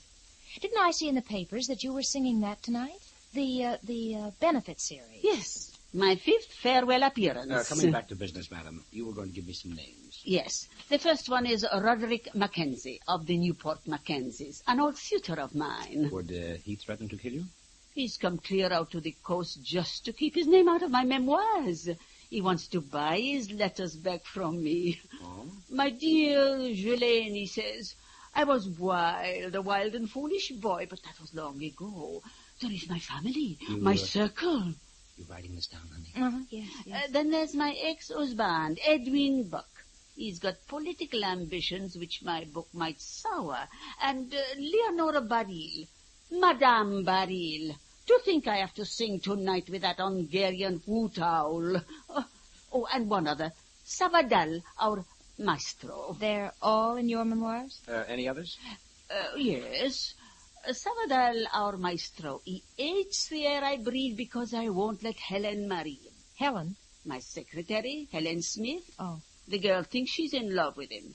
She's too young, too good for him. You might add the secretary to the list, honey. Mm-hmm. Helen? Impossible. She couldn't. No, never. Well, we've got 4 names here. Now, where do I find these people? Come to the opera tonight, the Figaro Theater. I will have them all there for you. Figaro Theater, okay. It's a double bill, Pagliacci, then Cavaliere. I sing in the second half. Let us meet in my dressing room during the intermission. One thing more, madam. Do we have to listen to the opera itself? Of course. Someday you can tell your children you heard Madame Jelaine Toulot. You will never forget tonight. That's what I'm afraid of.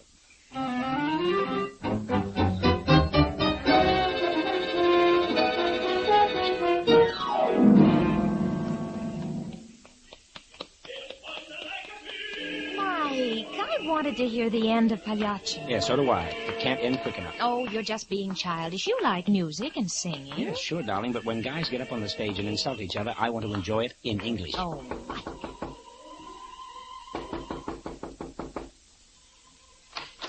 Yes? Oh, we thought this was Madame Turlot's dressing room. I'm sorry. It is. Madam is no come here yet. Oh, well, we were to meet her here in her dressing room. Can we come in and wait? I am waiting to see her. Okay, we'll make it a threesome. The names are Miss Knight and Mike Shane. So? I am Sabadell. The maestro? But I thought you were conducting the... Cavalleria only, madame. Oh. Diavolo, she is late. Excuse me. Hello? Madame, the time. I wait and wait. So? See, they are here. You, Mr. Shane. She want to talk. Oh, thank you. Hello? Monsieur Shane, I am going to be late. A certain person has been here at the house trying to tear up my memoirs. What? Who? I'll tell you when I get to the theater. Come back to the dressing room after the performance. Au revoir. Goodbye. I want to talk to her. I'm sorry, Maestro. She hung up. Oh, that woman, that pig. I will not stand to this. I warn her. No, we do it. Do what? Hey, just a second there. That, my dear, is what we artists call temperament fortissimo. Yeah, well, I've got a plainer name for it. Come on, darling. Let's go back to our seats and join the other sufferers.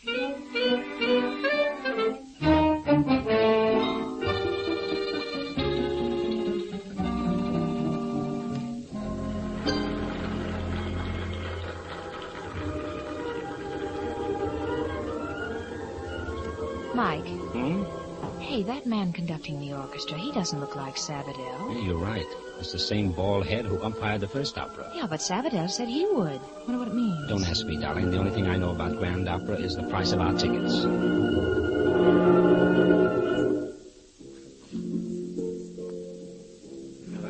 Hey, that's awfully funny. Yeah. Well, this is the last part of the prelude, and right now the tenor's supposed to be singing off stage. The curtain's going up. There's nobody on the stage. Somebody's coming out from the wings now. It's Sabadell. Ladies and gentlemen, Quiet. Please. I am regret to announce there will be tonight no Cavalleria Rusticana. I have to announce there is a tragedy. Our soprano, Madame Turlot, is dead.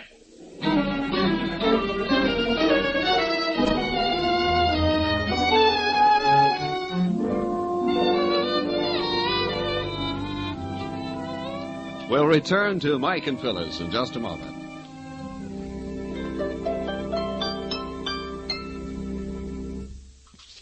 Many motorists blame poor mileage, sluggish pickup, and inferior engine performance on wartime gasoline. Now, it's true that all civilian gasoline must be restricted in quantity and quality due to government regulations. But if you've been having trouble with a rough motor, or your gas coupons don't seem to go quite as far as they used to, ask yourself this question. How long has it been since my spark plugs were checked? You see, spark plugs have a lot to do with engine performance. If they're old or burned or dirty, they won't fire properly and they waste gasoline. In fact, engineering tests show that defective plugs can waste 1 tankful of gasoline out of 10. Now, there's no reason why anyone should put up with this condition when it's so easy to have your Union Oil Minuteman check your spark plugs. Union Oil spark plug inspection is scientifically performed. The condition of each plug is carefully measured on a special machine, and you can see the results for yourself. If your plugs are dirty, the Minuteman will clean and adjust them. The cost of this service is only a few cents per plug, and you'll soon save that in extra mileage. You'll find Union Oil Minuteman ready to serve you wherever you see the sign of the big orange and blue 76.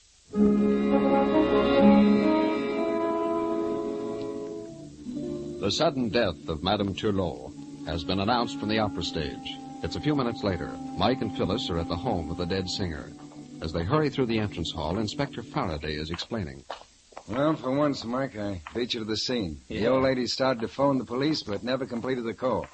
One of our operators heard gunshots over the phone. So you hightailed it right over? Yeah, when somebody at the opera phoned for her, I gave him the news. Well, this is the living room. The bodies, well, you can see for yourself. But Inspector, there are 2 of them. Yeah. Mm-hmm. As bloody as Grand Opera itself. Oh. And when she came to our office, I thought it was a publicity stunt. Mike Shane, you're a hero. Oh, Mike, you couldn't possibly know. I haven't had time to identify the other body. It's a woman of, I'd say, 25 or 26. That's probably Helen Smith, the secretary. Only we knew who was here with Madame Turlot when she telephoned you at the theater. Yeah. The somebody who had just tried to destroy her manuscript. So that's what it was, a manuscript. One of my boys found a pile of paper over there in the fireplace. A lot of it was burned up. Uh-huh. Looks like some old photographs and letters, too. Oh, maybe that's the coroner. Be right back, kids. Okay. Look at these, Mike. Here, these pages didn't burn. Chapter 5, My Husband. There never was a more dashing, gallant figure of a man than Edwin Buck. There's something screwy here. She's giving him a gold-plated Oscar, unless it's supposed to be sarcasm. Her desk looks as if she'd been working on a manuscript, Mike. A lot of typewriter paper and carbon sheets. Only used a couple of times. Oh, good. You know what to do with them. Mike, what are you staring at? Bloodstains on the carpet. They trail from the phone over here to the piano where she died. Oh. Well, she must have clutched at the music rack as she fell. There's music all over the floor. Uh-huh. She's got a couple of sheets crumpled in her hand. Looks like they were torn out of something. Let me see. That's part of an opera score. An aria from Rigoletto. Court I.G. on I. Valrazzi. Mike. Corsiani Vilrazzi. It's a baritone aria. I thought she was a soprano. Helen, Mamma Mia, Helen. No, Sabadell, no, don't touch her. I don't know who these men are, but they all insist they're special friends of Madame Turlot. What's your name, sir? Edwin Buck. I was once her husband. And you? Roderick Mackenzie.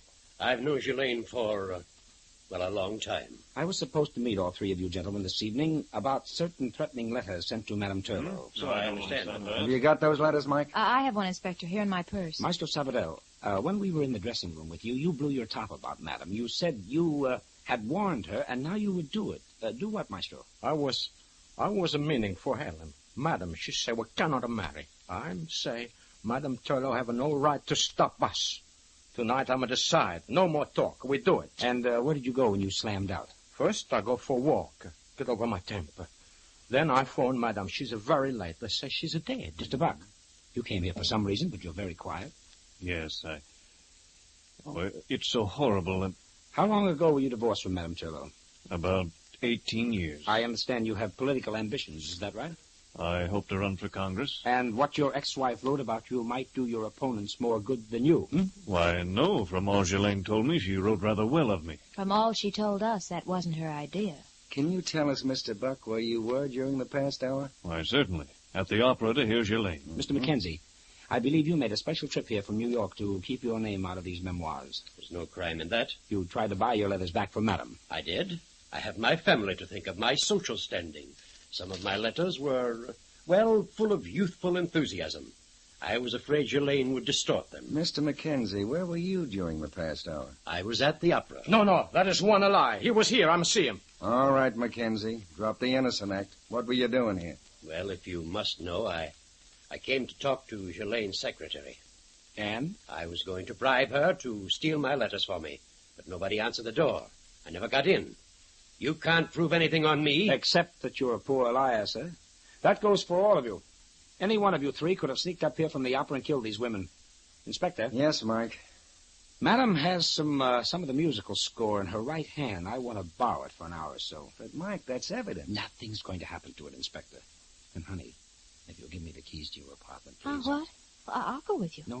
I want you here to sort of observe proceedings. Mr. Shannon, please. I want to talk with you. It must be private. Inspector Faraday will be glad to hear anything you have to say, Maestro. I'll be seeing you, children. Oh, Angel, you dropped your handkerchief. Oh, thanks. All right, Mr. Sabadell. What was it you wanted to tell Mike? No, it's like I say, it's a private. Okay, I suppose it's private why you came here earlier and saw Mackenzie. I'm already tell. I come to see Helen and say to Madam that we get married. But nobody's opened the front door. They're already dead. Inspector. Now what? This isn't my handkerchief. It's got the initials L.B. Mm-hmm. Of course. Leonore Beryl, the singer. Her name was on our list, too. Then she must have been here. We're knee-deep in suspects. Well, maybe this one is the fish we're really after. See you later, Inspector. Hey, Phil, where you going? Where do you suppose? Right, Inspector?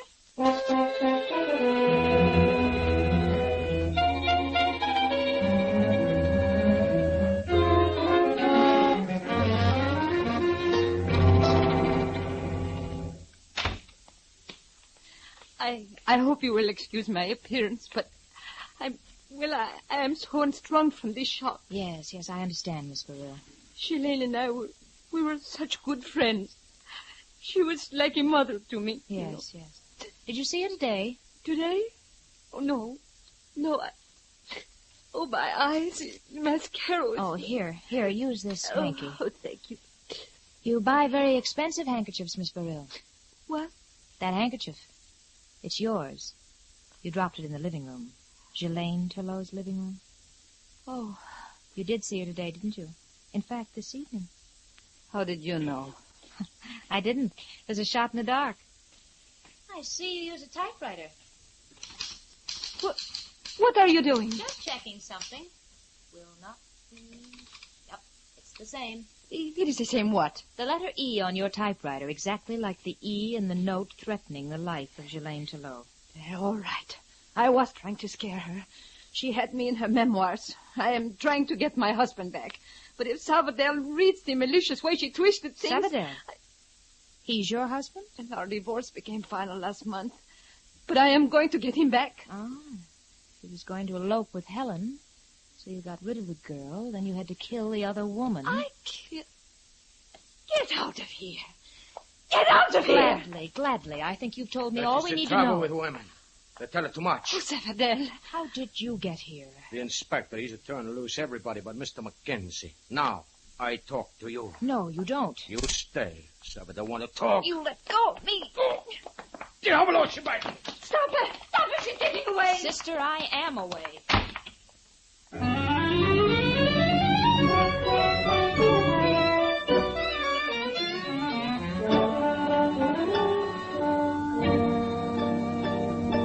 Mike, she was lying every minute of the time because everything that she said... Please, Angel, please give it to me slow. I can't get it all at once. Well, listen, all right.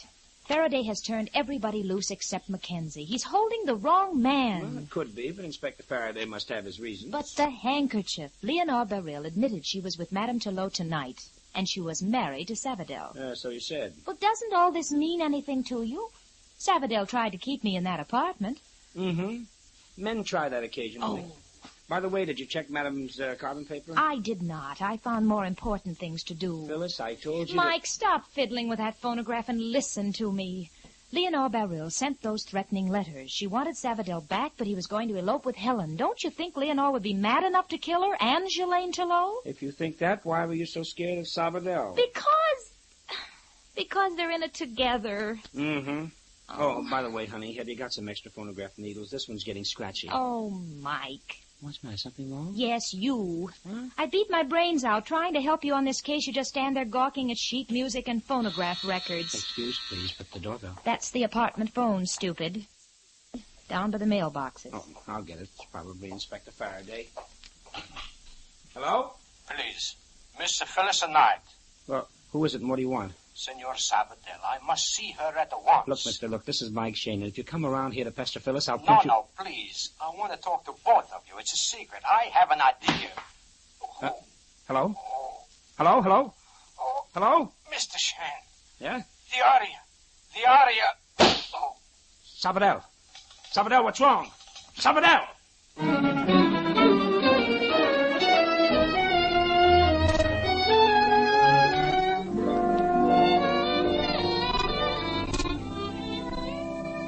In just a moment, we'll return to Michael Shane and his adventures. A few minutes ago, we mentioned some of the reasons why clean spark plugs are important to the efficient performance of an automobile engine. Now, while you're having your spark plugs checked, it's a good idea to ask the Minuteman to look at your ignition cables, too. These cables are the small, fine wires which deliver electricity to the spark plugs. If any of them are broken or frayed or the insulation damaged, even brand new plugs won't help your driving. You see, old or damaged ignition cables leak electricity, so that by the time the charge gets to the spark plug, there isn't enough juice left for the rich spark needed for instant firing. So to get full power out of old engines, ask the Union Oil Minuteman to check both spark plugs and ignition cables. Then you'll be sure of more power and better mileage. Just drive in wherever you see the sign of the big orange and blue 76 and ask for Union Oil Ignition Service. Thank you.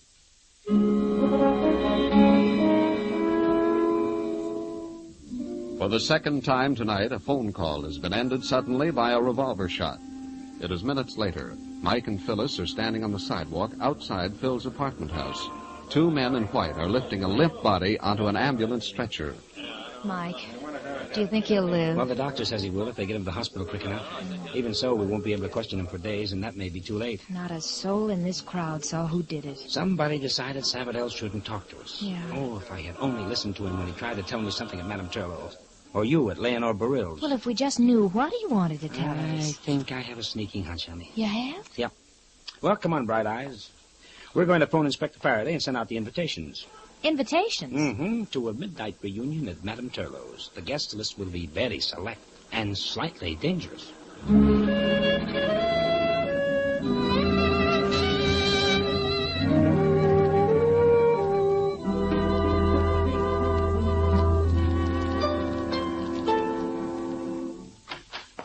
Good evening, Inspector. Hello, Inspector. Did you round up everybody? I did. They're in the living room. Come on in. Okay. That package under your arm, Mike, what is it? Patience, me lad, patience. Everything in due time. Mike, you tell me on the phone that Mackenzie was innocent and to release him. Well, I haven't. You mean you've got proof on him? Mackenzie came clear across the continent just to stop Madame Turlow from publishing that book. He admits he was going to bribe her secretary to steal the stuff for him. And Savadell placed him here at the house at or about the time of the killing. That's enough for me. There's just one hitch, Inspector. What? How about the killer trying to remove Savadell, too, at the very time you had Mackenzie at headquarters? Say, that's right. Yeah. Unless Savadell's ex-wife did it in a fit of anger. Oh, Miss Barill, this is Mr. Shane. So, I understand I have you to thank for dragging me out at this unearthly hour. Yes, Miss Barill. Mr. Buck, how are you? As well as could be expected. Phyllis, will you look up those carbon papers now? Yeah, right away. I believe Inspector Faraday has told you of the shooting of Maestro Savadell, so the first thing we want to know from both of you is, where were you during the past hour? Well, I was at home, reading the newspaper story about tonight. Oh, an incomplete story, I'm afraid. And you, Miss Barill? Also at home.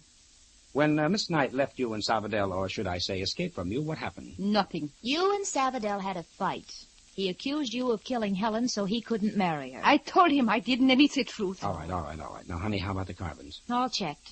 Madame Turlow was still working on the chapter, My Husband. And? We were right the first time. She's anything but flattering to Mr. Buck. Rubbish. She was very kind to me. Well, here's the carbon sheets. We found them on Madame's desk, and they were used only twice. I just held them up in front of my vanity mirror and read what she'd typed, and it was not flattering. Well, how was I to know that? I thought it was all favorable to me. Well, that's a minor issue now anyway. The real key is Helen Smith, the secretary. How do you mean, Mike? Madame Turlow was against a marriage between Helen and Savadell. She told us it would never happen. Uh-huh. Now, doesn't that strike any of you as a little strange? Employers usually don't have such control over the lives of their secretaries. Okay, Mike, but get to the point. That is the point, Inspector. And now you wanted to know what I have in this package. Yeah. First, the music score we found in Madame Turlow's hand. A baritone aria from Rigoletto. The Cortegiani Virazzi. Pronunciation by courtesy of Miss Phyllis Knight. Thank you, darling. And next we have Phil's record album of the same opera. Angel, will you warm up the Madame's phonograph for me? If you ask me, this is all very cheap and dramatic. Operatic is the word, Miss Borel. You see, when Madame Turlow was shot, she made a dying effort to tell us who killed her and Helen, especially Helen. She tore a very special aria from the score of Rigoletto. In a desperate gamble, somebody would understand it. Mr. Shane, I don't believe you are the man to give us a course on opera appreciation. Well, we shall see, Miss Borel. Photograph's ready, Mike. Okay, darling. Now, do you people know the plot of Rigoletto and what this aria means? Well, of course. I have sung Rigoletto. I'm afraid I have only a hazy idea. All right. This is the setup. A gang of the Duke's courtiers have just kidnapped a girl. Now this guy Rigoletto is cursing them. Now he's begging them to give her up, and they won't. Now he tells them a secret. The girl is his own daughter. Well, does that mean anything to you, Miss Borel? Not a thing.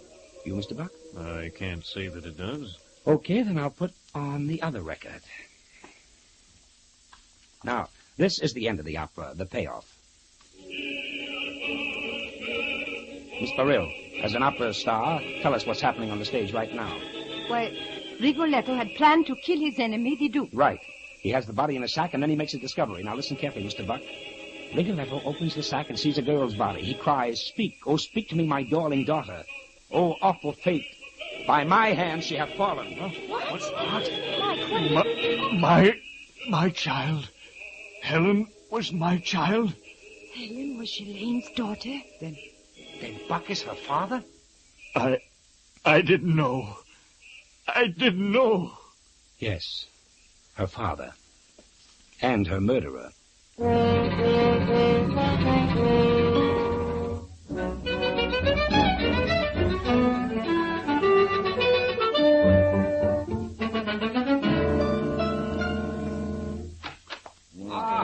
There you are, Maestro. Very well. Are you feeling better? Mr. Shan, to you, bigger congratulations. Your work, bravo. She's the most brilliant. Well, thank you, Maestro. I thought it was pretty good myself. Good? Well, Buck could hardly add anything to his confession. He hadn't seen his daughter Helen since she was 6 years old. Buck says he just wanted to scare the madam out of publishing her book. Helen tried to grab the gun, it went off.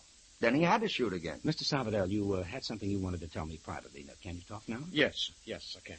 Tonight, I see aria from Rigoletto in a madam's hand. Mm-hmm. The ideas have come to me.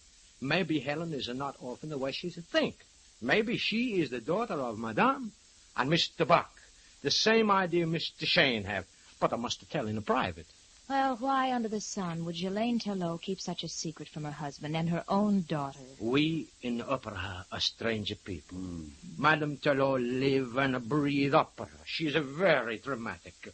She's an enjoy secret, just like a storybook. Speaking of operas, Angel, I noticed you got another record album up at your apartment. Maybe if I studied it, I might get the answer to another problem. Mike, not another crime. Well, a different sort. It's the marriage of Figaro. Then, Mr. Shane, you must translate it better than your Rigoletto. But just a minute ago, you were complimenting me about... See, only your thinking. But the aria, no. I've never heard such a bad translation. Oh, Mike.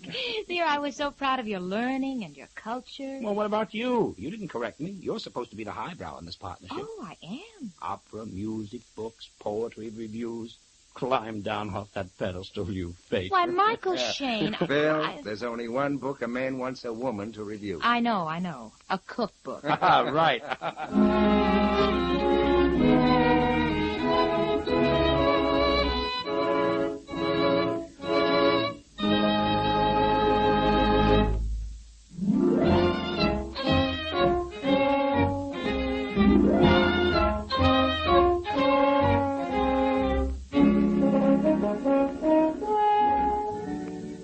Tune in again next week at 8:30 for another adventure with Michael Shane, Private Detective, starring Wally Mayer and Kathy Lewis, with Joe Forte as Inspector Faraday.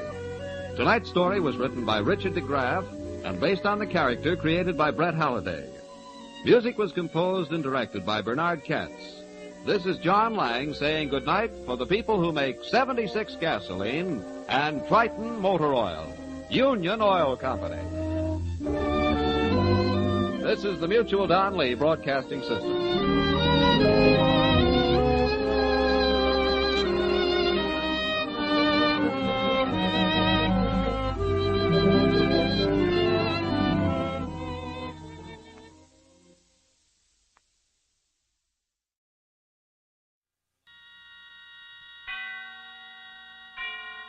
And now, tonight's presentation of radio's outstanding theater of thrills, Suspense.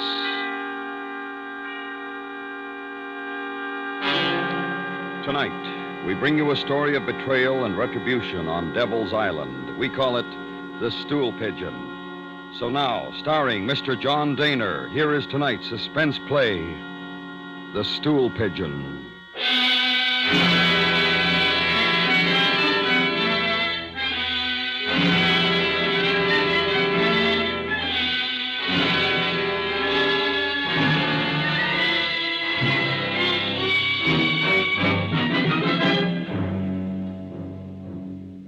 It was hot that afternoon, which in itself, you understand, should not have been surprising. On that Devil's Island, it was always hot, unless there were the rains, and then it was a different, more steaming heat. There were 4 of us racing cockroaches in Keno's hut. Maquille, Thibault, Cano, and myself. We were what the authorities generously called libres. That is to say, we were free to roam within the confines of the island, but never to leave it. As I say, we were racing cockroaches, and Thibault had already won 3 races. His animal was a huge red beast, fully 3.5 inches in length, and possessing a remarkable stamina. She was named Marie. Made me think of a filly I used to bet on in Paris. It's hot. My friends, it is hot. You never get tired of saying that, do you, Thibault? Yeah. Does he? Yesterday you said the same thing last month and last year. You owe me 5 francs from the last race. Pay.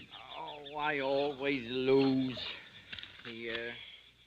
Shall we have another? No, it's too hot. Oh, there.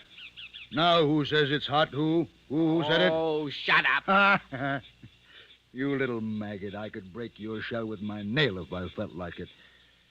But I like you, Maquille, so I allow you to speak to me thus. I heard there's a ship coming next week. Oh? Where'd you hear that? Cano hears everything and knows nothing. I heard from a guard. And it's a lie, because I hear everything first. Did you call me a liar? I call you a liar. Stop it. Put away the knife, Cano. We'll all be put in solitary if you're seen. Hey, a knife. Knife? Where did you get a knife, Cano? Never mind. Oh, but I do mind. That's interesting that you have a knife. Are you thinking of escape, perhaps? Never mind. I'd like to buy your knife, Cano. Not for sale. 100 franc? I'm not selling. 150? No. Ah, well, some other time. I've got half a bottle of wine. Let's go and drink it. I don't feel like quarreling. Oh, Maquille, you have a divine soul. Come, my little maggot. You too, Cano, exile.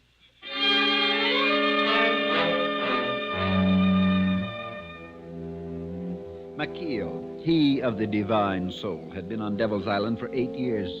In Marseille, he had been, among other things, an habitual thief and arsonist. He stood 5'6" and had long been befriended by Thibault. Thibault was, by his very stature and past, the king of the libres on the island, a huge and gross man towering over 6 feet. In Paris, he left behind him a series of syndicate murders for which he'd escaped the guillotine only by underground and political pressures. In spite of his terrible reputation and physical appearance, he was not an unfair man and, on the whole, well liked by the rest of us. Cano was slim and dark, volatile as benzine. In a fit of jealous anger, he'd slit his wife's throat. A handy man with a knife, a moody, uncertain fellow, Cano. I was there because I was caught embezzling from the bank. A stupid thing to do, more stupid to be caught. I looked forward to 6 more years before release. Gone. Every last mortal drop. Half a bottle doesn't go far. Not for one with the mouth of a hippopotamus. I remember a wine in Paris, Moncher. Think of Emile. He might be tasting your wine soon. Away from this pest hole. How long has it been now? 9 days. No, 10. He escaped on the 14th. I give odds he never reaches Maribor. 5 to 1. Why not? Why shouldn't he? Well, the sharks, Cano. The sharks. Very bad this year, I've heard. And his boat wasn't much good either. Any other reason? Well, let's wish him luck by not talking about it. I'd like to talk about it. Maquille, why else shouldn't he reach Maribor? You know how many have tried in the past 5 years and been caught. We all know, don't we, Thibault? Yeah. Someone informs. Someone tells that swine of a governor. Yes? We only think that. It's only a guess. Nobody's sure. Only a suspicion. Now, isn't that so, Exil? Someone who knows everything that's happening before anyone else. He's right. My friends, he's absolutely right. It's true. I've long suspected it myself, and it's wise that it should be brought out into the open. Someone on the island is an informer, making himself fat on the sufferings of others. I shouldn't want Emile to be caught. He was a friend, a good friend. Terrible thing if he were caught. The question is, who? Who not? It could be any one of 100, if it's true. That pig Louis Dodin, possibly Grosjean. Oh, one could imagine anything from him. What about Grosjean? Or Barret, or Proust, Galena, Munch. Maquille, Uxil, Thibault. Any one of us, even yourself, Cano. Oh, no, that is a dreadful thing to contemplate, Thibault. No, not one of us. Over here. Oh, have you seen Thibault? Oh, here you are. Dodin, huh? We were speaking of you a minute ago. What's the matter? It's Emile. What about Emile? He's been caught. They were waiting for him in a patrol boat off Maribor. They took him. Oh, sacre. Now the question is, how did they know he was going to Maribor? I wonder. How did they know?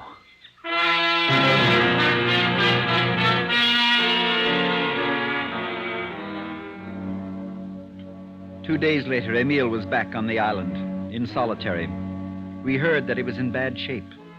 Thibault managed to smuggle in some cigarettes through a friendly guard, and that was the best he could do. Things were very bad, worse than usual. The governor, Monsieur Planche, was angry, and restrictions even for Libres became more intolerable. He seemed determined to make us all pay for Emile's attempted escape.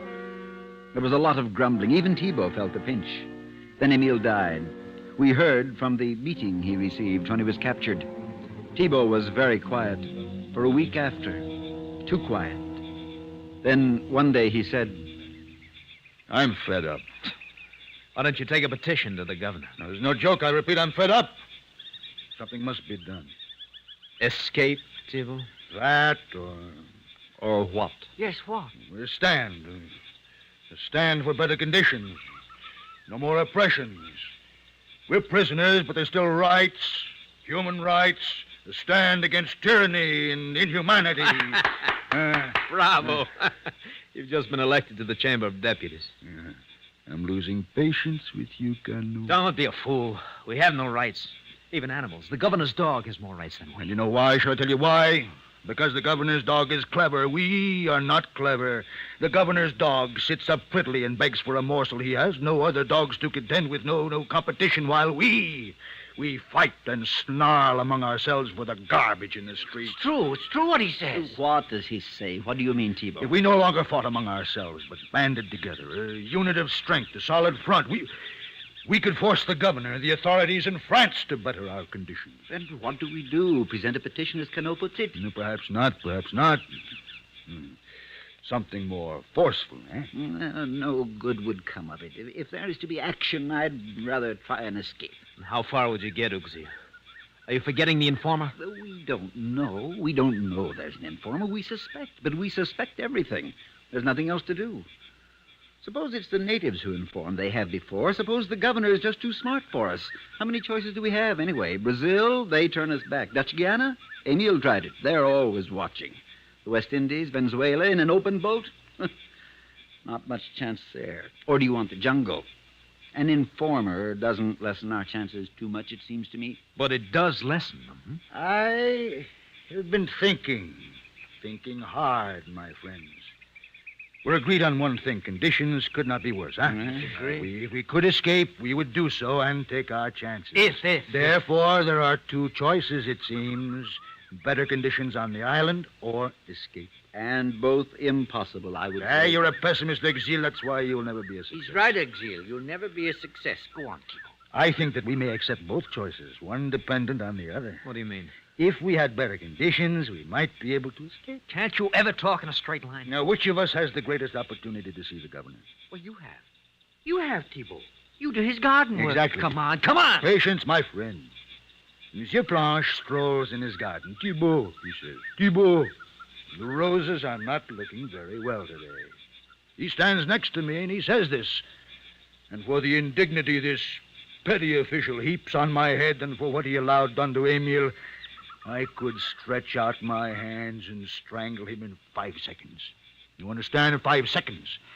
But if I chose, I would not strangle. I would hold him as a hostage. A hostage? You follow me. Now, let us suppose that a revolt were begun, the guards overthrown. Oh, la, la, la. It's a thought. Nobody's ever tried it. But the guards would shoot us down. They would have to shoot the governor if they tried. And if we succeed in what you say, then what? Huh? What happens? What do we do? What? That remains in my head. You must trust me there. I trust no one. Exil? If there were a chance, I'd be with you. I don't look forward to 6 more years of this. Maquis. I'm at your side, my friend, as always. As always. That leaves you, Canu. All right. Excellent. Then we must start to make our plans carefully, very carefully. Canu, Stand by the door and warn us if anyone approaches. We don't want the informer to overhear us, do we?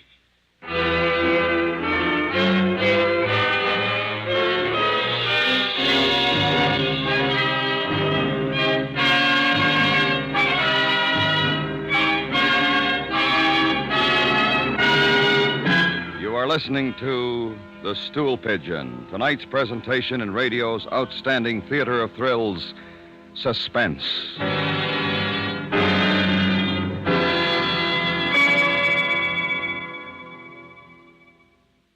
If you're interested in spreading the truth about America to others, CBS Radio suggests you contact Letters Abroad, 695 Park Avenue, New York 17, New York. Letters Abroad, once you've given them a few facts about yourself, job interests, hobbies, age, will furnish you with the name of a correspondent who lives overseas. Send a stamped, self-addressed envelope to Letters Abroad at 695 Park Avenue, New York 17, New York.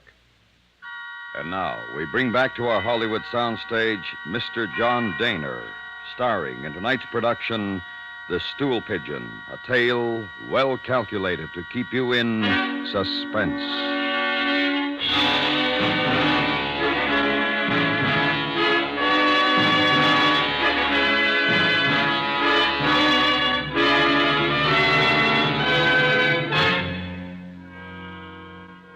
We made our plans in Thibault's hut.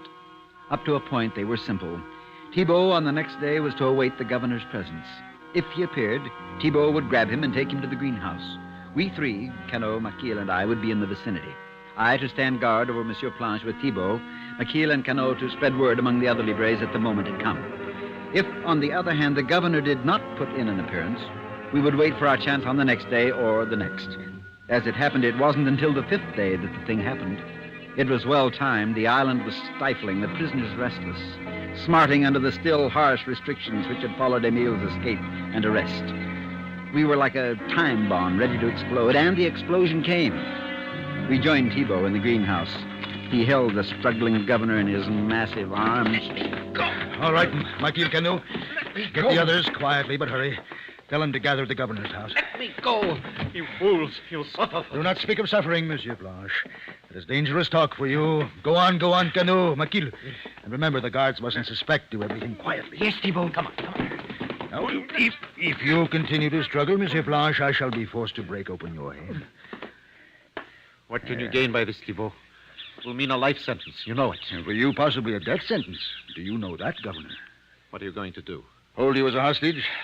We demand our rights as men. You understand? As men. You have no civil rights. Human rights. My friend Emile died. He took his chance in escaping, but he wasn't shot. He was beaten to death. An accident. He resisted. Things must change. I can change nothing. The regulations are set in Paris. I simply carry them out. You overdo your authority. You must apply for better conditions for the men. I can do nothing. We shall see. Stay quietly now. We'll wait until the others come back.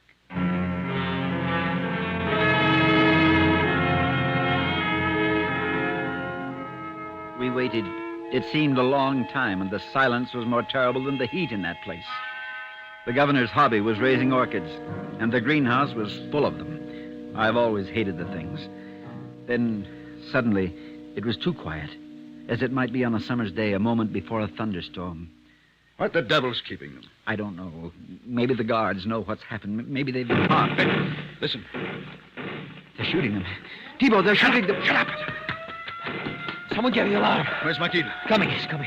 What happened? We got word to about a dozen. And word must have got to the guards about him. I told you. Now, before it's too late, release me. It'll be better for you if you do. What happened to the others?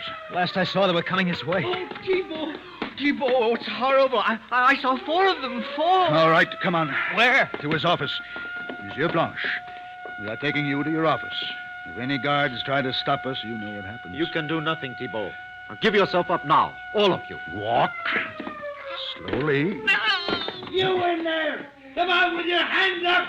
The guards, Thibault. Tell them, Governor. Tell them that we're coming out. With you. Now tell them.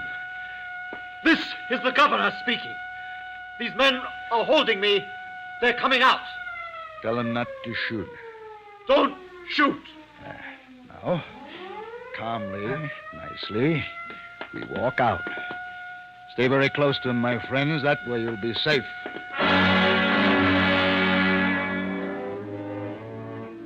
As bees clustered around a honeypot, we sidled along the path, past the guards who stood no more than 20 feet from us. It must have been a ridiculous sight, but the honeypot was the governor and our protection from bullets. Then we were in his office. There were no others to join us, and the door closed. It was a strange thing. We none of us thought beyond the moment, and for that moment we were superior beings, prisoners no longer because we were now the captors. But when I glanced into the courtyard and saw the ring of guards looking up, rifles cradled in their arms, it was then another moment, and one, this time, of fear. What now? First, the siren must stop. It offends my ears. Governor, give the order.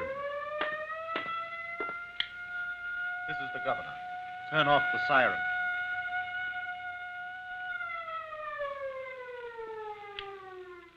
Good. You're cooperative. It's better that way. I repeat, what now? Now, I think we go to the next part of my plan. Makil, little maggot, stay by the window and observe. Report if there is an attempt by the guards to move into the building. Yes. What do you think you can accomplish? Escape? Impossible. You know that. It's been done. When there's been no informer, it's been done. I don't know what you're talking about. First things first. Now we come to the matter of conditions here. I have told you I know what you've told me, and I say to you, it is within your power to ease the suffering of the men. Give them better food, better medical care. Your concern for your fellow man touches me, Thibault. Did you have as much conscience over those you murdered? That is an entirely different matter. Enough of this, Thibault. What happens to us? My dear Canu, it is happening to us now. You'll see. Trust me. The devil with that talk. When do we get out of here? All in good time. Therefore, Governor, you will sign your pledge to do these things of which I have spoken. If I don't? I'll kill you. Slowly. I can. I've had practice. Let us suppose that I agree to this. What then? Then you don't die. Now, the second point. We have a chance to escape. No. A fair chance. Not the chance that poor Emil had, but then he had no chance at all, did he? There will be no escape. In order to escape, there must be secrecy. And there can be no secrecy when you know beforehand of the plan. You will not have a chance to escape.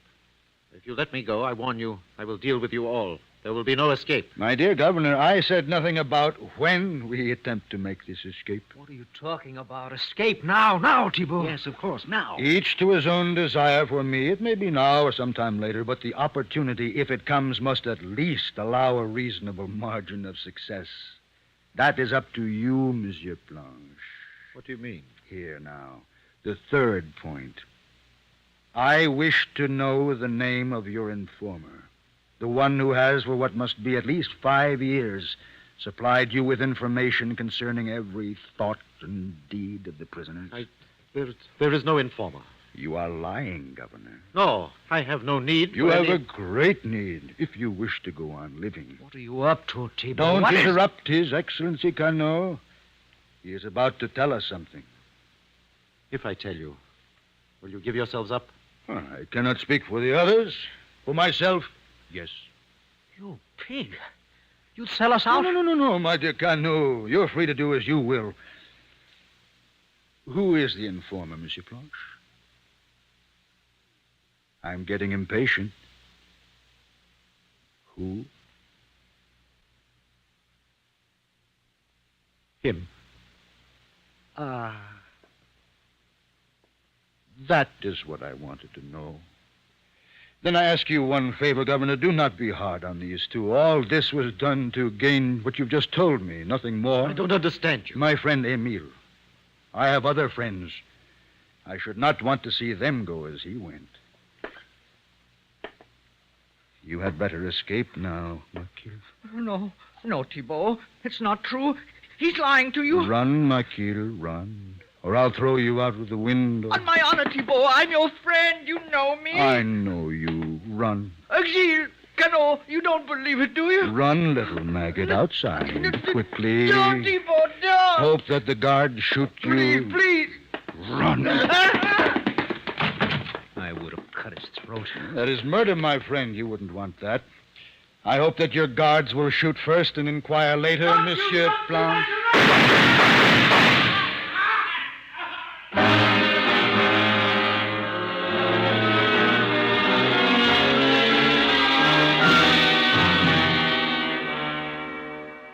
all went to solitary. It was expected, but somehow things were different, a little better on the island.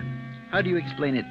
Perhaps the governor was ashamed. Perhaps he admired something about Thibault that none of us understood. How does one know these things?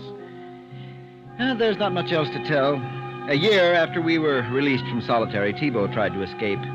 And this time it wasn't a prison informer who turned him in. It was the native from whom he bought the boat. How do you explain these things?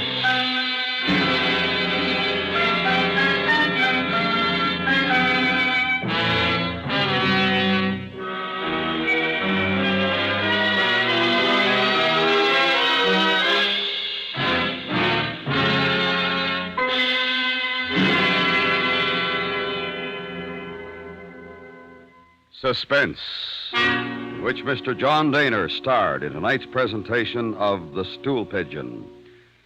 Next week, the story of a man who returned home to find his people in the grip of a strange disease. We call it The Frightened City. That's next week on Suspense.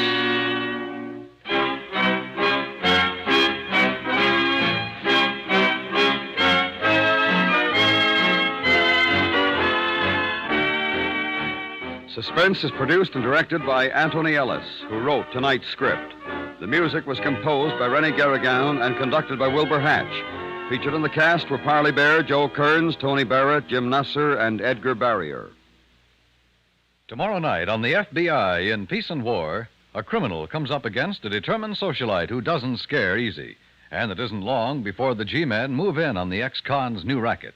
Remember, the FBI in Peace and War, tomorrow evening over most of these same stations. Stay tuned now for George Herman in the news, followed by Disc Derby.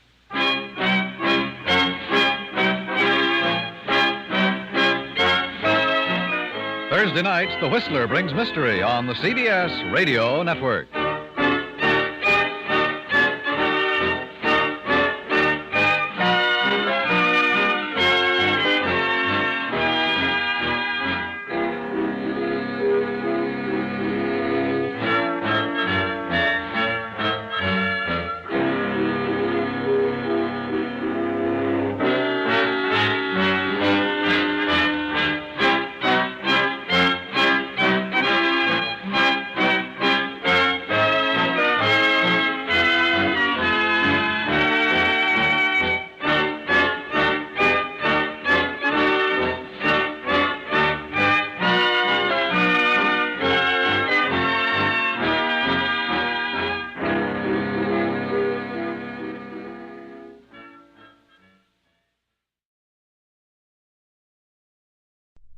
WBBM-FM, Chicago.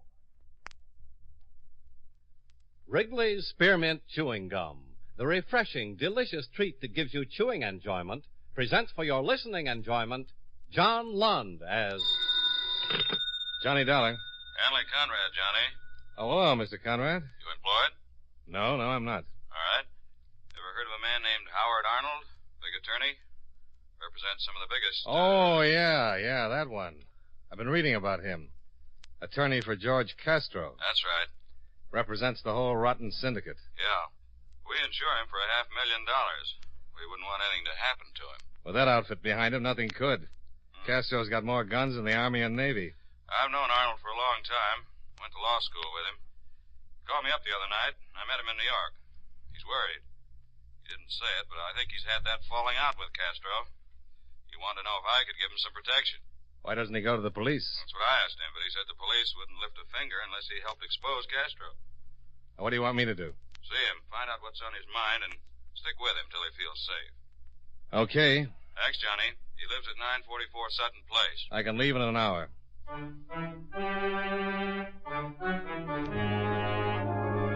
The makers of Wrigley's Spearmint Chewing Gum bring you John Lund in another adventure of the man with the action-packed expense account, America's fabulous freelance insurance investigator. Yours truly, Johnny Dollar.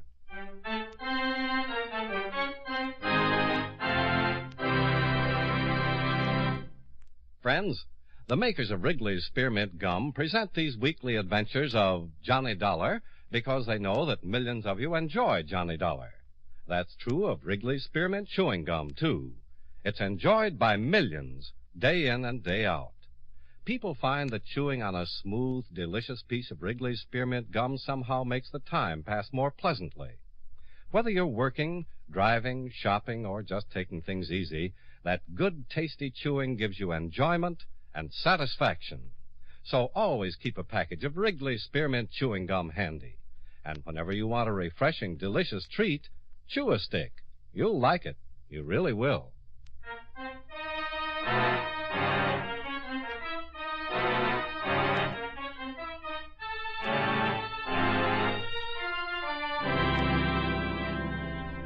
Expense account submitted by Special Investigator Johnny Dollar to Home Office, World Insurance and Indemnity Company, Hartford, Connecticut. The following is an accounting of expenditures during my investigation of the Howard Arnold matter. Expense account item 1, $23.55, train fare and incidentals between Hartford and New York City.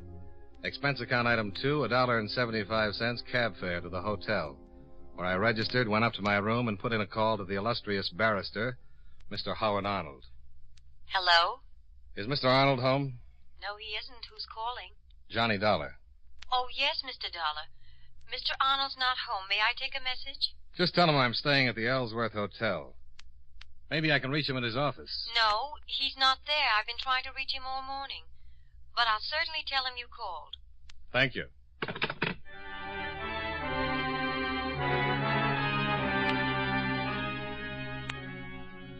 I unpacked my clothes, had some lunch, and waited around the hotel for the rest of the afternoon. I called Arnold's office twice, but his secretary said she hadn't seen Arnold for several days. Presumed he was out of town on business. I went down to the bar, had something cool, and returned to my room. Around 7 o'clock, there was a knock at my door.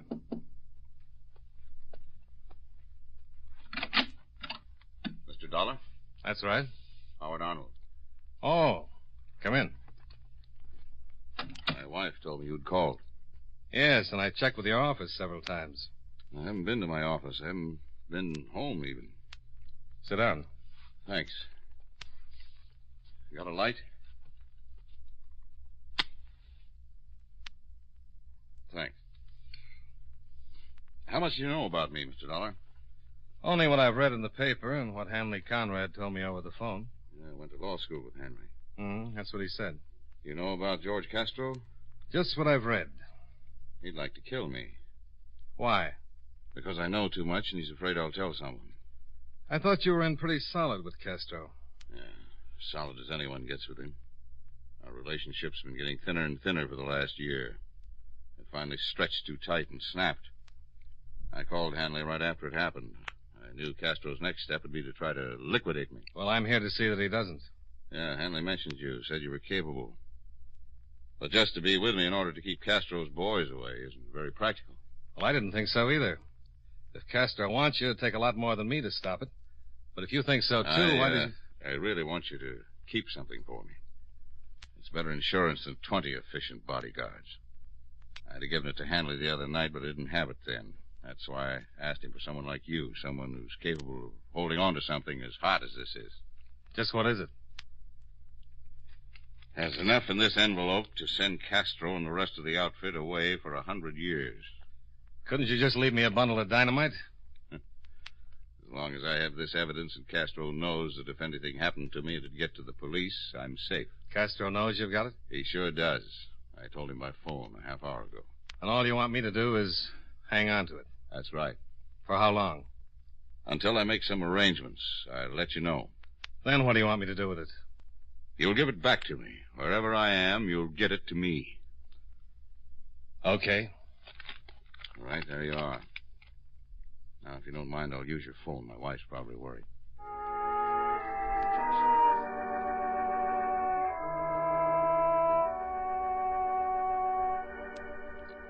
I looked at the large envelope and thought about George Castro, the big boy of the outfit.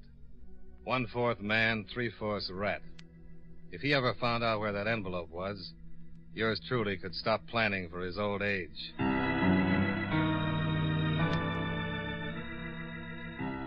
I had dinner, sat in the bar listening to a thin blue piano player for about an hour, then went back up to my room, where I'd hidden the envelope in the dresser, taped to the bottom of the second drawer. Shut the door. What? Shut it. What goes on? Must be a good little boy. I'll get over there and sit down. Okay. Hey, I know you. Good. You're Marty Fleet, one of Castro's happy little triggermen. Hooray for you. Sit down. Now let's have it. Have what? Don't play games, huh? A little while ago, you had a visitor. I did? Yeah, and he left something with you.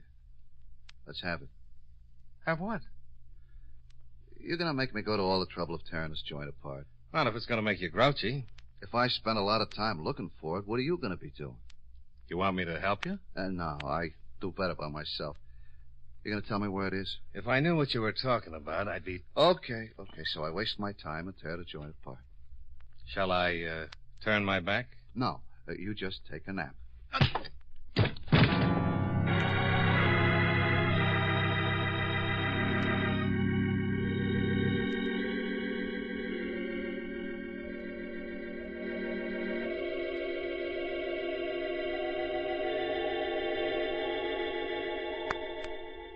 I finally got my eyes open and found myself alone in the middle of a pile of furniture. The gorilla had departed, and to my amazement, I discovered that he hadn't found the envelope. I called Howard Arnold. Hello? Is Mr. Arnold there? Who's calling? Johnny Dollar. Just a moment. For you, dear, Mr. Dollar. Hello, Dollar?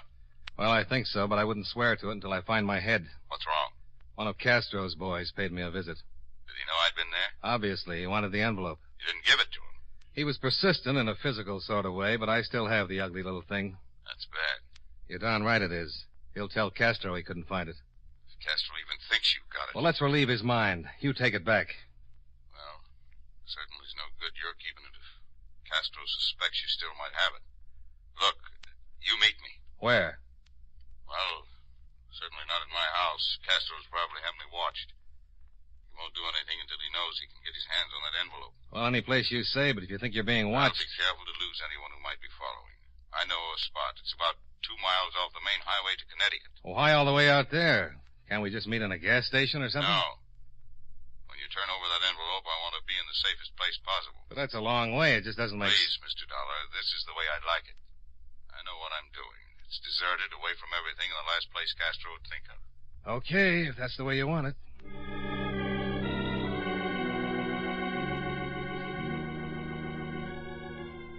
I rented a car and drove for a good 40 minutes till I spotted the turnoff.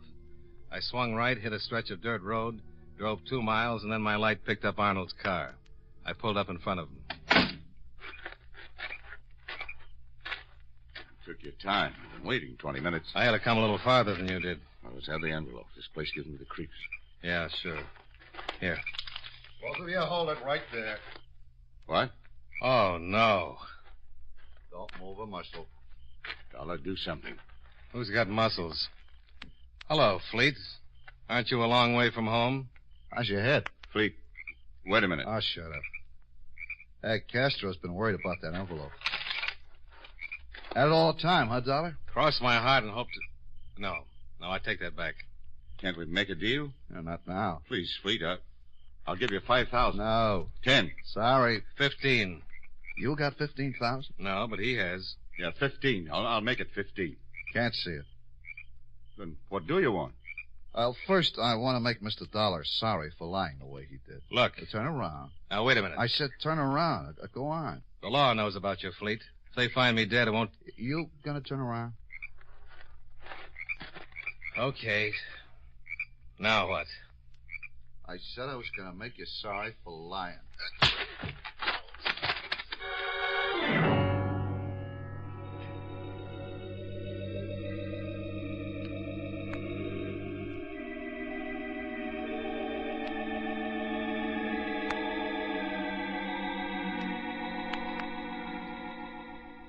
Well, there it was again. That disgustingly familiar deep black hole. The hole works. I don't know how long I was out this time, but when I slowly pulled myself back, I thought at first that part of the dream had stayed with me. I got to my feet and made my way to the edge of the road. The whole sky seemed to burn with a brilliant yellow light. I looked down in the ravine, and there was Arnold's car, resting on its side where it had rolled. flames roaring up around it, the charred arm of a man hanging out of the window.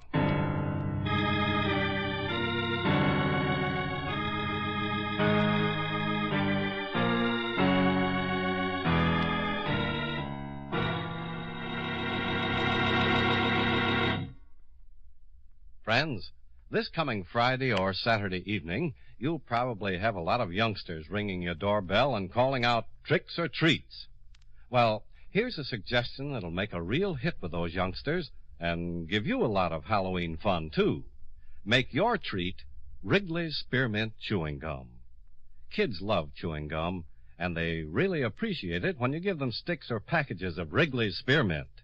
It's a wholesome, healthful treat, too. And it's inexpensive. You can treat a whole army of little goblins and spooks without running up a big cost or going to a lot of trouble. So, when you go to the store, get some packages or a box of Wrigley's Spearmint Chewing Gum. You'll agree it's a perfect treat for Halloween.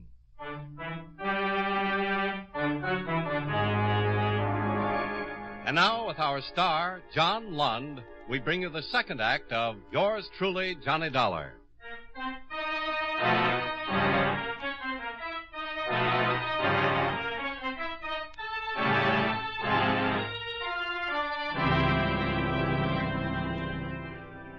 I made it back to the road and flagged a car that drove me to a phone. I called the police and the fire department. 40 minutes later, the fire department arrived, and the wagon hauled what was left of Arnold down to the morgue. I explained what had happened to a Lieutenant David of homicide. Then we drove back to the station, where I made a statement. I'm having Castro picked up now. Got a call out on Marty Fleet, too. I still can't figure how Fleet got out on that road, Lieutenant. He followed Arnold. No, he couldn't have. Fleet worked me over and took my room apart. And when I woke up, he was gone. All in all, I was out for about 10 minutes. Yeah? Arnold lives a good 30 minutes from my hotel. When I arrived, Arnold said he'd been waiting 20 minutes. Uh-huh. It would be impossible for Fleet to tail Arnold, then. Unless he had wings. Ever think he might have waited around, tailed you? No, he was already there when I arrived. Maybe somebody could have told him. Well, who? How do I know? Maybe Arnold told his wife, and she said something. She's down in the morgue now, making an identification on the body. Yeah?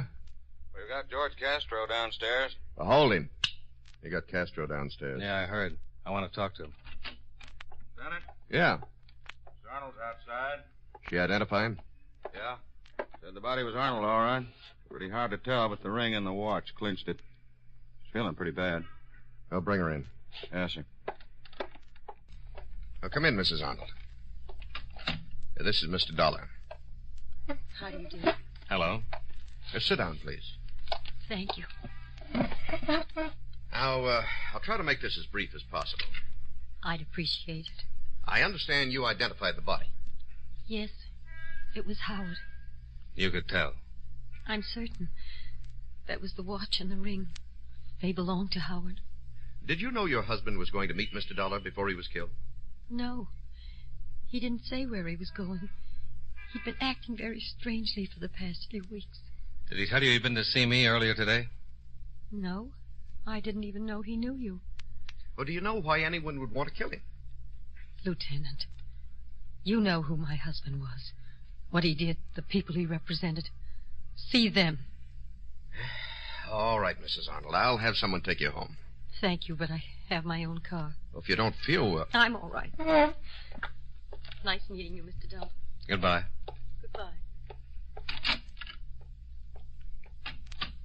Yeah, she's taking it pretty good. Uh-huh. You wanted to talk to George Castro. Yeah. Yes, Lieutenant. Send in George Castro. All right. I think we'll be able to hold Mr. Castro for a while this time.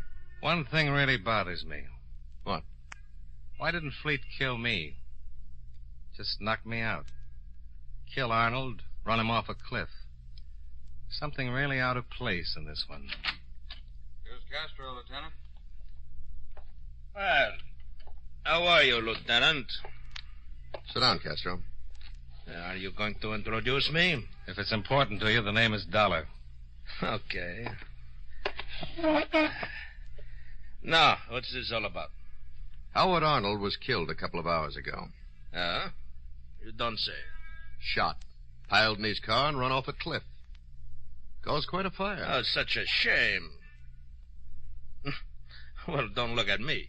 It's all right, Castro. We've got strong stomachs. This one of your cops, David? No, but I agree with him. That's too bad, because I don't like him. So, I guess I don't like you either. I'm getting all choked up. That might be arranged, too. Listen, Castro, you keep your mouth shut until I ask you a question. You may throw a lot of weight around this town, but you're on a diet when you're in this office. One of your boys killed Arnold. I doubt that. Marty Fleet, and I'll swear to it in court. Fleet, huh? No. Who pushed your face around, funny man? Fleet, on your orders.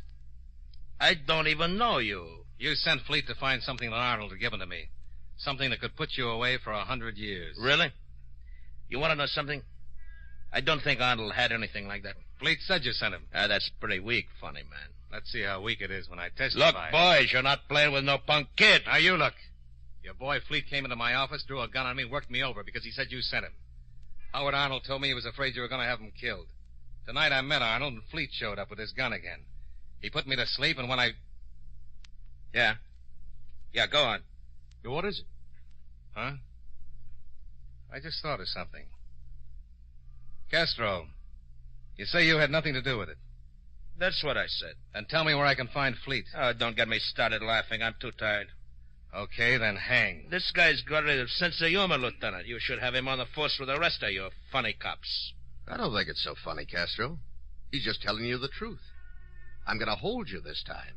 There's not going to be any writ. Huh? You making any book on that? I'm even giving odds. I got more than one lawyer. Yeah, and both of them have already seen Judge Phillips. You're not going to get a writ from anyone. The pressure's on. Fleet's your boy, and everybody knows it. The DA's got an election coming up, and the papers have been yelling for your scalp. Oh, stop it. Even if your lawyers show up with a writ, you're not going to be here. I'll move you to every jail in this district, and I'll keep moving you. I'm going to nail you to the wall until you're convicted. Go ahead. I had nothing to do with this. Then tell us where we can find Fleet. Yeah, go on, Castro. If you had nothing to do with it, tell us. Okay. Maybe you can find him over on 64th Street. Huh? The Alton Arms. I'll check it. Can I go now? Not till I check it. While you're doing that, I want to go over and talk to Mrs. Arnold. What do you got? Just a hunch.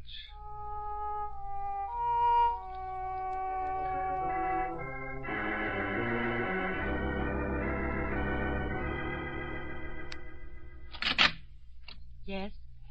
Oh, I'd like to talk to you, if I may, Mrs. Arnold. I really don't feel much like discussing anything, Mr. Dollar. This is pretty important. All right. Come in. Sorry I have to disturb you. So am I. But if it's important... Well, you want to get your husband's killer, don't you? Certainly. We can go in here. You know, this happened so suddenly, it's hard to really believe it. Now, Mr. Dollar, how can I help? Well, I'd like to know a few things about your husband. He provided for you, didn't he? Yes, but I don't see how that can be of any importance. Well, I just want to know a few things. Your husband made quite a bit of money, didn't he? Yes. You got along? You were happy? Very. You know, there's something awfully funny about this killing. What do you mean? Do you mind if I smoke? No. Please go right ahead. Oh, thanks. Would you like one? No, thank you. What did you mean? That there's something awfully funny about my husband's death? Well, a man named Fleet is supposed to have done it. Works for George Castro. My husband was always afraid of Castro. This Fleet came to my room at the hotel. Said he was working for Castro. Wanted some evidence your husband gave me in an envelope. Fleet knocked me unconscious, and then, for a professional hoodlum, did a remarkably poor job of searching. Why haven't the police picked him up? Well, they're looking for him, but I doubt if they find him. Why not? Why won't they find him? He met your husband and me out on the road. Knocked me unconscious again. Then when I awoke, it looked like he'd killed your husband and shoved the car over the cliff. Oh, please. Can't this wait until tomorrow? I think you can help me. But I don't know what you're getting at. Well, Fleet couldn't have followed me because he was already out there. And he couldn't have followed your husband because there wasn't enough time. Somebody told him where we were going to meet.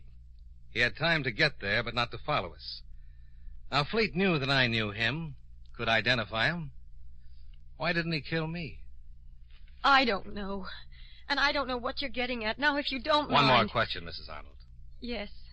When I called your husband this afternoon, I talked to you, didn't I? Yes. At the station, you said you didn't even know your husband knew me. That's right. But when I told you my name over the phone, you knew who I was. I did no such thing. Oh, I'm afraid you did. You said, "Oh, yes, Mr. Dollar," the first time I called. Well, that's not so unusual. My husband has a great many clients. It was just a matter of diplomacy. Mm-hmm. You know what I think, Mrs. Arnold? I'm really not interested in what you think, Mr. Dollar. I'd like you to leave. I think someone wanted me to identify Fleet as your husband's killer.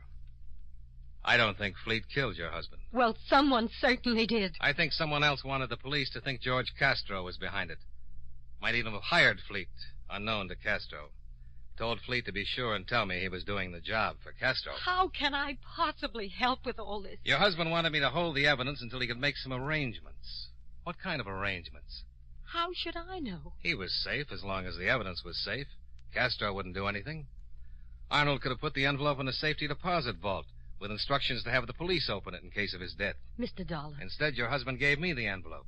Said he'd take it back when he'd made arrangements. Now, how could that help him? I don't know. He couldn't hide, go to another country. He knew you can't run away from a man like Castro. And if he ever had the evidence on him, Castro would kill him in a minute. All right. You've said what you had to say. No, not quite. You know what I think? I think the arrangements had already been made. I think the best way for your husband to escape Castro was to have himself killed. You're insane. If he was dead, you'd have all his money and $500,000 more in insurance. Get out of here. But he isn't dead at all, is he? The man in that car was Fleet. Get out. Your husband leaves the country, everyone thinks he's dead, Castro stops looking for him, and after you collect the money, you meet him. Get out. Get out. Get it, Beth. Howard. Well, hello, Mr. Arnold. You don't even look singed. And what a lovely gun. I didn't credit you with this much sense, Dollar. Howard, what are we going to do? We're going to do just as we planned, with one slight change. Your car's in front, isn't it, Dollar? Yeah? Get our car, Beth. You're going to follow us. Where? Get the car. Fleet was the body in the burning car? Yes. You hired him to throw the blame on Castro? Of course. You're really a pretty messy guy, Arnold. You won't have to worry about it long. The police know I came here. They're going to wonder who killed me. What's the matter with Castro? He's sitting in the lieutenant's office right now. He has so many efficient assassins. Let's go. Okay.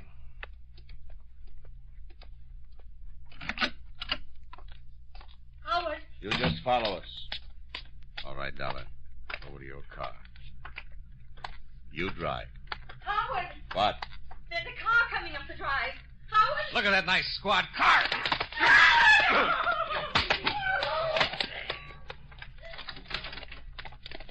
Dollar, what's going on? Oh, hi, Lieutenant. You've met Mr. Howard Arnold? Holy. He's alive. Yeah, but slightly unconscious. Better get them both in the car. Right. Sergeant, what's going on? I'll tell you all about it as soon as we can sit down in some nice, loud saloon. Okay? Well, It's on the expense account. Okay.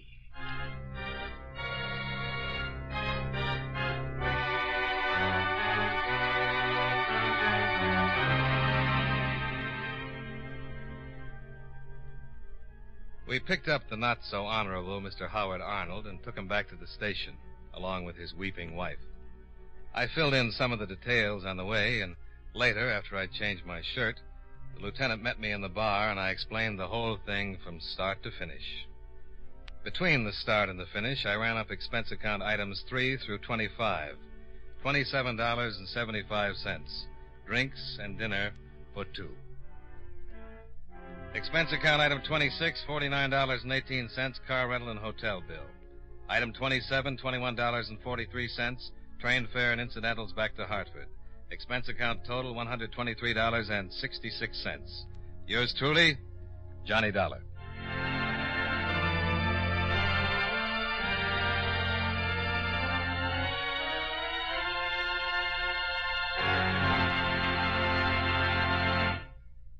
Remember, friends, Wrigley's Spearmint Chewing Gum is a refreshing, delicious treat you can enjoy just about any time. Chew a few sticks of Wrigley's Spearmint during the day and see how the good chewing helps keep you feeling fresh and alert.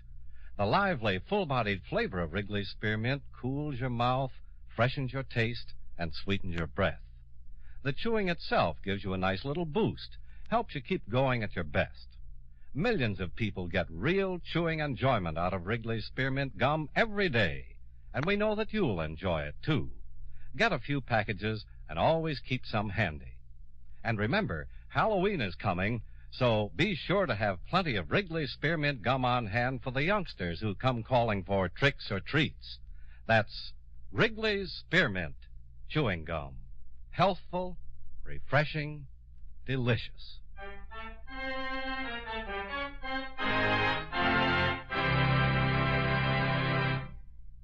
Yours truly, Johnny Dollar, brought to you by Wrigley's Spearmint Chewing Gum, stars John Lund in the title role and was written by Blake Edwards with music by Eddie Dunstetter.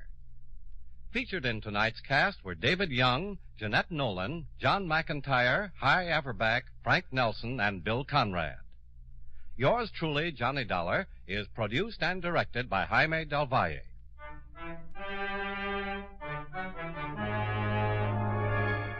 The makers of Wrigley's Spearmint Chewing Gum hope you enjoyed tonight's story of Johnny Dollar and that you're enjoying delicious Wrigley's Spearmint Gum every day.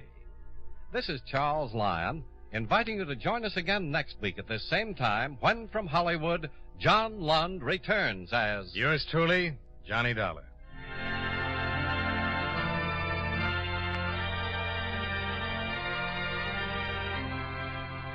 This is the CBS Radio Network.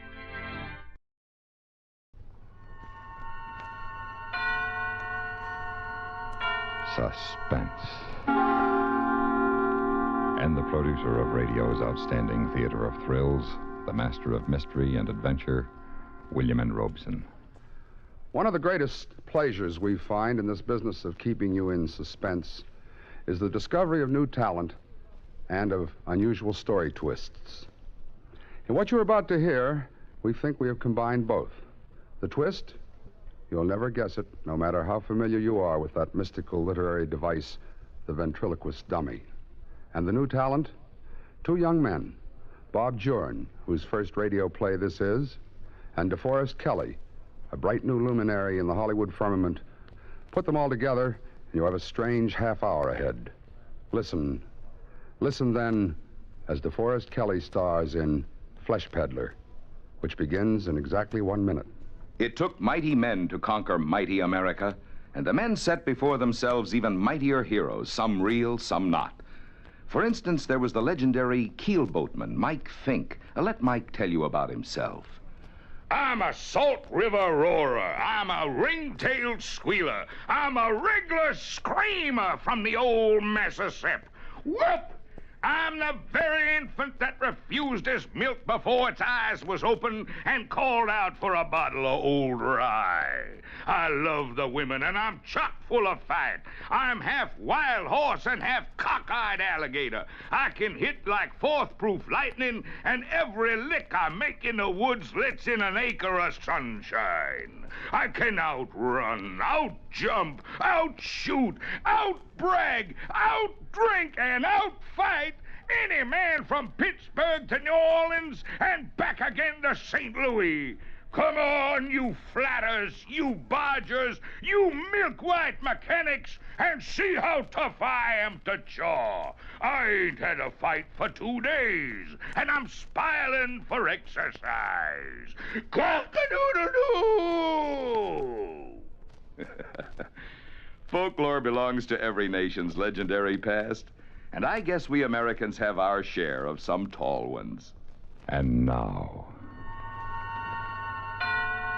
Mr. DeForest Kelley in Flesh Peddler, A tale well calculated to keep you in suspense. I'm an agent, a booking agent. Flesh peddlers, we are sometimes unkindly called. But I don't peddle flesh. I sell talent. Singers, musicians, nightclub acts. And I'm pretty good at it. I've got an instinct for talent. When I find a new act that's really got it, I go after it until it's mine. Only the ventriloquist team of Wilson and Oliver, I wish I'd never heard of them. Then I could sleep better nights.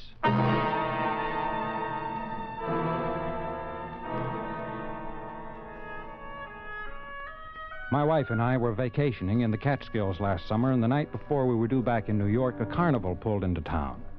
Now, I don't want to sound like a snob, but to me, the carnival is the lowest form of show business. I hate them. But my wife, Gloria, loves them. Since I love Gloria, we went to the carnival. Pete, isn't it exciting? It's just cheap noise. Oh, I wish it had come to town sooner. I wish it hadn't come till tomorrow. Oh, come on, Pete. You might even find some new talent. Here? Why not? Freaks are for sideshows, honey, not class spots. You never can tell. A bearded lady might go great at the Copa. I can tell. Folks, right here for the wonder of the Midway. Hey, the one and only Alexander Wilson and his lovable little dummy pal, Oliver. Hey, you've seen ventriloquists before, you say. Hey, but you've never seen anything to equal Wilson, the remarkable Wilson and Oliver. Hey, don't pass us by, friends. Pete, let's go in. Oh, ventriloquist, a dime a dozen. Come on, I want to see him. Honey, you've seen 100 just like him. Well, maybe he's 1 in 100. All right. We pushed through into the small tent and took our places on the hard, uncomfortable benches. Wilson was already seated on the platform, a typical childishly dressed dummy on his lap. He was a man in his 50s, I'd say, with the saddest face I've seen in 15 years of show business. When the people were in, he suddenly sprang the dummy to life. Shut the doors, shut the doors. All present accounted for, Mr. Wilson. You're sure, Oliver? Sure. Well, then, say hello to the people. Hello to the people. Oh, now, come, Oliver. You can do better than that. I can? Yes. Well, you ought to know. And the routine was awful, dull, time-worn. But for some reason, this Wilson fascinated me. He had a talent, all right. His handling of the dummy was amazingly accurate. As the act went on, I began to think that Wilson was even better than the Barker had said he was, and he was going over with the house. Wilson had Oliver sing while he himself smoked a cigarette. After a few more gag routines and a couple of neat tricks, the performance was over, and I knew I had to sign the act. I parked Gloria on the merry-go-round and then went looking for Wilson.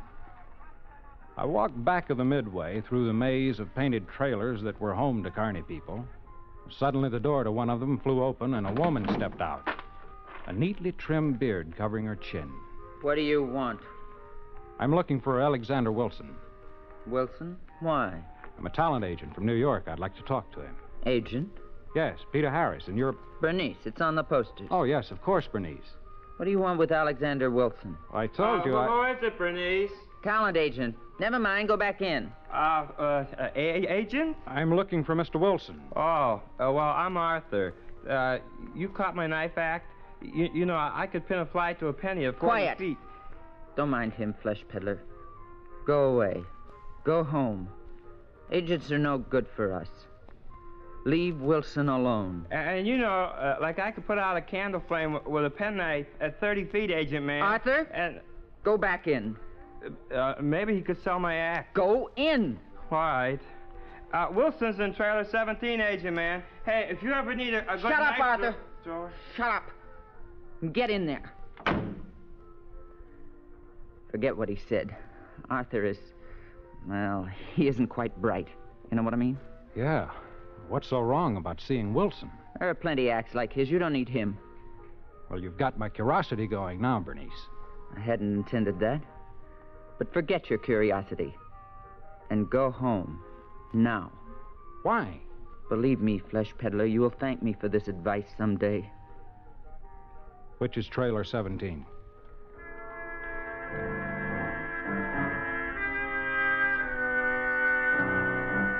I couldn't see why Bernice was so huffy. It was none of her business anyway.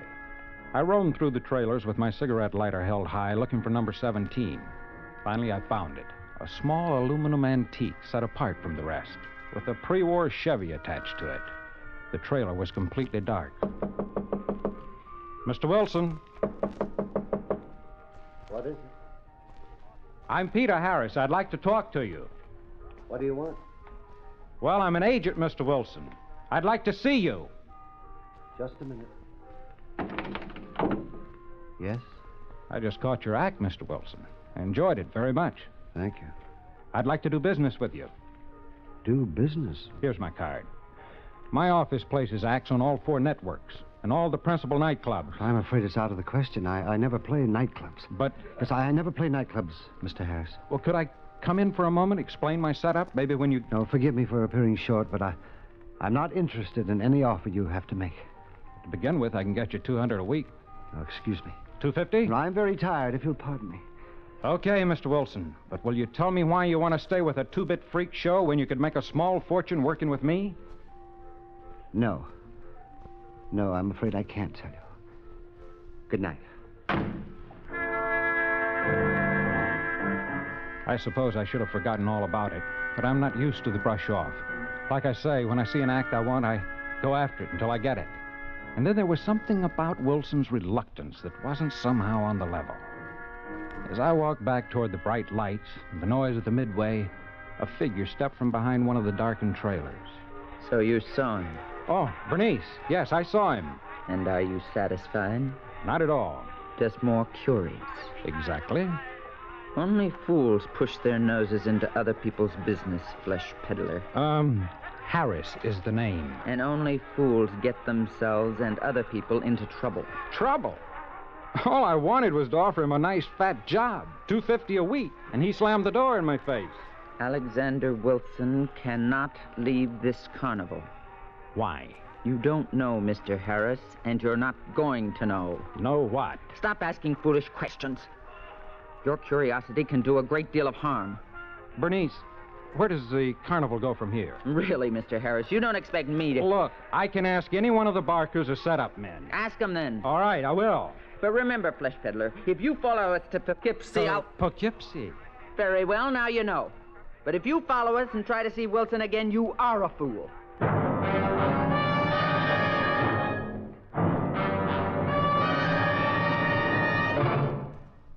In just a moment, we continue with Suspense.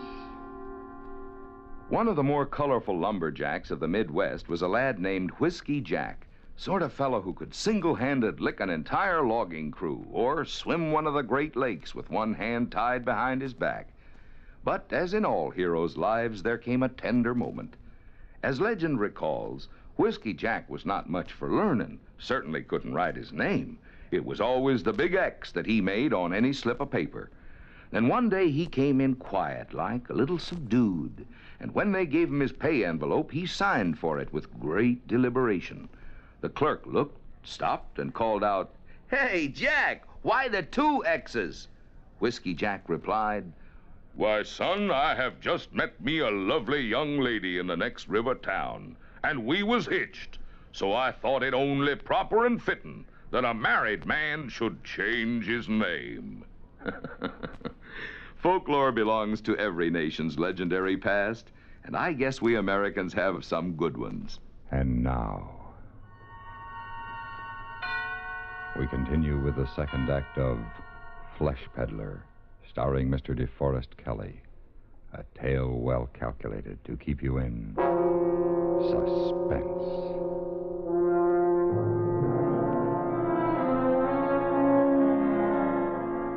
Gloria and I drove back to Manhattan the next morning. And 2 days later, I hopped a Poughkeepsie local out of Grand Central. The more I thought about Wilson, the more of a challenge he became. I wanted him for my list, but more than that, I wanted to find out what was behind Bernice's strange attitude. Now I wish I'd forgotten about the whole thing. In Poughkeepsie, I checked into a hotel, took a cab to the carnival grounds at the edge of town. It was late afternoon as I pulled up in front of the gaudy tents and booths, waiting for the evening crowds. I made my way through the cluttered midway looking for Wilson's aluminum trailer and hoping I wouldn't run into Bernice. Yo, agent man. Hey, agent man. Hello. Hello. Remember me, Arthur the knife thrower? I can pin a fly to a penny. Yes, I remember you. And you've come for me? What's that? You come all this way to get me for your agency? Well, no, I'm afraid not. Oh. Well, that's all right. I mean, you know, like, I've been giving it a lot of thought, and I don't think I could go with you anyway. I see. So I couldn't leave Bernice in the carnival. My sister says carny folk should stay with carny folk. Your sister? Bernice. Oh. Arthur, why is Bernice so close-mouthed about Mr. Wilson? She acts as though she's afraid of him. Well, us carny folks stick together, see? Like, we don't like other people sticking their noses into our business. Bernice said that? Yes. Arthur, where's Mr. Wilson's trailer? I don't know. Oh, come now, Arthur. Bernice says, you know, I know. Bernice says too much. I don't know anything, agent man. Well, I have to go practice my knife throwing now. I got to practice every day, you know. Well, it was clear Bernice had given Arthur his instructions, and no thanks to him, I finally found Wilson's trailer set off from the rest. Mr. Wilson? Mr. Wilson! The door to the trailer was unlocked, and it swung open at my knock. Wilson obviously wasn't there, but I didn't think he'd mind if I went in and waited. The inside of the trailer was dim and musty. I left the door open to let in what little sunlight the day had left and sat in the lone chair in front of the makeup table. I was just about to reach for a cigarette when I had the feeling that I wasn't alone. I turned slowly in the chair, and the back of my neck began to crawl. There on a shabby army cot was Wilson's dummy, propped up against the wall. The steady, unchanging expression of its face with the staring eyes and painted smile grinned back at me. It was weird and uncomfortable to be so close to this lifeless thing, unmoving, wooden, that seemed so real and alive on the platform in the tent. I tried to ignore it, but I couldn't. I looked away, but I could still feel it there, grinning at me in the early evening dimness. When I could stand it no longer, I got up and walked out of the trailer and bumped right into Bernice. What did I tell you, flesh peddler? Bernice, What were you doing in there? Waiting. For Wilson. What did I tell you? Now look, Bernice. I don't like you or anyone else telling me what I can or can't do. I want to see Wilson again. I'm waiting here. Come with me, please. I must talk to you privately in my trailer.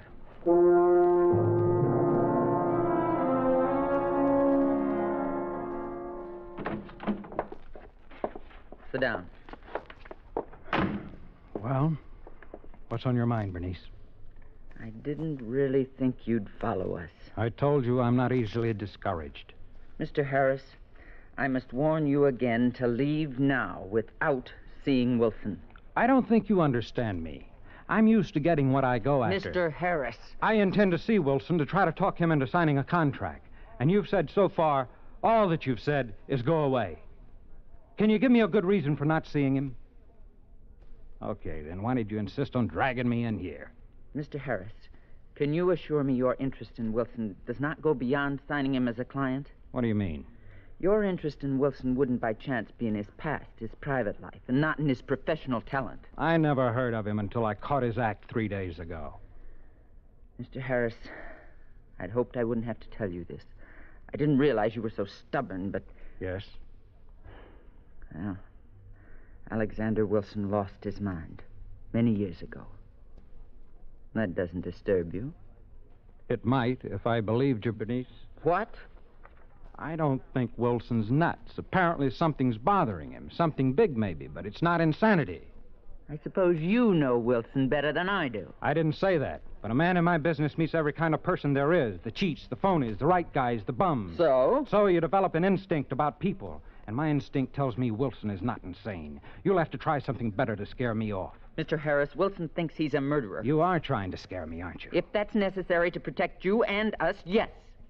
You think he might murder me, too? I don't mean that. Actually, he never murdered anyone. Look, Bernice, you don't make sense. Don't you understand? No. I said Alexander Wilson thinks he is a murderer. He thinks he murdered a woman a long time ago. He's lived with this thought for years, nourished it, until he really believes it. It's driven him out of his mind. Bernice, do you expect me to believe a cockamamie story like that? It's the truth. So don't you see? The only place for him is here, in the carnival, with his own kind. We understand Well, him. hasn't anyone tried to help him, to make him realize He is beyond that now. But with us, he's all right. Outsiders disturb him. You haven't scared me off, Bernice. You've got to stay away from him. Why? If anything you've told me is true, it's only half the truth. It's enough for you to know. From you, maybe. Perhaps Wilson will tell me the rest. I've warned you. I will not warn you again. Paul, Bernice. Oh, hello again, agent man. Hi, Arthur. How's your throwing arm? Well, Come in, Arthur. Mr. Harris is just leaving. Yes. So long, Bernice. Goodbye, Mr. Harris.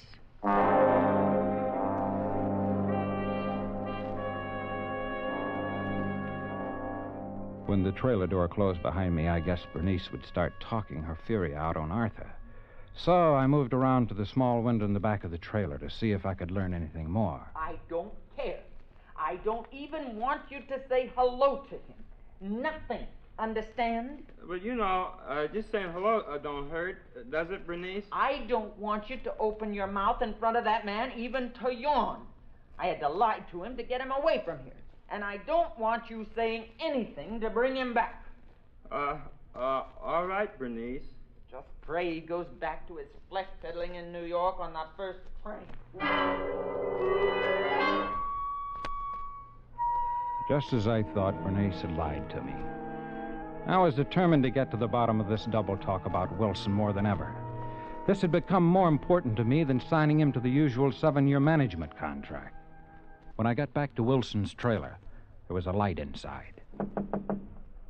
Who's there? It's Peter Harris again. Who? Peter Harris. I spoke to you a few days ago and... What do you want? I want to talk to you, Mr. Wilson. Go away. But I've come all the way from New York. I must ask you to leave at once. Look, Mr. Wilson, I'm not a detective. All I wanted when I first met you was to book you into the big time. But now there's something more. I think you need help. You need help badly. No, you're mistaken. Can I come in and talk to you? Oh, good heavens, no. Well, how about having a drink with me before the show? You look like you could use one. Please, now, leave me alone. Wilson, don't you see what these people are doing to you? For some reason, you're a haunted man, and this carnival is the worst place in the world for you. Leave me now. Leave me, please. These people are all the help I need. Leave me alone. I'll be at the hotel overnight. If you change your mind, Wilson, call me.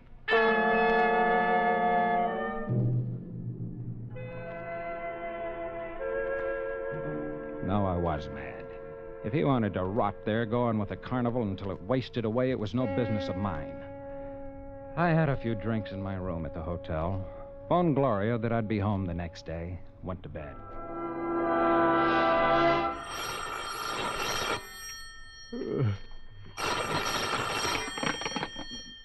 Yes? Mr. Harris? Wilson. Can you meet me right away? Right away? What time is it? Well, I don't know. It's after midnight. It's 1:30. Well, Please. I must talk to you. Can you meet me? Sure. Okay, where are you calling from? An all-night drugstore. Well, where is it? Wait, no. Not here. Meet me at my trailer. Okay. And please, hurry.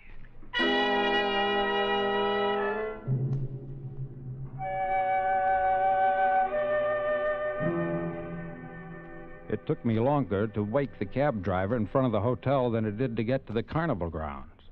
I told the cab to wait and made my way through the darkened tents and trailers to number 17. Come in. What's the matter? Mr. Harris, I've changed my mind. I want to leave with you tonight. Tonight? Well, what's the... Mr. Harris, you're the first person outside of the carnival I've talked to in more than 2 years. You're the first person I've had the courage to approach. Go on. I trust you, Mr. Harris.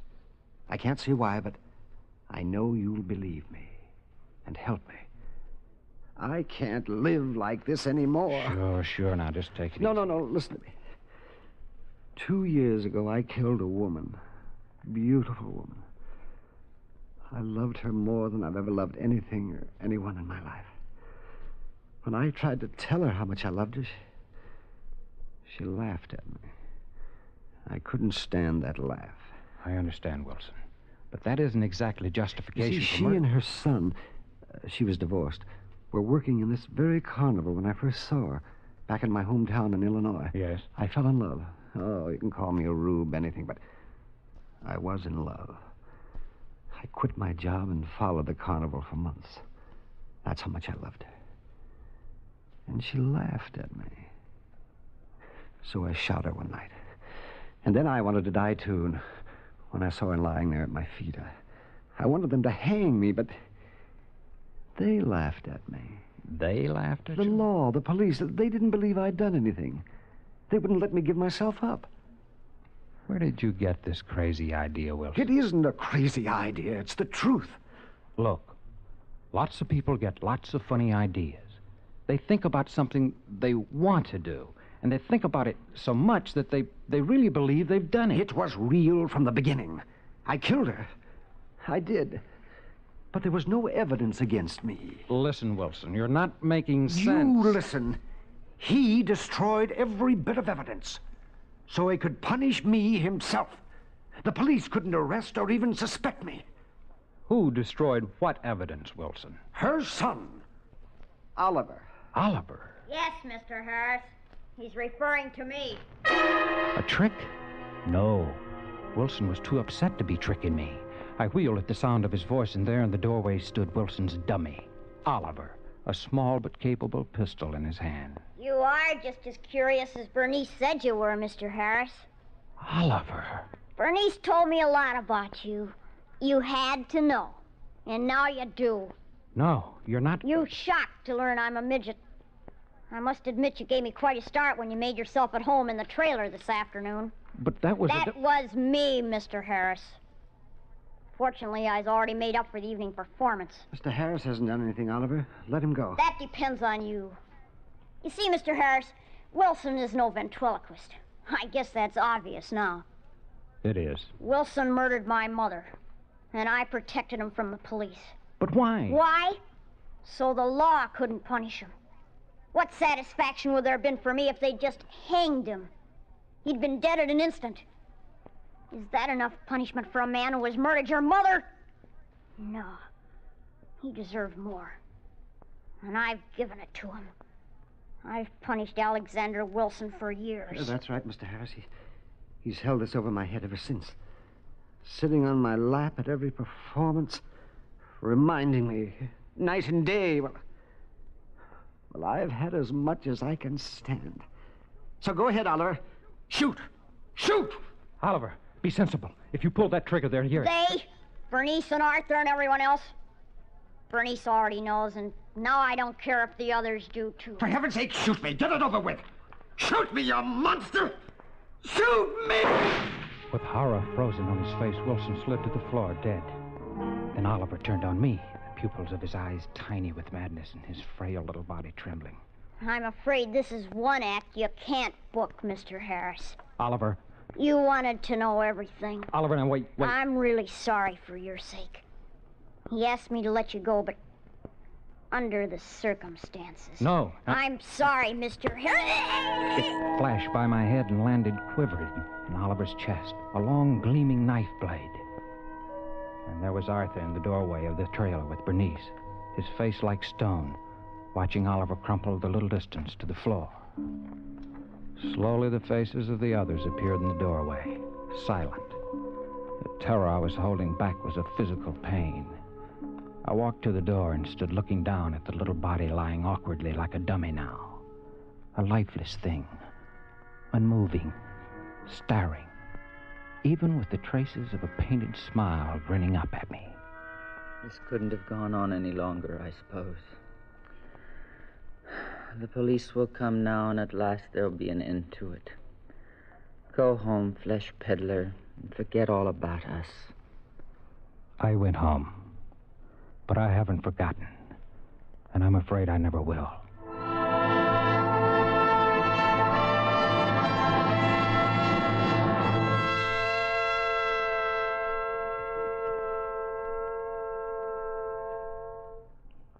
Suspense, in which DeForest Kelley starred in William N. Robeson's production of Flesh Peddler, written by Robert Jurin.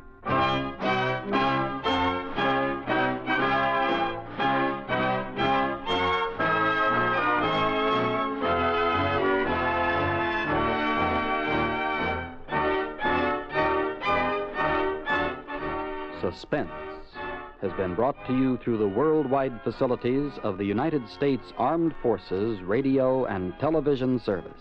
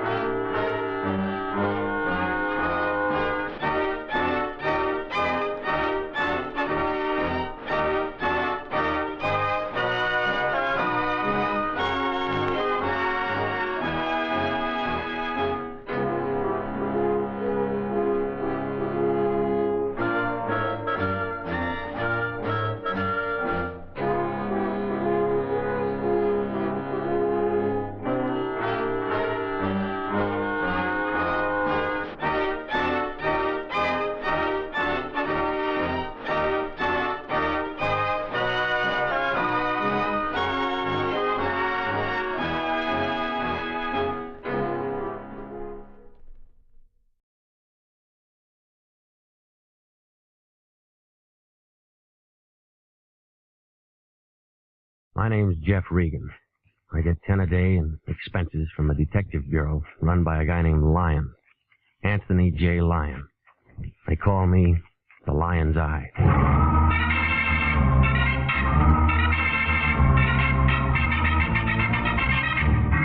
With Jack Webb as Jeff Regan investigator, stand by for hard-boiled action and mystery and thrilling adventure in tonight's story of The Man Who Came Back.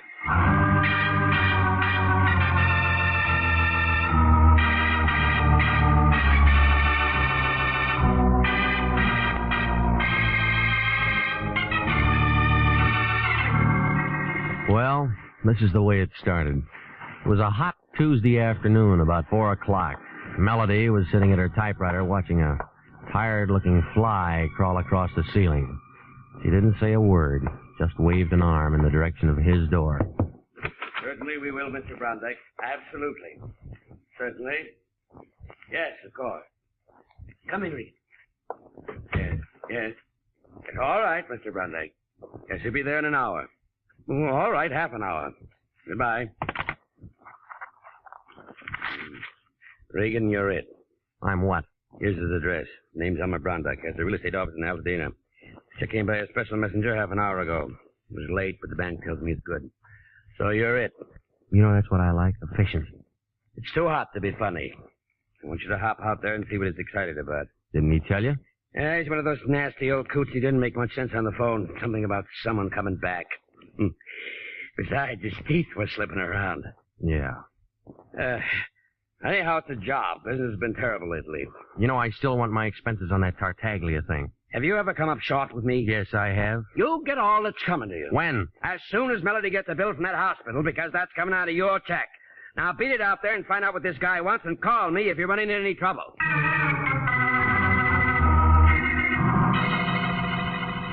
Brondike Manor was a brown-white cottage on the edge of 10 acres of dusty land in back of Foothill Drive.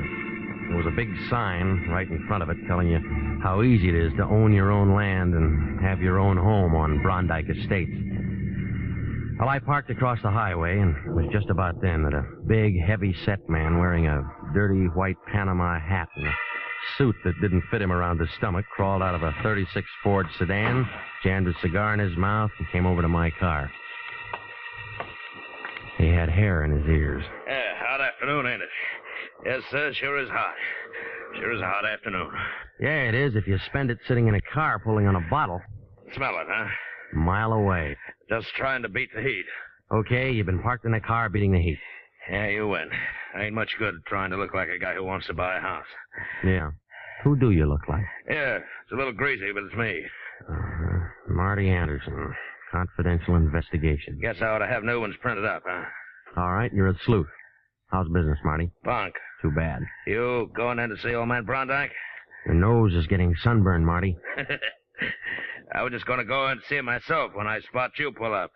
Recognize you from pictures in the paper last week on that Tartaglia thing. I figured maybe you and me ought to talk. Yeah. Hey, you make it tough for a guy, Regan. We're in the same racket. What you going to see him about? You said you were going in to see him. Well, I kind of changed my mind when I seen you. This is where I came in. Ah, you're a tough guy, Regan. You're a real tough guy, and a lot of people know it. But Marty Anderson's betting you're a dumb guy, too. A real dumb guy. Mm-hmm. See you around, Marty. I'm an old conk, huh? A fat old slob who couldn't get a trick as a housekeeper or a tailor in a punk. Is that it? Oh, buddy, don't get too close. That's a real bad label you got a hold of. Okay, Regan, okay. You're young and tough, but you just keep my card, wise guy.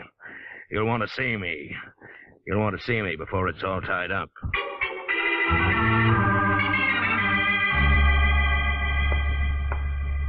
Mr. Brondike, please. Elmer Brondike. He's expecting me. Your name, please?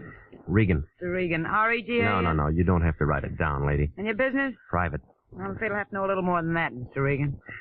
Is it always this hot in here? Yes, and I'm sick and tired. Look, just flip your switch and tell him I'm here, will you? He sent for me.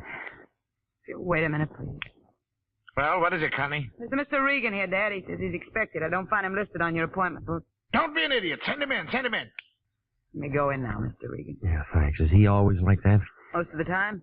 Other times he's bad. High blood pressure? He's got it high, low, and in between. I hate him. A winner, huh? I'm sorry, Connie. That is your name, isn't it? Go on in before I quit. Don't just stand there. Come on in and shut the door. What took you so long? You're Jeff Regan, huh? You don't look much like a private detective to me. Sit down. Where'd I put that thing? Over there by the inkwell. What? Oh, well. Now then, Regan, about this Collier. He's a no-good tramp. You understand that? A no-good tramp. I'll see that he goes right back up to San Quentin if I have to. I'm a dangerous man to play games with. He found that out once, and if he keeps up this business, he's going to find it out again. All right, you're dangerous. He's a no-good tramp, San Quentin. Say, are you mocking me? No, I'm not. I'm just wondering what you're talking about. I just told you everything. You got ears? Can't you hear? I don't hear anything but a lot of blubbering, and that doesn't make any sense. Two big gums Look, here. Connie told me all about your high blood pressure. You better watch that. She did she? Well, Connie talks too much. That's what's the matter with her. She talks too much. Oh, sure, and you'd fire her, only she's your daughter, and you'd have to pay somebody else 3 times what you pay her to take everything she has to take. Get out of here. Get out of my office. Get out. Get out. Okay. No, never mind. Sit down. It's just hot. Heat always gets me. Yeah, me too. Now, do you want to tell me about it? He's an ungrateful scoundrel. Who? Toby Collier. Who else? Well, I took that boy in as my junior partner in Brondike Estates when he was nothing more than a car washer in a filling station. And how does he repay me? Hey, you're letting the heat bother you again. No, it isn't the heat, Regan, I'll tell you that. It's those phone calls. Phone calls telling me to beware and watch out. And a lot of other nonsense. Mm-hmm, now we're getting close. They let him out of San Quentin last week. You'd think he'd go somewhere where people didn't know him and wash cars again or something. But no. He has to start telephoning my office and telling me he's back and that he's going to get me. What was he doing in San Quentin? 2 to 10 on an embezzlement count. How long ago was that? 3 years ago. I guess he got time off or something. Why is he sore at you? I had to testify against him. It was my firm. He was chiseling. So now he's out of the clink and he's phoning you and trying to throw a scare into you, huh? He may be out, but he isn't scaring me or anybody else, I'll tell you that. Yeah. I want you to find him, wherever he is. Bring him here. All right. And then I want to tell him like I'm telling you. If he keeps bothering me with those phone calls, if he persists in threatening me, then I'll haul out some stuff I have in my safety deposit box and send him back up there on a swindling rap, just to get him out of my hair. You withheld evidence at that trial? I withheld nothing. just be a new charge, and I could make it stick if I wanted to. All right, tell me the rest of it. What do you mean, tell you the rest of it? No more to tell. He's a punk. He's got to get in trouble. Where'd Marty Anderson figure? What? Anderson, Marty. Confidential Investigations. Big, dirty-looking ape who shaves every other day. Oh, that rumput. How do you know about him? He tried to shake me down outside your office.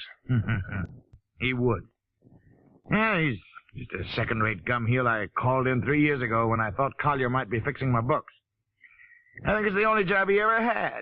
He's been pestering me ever since. Did he testify against Collier? Of course he testified against Collier. That was part of his job. Is there anything else you want to know? Yes, there is. Why'd you call International instead of the police? You're pretty nosy, aren't you? I'm a lot of things. Now, come on, why? Because every time you call a cop around this town, there's always some snoopy reporter hanging around the sergeant's desk. I got $500,000 tied up in this here gravel pit. I don't want anybody who's going to buy into it thinking that I might get knocked over by some loony. That's why I want it all quiet. Does that satisfy you? Oh, it'll do for now. You'll probably come up with something better later on. Are you dirty? All right, where's Collier? If I knew, I wouldn't have called you in. You have a family here? A home, a wife, something? He was all alone. He had a mother somewhere, I guess. Pictures? Here. That's right. Okay, I'll keep these. When am I going to hear from you? When I find something? You bring him to me. I'll ask him to come. He doesn't have to. You just spring that swindling rap on him. He'll come. Yeah, and if it's no good, he can turn right around and slap a slander suit right in your face, and I wouldn't blame him. Don't you forget you're working for me, young man. I won't. Regan, you've got a nasty way of talking. People don't talk to me like that. Yeah, well, this is a brand new crowd of people, Frosty Top, and we talk just like we feel.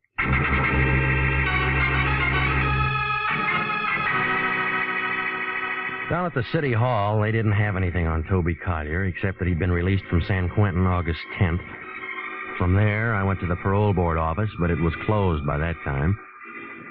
So I did the next best thing, and I sent a wire to the officer in charge of parole prisoners, San Quentin, asking for Collier's address. Then I dropped into the Times office, and I looked up the story of the trial.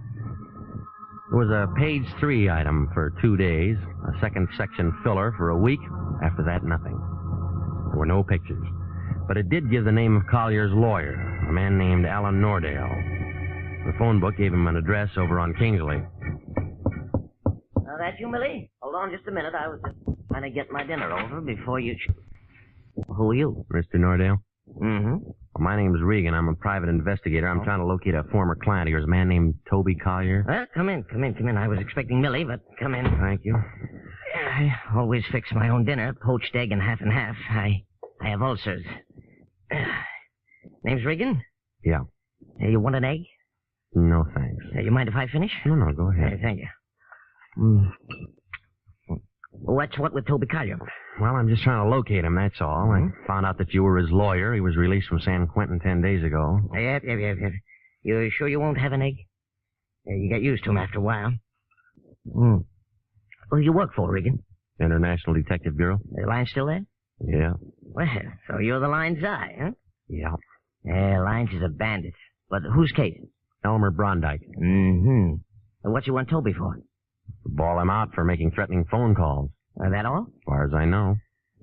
Toby was a nice kid, but a calendar job. Born with one war going, one depression on deck, and a new war starting. Makes a difference. The calendar got him. And he wound up in San Quentin. Well, everything was against him at the trial, too. He was pretty mad at old man Brondike and that private dick, and me and everyone else before it was all over. I tried to talk to him. From what Brondike tells me, he's still mad. Yeah, I did all I could, but he didn't have a chance. He tried to lift a lousy couple $1,000, and they caught him. Well, he's out now. You handle his parole? No. You know who did? No. You don't know where he is in town? No. Brondike said he had a mother. No. Okay. I'll leave you to Millie. Yeah. If we play records, Millie used to be a violinist. Sorry I'm no help. Regan, if you find Toby, I'd like to see him. Why? Oh, I don't know. Maybe I just want to see what 3 years in the pen does to a man like that.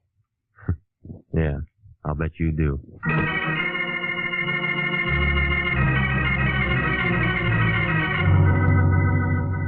Where are you now? Did you find Collier? I'm calling from home. Home? What about Collier? I didn't find him yet. Well, get busy. What are you waiting for? A telegram, morning, couple of things. Listen, this schmo is plenty tough, and if he thought you were local Look, on the it's job... 9 o'clock at night. I'm tired. There's nothing I can do till tomorrow morning. He's sore as a shaved pup about all this, and especially about you. Phoned up and said you called him a lot of names. He is a lot of names. I don't care what he is. You don't talk to a client like that. Besides, I haven't cashed his check. Now go on out and find that guy and get this thing settled. Good night, Regan. Besides, I haven't cashed his check.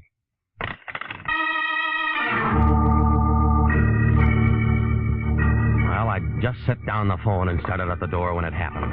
Connie Brondike was standing there, and she didn't waste any time. She didn't say a word, just pulled the trigger. The first 3 brought down plaster on the ceiling. The 4th one ruined the shoulder on my suit. The 5th gave me a haircut. I made a grab for it, and I missed. I took the empty gun in my face.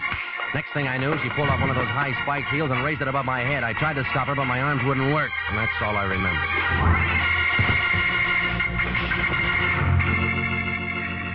You are listening to the story of the man who came back. Tonight's adventure with Jeff Regan, investigator.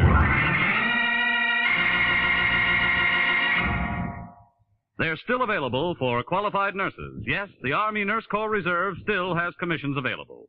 If you are a graduate registered nurse between the ages of 21 and 45, you may be eligible for a commission in the Army Nurse Corps section of the Regular Officers Reserve. Those who meet the high standards and qualify to serve with this fine organization may elect active or inactive status. Nurses requesting inactive status will continue with civilian nursing, but stand ready to serve in time of emergency. In addition, they have the opportunity to take advantage of special training courses. Nurses who request active status enjoy the same privilege of all other officers.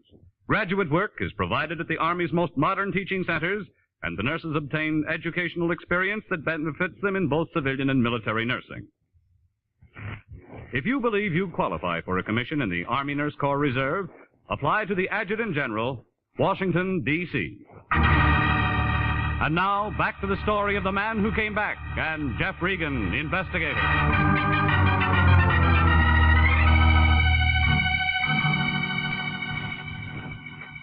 Oh, yeah, Connie had done a real good job. 6 to 5, I'd never get there before it stopped ringing. Oh. All right, all right. Hello? Reagan, is that you? Yeah, What's the matter? Did I get you up? something like that. This is Marty Anderson. Did you wash your face yet? Still feeling tough, huh? I thought maybe we could talk now. Yeah, what made you think that? You're looking for Collier, ain't you? I know where he is. Yeah? Want to talk? Where? My place, on my card. Half an hour. I'll wait for you, tough guy. Bring some money. This is going to cost you. Everything's gonna cost me. Bring some money.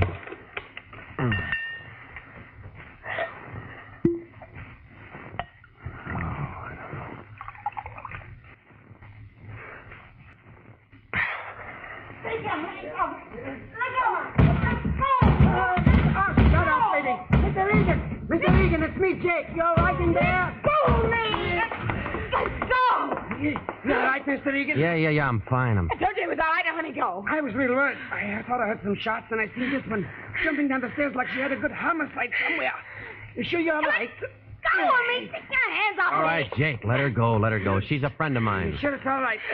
Hey, you're bleeding. Look at the plaster. Who them was shot? Of course they were shot. Jake, let her go, will you? Huh? Sure. I was cleaning a gun. Oh, cleaning a gun. Funny time to clean a gun, 10 o'clock at night. Well, I do a lot of funny things. Come up and have a drink sometime, will you, Jake? Okay, Mr. Regan, okay. Good night. Oh, no, you don't, lady. Stay right where you are. No, we're going to talk. You hurt my arm. I'll rough you up good if I have to. Now, come on. I only wanted my pictures. Oh, save it, lady.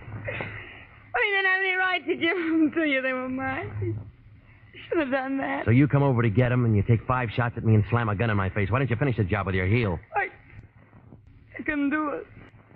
I was going through your wallet looking for the pictures. I saw your license. You're a private detective. You're looking for Toby, aren't you? That's why you had the pictures. You're looking for Toby. Collier, your boyfriend? Yeah, we were going to get married. Only he went to the pen, huh? Those pictures. That's all I had left of them. He didn't write? No. You know he's out now. Yeah? Has he gotten in touch with you? Why should he? He thinks I was in on it. In on what? The whole dirty, rotten thing. Toby was framed. Dad hired that Marty Anderson to help him do it. How do you know he was framed? I've been working for my dad for 5 years. I see things. Yeah, I'll bet you do. That's the truth. Oh, yeah, everybody's full of the truth. All the liars are dead. Look at me. Go ahead and look at me, Mr. Regan. I'm not what you'd call beautiful. I ain't even pretty. I'm tall and gawky. No man would ever look at me twice. Well, Toby looked at me. He loved me, but... What you gonna do to him when you find him? Well, he's been threatening your father on the phone. I'm just gonna take him there. Yeah, would you bring him to me first? Would you let me talk to him? Why? Because maybe I can hold him in my arms and make him forget all his hate, everything he's gone through.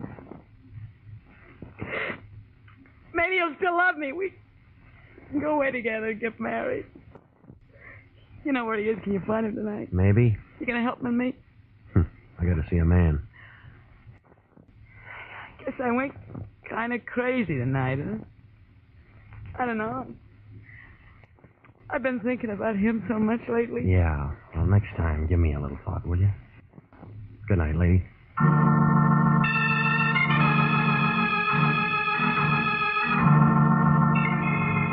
Well, Marty Anderson's office was a dirty room hanging over a shoe repair shop on Sunset near Alvarado. You could tell it belonged to him. The glass on the door hadn't been washed for 10 years. He didn't answer when I knocked, so I tried my keys on the door. The third one worked. Inside, it smelled like a pile of wet gunny sacks. The only light was kind of a sick green from a neon sign going on and off outside the window. There was an old army cot in one corner, and right in front of the window, a big black roll-top desk and a cracked leather chair. He was sitting there looking at the neon light he couldn't see anymore. One dirty hand was on top of a scratch pad near the phone, and the other was inside his coat. When I pulled it out, it was covered with blood and the rest of a pint of cheap whiskey.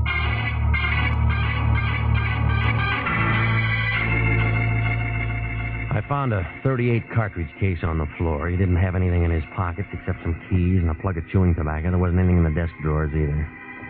When I started to call homicide, I had to move his hand. The name Collier was written on the scratch pad, and there was an address to go with it.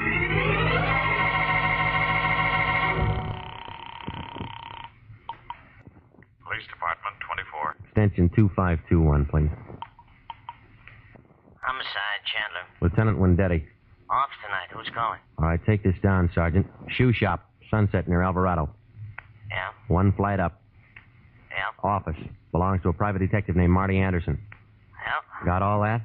Yeah. He's dead. What? Hey, who is...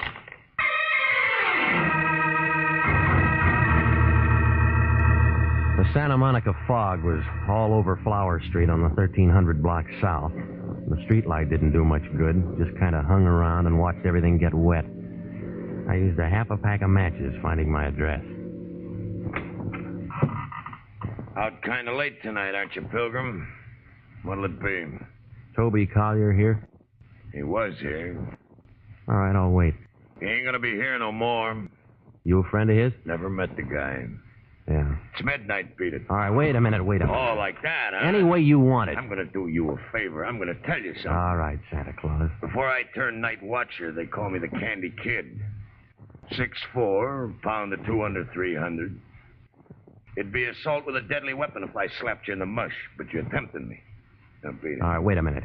Being a night watcher ain't slowed me down, now. All right, now maybe this will. I just came from Marty Anderson's. So what? He's dead. So what? And in about a half an hour, the cops are going to be here looking for Toby Collier. Yeah? Well, they can just dig him up and talk all they want. Dig him up? Are you blind or drunk or something? This outfit buried him this afternoon. This is a mortuary.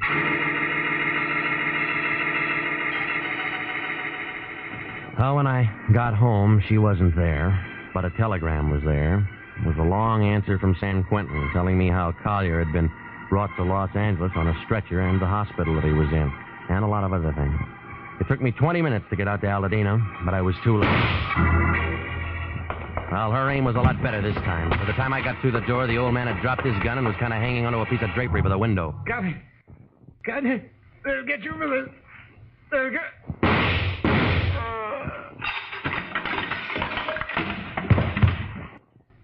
Well, you've turned into a real Annie Oakley, haven't you? Good to see him like that. Real good. You want to give me that gun? It's empty. Sure, why not? He had it coming for a long time. You read my telegram? Yeah, I read it. And I phoned the hospital, and they told me Toby was dead. Bad heart. Wasn't that bad heart that killed Toby. It was him. He killed him. You don't have to make those faces. They don't make him any deader. You think I'm nuts, don't you? No, I'm not a lawyer, lady. You can plead any way you want. Well, I'll never tell it to a court. Don't bet on that. You aren't such a bad guy. I'll tell it to you. All of it? How many tramps you met in your life, Regan? Real tramps. Some just thought they were tramps. Well, you met the genuine product today. Take him. For 10 years, he's been packing away money. When the income tax people got close, he goes out and he finds Toby in a filling station. And makes him a junior partner. Yeah, works an embezzlement frame up that makes Toby the fall guy. That way he doesn't have to straighten out any books. Tramp number one. Genuine, huh? And then there's number two, a private dick named Marty Anderson. Pig.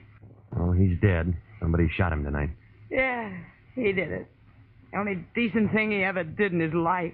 Marty was in on it. He testified against Toby in court. But Marty wanted money. All the time for the old man killed him. And it was supposed to look like Toby. Only Toby was dead. Yeah. Toby was dead, and he couldn't kill anybody. When you find out about Toby, you come back and you do some shooting yourself, don't you? He killed Toby.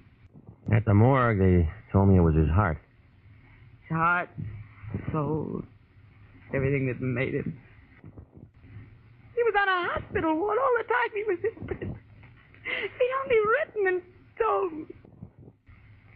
All right. Come on. He's gonna take me down. Yeah. Well, don't make no difference now. This Toby, you must have loved the guy.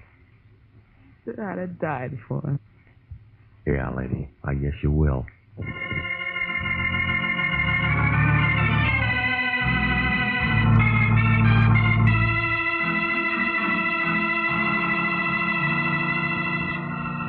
Well, that's the way it came out.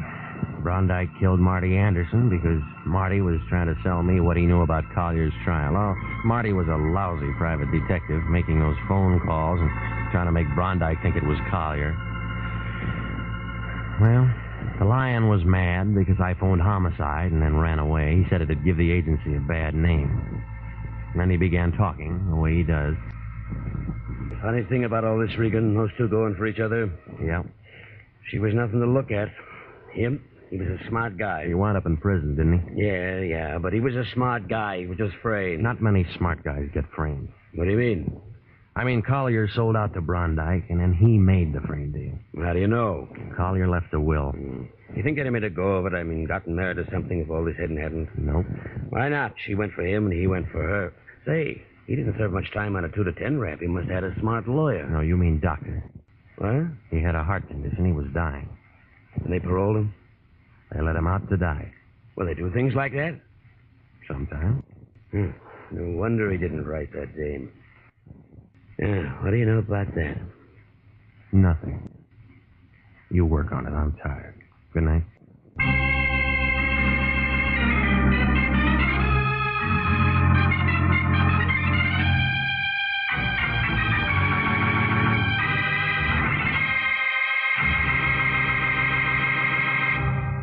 Are you a registered graduate nurse?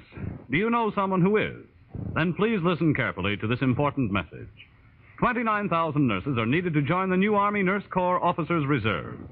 For the first time in history, qualified nurses are given the opportunity of receiving a commission in the regular Army Reserve. These nurses will remain on inactive status, ready to serve their country in the event of an emergency. 4,000 of them, if they wish, may choose active duty. All nurses who receive reserve commissions will benefit from the opportunity for specialized training offered to them by the Army. Inactive reserve status will not interfere with the nurse's civilian life, but the educational opportunities offered her by the Army Medical Department will be of great advantage to her in her work. So don't wait. If you're a registered graduate nurse between the ages of 21 and 45, drop a card now for complete information to the Adjutant General, Washington, D.C.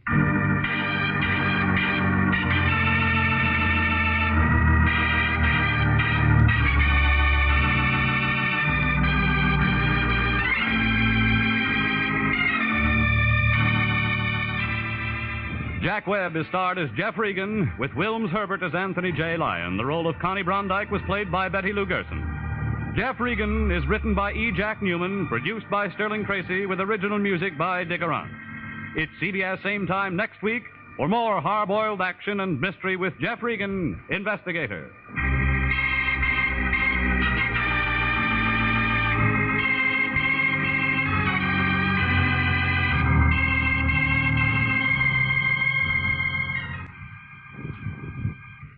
If you like mystery, you'll be able to find out what makes a mystery when you find that clue with mystery man Ken Crossan and other famous mystery experts on most of these CBS stations Monday night at 8:30. Remember, find that clue, CBS Monday night. This is CBS, the Columbia Broadcasting System.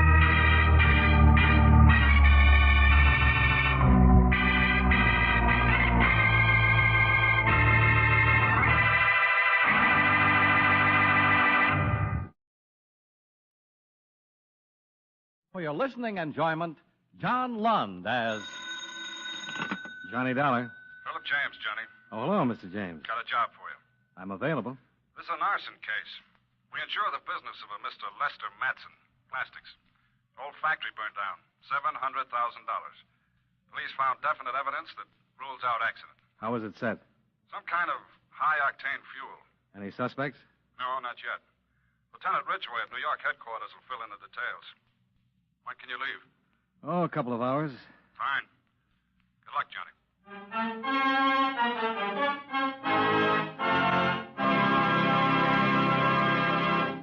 Mind if I break in here for a moment to say a few words? Just the other day, I was having lunch with a group of newspaper reporters. We were talking about the government and what goes into its operation when a thought struck me. It's a funny thing, I said. They call one branch of the government the State Department when it handles all of our foreign affairs. Can any of you fellows explain that? Well, one of the reporters who writes political news piped up and said, actually, the State Department does more than handle foreign affairs. It also publishes all of the laws that have been passed by Congress and issues all the passports and visas for anyone traveling outside the United States. Well, just then the waitress brought us our coffee, and she entered the conversation. Don't forget, she said, if you're ever on a quiz show, you can maybe win a trip to the moon by telling them that the State Department has the job of making sure the Great Seal of the United States doesn't get lost. And it acts sort of like a governmental Emily Post, too. While she was making out our checks, she added this bit of information. Did you ever hear of the Division of Protocol? That's part of the State Department, too. It's the outfit that makes sure foreign diplomats who visit America get introduced the way they should and get seated in the right places at official dinners and things like that. Well, after she gave us all that information, we tipped her and went back to work. And now I think it's time we got back to our program.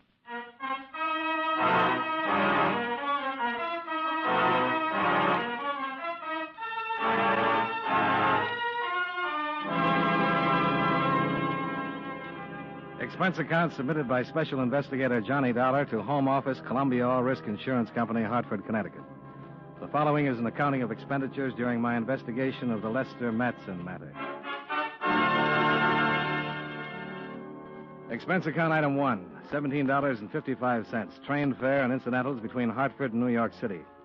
I arrived in New York, registered at a hotel, and rented a car, which I drove to police headquarters. Lieutenant Ridgway was a tall, nice-looking man with a pleasant smile and a firm handshake. Glad to help you as much as I can, Mr. Dollar. Sit down. Thanks, Lieutenant. Now, how much do you know so far? Only that the Matson plastic factory burned down. Not all the way, but nearly. And that you suspect arson. Positively. We made our report to your company, Mr. James. Yeah.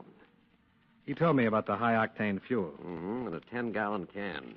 The night watchman heard the explosion, but by the time he got there, the fire was out of control. He could see the can and the fuel burning. He could smell it, too. No suspects? No, not yet. Any leads? The owner. You think he did it? No, he couldn't have. It was with his daughter at a dinner party. Then you think he had someone else? No, I don't think so. But you said he was a suspect. No, I said I had a lead. He's it. Something wrong, Dollar. I don't know what it is. First, I just put it down to the natural behavior of a man who just lost his business. Later on, when I talked with him further, well, I can't really put my finger on it, but I think he's hiding something. He knows something about that fire. He's scared. And that's it? Yeah, that's it. I'm pretty sure he didn't have anything to do with it. He's too successful. Nice bank account, wonderful home, wonderful daughter. Well, the factory was really worth a whole lot more than what he'll collect on the insurance, wasn't it? Well, that's what Mr. Your boss. James. Yeah, James. That's what he said. The assets of the business were in the millions. Yeah. Well, if anything, this will really be tough on Matson. Have to build again. Dyes, molds. Well, I think I'll stop out and see him. Yeah. Let me know what you think. I'll do that.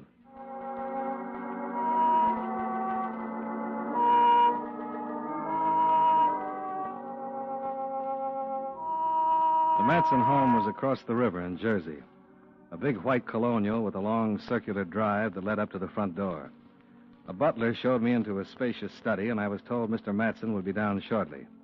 While I waited, I walked around and cased some of the first editions on the bookshelves. Oh. Hello. Hello, I'm Christine Matson. I'm Johnny Dollar, Miss Matson. I'm waiting for your father. Oh? Yeah. I'm an insurance investigator. Insurance investigator? About the fire. Oh, yes. You have a beautiful house. Well, thank you. Beautiful. Wonderful collection of books. Yes. I don't imagine one person could read them all. Not in a lifetime. No, I suppose not. Do you like to read, Mr. Dollar. Oh, I'm sorry. I'm so bad with names. So am I. Yes, I like to read, but I don't get much time. Been playing tennis, huh? Mm-hmm. I just got back. Do you? Not anymore. I used to play a little. Well, I guess I better get upstairs. Nice meeting you. It's nice meeting you. Will you be around for any length of time while you're investigating the fire? Well, that's hard to say. I hope so. Hello, Chris. Oh, hi, Dad. How was the game? Fine. Mr. Dollar? Yes, sir. I'm Lester Matson. How do you do?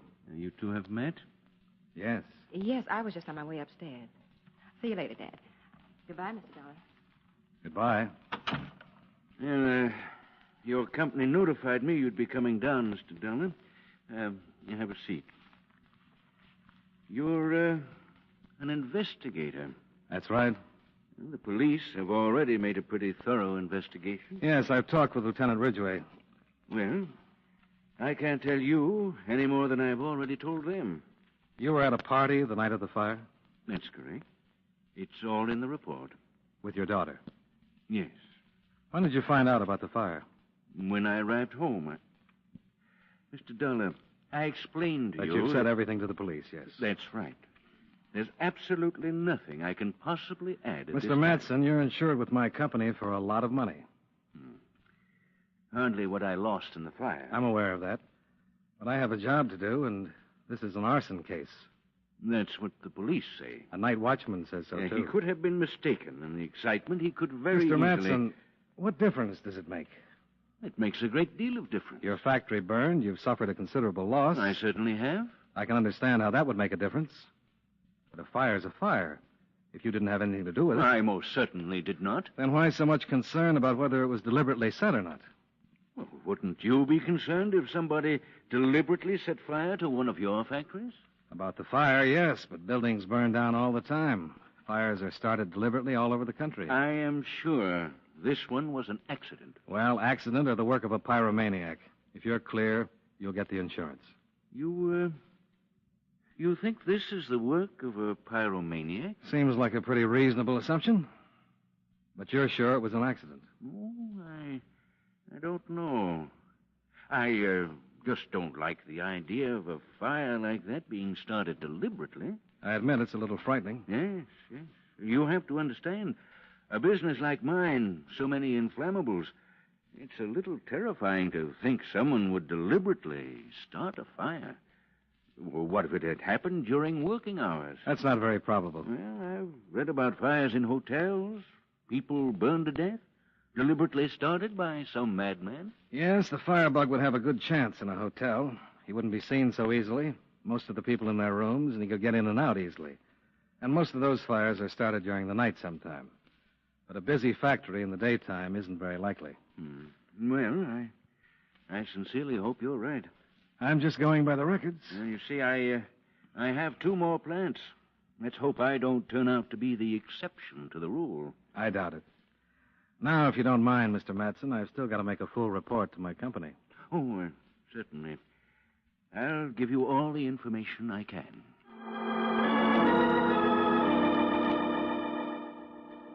Lieutenant Ridgway had been right. Something was troubling Matson. Until I'd suggested the possibility of a firebug, he was determined to convince me the fire was simply an accident, and he'd been resentful of the impending interrogation. Then the pyromaniac angle had given him some kind of an out, because he'd relaxed immediately. While I questioned him about the details of the fire, he seemed actually cheerful, even resurrected a few old bromides that I politely chuckled along with. But he told me nothing I hadn't already learned from the lieutenant, so I thanked him, shook his hand at the front door, and climbed back into my car. As I drove off, I felt sorry I couldn't have seen the daughter again, because it was certainly a sight worth seeing again. And again.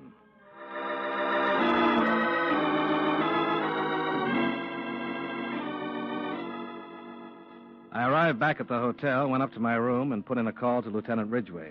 What'd you think? Yeah, something's bothering him. Yeah, I know, but what? Did you ever mention the possibility of a firebug having been responsible for the fire? To Matson? Yeah. No, I don't think I did. Well, I mentioned it to him, and he liked it. What do you mean? Until I did, he was determined to call the whole thing an accident. When I suggested a pyro, he made a complete about-face. Oh, he was subtle about it, but he forgot the accident theory. That right? Yeah. He seemed actually relieved. Oh. What do you think it means? I don't know. It could mean he knows who started the fire. If he thought we were looking for a pyro and not some specific person that could incriminate him, that would account for his letting go of the accident theory. I see. You agree with the pyro theory and hope we do the same. Oh, what could he gain? Financially, he ends up in a hole. Yeah. Insurance doesn't figure. Oh, no, he's loaded. Got all the money he needs. And it's something else. Somebody started that fire, and I'm pretty sure Matson knows who and why. Yeah, now all we've got to do is find the who and why. Well, I don't mind working on the case for a while. Have you seen his daughter? Yeah. Maybe she started the fire. Why would you do that? She's the type that could. I just met her for a minute, and I'm still smoldering.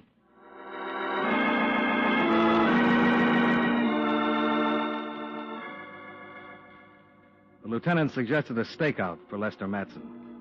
I told him I'd check with him later, took the cold shower, changed, and went down to the hotel bar to freshen up a bit. It was about 4:30, and I was pretty fresh when a page came wandering through calling my name. He told me I was wanted on the phone. Johnny Dollar. This is Christine Matson. Mr. Dollar? Yes.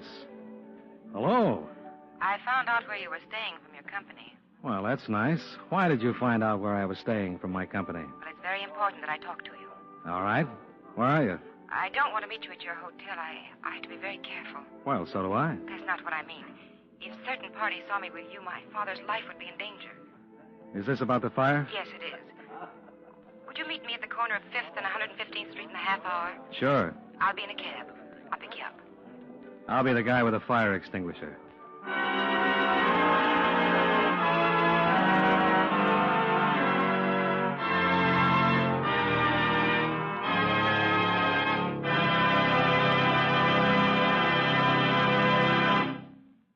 You know, many great men have attained the highest office in our land, the presidency of the United States. Can you guess the name of this man? He has been called a lawyer by profession, a fighter by choice, and a politician by force of circumstance. And he was outstanding in all 3 fields. In 1788, at the age of 21, he was appointed public prosecutor for the region which is now Tennessee. As president, he was the first to introduce the National Convention for the nomination of presidential candidates.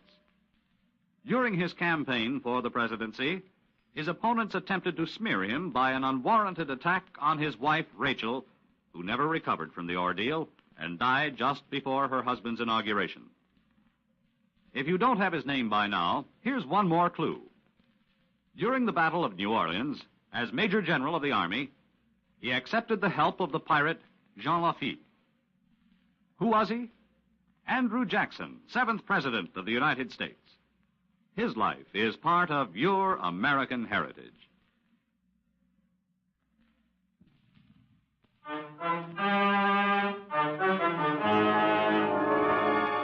And now, with our star, John Lund, we bring you the second act of Yours Truly, Johnny Dollar.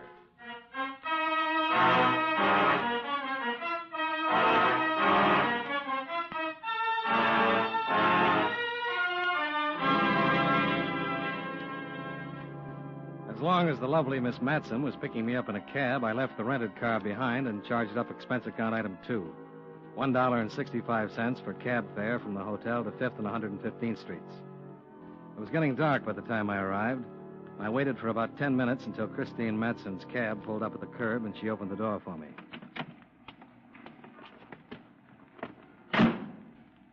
Go ahead, driver. Well, good evening.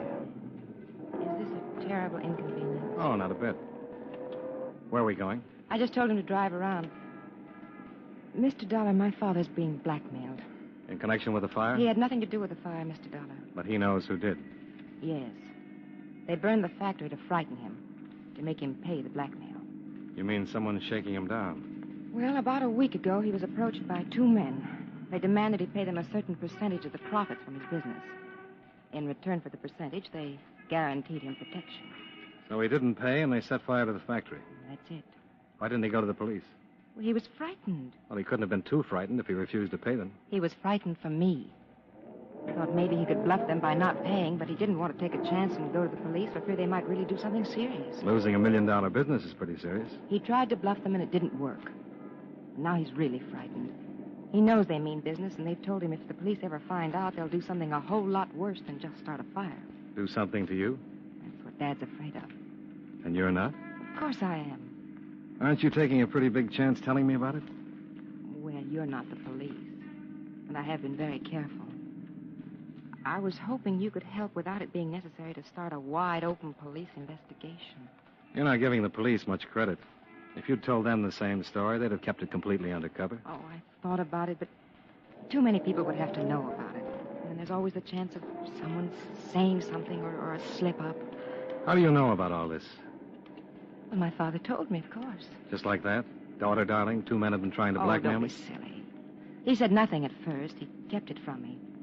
But you see, my father and I are very close, Mr. Dollar. We've never had any secrets. After the fire, when I saw how disturbed he was, I made him tell me. Does he know you come to see me? Oh, no. He made me promise not to tell anyone. Well, I just had to. He's agreed to pay the men. You know what that means. Mr. Dollar, will you help? Well, I'll do what I can, but it's going to be tough without your father's cooperation. And you'll never be safe until these men are caught. He's afraid of what might happen before they're caught. Why, if they find out... There's no middle of the road in something like this. He's got to understand that. I think he does, but... Well, he'd rather lose everything than lose me. I'm all he's got. And he's pretty important to you, isn't he? More than anything in the world. Without his cooperation, I doubt if I'll be able to do much. And if he gives in to this, a man like your father, it'll keep growing until it kills him. Well, what do you want me to say? Tell the driver to take us to your father. Say it's all right for me to talk to him. All right, Mr. Dollar.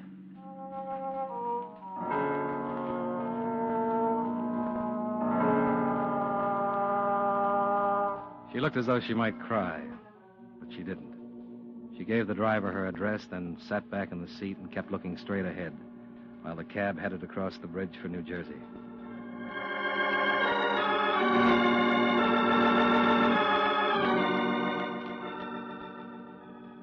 Expense account item 3, $11.75 cab fare, which I insisted upon paying after we arrived at the Matson home. The butler met us at the door, and Chris led me into the study where her father rose to greet us. Hello, Dad. Hello, my dear. Mr. Dollar? Good evening, Mr. Matson. Dad, I told Mr. Dollar. I had to. Believe me, Mr. Matson, it's the best thing. Chris? Yes. My dear girl, this can be very serious. Dad, it's already serious. I know, but tell me, do you intend to bring in the police, Mr. Dollar? I promised your daughter I wouldn't, unless it was absolutely necessary. I see. You know everything? Yes, Dad. I told him everything. But you've said nothing to the police as yet? No, I haven't. Oh. Mr. Dollar, if these men find out that you know... Who are these men, Mr. Matson? Mr. Dollar, I would like to tell you something. In the past, I've always confided in my daughter. This time I hesitated because of the possible consequences. But nevertheless, I told her. I did so with the provision that she keep the affair a complete secret. Oh, Dad. I'm not angry, my dear. Believe me. I'm sure you did what you thought was best. Unfortunately, you just didn't realize the gravity of the situation. Certainly I realized it. Dear, you couldn't have. You couldn't have. These men aren't fooling. They've already destroyed $1 million business. It was just lucky there wasn't anyone in the building. So you're going to give them what they want? Yes, Mr. Dollar, I am. You can't win. I'm not expecting to win. I'm just thinking of my business, my family. What would you do in the same situation, Mr. Dollar? I think you'd do exactly what I'm doing. I don't think so. That's easy to say. Look, Mr. Matson, I know you're in a tough spot. You said these men aren't fooling, and you're right. They'll do anything to scare you into paying their blackmail. They'll burn down a building, threaten you and your family, even kill if it comes to that. But you wouldn't do what I'm doing? Maybe. If I had some assurance it would stop there. But don't you know what happens once you give in to them? Don't you think I've thought about that? Don't you think I've considered every possibility? They'll bleed me until there's nothing left. I realize that. But there's no alternative. It's that or... You're afraid they'll kill me. Chris, you're my whole life. Well, then, Dad, consider me a little. Consider? Good Lord, that's what I'm doing.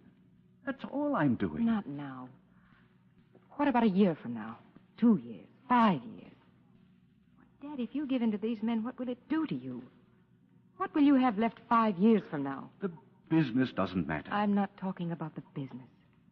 We can both get along without the business if we have to. We did once, we can do it again. I'm talking about you. What will happen to you if you give in to this terrible blackmail? Well, there'll be nothing left of you. It'll kill you. Mr. Matson, in some states there's a death penalty for kidnapping. But this kind of blackmail is worse than that. These men kidnap the one thing that people like you and me can't live without. Freedom. My daughter's life is worth my freedom 7 days a week, Mr. Dollar. If that happened, I'd just as soon be dead. Daddy, it would ruin you, and that most certainly would ruin me. There'd be nothing left of us, nothing of what we had. We'd just be alive. Makes a lot of sense, Mr. Matson. I hope you'll see it and help me get these men. But whether you do or don't, I've got a job. I'll try to steer clear of the police as long as I can because I made a promise to your daughter. But I'm going to try and get those guys. They have to be gotten. Dad, please. I don't know, Chris. All right. Oh, Dad. Who are the men, Mr. Matson? The shot tore through the window and caught Matson in the chest. It was a swell punctuation point for my pep talk on freedom. Before Matson hit the rug, I was on my way to the study door with my gun in my hand. Outside, I circled to the spot near the window where the gunman had been standing. I stopped and listened. From inside the house, I could hear Christine Matson phoning for a doctor. And from not too far away, toward the front of the house, I heard a car start.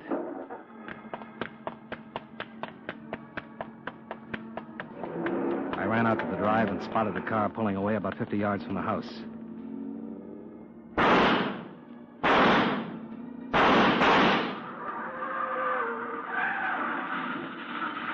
Mr. Dollar! Johnny! Get back in the house, Chris. But Dad's bleeding. I can't stop the bleeding. How bad is it? I can't tell. I called Dr. Phillips. Well, get back in that house and wait. I got the car, but there's a man in that car with a shotgun. He may still be able to use it. Now, go on. I started down the driveway for the wrecked car. It was on its side, wrapped around a big oak. The only thing moving was the right front wheel, still spinning slowly. I reached the car and looked in. The shotgun, twisted by the impact, lay on the floor. And the man who'd fired it was halfway through the windshield, his life running out all over the hood. The driver's seat was empty. Don't move an inch. I'll turn around. Hand your gun back over your shoulder. Okay. I'll walk back to the house. Police will be coming any minute. I just want a car. We'll borrow one of Mr. Matson's. How far do you think you'll get? It's not how far I'm going to get. How far we're going to get. You're an insurance man. You're going to be my insurance. You're going to get us just as far as you can. It all depends. What your life's worth to the law. I couldn't see his face. Kept behind me with his gun pointed at my back. We went around to the other side of the house to the garage and stopped. He shoved the gun hard into my spine. Open the door. As I started to open the big garage door, a car swung in the driveway, and we were suddenly framed in the glare of its headlights. I knew it was the doctor. The man with the gun in my back didn't. He turned, expecting the police.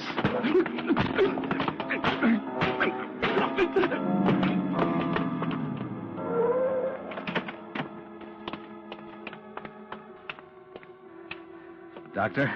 Yes. Your patient's in the house.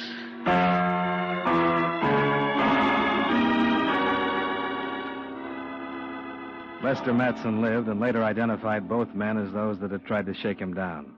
They both had long records. Both had done time.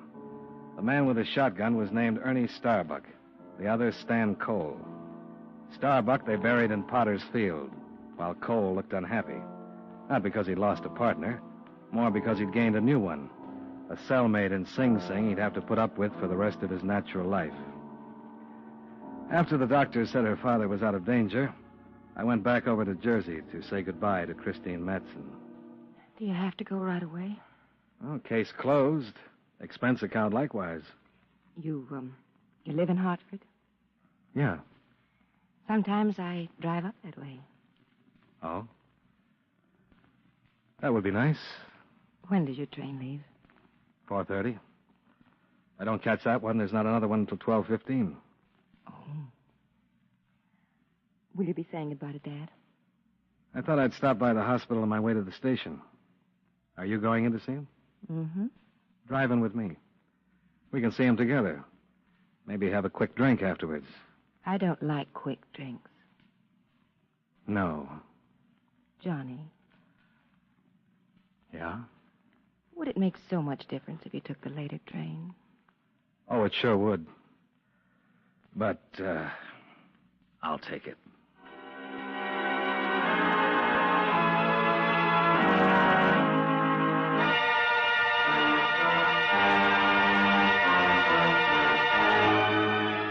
Expense account items 4 and 5, $103.75, car rental and hotel bill. Item 6, $19.80, train fare and incidentals back to Hartford. Expense account total, $154.50. Yours truly, Johnny Dollar.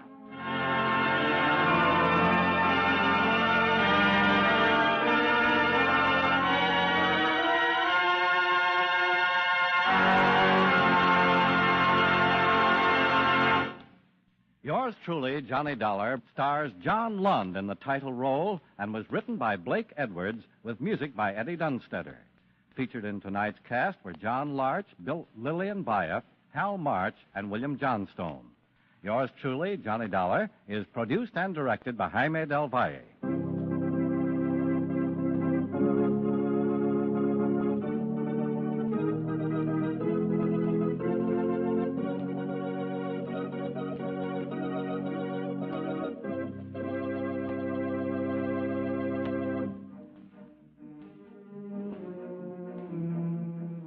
Yours truly, Johnny Dollar, starring John Lund, has come to you through the worldwide facilities of the United States Armed Forces Radio and Television Service.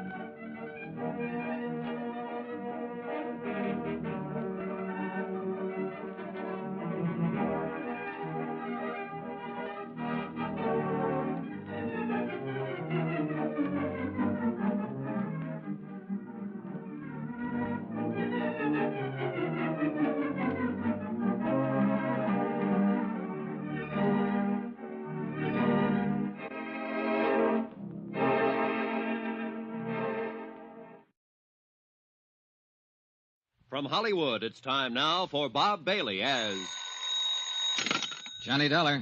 Fred Wilkins at Northeastern Fidelity, Johnny. Oh, hi, Fred. I got a case for you. Remember the Alvin Summers embezzlement? Sure, he took off with $75,000 about 6 months ago. Right. We held the bond on him, so we're stuck with it. So? This morning, a guy called from a little town on the west coast of Mexico, Santo Tomas. It was a bad connection, but I gathered he had some information on Summers and wanted somebody to go down there and talk to him. I nominated you. Then he's expecting me, huh? What's his name? I don't know. Well, how do I contact him in Santo Tomas? I'm afraid I don't know that either. You mean I'm supposed to go looking for somebody whose name I don't even know? How come he's so coy? I don't think it's a case of being coy, Johnny. Before we could get very far into the conversation, the connection was broken off at his end. Okay, Fred, I'm on my way.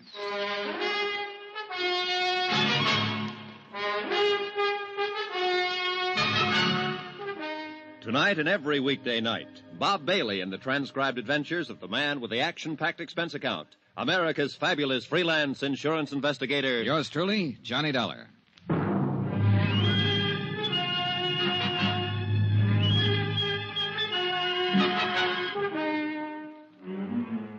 Expense account submitted by Special Investigator Johnny Dollar to the Home Office, Northeastern Fidelity and Bonding, Hartford, Connecticut. The following is an accounting of expenditures during my investigation of the Alvin Summers matter. Item 1, $220, plane, train, and boat fare to Santo Tomas, Mexico. For a town trying to be a resort, Santo Tomas shouldn't be so hard to get to. The last lap was by far the worst. A creaky, twice-a-week boat from Mazatlan.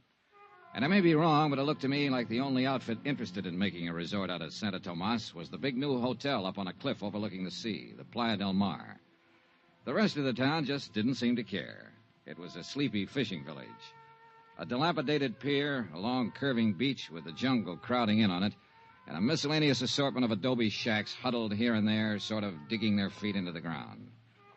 Even at a distance, the Playa del Mar looked too rich for my purpose, so I checked in at the other hotel. It was an old two-story job in town that I found after carefully detouring around a belligerent rooster scratching up a meal in the street outside. Once inside, I couldn't help feeling that the rooster was better off. It was small, dingy, and hot. I signed the beat-up ledger that passed for a register, and a little character wearing a ragged shirt with no collar, a big grin, and a baseball cap swooped down on me and grabbed my suitcase. Right over the stairs, senor. Okay. Are you the star of the Santo Tomas 9 or something?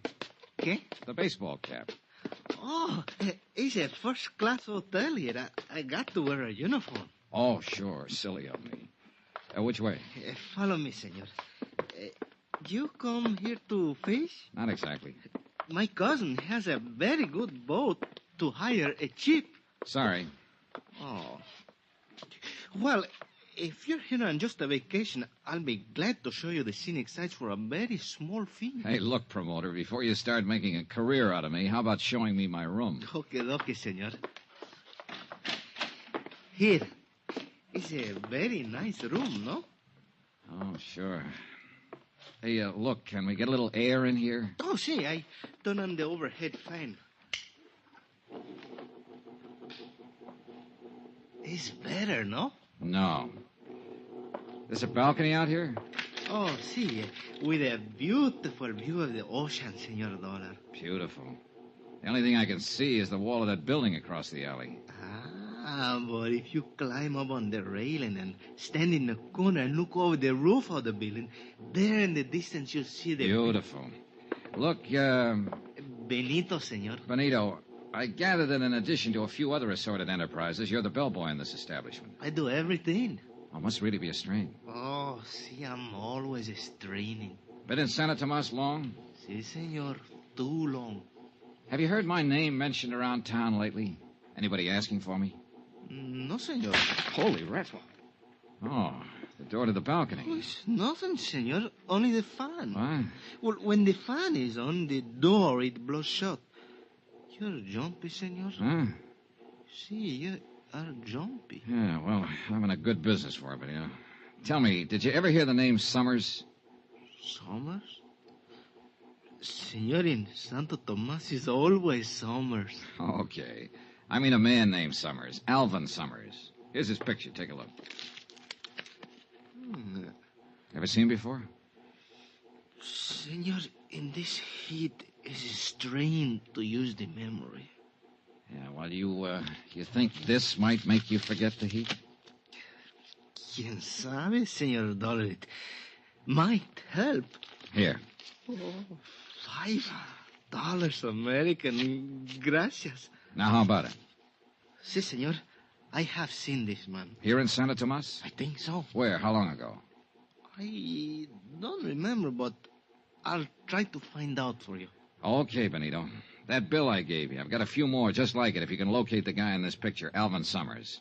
Or if you can find anybody who's asking about me. Senor, for that kind of money, I'll not only find him, I'll bring him to you on a silver planter.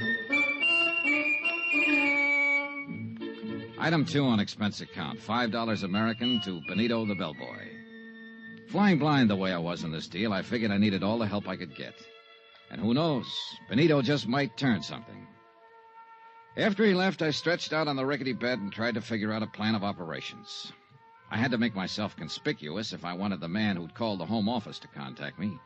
On the other hand, if Alvin Summers himself was in the vicinity, I'd have to be pretty inconspicuous to stand a chance of getting anywhere near him. Trying to do both at the same time might not be exactly easy.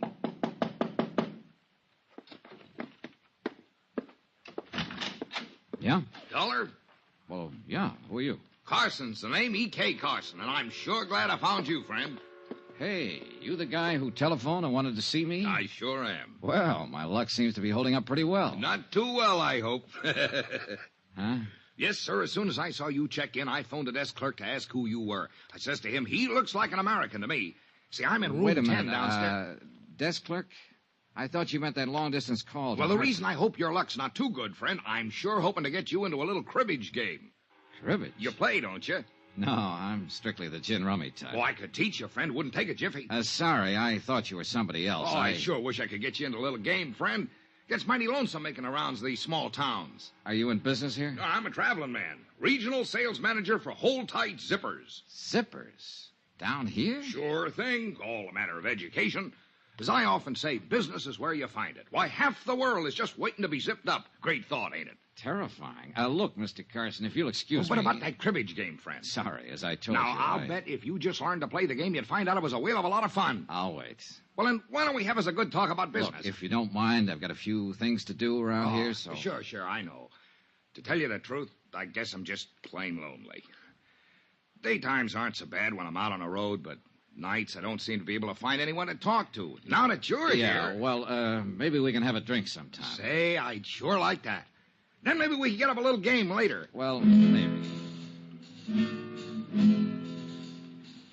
I ushered E.K. Carson, the cribbage king, politely but firmly out of the door.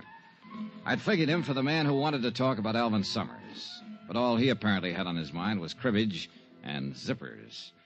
I ambled on downstairs into the cantina next door. I cut my way through the smoke to the bar and looked around. A few tired-looking characters at the tables, and over in one corner a little fellow bent over a guitar, eyes closed, in a world all his own. Then I saw the girl, 3 stools down the bar from me. But when I looked up again after a drink, she was only 1 stool away. Hi. Hi. Welcome to Santa Tomas. Thanks. Really something, isn't he? That guitar player. I saw you watching him. Oh. You know, those guys give me the creeps. They start playing, and all of a sudden they're gone. Real far away. I don't think he even knows there's anybody else in here. Lucky man, huh? Yeah. It's funny. A cheap, run-down bar like this. Nobody listening to him. Except us. And he's playing like he's on a cloud. Yeah. There's a flamenco singer like that up at the hotel. At night out on the terrace when she starts those wailing songs of hers. She gives me the creeps, too. Up at the hotel, the Playa del Mar? Yeah. Oh, he must be down here to see how the other half lives. You mean to see if anybody lives in this town. I sure picked me a great spot for a vacation. Pretty dull, huh? Real. At least, it has been. Oh? Say, do you know that guy over there? The American at the corner table? Yeah, the muscle man. I sure don't. You, certain? Of course I am. Why? Well, he's been staring at us. Oh. Never saw him before, huh? Mm-mm. Of course, I've never been in here before. Maybe he's the bouncer. He sure looks like he could qualify. Well. Look, he's leaving. Yeah, I guess we made him self-conscious. I guess I'd better leave, too. Where to? Gloria. Johnny. Johnny. I think I'll go back up to the hotel and change. Then what? I don't know. There's a moon tonight. Got a date? Mm-hmm. Me? Mm-hmm. When? On the terrace. Half an hour. She left, and I sat there a drink or two, thinking her over and wondering what her angle was. I was pretty sure she was interested in me for more than my manly charms. And it occurred to me that it might not be too unpleasant finding out what was on her mind. Especially if it could help me locate an embezzler named Alvin Summers. I went up to my room to change. When I got there, I found I had company. Close the door. Well, my friend from the bar downstairs. I said close the door. Okay. Why the gun? Turn around. Face the wall. Okay. Hands against the wall. Hey, look, what do you... Shut up. Well, if you're looking for my gun, it's under my left arm. Thanks. Now turn around. So what's this all about? That's just what you're going to tell me. What's your name? Johnny Dollar. I'll bet. Cross my heart. We'll try again. What's your name? I told you, Johnny Dollar. You can think of a better one than that. Wise up, Buster. It sounds so phony, it's got to be legitimate. And speaking of names, what's yours? I'm asking the questions. You're answering. Okay, we'll play it your way. What are you doing down here, Dollar? Look, I'll make a deal with you. You tell me why you want to know, and maybe I'll be... Don't play games with me, Dollar. Next time you get more than the barrel of the gun. Hey, look, I don't know what this is all about. Okay, we'll cut out the question and answer routine. I know why you're here. Oh? So forget it, Dollar. Drop the whole thing and beat it. Maybe I like it around here. But you won't like it around here anymore, Dollar. You'll learn to hate it. You and that gun put up a pretty convincing argument. I'll give it to you once more, Dollar. Slow and easy so you can get it this time. Go on away. Don't ever come back. If you don't go now, you won't ever go.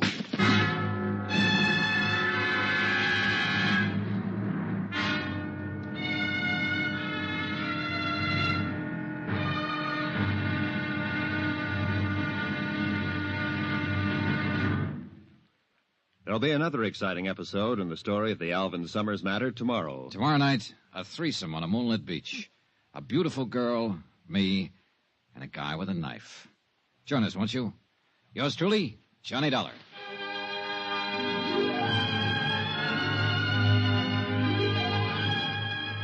Yours truly, Johnny Dollar, starring Bob Bailey, is transcribed in Hollywood. Written by Robert Reif, it is produced and directed by Jack Johnstone. Be sure to join us tomorrow night, same time and station, for the next exciting episode of Yours truly, Johnny Dollar. Roy Rowan speaking.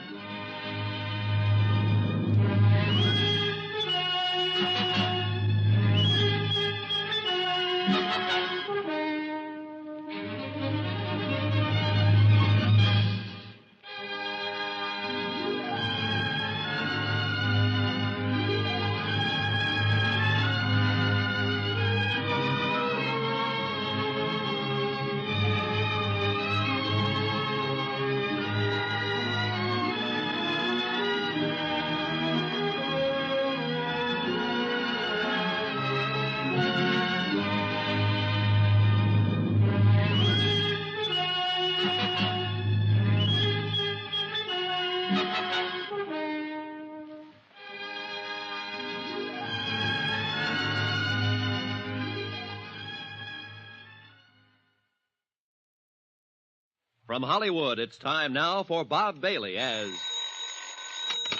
Johnny Dollar. Where have you been, Johnny? I thought we had a date. Oh, Gloria. I'm sorry, baby. I've already had a date. What? Remember the big gorilla at the corner table downstairs in the cantina? The one who kept staring at us?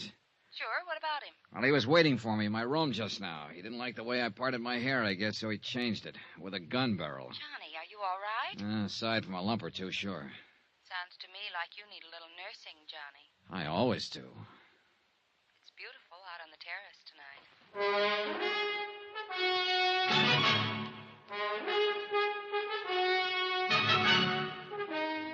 Tonight and every weekday night, Bob Bailey in the transcribed adventures of the man with the action-packed expense account, America's fabulous freelance insurance investigator. Yours truly, Johnny Dollar.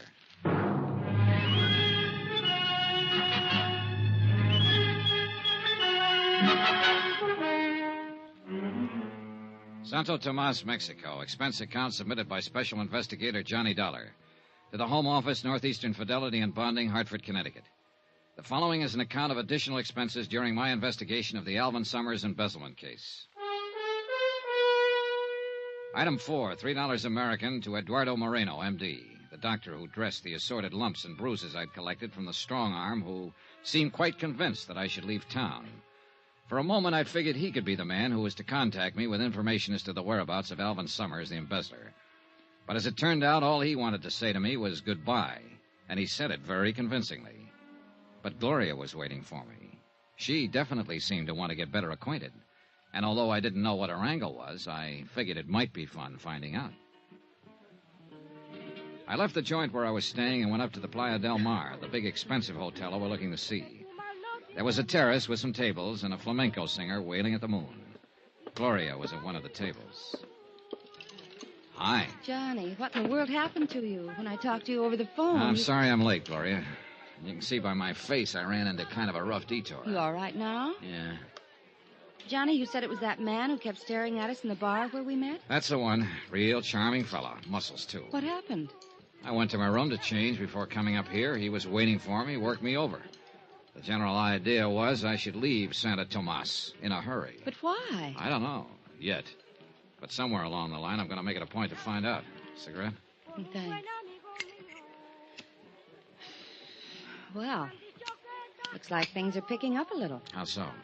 I told you I'd found this place pretty dull so far, but now, with you getting beat up and told to get out of town, it's beginning to sound a little more interesting. Well, I could do with more dullness and a few less bruises, believe me. You must be down here on a lot more than just a vacation, Johnny. Oh, I don't know. A lot of people apparently come down here to this town just for a vacation. That's why you told me you came here, remember? There's only one difference. What's that, Gloria? I really am on a vacation, and I don't think you are. Oh? You're not the Santo Tomas type. Why not? Mexico City, maybe. Havana, maybe. But not Santo Tomas. No, I think you came down here to meet somebody. Or to find somebody. Okay. Suppose I did. Who would I be looking for? If you don't know, how would I? Looking for, you, maybe? Oh, now that's the nicest thing that's been said to me all day. If you are, it's too bad I didn't know it sooner. Why? It would have made this town a little more bearable. Waiting. Or maybe you've been looking for me. Well, let's not be blunt here. I thought I was being so subtle. You have been looking for me?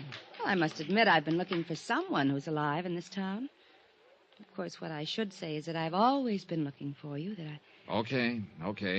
I guess that leaves me right where I started from. Skip it.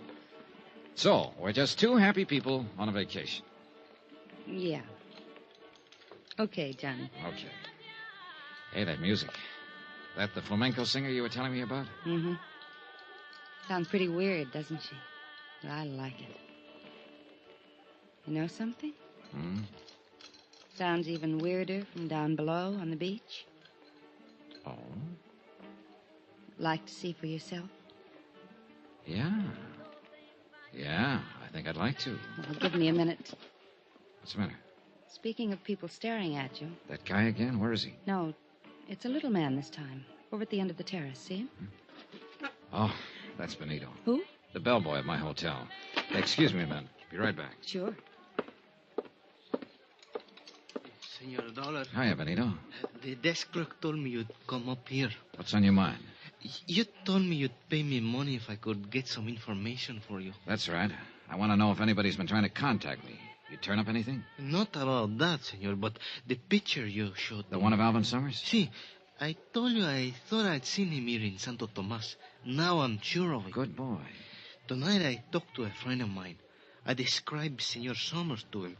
He told me he used to work for him as a houseboy. Good. Did he tell you where Summers is now? No, he could not tell me that. Couldn't or wouldn't? I do not know, senor, but he told me where the house is that Summers lived in. Where is it?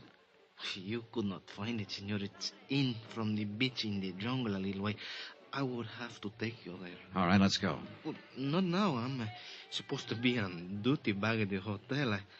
I must get down there at once before the hotel clerk finds out I'm gone. When do you get off duty? At midnight.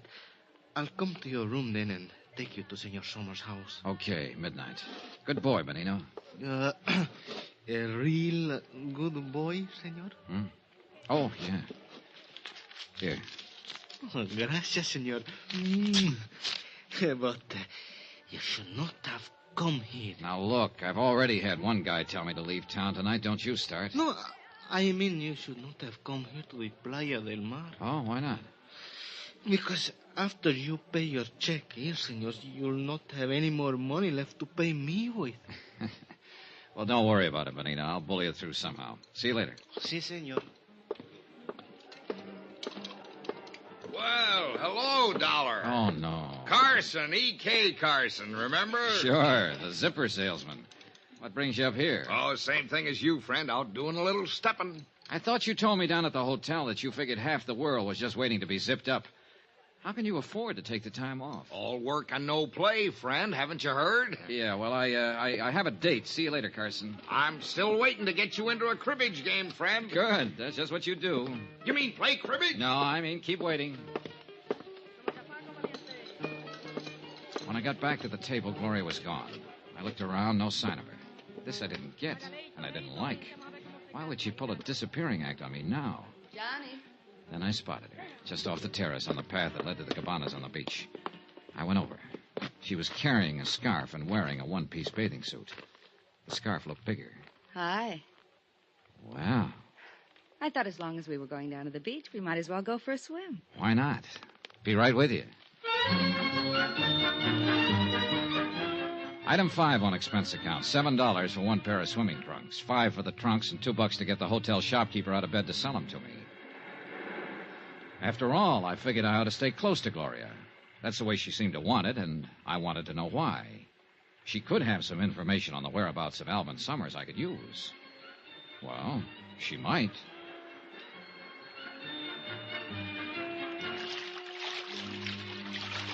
Oh, that was fun. Yeah. Come on, there's a place over against the rocks at the foot of the cliff. Okay. What do we do now? Build a fire and roast marshmallows? I'm sorry, I didn't bring any marshmallows. Oh, it's just as well. I'm strictly the hot dog and beer type anyway. Here we are. This is my place, Johnny. I come down here almost every night. Oh, that's nice. I told you there was a moon tonight. Yeah. And the flamenco singer. Music comes right down the rocks to us. Doesn't she ever get tired? Doesn't seem to. What's she singing about? Do you know? Uh-huh. It's about a man in jail in a little town. His sweetheart tosses a rose to him through the bars. It drives him crazy. Cheerful. There aren't any walls around you, Johnny. Oh? The only trouble is, I don't have a rose. Well, who needs a rose? Johnny. Darling. Gloria, look, You were saying... You know something? I forgot what it was. Good. Let's keep it that way, darling. Hold it. So, who's thinking of moving? Shh. What is it? They're in the moonlight coming along the beach. 2 men. Yeah. Take a good look at the one in front. Johnny, Yeah. it's the... The one who worked me over in my hotel room tonight. And it looks like he brought along a stooge with a machete. They're looking for you? Look, get around behind the rock here, then back up the path to the hotel. No, Quiet, Johnny. get going. I'm not Look, going to will leave you please? Please, Johnny, please. Don't go out there. Now, stay out of sight. They can't see us here in the shadows. Gloria, sooner or later I got a little matter to settle with that big ape. It might as well be sooner. No, please. I don't want you to get hurt again, Johnny. I'm not going to leave you. Okay, come on. Let's shift around to the other side of this rock and keep it quiet. Can you see them? Keep your head down. Keep your eyes open. I saw him come down the path about half an hour ago. Maybe it's farther up the beach. Now, what's the one that could be it? That was close. Too close. Yeah, Johnny, are you in some kind of trouble? not yet. You seem pretty concerned about me. I am. You sure that was why you didn't want me to tango with him? Of course. You don't know the guy, huh? I told you I didn't. Why? Oh, I was just wondering if maybe he was a friend of yours and didn't want me moving in on him. Johnny, you're talking crazy. I've never seen him in my life before today in the bar of your hotel. I told you I didn't want you to get hurt again. I mean it. Maybe this will prove it. Well, that's a pretty strong argument. Look, Gloria, I hate to, believe me, but I've got to leave. What? Must be almost midnight. So? So there's something I got to take care of. Oh, fine. I know, I'm sorry. Pretty strange vacation you're on, Johnny. Yeah. So, my timing was terrible. But I had to meet Benito, the bellboy, in my hotel room at midnight to find out more about Alvin Summers' whereabouts. I walked Gloria back up to her hotel and headed for mine. It was a couple of minutes after 12 when I got there. I walked into my room and started to reach for the light switch. Then I froze. The moonlight was streaming in through the louvered door to the balcony, and I could see a silhouette against it. Somebody was out on that balcony, crouching against the door. Slowly, carefully, I eased over to it, then suddenly jerked it open. Benito. And I knew I wasn't going to get any more information about Alvin Summers out of him. After all, you can't do much talking when your throat's been cut.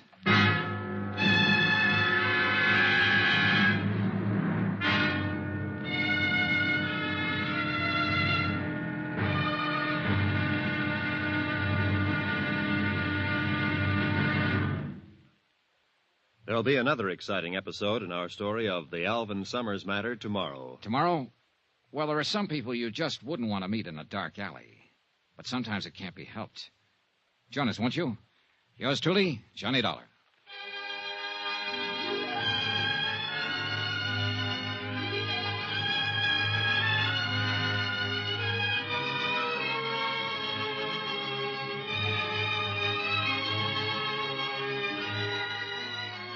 Yours truly, Johnny Dollar, starring Bob Bailey, is transcribed in Hollywood. Written by Robert Reif, it is produced and directed by Jack Johnstone. Be sure to join us tomorrow night, same time and station, for the next exciting episode of Yours truly, Johnny Dollar. Roy Rowan speaking.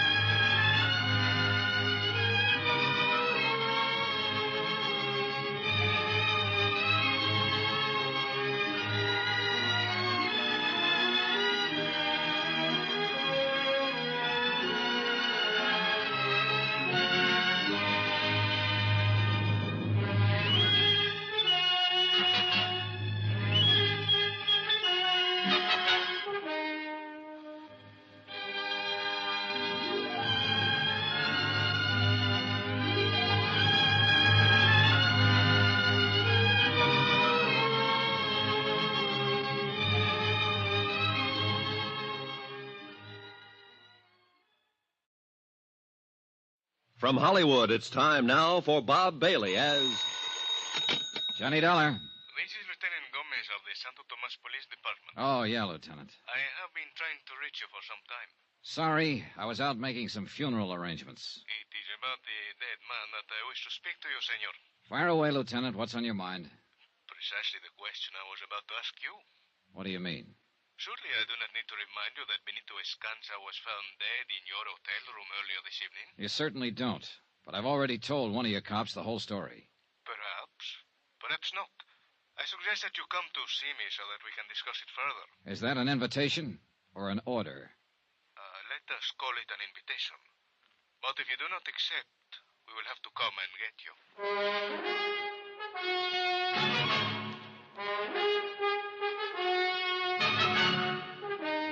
Tonight and every weekday night, Bob Bailey in the transcribed adventures of the man with the action-packed expense account, America's fabulous freelance insurance investigator. Yours truly, Johnny Dollar.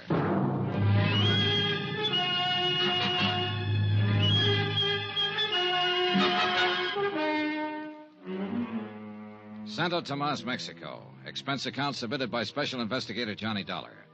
To the Home Office, Northeastern Fidelity and Bonding, Hartford, Connecticut. The following is an account of additional expenses during my investigation of the Alvin Summers $75,000 embezzlement case. Item 6, $25 American. Funeral and burial expenses for Benito the bellboy. Somebody had to do it, and he apparently had no family. After I made the arrangements with the town's undertaker, I went back to my room and received Lieutenant Gomez's polite but firm invitation to drop in on him. So I went on down to police headquarters. Sit down, Senor Dollar. Thanks, Lieutenant. So? So, the autopsy has confirmed the fact that Benito Escanza died from knife wounds. I didn't need an autopsy to tell me that. It was obvious. But what is not obvious is your part in all of this. Look, the story hasn't changed a bit since I told it to your Sergeant Romero.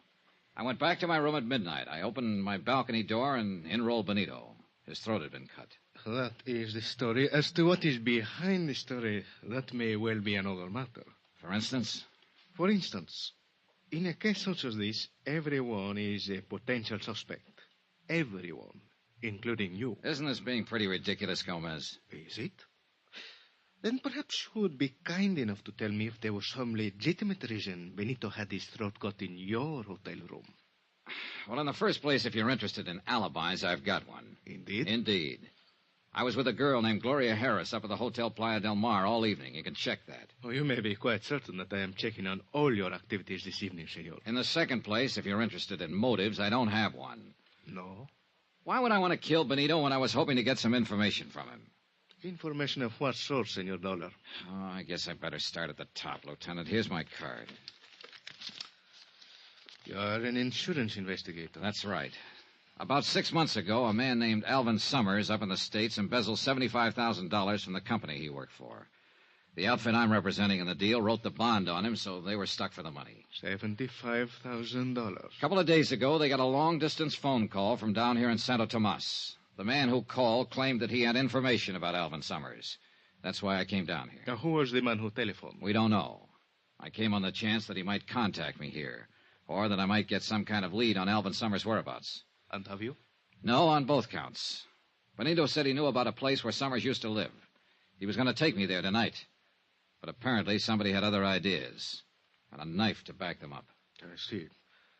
And nobody has tried to contact you? Oh, sure. Several people have, but always for the wrong reason. First, there was a man named Carson, a zipper salesman. He contacted me for the purpose of setting up a cribbage game. Cribbage? What is this cribbage? Oh, now, that's something I hope I never find out. Then there was a strong-arm who bounced me around with a gun barrel and suggested politely that I wanted to leave town. Oh? What did he look like? Well, he was heavy in the shoulders, thick neck, low forehead, short dark hair, scar over the bridge of his nose. Scar? That would be Senor Kraus. You know him? I know him by sight. Well, who is he? What's his pitch? That is something I do not know. Senor, you must understand that Santo Tomas is a rather strange town and a dangerous one. Come in. Hey, Lieutenant. Can't you see that I'm busy, Sergeant Romero? What is about Senor Dollar? Oh? Well, what is it? Well, I have talked to a Senorita Gloria Harris at the Hotel Playa del Mar. She said that Senor Dollar was with her throughout the evening. Very well, Romero. One thing more. We have just arrested a man, American tourista, Senor Carson. I will talk to him when I have time. Hey, wait a minute. That's the zipper salesman I was telling you about. Indeed? Yeah. Hey, look, maybe he ties into this deal after all. What's the charge? Romero? It's disturbing the peace. Oh, great. Just when I thought I had a lead. What's the matter? He got a few too many under his belt, maybe? Well, Romero? Here's the report. The Senor Carson is outside. Gracias. That will be all. I will talk to the man. Si, Lieutenant. Senor Dollar, if you know this man, perhaps you had better come with me. Okay. Dollar! Say, I'm sure glad to see you. Hiya, Carson. What seems to be the trouble? Well, it wasn't as much as they made it, Dollar. Fella goes out stepping. Sometimes he, well, you know. He steps a little too far. Well, I was only having a little fun. Senor Carson, this report states that you are at the Hotel Playa del Mar this evening. That's right. But now, Lieutenant... It further states that you became increasingly noisy and that at one point, during a dance by an entertainer, you grabbed a serape from one of the musicians and attempted to join in the dance. Now, Lieutenant, maybe I was a little out of line, but Further, that when the dancer refused to dance with you, you chased her around the patio several times. Trying to sell her a zipper, maybe? Oh, no, Dollar, let up on a guy, will you? And that finally, when the musician attempted to get his serape away from you, you broke his guitar over his head. Say, when you get going, you're a real tiger, aren't you? Are these things true, Senor Carson? Well, I suppose the facts are correct, but they sound different somehow down here. I was just trying to have a little fun, you know. See, Sergeant Romero will conduct you to the magistrate. Romero! Well, Dollar, you're just going to stand there and not do anything? After all, we both live at the same hotel, and... And? Oh, you're a big help. What'll happen to him, Lieutenant? Oh, you will have to pay the damages, and there will be a fine. Which will probably go on his expense account. Lieutenant, you started to tell me about this Beetlebrow Krause who put a few dents in me. I started to say that before the people from Mexico City built the new hotel, this town unfortunately used to be something of a haven for undesirable characters from the United States. Fugitives, huh? Some of them still remain. And although I know very little about Senor Krause, it is probable that he is one of them. Could be. You say that he and Senor Carson are the only ones who have made any effort to contact you? Yeah, except for Gloria Harris, of course. I still haven't found out what's on her mind. I mean, what else is on her mind. She says she's down here on a vacation. Indeed. In that case, it has certainly been a long vacation. What do you mean? She has been here for several months, to my knowledge. Well. Now, that's very interesting, Lieutenant. Thanks. Anything else you want to ask me about Benito? Not at the moment, but I suggest you remain available. You know where to find me. One moment, Senor Dollar. A word of warning. As I told you, this town can be a dangerous place. I would suggest that you be quite careful. Yeah. And one thing I wish to impress upon you. If you are at any time tempted during your investigation to take the law into your own hands, I assure you that you will regret it. Well, in that case, I hope you're around when and if I need you. Whether or not I am available, the warning still applies. Okay. Be seeing you. Johnny. Wow, Gloria. I thought you were tucked in for the night. I couldn't sleep, so I called your hotel. Oh? They told me that the bellboy had been murdered, that you were at the police station, so I came down here. Is there anything I can do? Not for Benito, I'm afraid. He was killed in your room? Yeah. You think he could have been killed by mistake? Mistake? You mean maybe I was supposed to be the target? Hey, it's a thought. Johnny, you're in trouble of some kind. I wish you'd tell me what it is. You're not just down here on a vacation. Speaking of vacations, Gloria, let's... Johnny, what is it? Keep looking straight ahead. There's somebody across the street in the shadows. He's tailing us. Can you see who it is? When he goes past that light, I'll be... Well, what do you know? My old friend Krause again. You mean the man who came to your room and was looking for you on the beach? That's the boy. Funny how he always seems to pop up when I'm with you. Johnny, I tell you, I don't know him. Doesn't matter right now. Come on. Turn into the alley here. Okay. Now keep going straight down this alley and out the other end. Go back to your hotel, and I'll call you there later. I may be a while. What are you going to do? Wait for him. No, Johnny. Look, Gloria, don't give me any argument this time. Get going. After she was out of sight, I ducked into a doorway. Then I waited. Yeah, Krause was following all right. I waited until he got right up to me. Then I dove at him. You! That's right, me. Drop the gun. Drop it. Yeah, this time I'm ready for you, sweetheart. Funny thing about me, Krause. I don't like guys working over me with a gun barrel, ever. All right. Now you're going to tell me what this is all about. Why you've been tailing me. Why you worked me over with a gun barrel in my room last night. I want to hear all about it. You know why. Talk. I said talk. You're not taking me back. Taking you back? I know you came down here after me, but I ain't going back. What are you talking about? I know what happens to a three-time loser. Three-time? Want me back home, you gotta carry me. Hey, wait a minute. You ever hear of a man named Alvin Summers? Oh? How about Gloria Harris? No. You sure about that, Krause? Look, don't. Look, I'm telling you the truth. Yeah, I guess you are. You're too punchy right now to give me a routine. Yeah, I think I get it. You're wanted in the States. You figured I was a cop and came down here to make a pinch. Brother, right now I sure wish I was. You mean you... No, I'm no cop. Oh. Guess I made a mistake. You sure did, Buster. No hard feeling? Oh, no, not at all. I just love the feel of a gun barrel whipping across my face. Krause, I got a nice little piece of advice for you. Next time, you better find out what the score is before you jump into the ball game.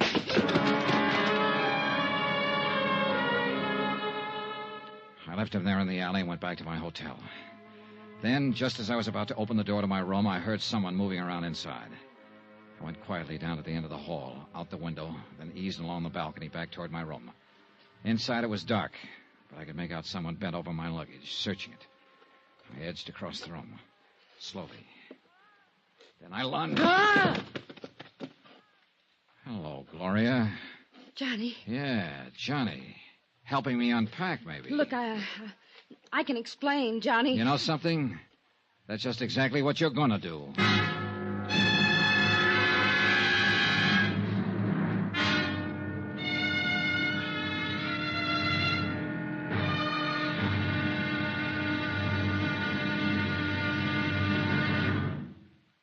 There'll be another exciting episode in our story of the Alvin Summers matter tomorrow. Tomorrow night, how to fall into a trap in one easy lesson. Join us, won't you? Yours truly, Johnny Dollar.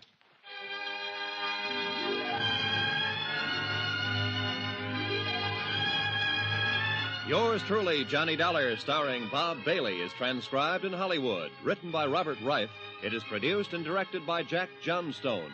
Be sure to join us tomorrow night, same time and station, for the next exciting episode of Yours truly, Johnny Dollar. Roy Rowan speaking.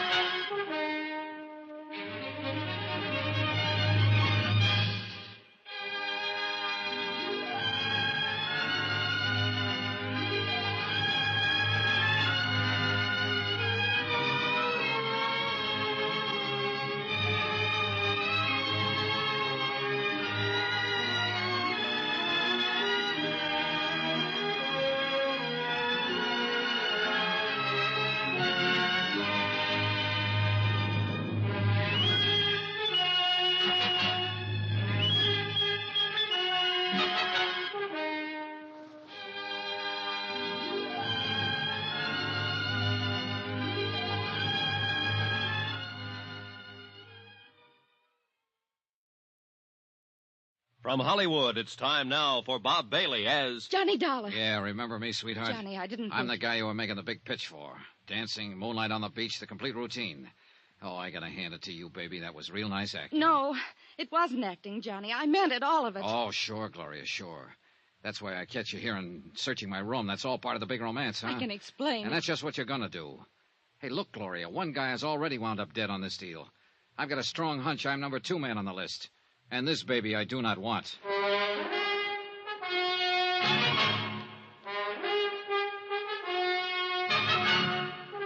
Tonight and every weekday night, Bob Bailey in the transcribed adventures of the man with the action-packed expense account, America's fabulous freelance insurance investigator. Yours truly, Johnny Dollar.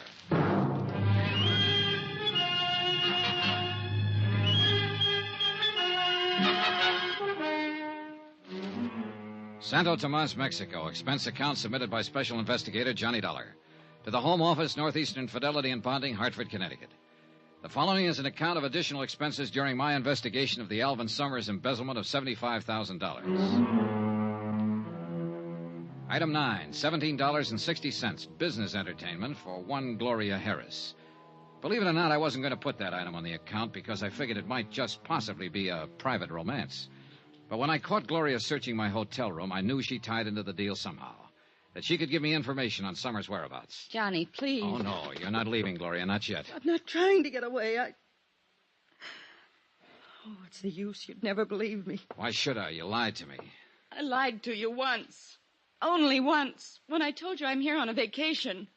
I'm not. Surprise. The truth is I'm stranded down here. Stranded? Oh, sure. That's why you're staying at the Playa del Mar, the most expensive hotel in town. I don't mean no money. I mean no passport. Oh. It's true.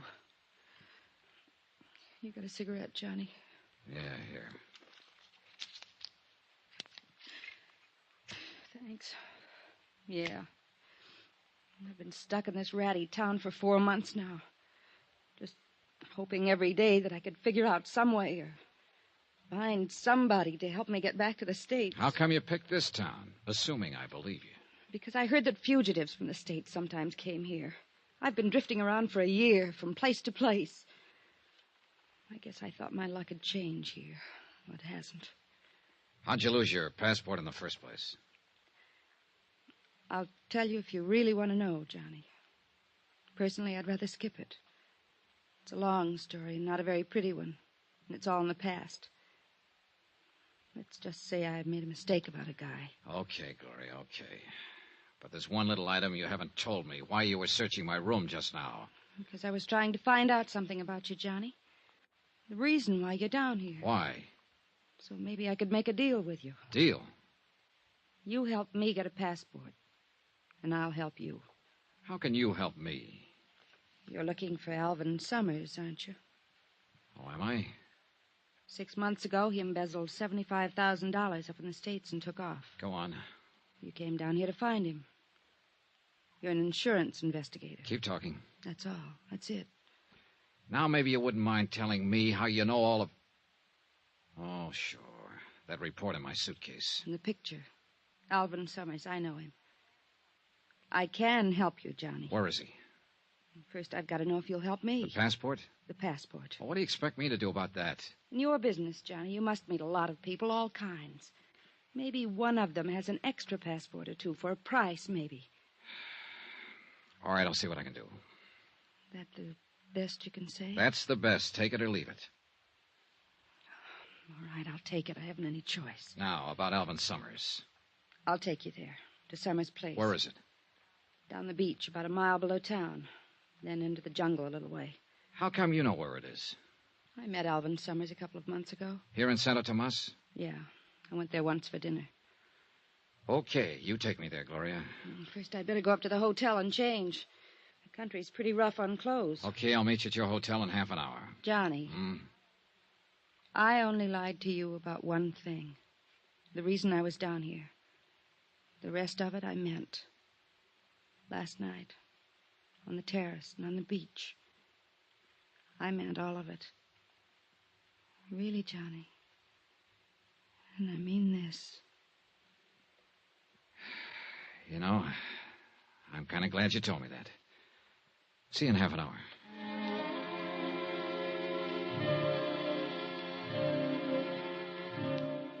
I stayed there a while after she left, going over the case in my mind. Maybe she was telling me the truth.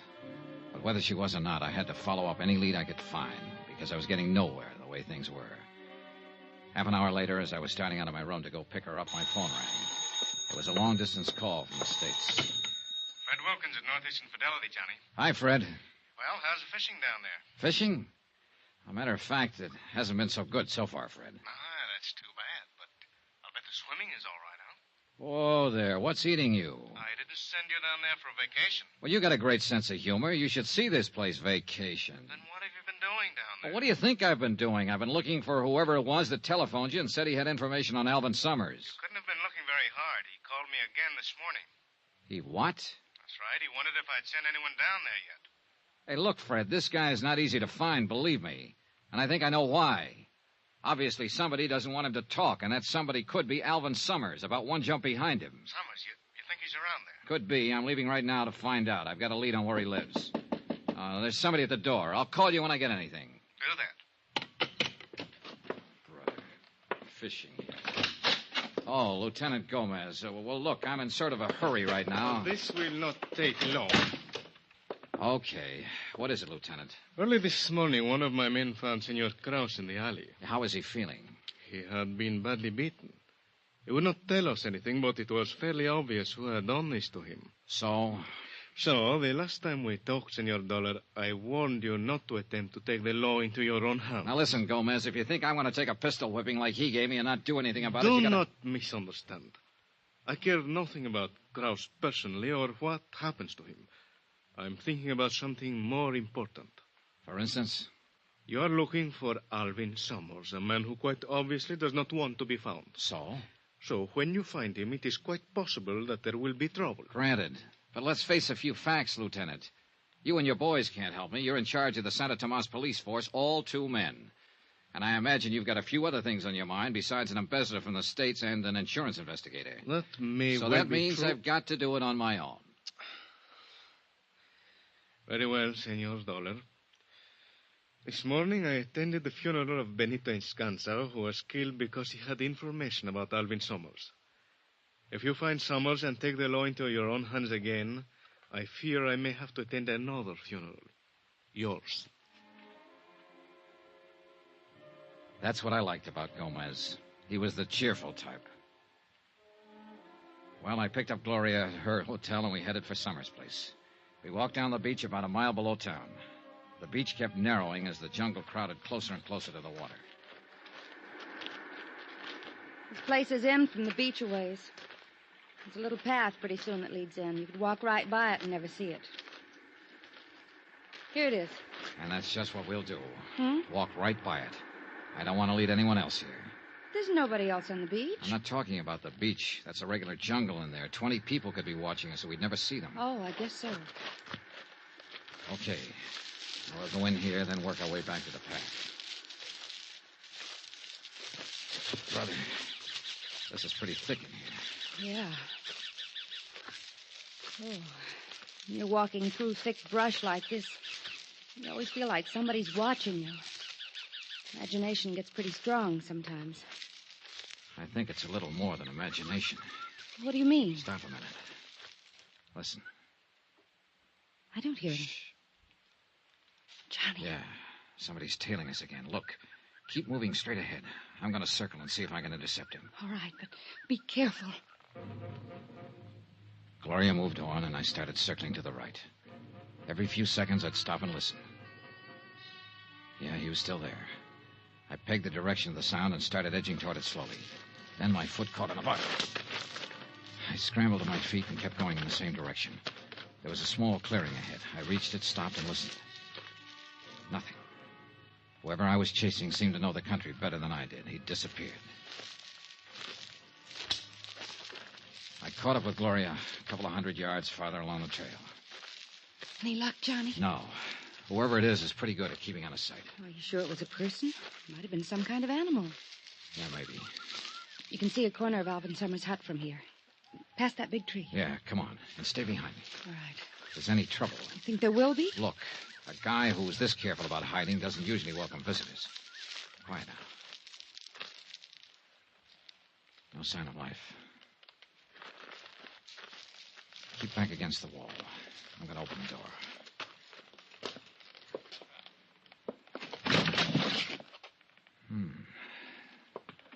Okay, Gloria. Nobody home, huh? Nobody home. Well, he seems to have a pretty comfortable place here. You like to live in jungles.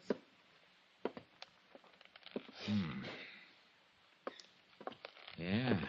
What? Looks like he hasn't been around for several days. Oh? The food in these cupboards, pretty moldy. Yeah, I guess they've cleared out. They? Uh-huh. He and whoever was here with him. What makes you think someone was? For one thing, 2 sets of dirty dishes over there. Maybe he just wasn't neat.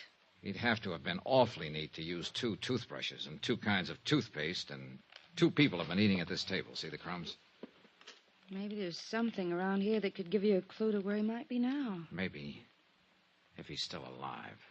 What do you mean? You think he isn't? Oh, I don't know. But if somebody else was living here, too, it could mean he had a partner in this deal. And it's a funny thing about that kind of playmates. Sooner or later, they start quarreling about who's going to hold the marbles. $75,000 worth in this case. Johnny, if he is dead, that leaves you nowhere. Maybe not. Hey, listen. What? Yeah. Sounds like our shadow is somewhere outside. Keep talking, Gloria. Normal tone. I'm going out the back way and see if I can spot him. Why don't you look around the hut, Johnny? Gloria kept up a line of patter while I slipped out the back door and into the brush. I listened. Do you want me to do anything? Nothing but the sound of Gloria's voice. He had to be somewhere near. But where? I worked my way around to the front of the cabin, still under cover. No sign. I kept on around the other side. Then, as I started to climb over a fallen tree trunk, I saw a shadow out of the corner of my eye. Hold it. Don't turn around. The voice was behind me. I could see the rest of the shadow now, a hand with a gun. And I knew it was zeroed in on my backbone. I said hold it. I'm holding. Drop your gun. Kick it backwards, quick. Hey, look, whoever you are... Don't turn around. Okay. And don't try to move. Mind telling me... Keep your eyes straight ahead. Any move at all, it'll be your last.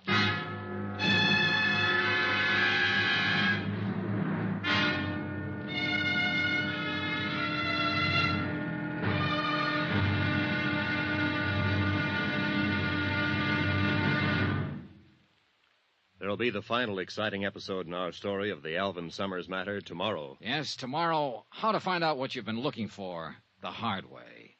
Join us, won't you? Yours truly, Johnny Dollar.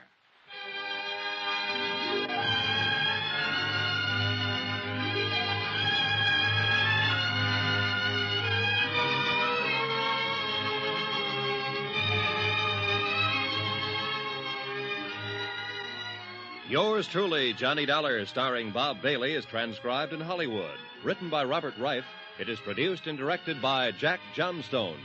Be sure to join us tomorrow night, same time and station, for the next exciting episode of Yours truly, Johnny Dollar. Roy Rowan speaking.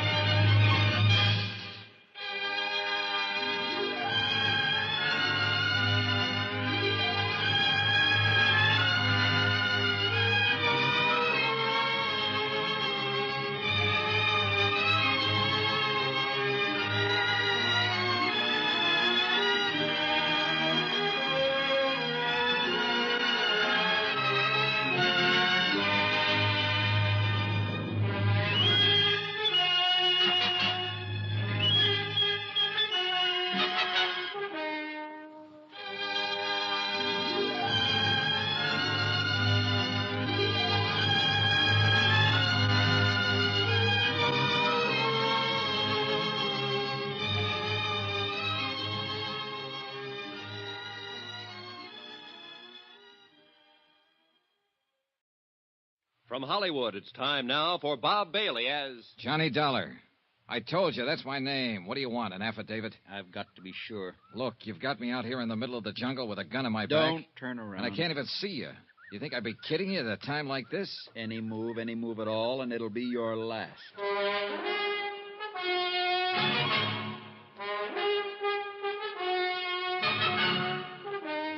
Tonight and every weekday night, Bob Bailey in the transcribed adventures of the man with the action-packed expense account, America's fabulous freelance insurance investigator... Yours truly, Johnny Dollar.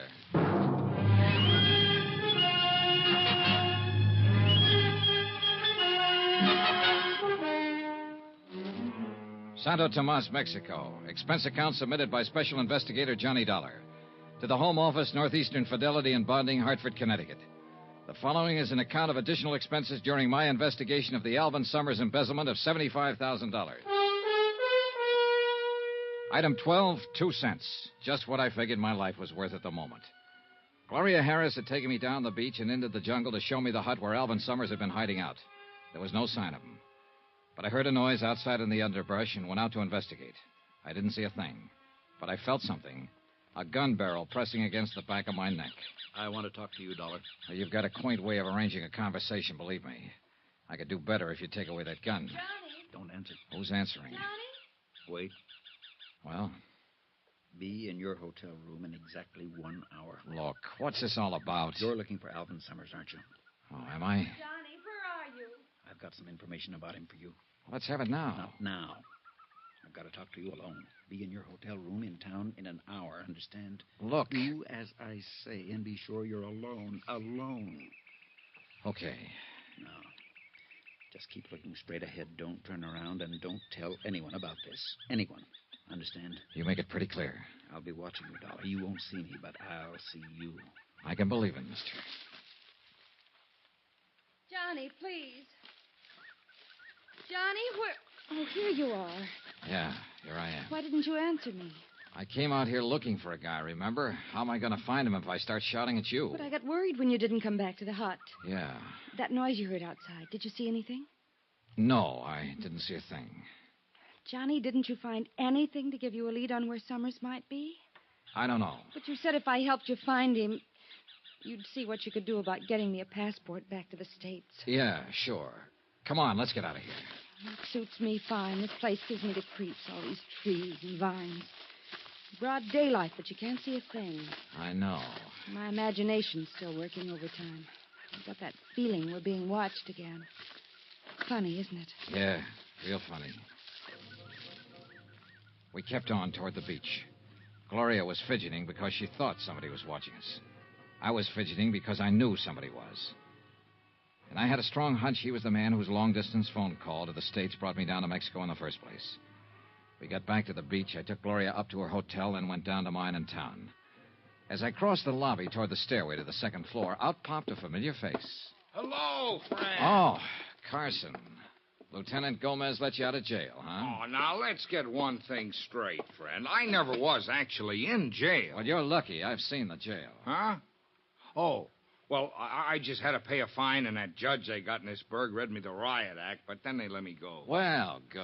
So now it's back to selling zippers, huh? Sure is, and I'm behind schedule, too. Checking out right now, as a matter of fact. Got a lot of territory to cover. Like I always say, half the world's waiting to get zipped up. Yeah, you told me. Oh, I did? Say, Dollar, I'd like you to do me a favor. Oh?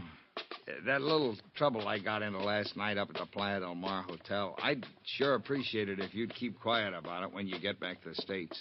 You mean you don't want anybody to know you got plastered, grabbed a serape, and did the fandango? Now, Dollar. Broke a guitar over the musician's head? Now, can't we just forget about that? Believe me, I had until you reminded me. Now, Carson, I'm reasonably sure we don't know the same people and won't be seeing each other again. I'd say the secret of your lurid past was pretty safe. Well, I sure hope so, friend. But about not seeing each other in the States, I was planning on looking you up. Goody. Yes, sir, I got a deal for you. Sorry, but I have all the zippers I can use at the moment. No, that's not what I mean, friend. I've been trying to get you into a cribbage game, remember? How can I forget? Well, instead, I'm going to look you up in the States and let you teach me to play gin rummy. How could I be so lucky? Oh, sorry. I think that's my phone. So long, Carson. I'll sure look you up back in the good old USA, friend.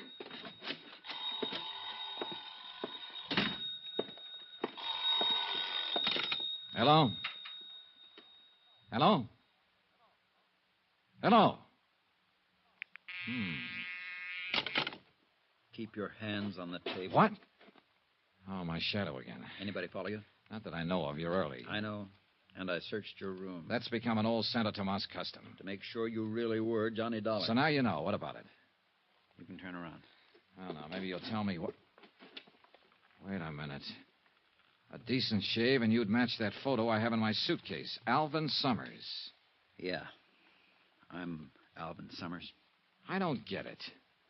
I had you figured for the man who made that long-distance call to the States that tipped me off to come down here. You're right about that, too. You put the finger on yourself? If you want to call it that. Well, what happened? Your deal go sour on you, maybe? Yeah. Yeah, okay, sit down. Take it easy. Tell me about it. I'll turn on the overhead fan. Pretty stuffy in here.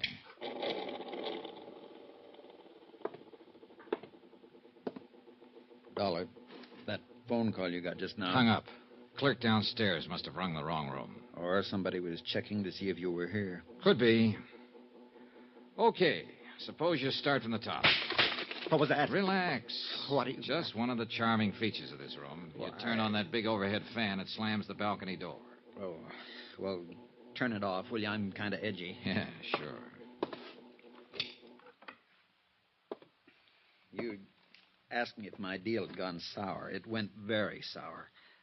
Oh, I had it all figured out. I was planning it for a year. I was going to embezzle the $75,000 and really live big. Yeah. Instead of that, I spent all my time hiding. Mexico City, Cuernavaca, Tampico, you name it, I was there. Always undercover, always hiding.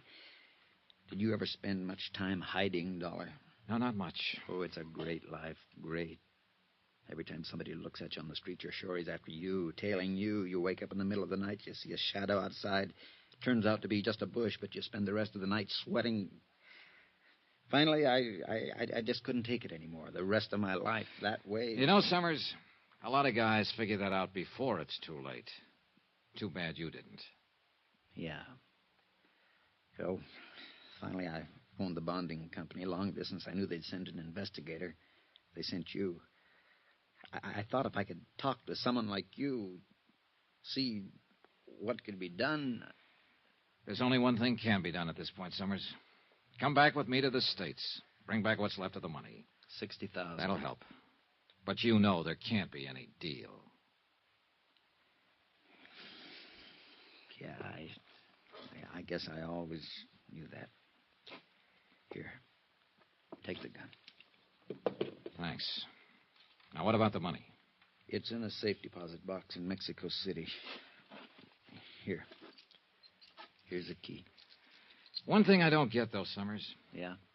You wanted me to contact, but you were sure playing hard to find. Well, I had to be careful.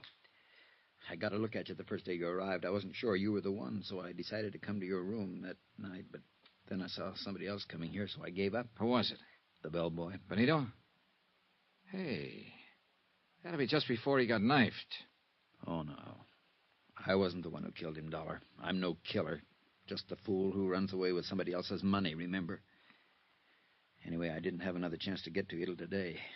I had to keep undercover so they wouldn't find me. Wait a minute. Who's they?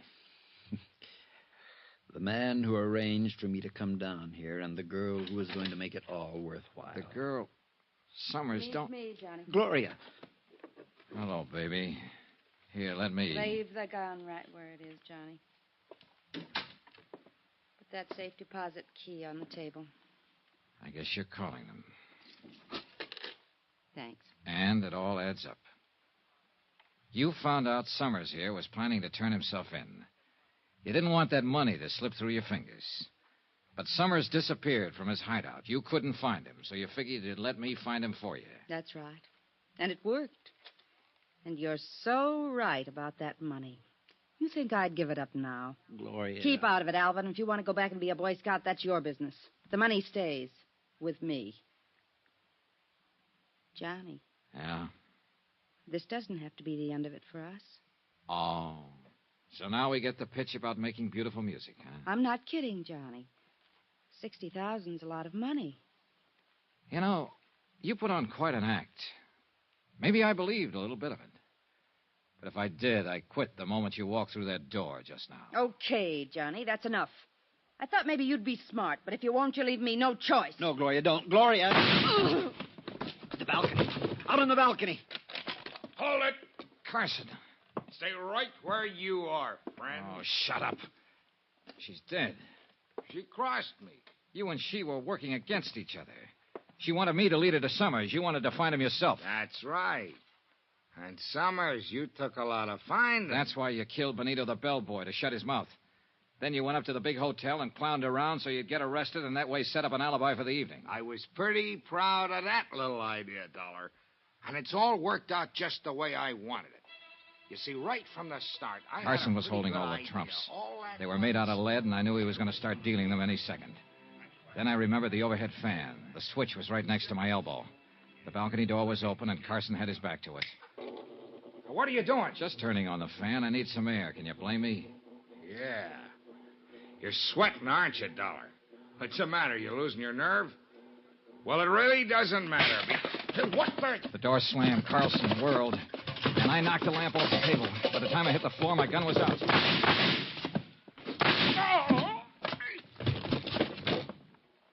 I picked up the lamp and lit it again. Summers was crouched in a corner. Across the room, sitting on the floor, was Carson, staring stupidly down at the red bullet hole in his side. I picked his gun up off the floor. Dollar! Summers, call the police station. Lieutenant Gomez. Yeah, all right. Help me, Dollar. It hurts. Yeah, it hurts. But not as much as it hurt Benito and Gloria. You finally got me into a game, didn't you, friend?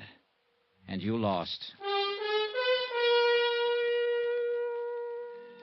Expense account item 13. Double the amount of item 1. $440. Transportation back to the States for Alvin Summers and me.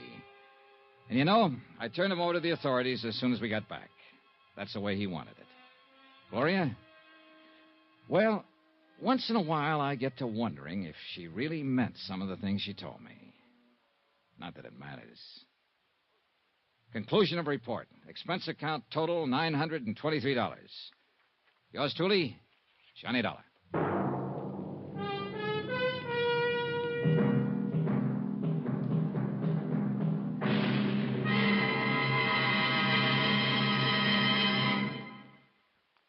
Remember, please, there'll be a new exciting story on Johnny Dollar beginning next Monday. Next week, the Valentine matter. And believe me, it's not the kind of Valentine you'd wish on even your worst enemy. Join us, won't you? Yours truly, Johnny Dollar.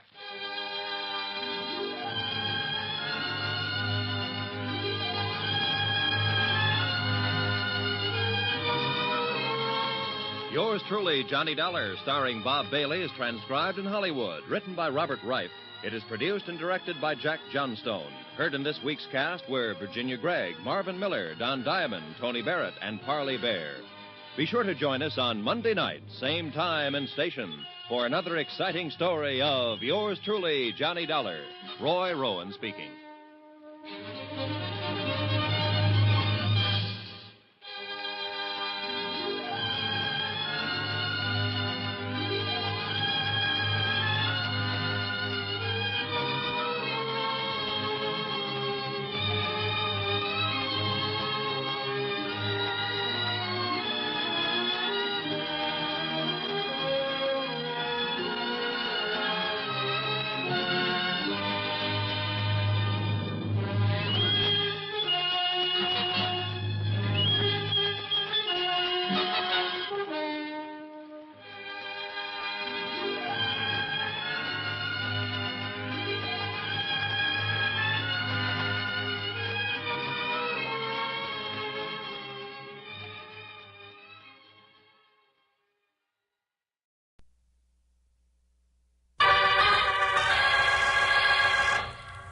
Stand by for crime.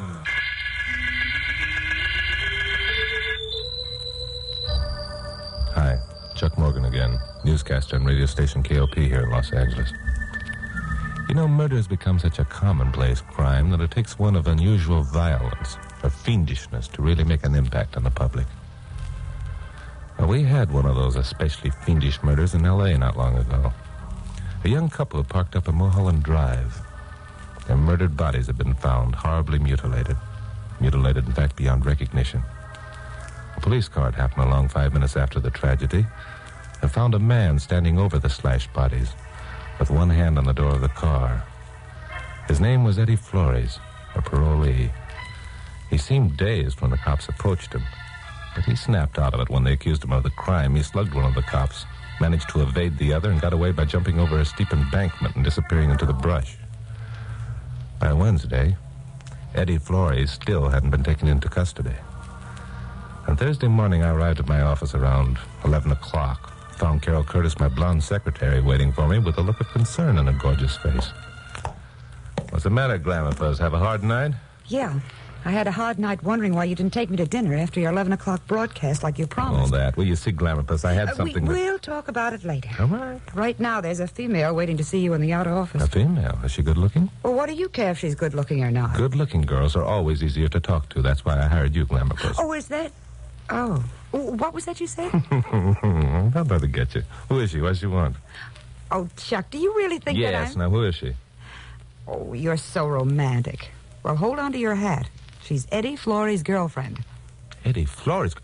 Come on, what are we waiting for? Chuck, wait. She's a nice little thing, and Good, the nicer the better. Rather, with a direct quote from Eddie Flores' girlfriend, help my 7 o'clock broadcast. But, Chuck, if you'll only listen... Hello, I'm Chuck Morgan. I understand you know where Eddie Flores is hiding out. Chuck, I didn't say that. Anything you care to say, Miss, Constance. Emily Constance is the name, Mr. Morgan. And to answer your first question, yes. I do know where Eddie's hiding out. You do? Holy smoke, what a break. Look, I'll tell you what I'll do, Emily. If you tell me where he is, I won't say a word to the police until after my 7 o'clock broadcast. Isn't he wonderful? Miss Constance, if I were you, I'd tell him to drop dead. Shut up, Glamour Puss. Besides that, Emily, I'll pay you $1,000 in cash, and you'll have 6 hours to shift Eddie to a different location. Well, thank you very much, Mr. Morgan, but the $1,000 doesn't interest me. However, I'll be glad to tell you where Eddie is hiding. You will? Emily, before you say any more, let me tell you about this man. You won't have to, Miss Curtis. Thank you just the same. I know a lot about Mr. Morgan. I never miss one of his broadcasts. I know he's fair and honest and tries to help people like Eddie who's falsely accused of something he didn't do. No, not another one of those. Here I go again. I'm sorry, Mr. Morgan. If that isn't true, You're on the right track, Emily. Stick with it. The big lug is putting on his usual act. It inflates his ego. Now you tell him your story exactly as you told it to me. Glamour Puss, I don't know why I didn't fire you months ago. And I don't know why you didn't take me to dinner last night. Oh, but that's something we'll talk about later. Okay, Emily, tell him. There isn't much to tell, except that Eddie didn't murder those two people. If you'll only see and talk to him, you'll know I'm telling the truth. Would you do that, Mr. Morgan? No. In the first place, Emily, if I knew where Eddie Flores was hiding, I'd be duty-bound to tell the police. In the second place, the evidence is too strong against the boy. And in the third place, he jumped his parole, which is practically an admission of guilt. Well, don't give up, Emily. He'll weaken. If he doesn't, we won't have any story tonight. I can understand your feelings, Mr. Morgan. That's why I have a proposition to make. A proposition?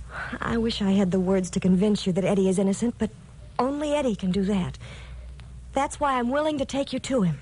If after you've talked to him you're still convinced he's guilty, then Eddie will let you take him to the police. It's a good deal for everybody, Chuck. It's Eddie's only chance. And win, lose, or draw, you have a good story. Makes sense. Still... I have one more offering to make, Mr. Morgan. Yeah? What is it? Eddie knows who owned the car in which the murdered couple were parked.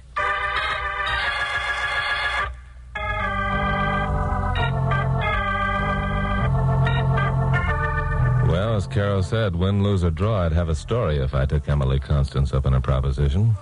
So, directly after my 7 o'clock broadcast, I headed for the address Emily had given me. It was no wonder the police hadn't been able to pick up Eddie Flores.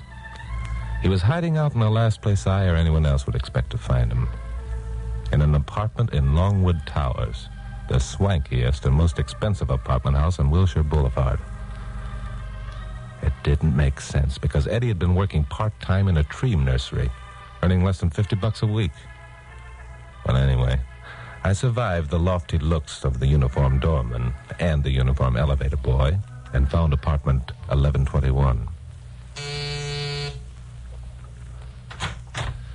Oh, hello, Mr. Morgan. We've been waiting for you. Hello, Emily.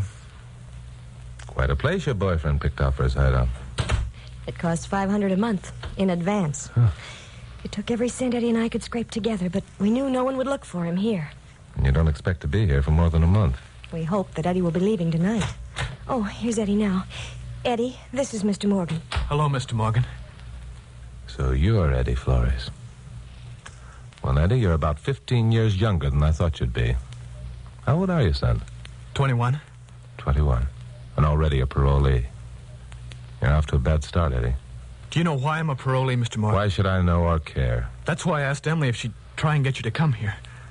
I agree there's no reason why you should know or care why any parolee did time. But when one of them affects you personally, I think that should change the complexion of things. I don't get it. Well, let's look at it this way. I'm a parolee. I try to get a job. I have to explain about my past. What happens? Everyone turns me down simply because I've been in jail. They don't even want to know why I was there. They aren't interested. Is that fair? Maybe you got something there, Eddie. A guy's got a couple of strikes on him after he's done time and tries to go straight. Just why were you in jail? I was in college at the time, studying forestry. One night, a bunch of us went to a roadhouse and had a few. Yeah? A guy named Bob Talmadge owned the car we were in. He'd been drinking straight shots. The rest of us didn't know that. Bob hit a man on the way back to school and almost killed him. All of us got a year for it. I see. It was when I got out on parole and tried to get a job that I realized how much the world is against a man who's done time. You think that I'm in a position to give these parolees a break? Huh? Well, yes. You've got a reputation for things like that. Now, wait a minute, Eddie. Take it easy. Seems to me you're getting off the subject. You said nothing yet to convince me you aren't guilty of those murders. What were you doing up in Mulholland Drive, anyway? I was taking a walk. You were what? Oh, please believe him, Mr. Morgan. Eddie's interested in forestry, in nature. That's all he cares about. He spends all the time he can out in the woods. Even at night? There's a lot to interest a man in the woods at night, Mr. Morgan. Even if the woods consist of the brush you find up on Mulholland. Okay, so you were taking a walk. What happened? I came to this parked car. I thought I recognized it. I stepped off the road for a closer look and found the bodies. Yeah. I was standing with my hand on the car door when the police arrived. I got scared. I knew I didn't have a chance. That's why I ran. Why did you know you didn't have a chance? Because the car belonged to Max Royster, and last summer during vacation I got a job driving for him. When I found out what he did for a living, I tried to quit. He had some of his boys beat me up. Are you talking about Max Royster, the numbers racket king? Yes, that's right. I even had a motive for wanting to see him dead. But he isn't dead. It wasn't Max who was murdered. I didn't know that. The bodies were so badly mutilated. Oh, yeah. That's right. Eddie, your story is cockeyed enough for me to almost believe it. Oh, thanks. But look, Mr. Morgan, whether you believe it or not, I'm giving myself up to the police tonight. What? I've only waited this long because I wanted to talk to you. Everyone's against me. I hoped I'd have you on my side.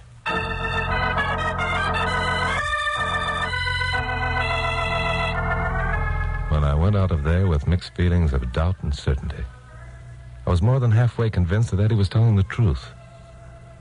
If he turned himself into the police within the next half hour, as he promised to do, I'd be practically sold. But what could I do? Devote some time to trying to sell the public on the idea that jailbirds should be given a break? What did that prove? Eddie Flores didn't need me. He needed a smart detective who could prove him innocent of murder. Well, I got back to the station about 10 o'clock. Happy Mansfield, owner of KOP, and Carol were entertaining a guest in my office. It's about time you got back. Where you been? Where have I been? Carol, didn't you tell Pappy that I was going to, and then something happened to change my mind. Something happened to change your mind? Wait a minute. Chuck, this is Peggy Melbourne. She's a friend of Max Royster. Hello, Mr. Morgan. Peggy's got a story to tell you, Chuck. Better listen. I'm listening. I'll bet I can guess where Mr. Morgan's been during the past hour or so. He's been talking to Eddie Flores. That where you been, Chuck? What makes a young lady think that's where I've been? Because I know Eddie, and I know it's exactly the sort of thing he'd do. He worked for us, for Max for a while. He used to listen to every one of your broadcasts and talked about them all the time. He used to say that if a guy ever got into a jam, Chuck Morgan would be the man to see to get him cleared. I see. Go on. Oh, the kid was an actor. He had us fooled for a long while. Said he was studying forestry or something. Then one day we found out he was stealing our receipts. He and Max had a fight. Max beat him up. A sort of dog-eat-dog routine, huh? It was then. It isn't now. Max quit the racket 3 months ago. He's going straight. We're going to be married. Well, Maxie's quit the racket. Mm-hmm. Chuck, there's a scoop for you. Yeah. Quit isn't the word to describe it. Retired would be better. Why, I'll bet Max Royster has That's not fair of either of you. A man tries to go straight, and he gets a reaction like this every time. What's wrong with the numbers game? Is it any worse than betting at the racetracks or playing poker or investing in the stock market? No one's forced to buy a number. Well, the only thing I can think of that's wrong with the numbers game is that it's illegal. Yeah. So you think that Eddie Flores has sold me a bill of goods, huh? Oh, sure. He knew he couldn't stay in hiding forever, so he picked the one man he hated and tried to frame him, making you the goat. That's not an unusual experience for Chuck. Quiet, Glamourpuss. Now look, Peggy. Yeah? There's something about all this that smells to high heaven. Either you or Eddie Flores is an awful liar. Right now, I don't know which one of you is putting on the act. Would you believe it if I told you Eddie Flores gave himself up to the police a half hour ago? Nah, he's not that much of a sucker. What if he has? He hasn't. If he told you that, you were a fool to believe him. I know that little weasel better than anyone. Well, let's find out. Police headquarters? This is Chuck Morgan. Get me Bill Meggs, will you? Hello, Bill. I suppose you know about Eddie Flores turning himself in. What? Well, how about one of your substations? Oh, no in a minute, huh? I see. Well, okay. Are you positive? No. That's right. Fingerprints don't lie. Okay, Bill. See ya. Well, what was that all about? Did Eddie give himself up? No. Eddie didn't give himself up. And they've identified the body of the man who was murdered. Well, who was it? Max Royster.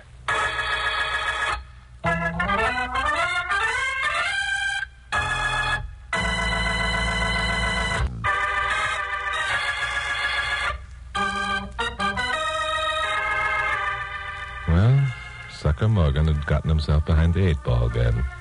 And his Glamourpuss had remarked it wasn't unusual. The trouble was that most times before I'd seen an out and had taken it. This time I couldn't see anything but a lot of ribbing from Pappy and Carol for the next few weeks, which would be tougher to take than my regular weekly beatings. Which is why the next morning, after confirming that Eddie Flores hadn't checked in at police headquarters, I told Carol to get into a pair of slacks and take a ride with me up to Mulholland Drive. Well, what I can't figure out is how Bill identified the corpse of Max Royster. From what you told me, his face was mashed to a pulp and all identification marks removed from his clothing. You're too used to thinking I'm the only smart man in town, Glamourpuss. Oh, yeah? Bill's smart, too. Oh, don't be so modest. First, he identified the automobile. That took a little doing because Max had used an alias when registering the car. Once he had that problem unraveled, all he had to do was check Max's fingerprints with those on file at headquarters. Not bad. Chuck, do you really believe that Max had given up the numbers racket? Sure, I believe everybody. That's why I'm always getting myself in one of these jams. And here we are. Here we are where? This is a turnoff where the murder took place. Oh. Come on, let's get out. Oh, what a wonderful view from up here, Chuck. Yeah.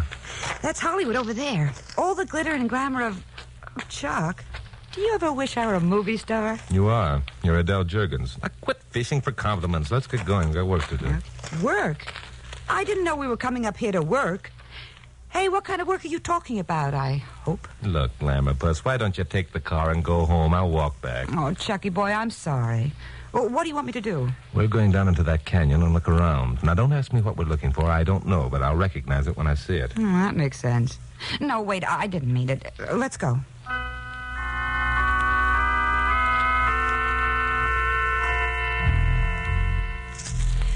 Well, I'm certainly glad you told me to wear my slacks. This is no place for nylons. Did you think that was the reason I told you to wear your slacks? Well, if it wasn't... Oh, you cute kid. Well, let me tell you something, Chuck Morgan. I look just as good in slacks as... Yeah. Okay, Glamourpuss. I was only kidding. Yeah, funny man. What? What's the whoop for? We found it. You mean we found what we came looking for, but didn't know what it was, but we'd recognize it when we saw it? Yeah. Well, I don't see anything. Well, what is it? A rock. A rock? Now, look, you told me not to make gags and... Hold it, Glamourpuss. This is a special kind of rock. It's a pretty jagged hunk of granite, isn't it? Hmm? See those dark stains? Well, Chuck, that could be... Yeah, it could be blood. And this could very well be the weapon that the murderer used to bash in the faces of Maxie Royster and his girlfriend. Duck, Glamourpuss! Chuck, someone's shooting at us. Yeah, get behind this boulder. Hey, that was too close for comfort. We crouched there for at least 5 minutes while the marksman had fun, chipping off hunks of boulder close to our heads. After a while, the shooting stopped. I cautiously stood up, took a look around. A police car was coming around a curve in the mountain road. About a mile ahead, but closer to us, someone with a rifle was getting into a parked car. Glamourpuss and I started up the side of the canyon. By the time we reached the road, both the rifleman and the police car disappeared. We walked over to where the rifleman had been parked. Look around for empty shells, Glamourpuss. They're always good evidence. Well, what are we going to do if we find some? Turn them over to the police. Then we'll go find the rifleman. We'll seize his rifle. Turn that over to the police. Okay, then we'll go... okay, I'm laughing. Well, there aren't any empty shells that I can see. No, but here's something. What? A perfectly formed footprint in this damp spot on the ground. Well, what does that prove? Nothing yet. I'll just dig it up with my knife. And if it holds together until we get back to town, we'll have something that'll make Bill Meggs happy. Now, how in the world is a dug-up footprint going to make Bill Meggs happy? Because Bill will compare it with impressions of the footprints he found on the scene of the murder. If they check, then we'll know that the man who was shooting at us is the same man who committed the murders. So? So, we'll know. Uh-huh. Well, look, we'll know that... Oh, skip it. Come on, let's get out of here. Okay.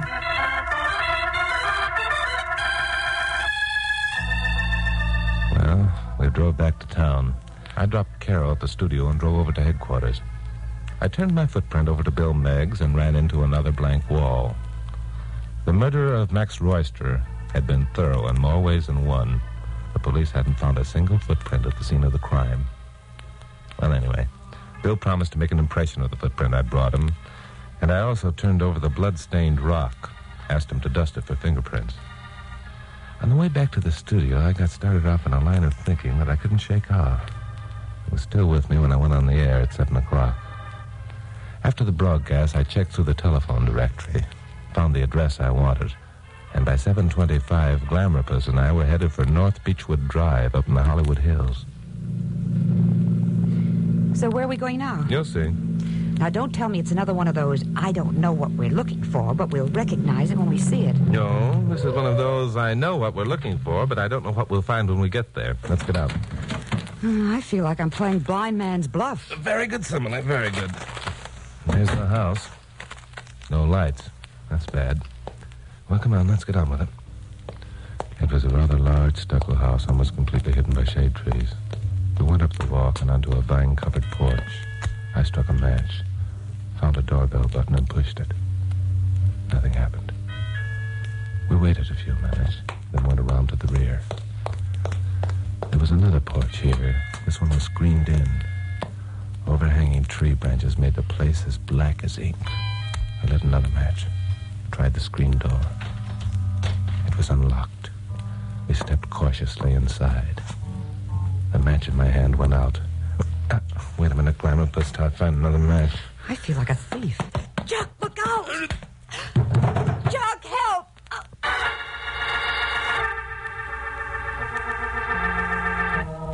Well, we walked into another one. I was out like a light. Eons of time later, I heard Glamourpuss calling me from a great distance. Chuck, are you all right? Chuck, are you all right? Chuck, speak to me. What? Oh, my head. Glamourpuss, where are you? I'm right here. How do you feel? Great. What happened? You were slugged and I was practically choked to death. They tied us both up and left us here. Where's here and who are they? We're somewhere in that house, and I don't know who they are. All I know is that there were two of them. Look, for the past 5 minutes, I've been trying to get my nail file out of my purse. It's in my hands behind my back right now. Glamourpuss, you're a genius. Let me back up to you. We scuttled around on the floor until I could get the ropes about my wrist across the edge of the nail file. It was slow work, but finally a strand of rope parted. A minute later, I was free, and I was loosening Glamourpuss. Let's get out of here. There's no place for us. No. We've come this far. Let's finish the thing. What are you going to do? Light a match first and see where we are. Oh, it's just a room. There's a door over there. Come on. Okay. We crossed to the door. Listened a minute. Heard nothing. Then tried the lock. The door opened inward. Across this second room was another door. A shaft of light showing beneath it. We started toward it when suddenly... Chuck, listen. Yes, I hear it. Look, someone on the floor. A man and a woman, both bound and gagged. It's Eddie Flores and Emily. Quick, Glamourpuss, help me untie them. We made short work of untying Eddie and Emily. Eddie's shoes were off, but they were on the floor beside him, and the first thing he did was to put them on. Oh, thank heaven someone found us. Are the police with you, Mr. Morgan? They were going to kill us, I'm sure of it. Oh, you poor kid. No, we're alone. Who took your shoes off, Eddie? They did. That was last night. They brought them back this afternoon. Well, there's an easy answer to that. Listen. It's the doorbell in the other room. Hello, Peggy. May I come in? It's Pappy. Yes. Mr. Mansfield, what are you doing here? Well, I got to thinking about things, and I wanted to ask you a few questions, that's all. What kind of questions? When you were at the station yesterday, you acted as though you didn't know Max Royster was dead. So? Good old Pappy, he's figured it out. Well, it seemed to me that if Max was missing for even a day, you'd know about it. As a matter of fact, that's the reason that I see. Don't shoot now, Joe. I want to hear what else Grant has to say. Okay, Peg. I wouldn't shoot at all if I were you, Joe. You two didn't think that I came here alone, did you? The police are all over the place. It was at this point I thought I'd better get into the act. If Pappy was kidding about the police, he'd be shot down like a clay pigeon. I wasn't willing to take that chance. I opened the door a crack and almost hit the back of Joe, who was standing near the door holding a gun which was aimed at Pappy. Pappy was near the front door. Peggy was over on one side of the room, partly turned away from me. This was going to be easy. All I had to do was bang the door open and it would knock Joe silly. We don't scare that easy, Gramps. If the cops are with you, why didn't you bring them inside, Because first we wanted to hear you admit that you shot Max Royster and his girlfriend, and then bashed in their faces with a sharp rock. You did it because Max had thrown you over for the girl he was with that night. You thought you had a perfect opportunity to frame Eddie Flores for the job. Too bad, Grant. You're a nice old coot, but you know too much. Let him have it, Joe. No, you don't.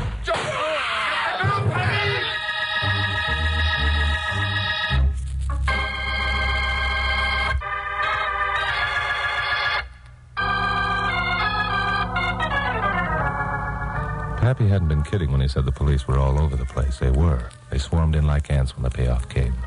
Pappy had put on a real show. He knew Carol and I were inside because he'd seen my car up the street. He'd persuaded Bill Meggs to wait out on the porch until he, Pappy, had talked a confession out of Peggy, the old goat. Still, by the time we got back to the office, I was a bit sore. Yeah, sure. You did all right, Pappy, but you were certainly taking a chance with Joe's gun pointing down your gullet. Now, don't get sore just because Pappy stole some of your thunder, Chucky boy. I'm not getting sore. I wasn't taking any chance, Chuck. I saw you standing behind Joe. Oh, don't try to pacify him, Pappy. You did the whole thing yourself. He did not. I found the rock with Peggy's fingerprints on it, and I found the footprint. Footprint? Ha! Yeah, the footprint. The footprint was planted up there by Peggy. She poured water on the ground and made a mud pack. This is Southern California, you know. It hasn't rained here for months. Peggy was wearing Eddie's shoes. That's right, Carol. We've got to give the devil his dues. Give the devil his... Okay, I give up. It was Pappy's show all the way through. Do you mean you're going to give all the credit to Pappy? Why not? Sure, why not? Why not? But, Chuck, it was you who talked to Eddie, and you found the rock, and you who got your brains beat out. Lammerfuss. You're wonderful. So are you, Chucky boy.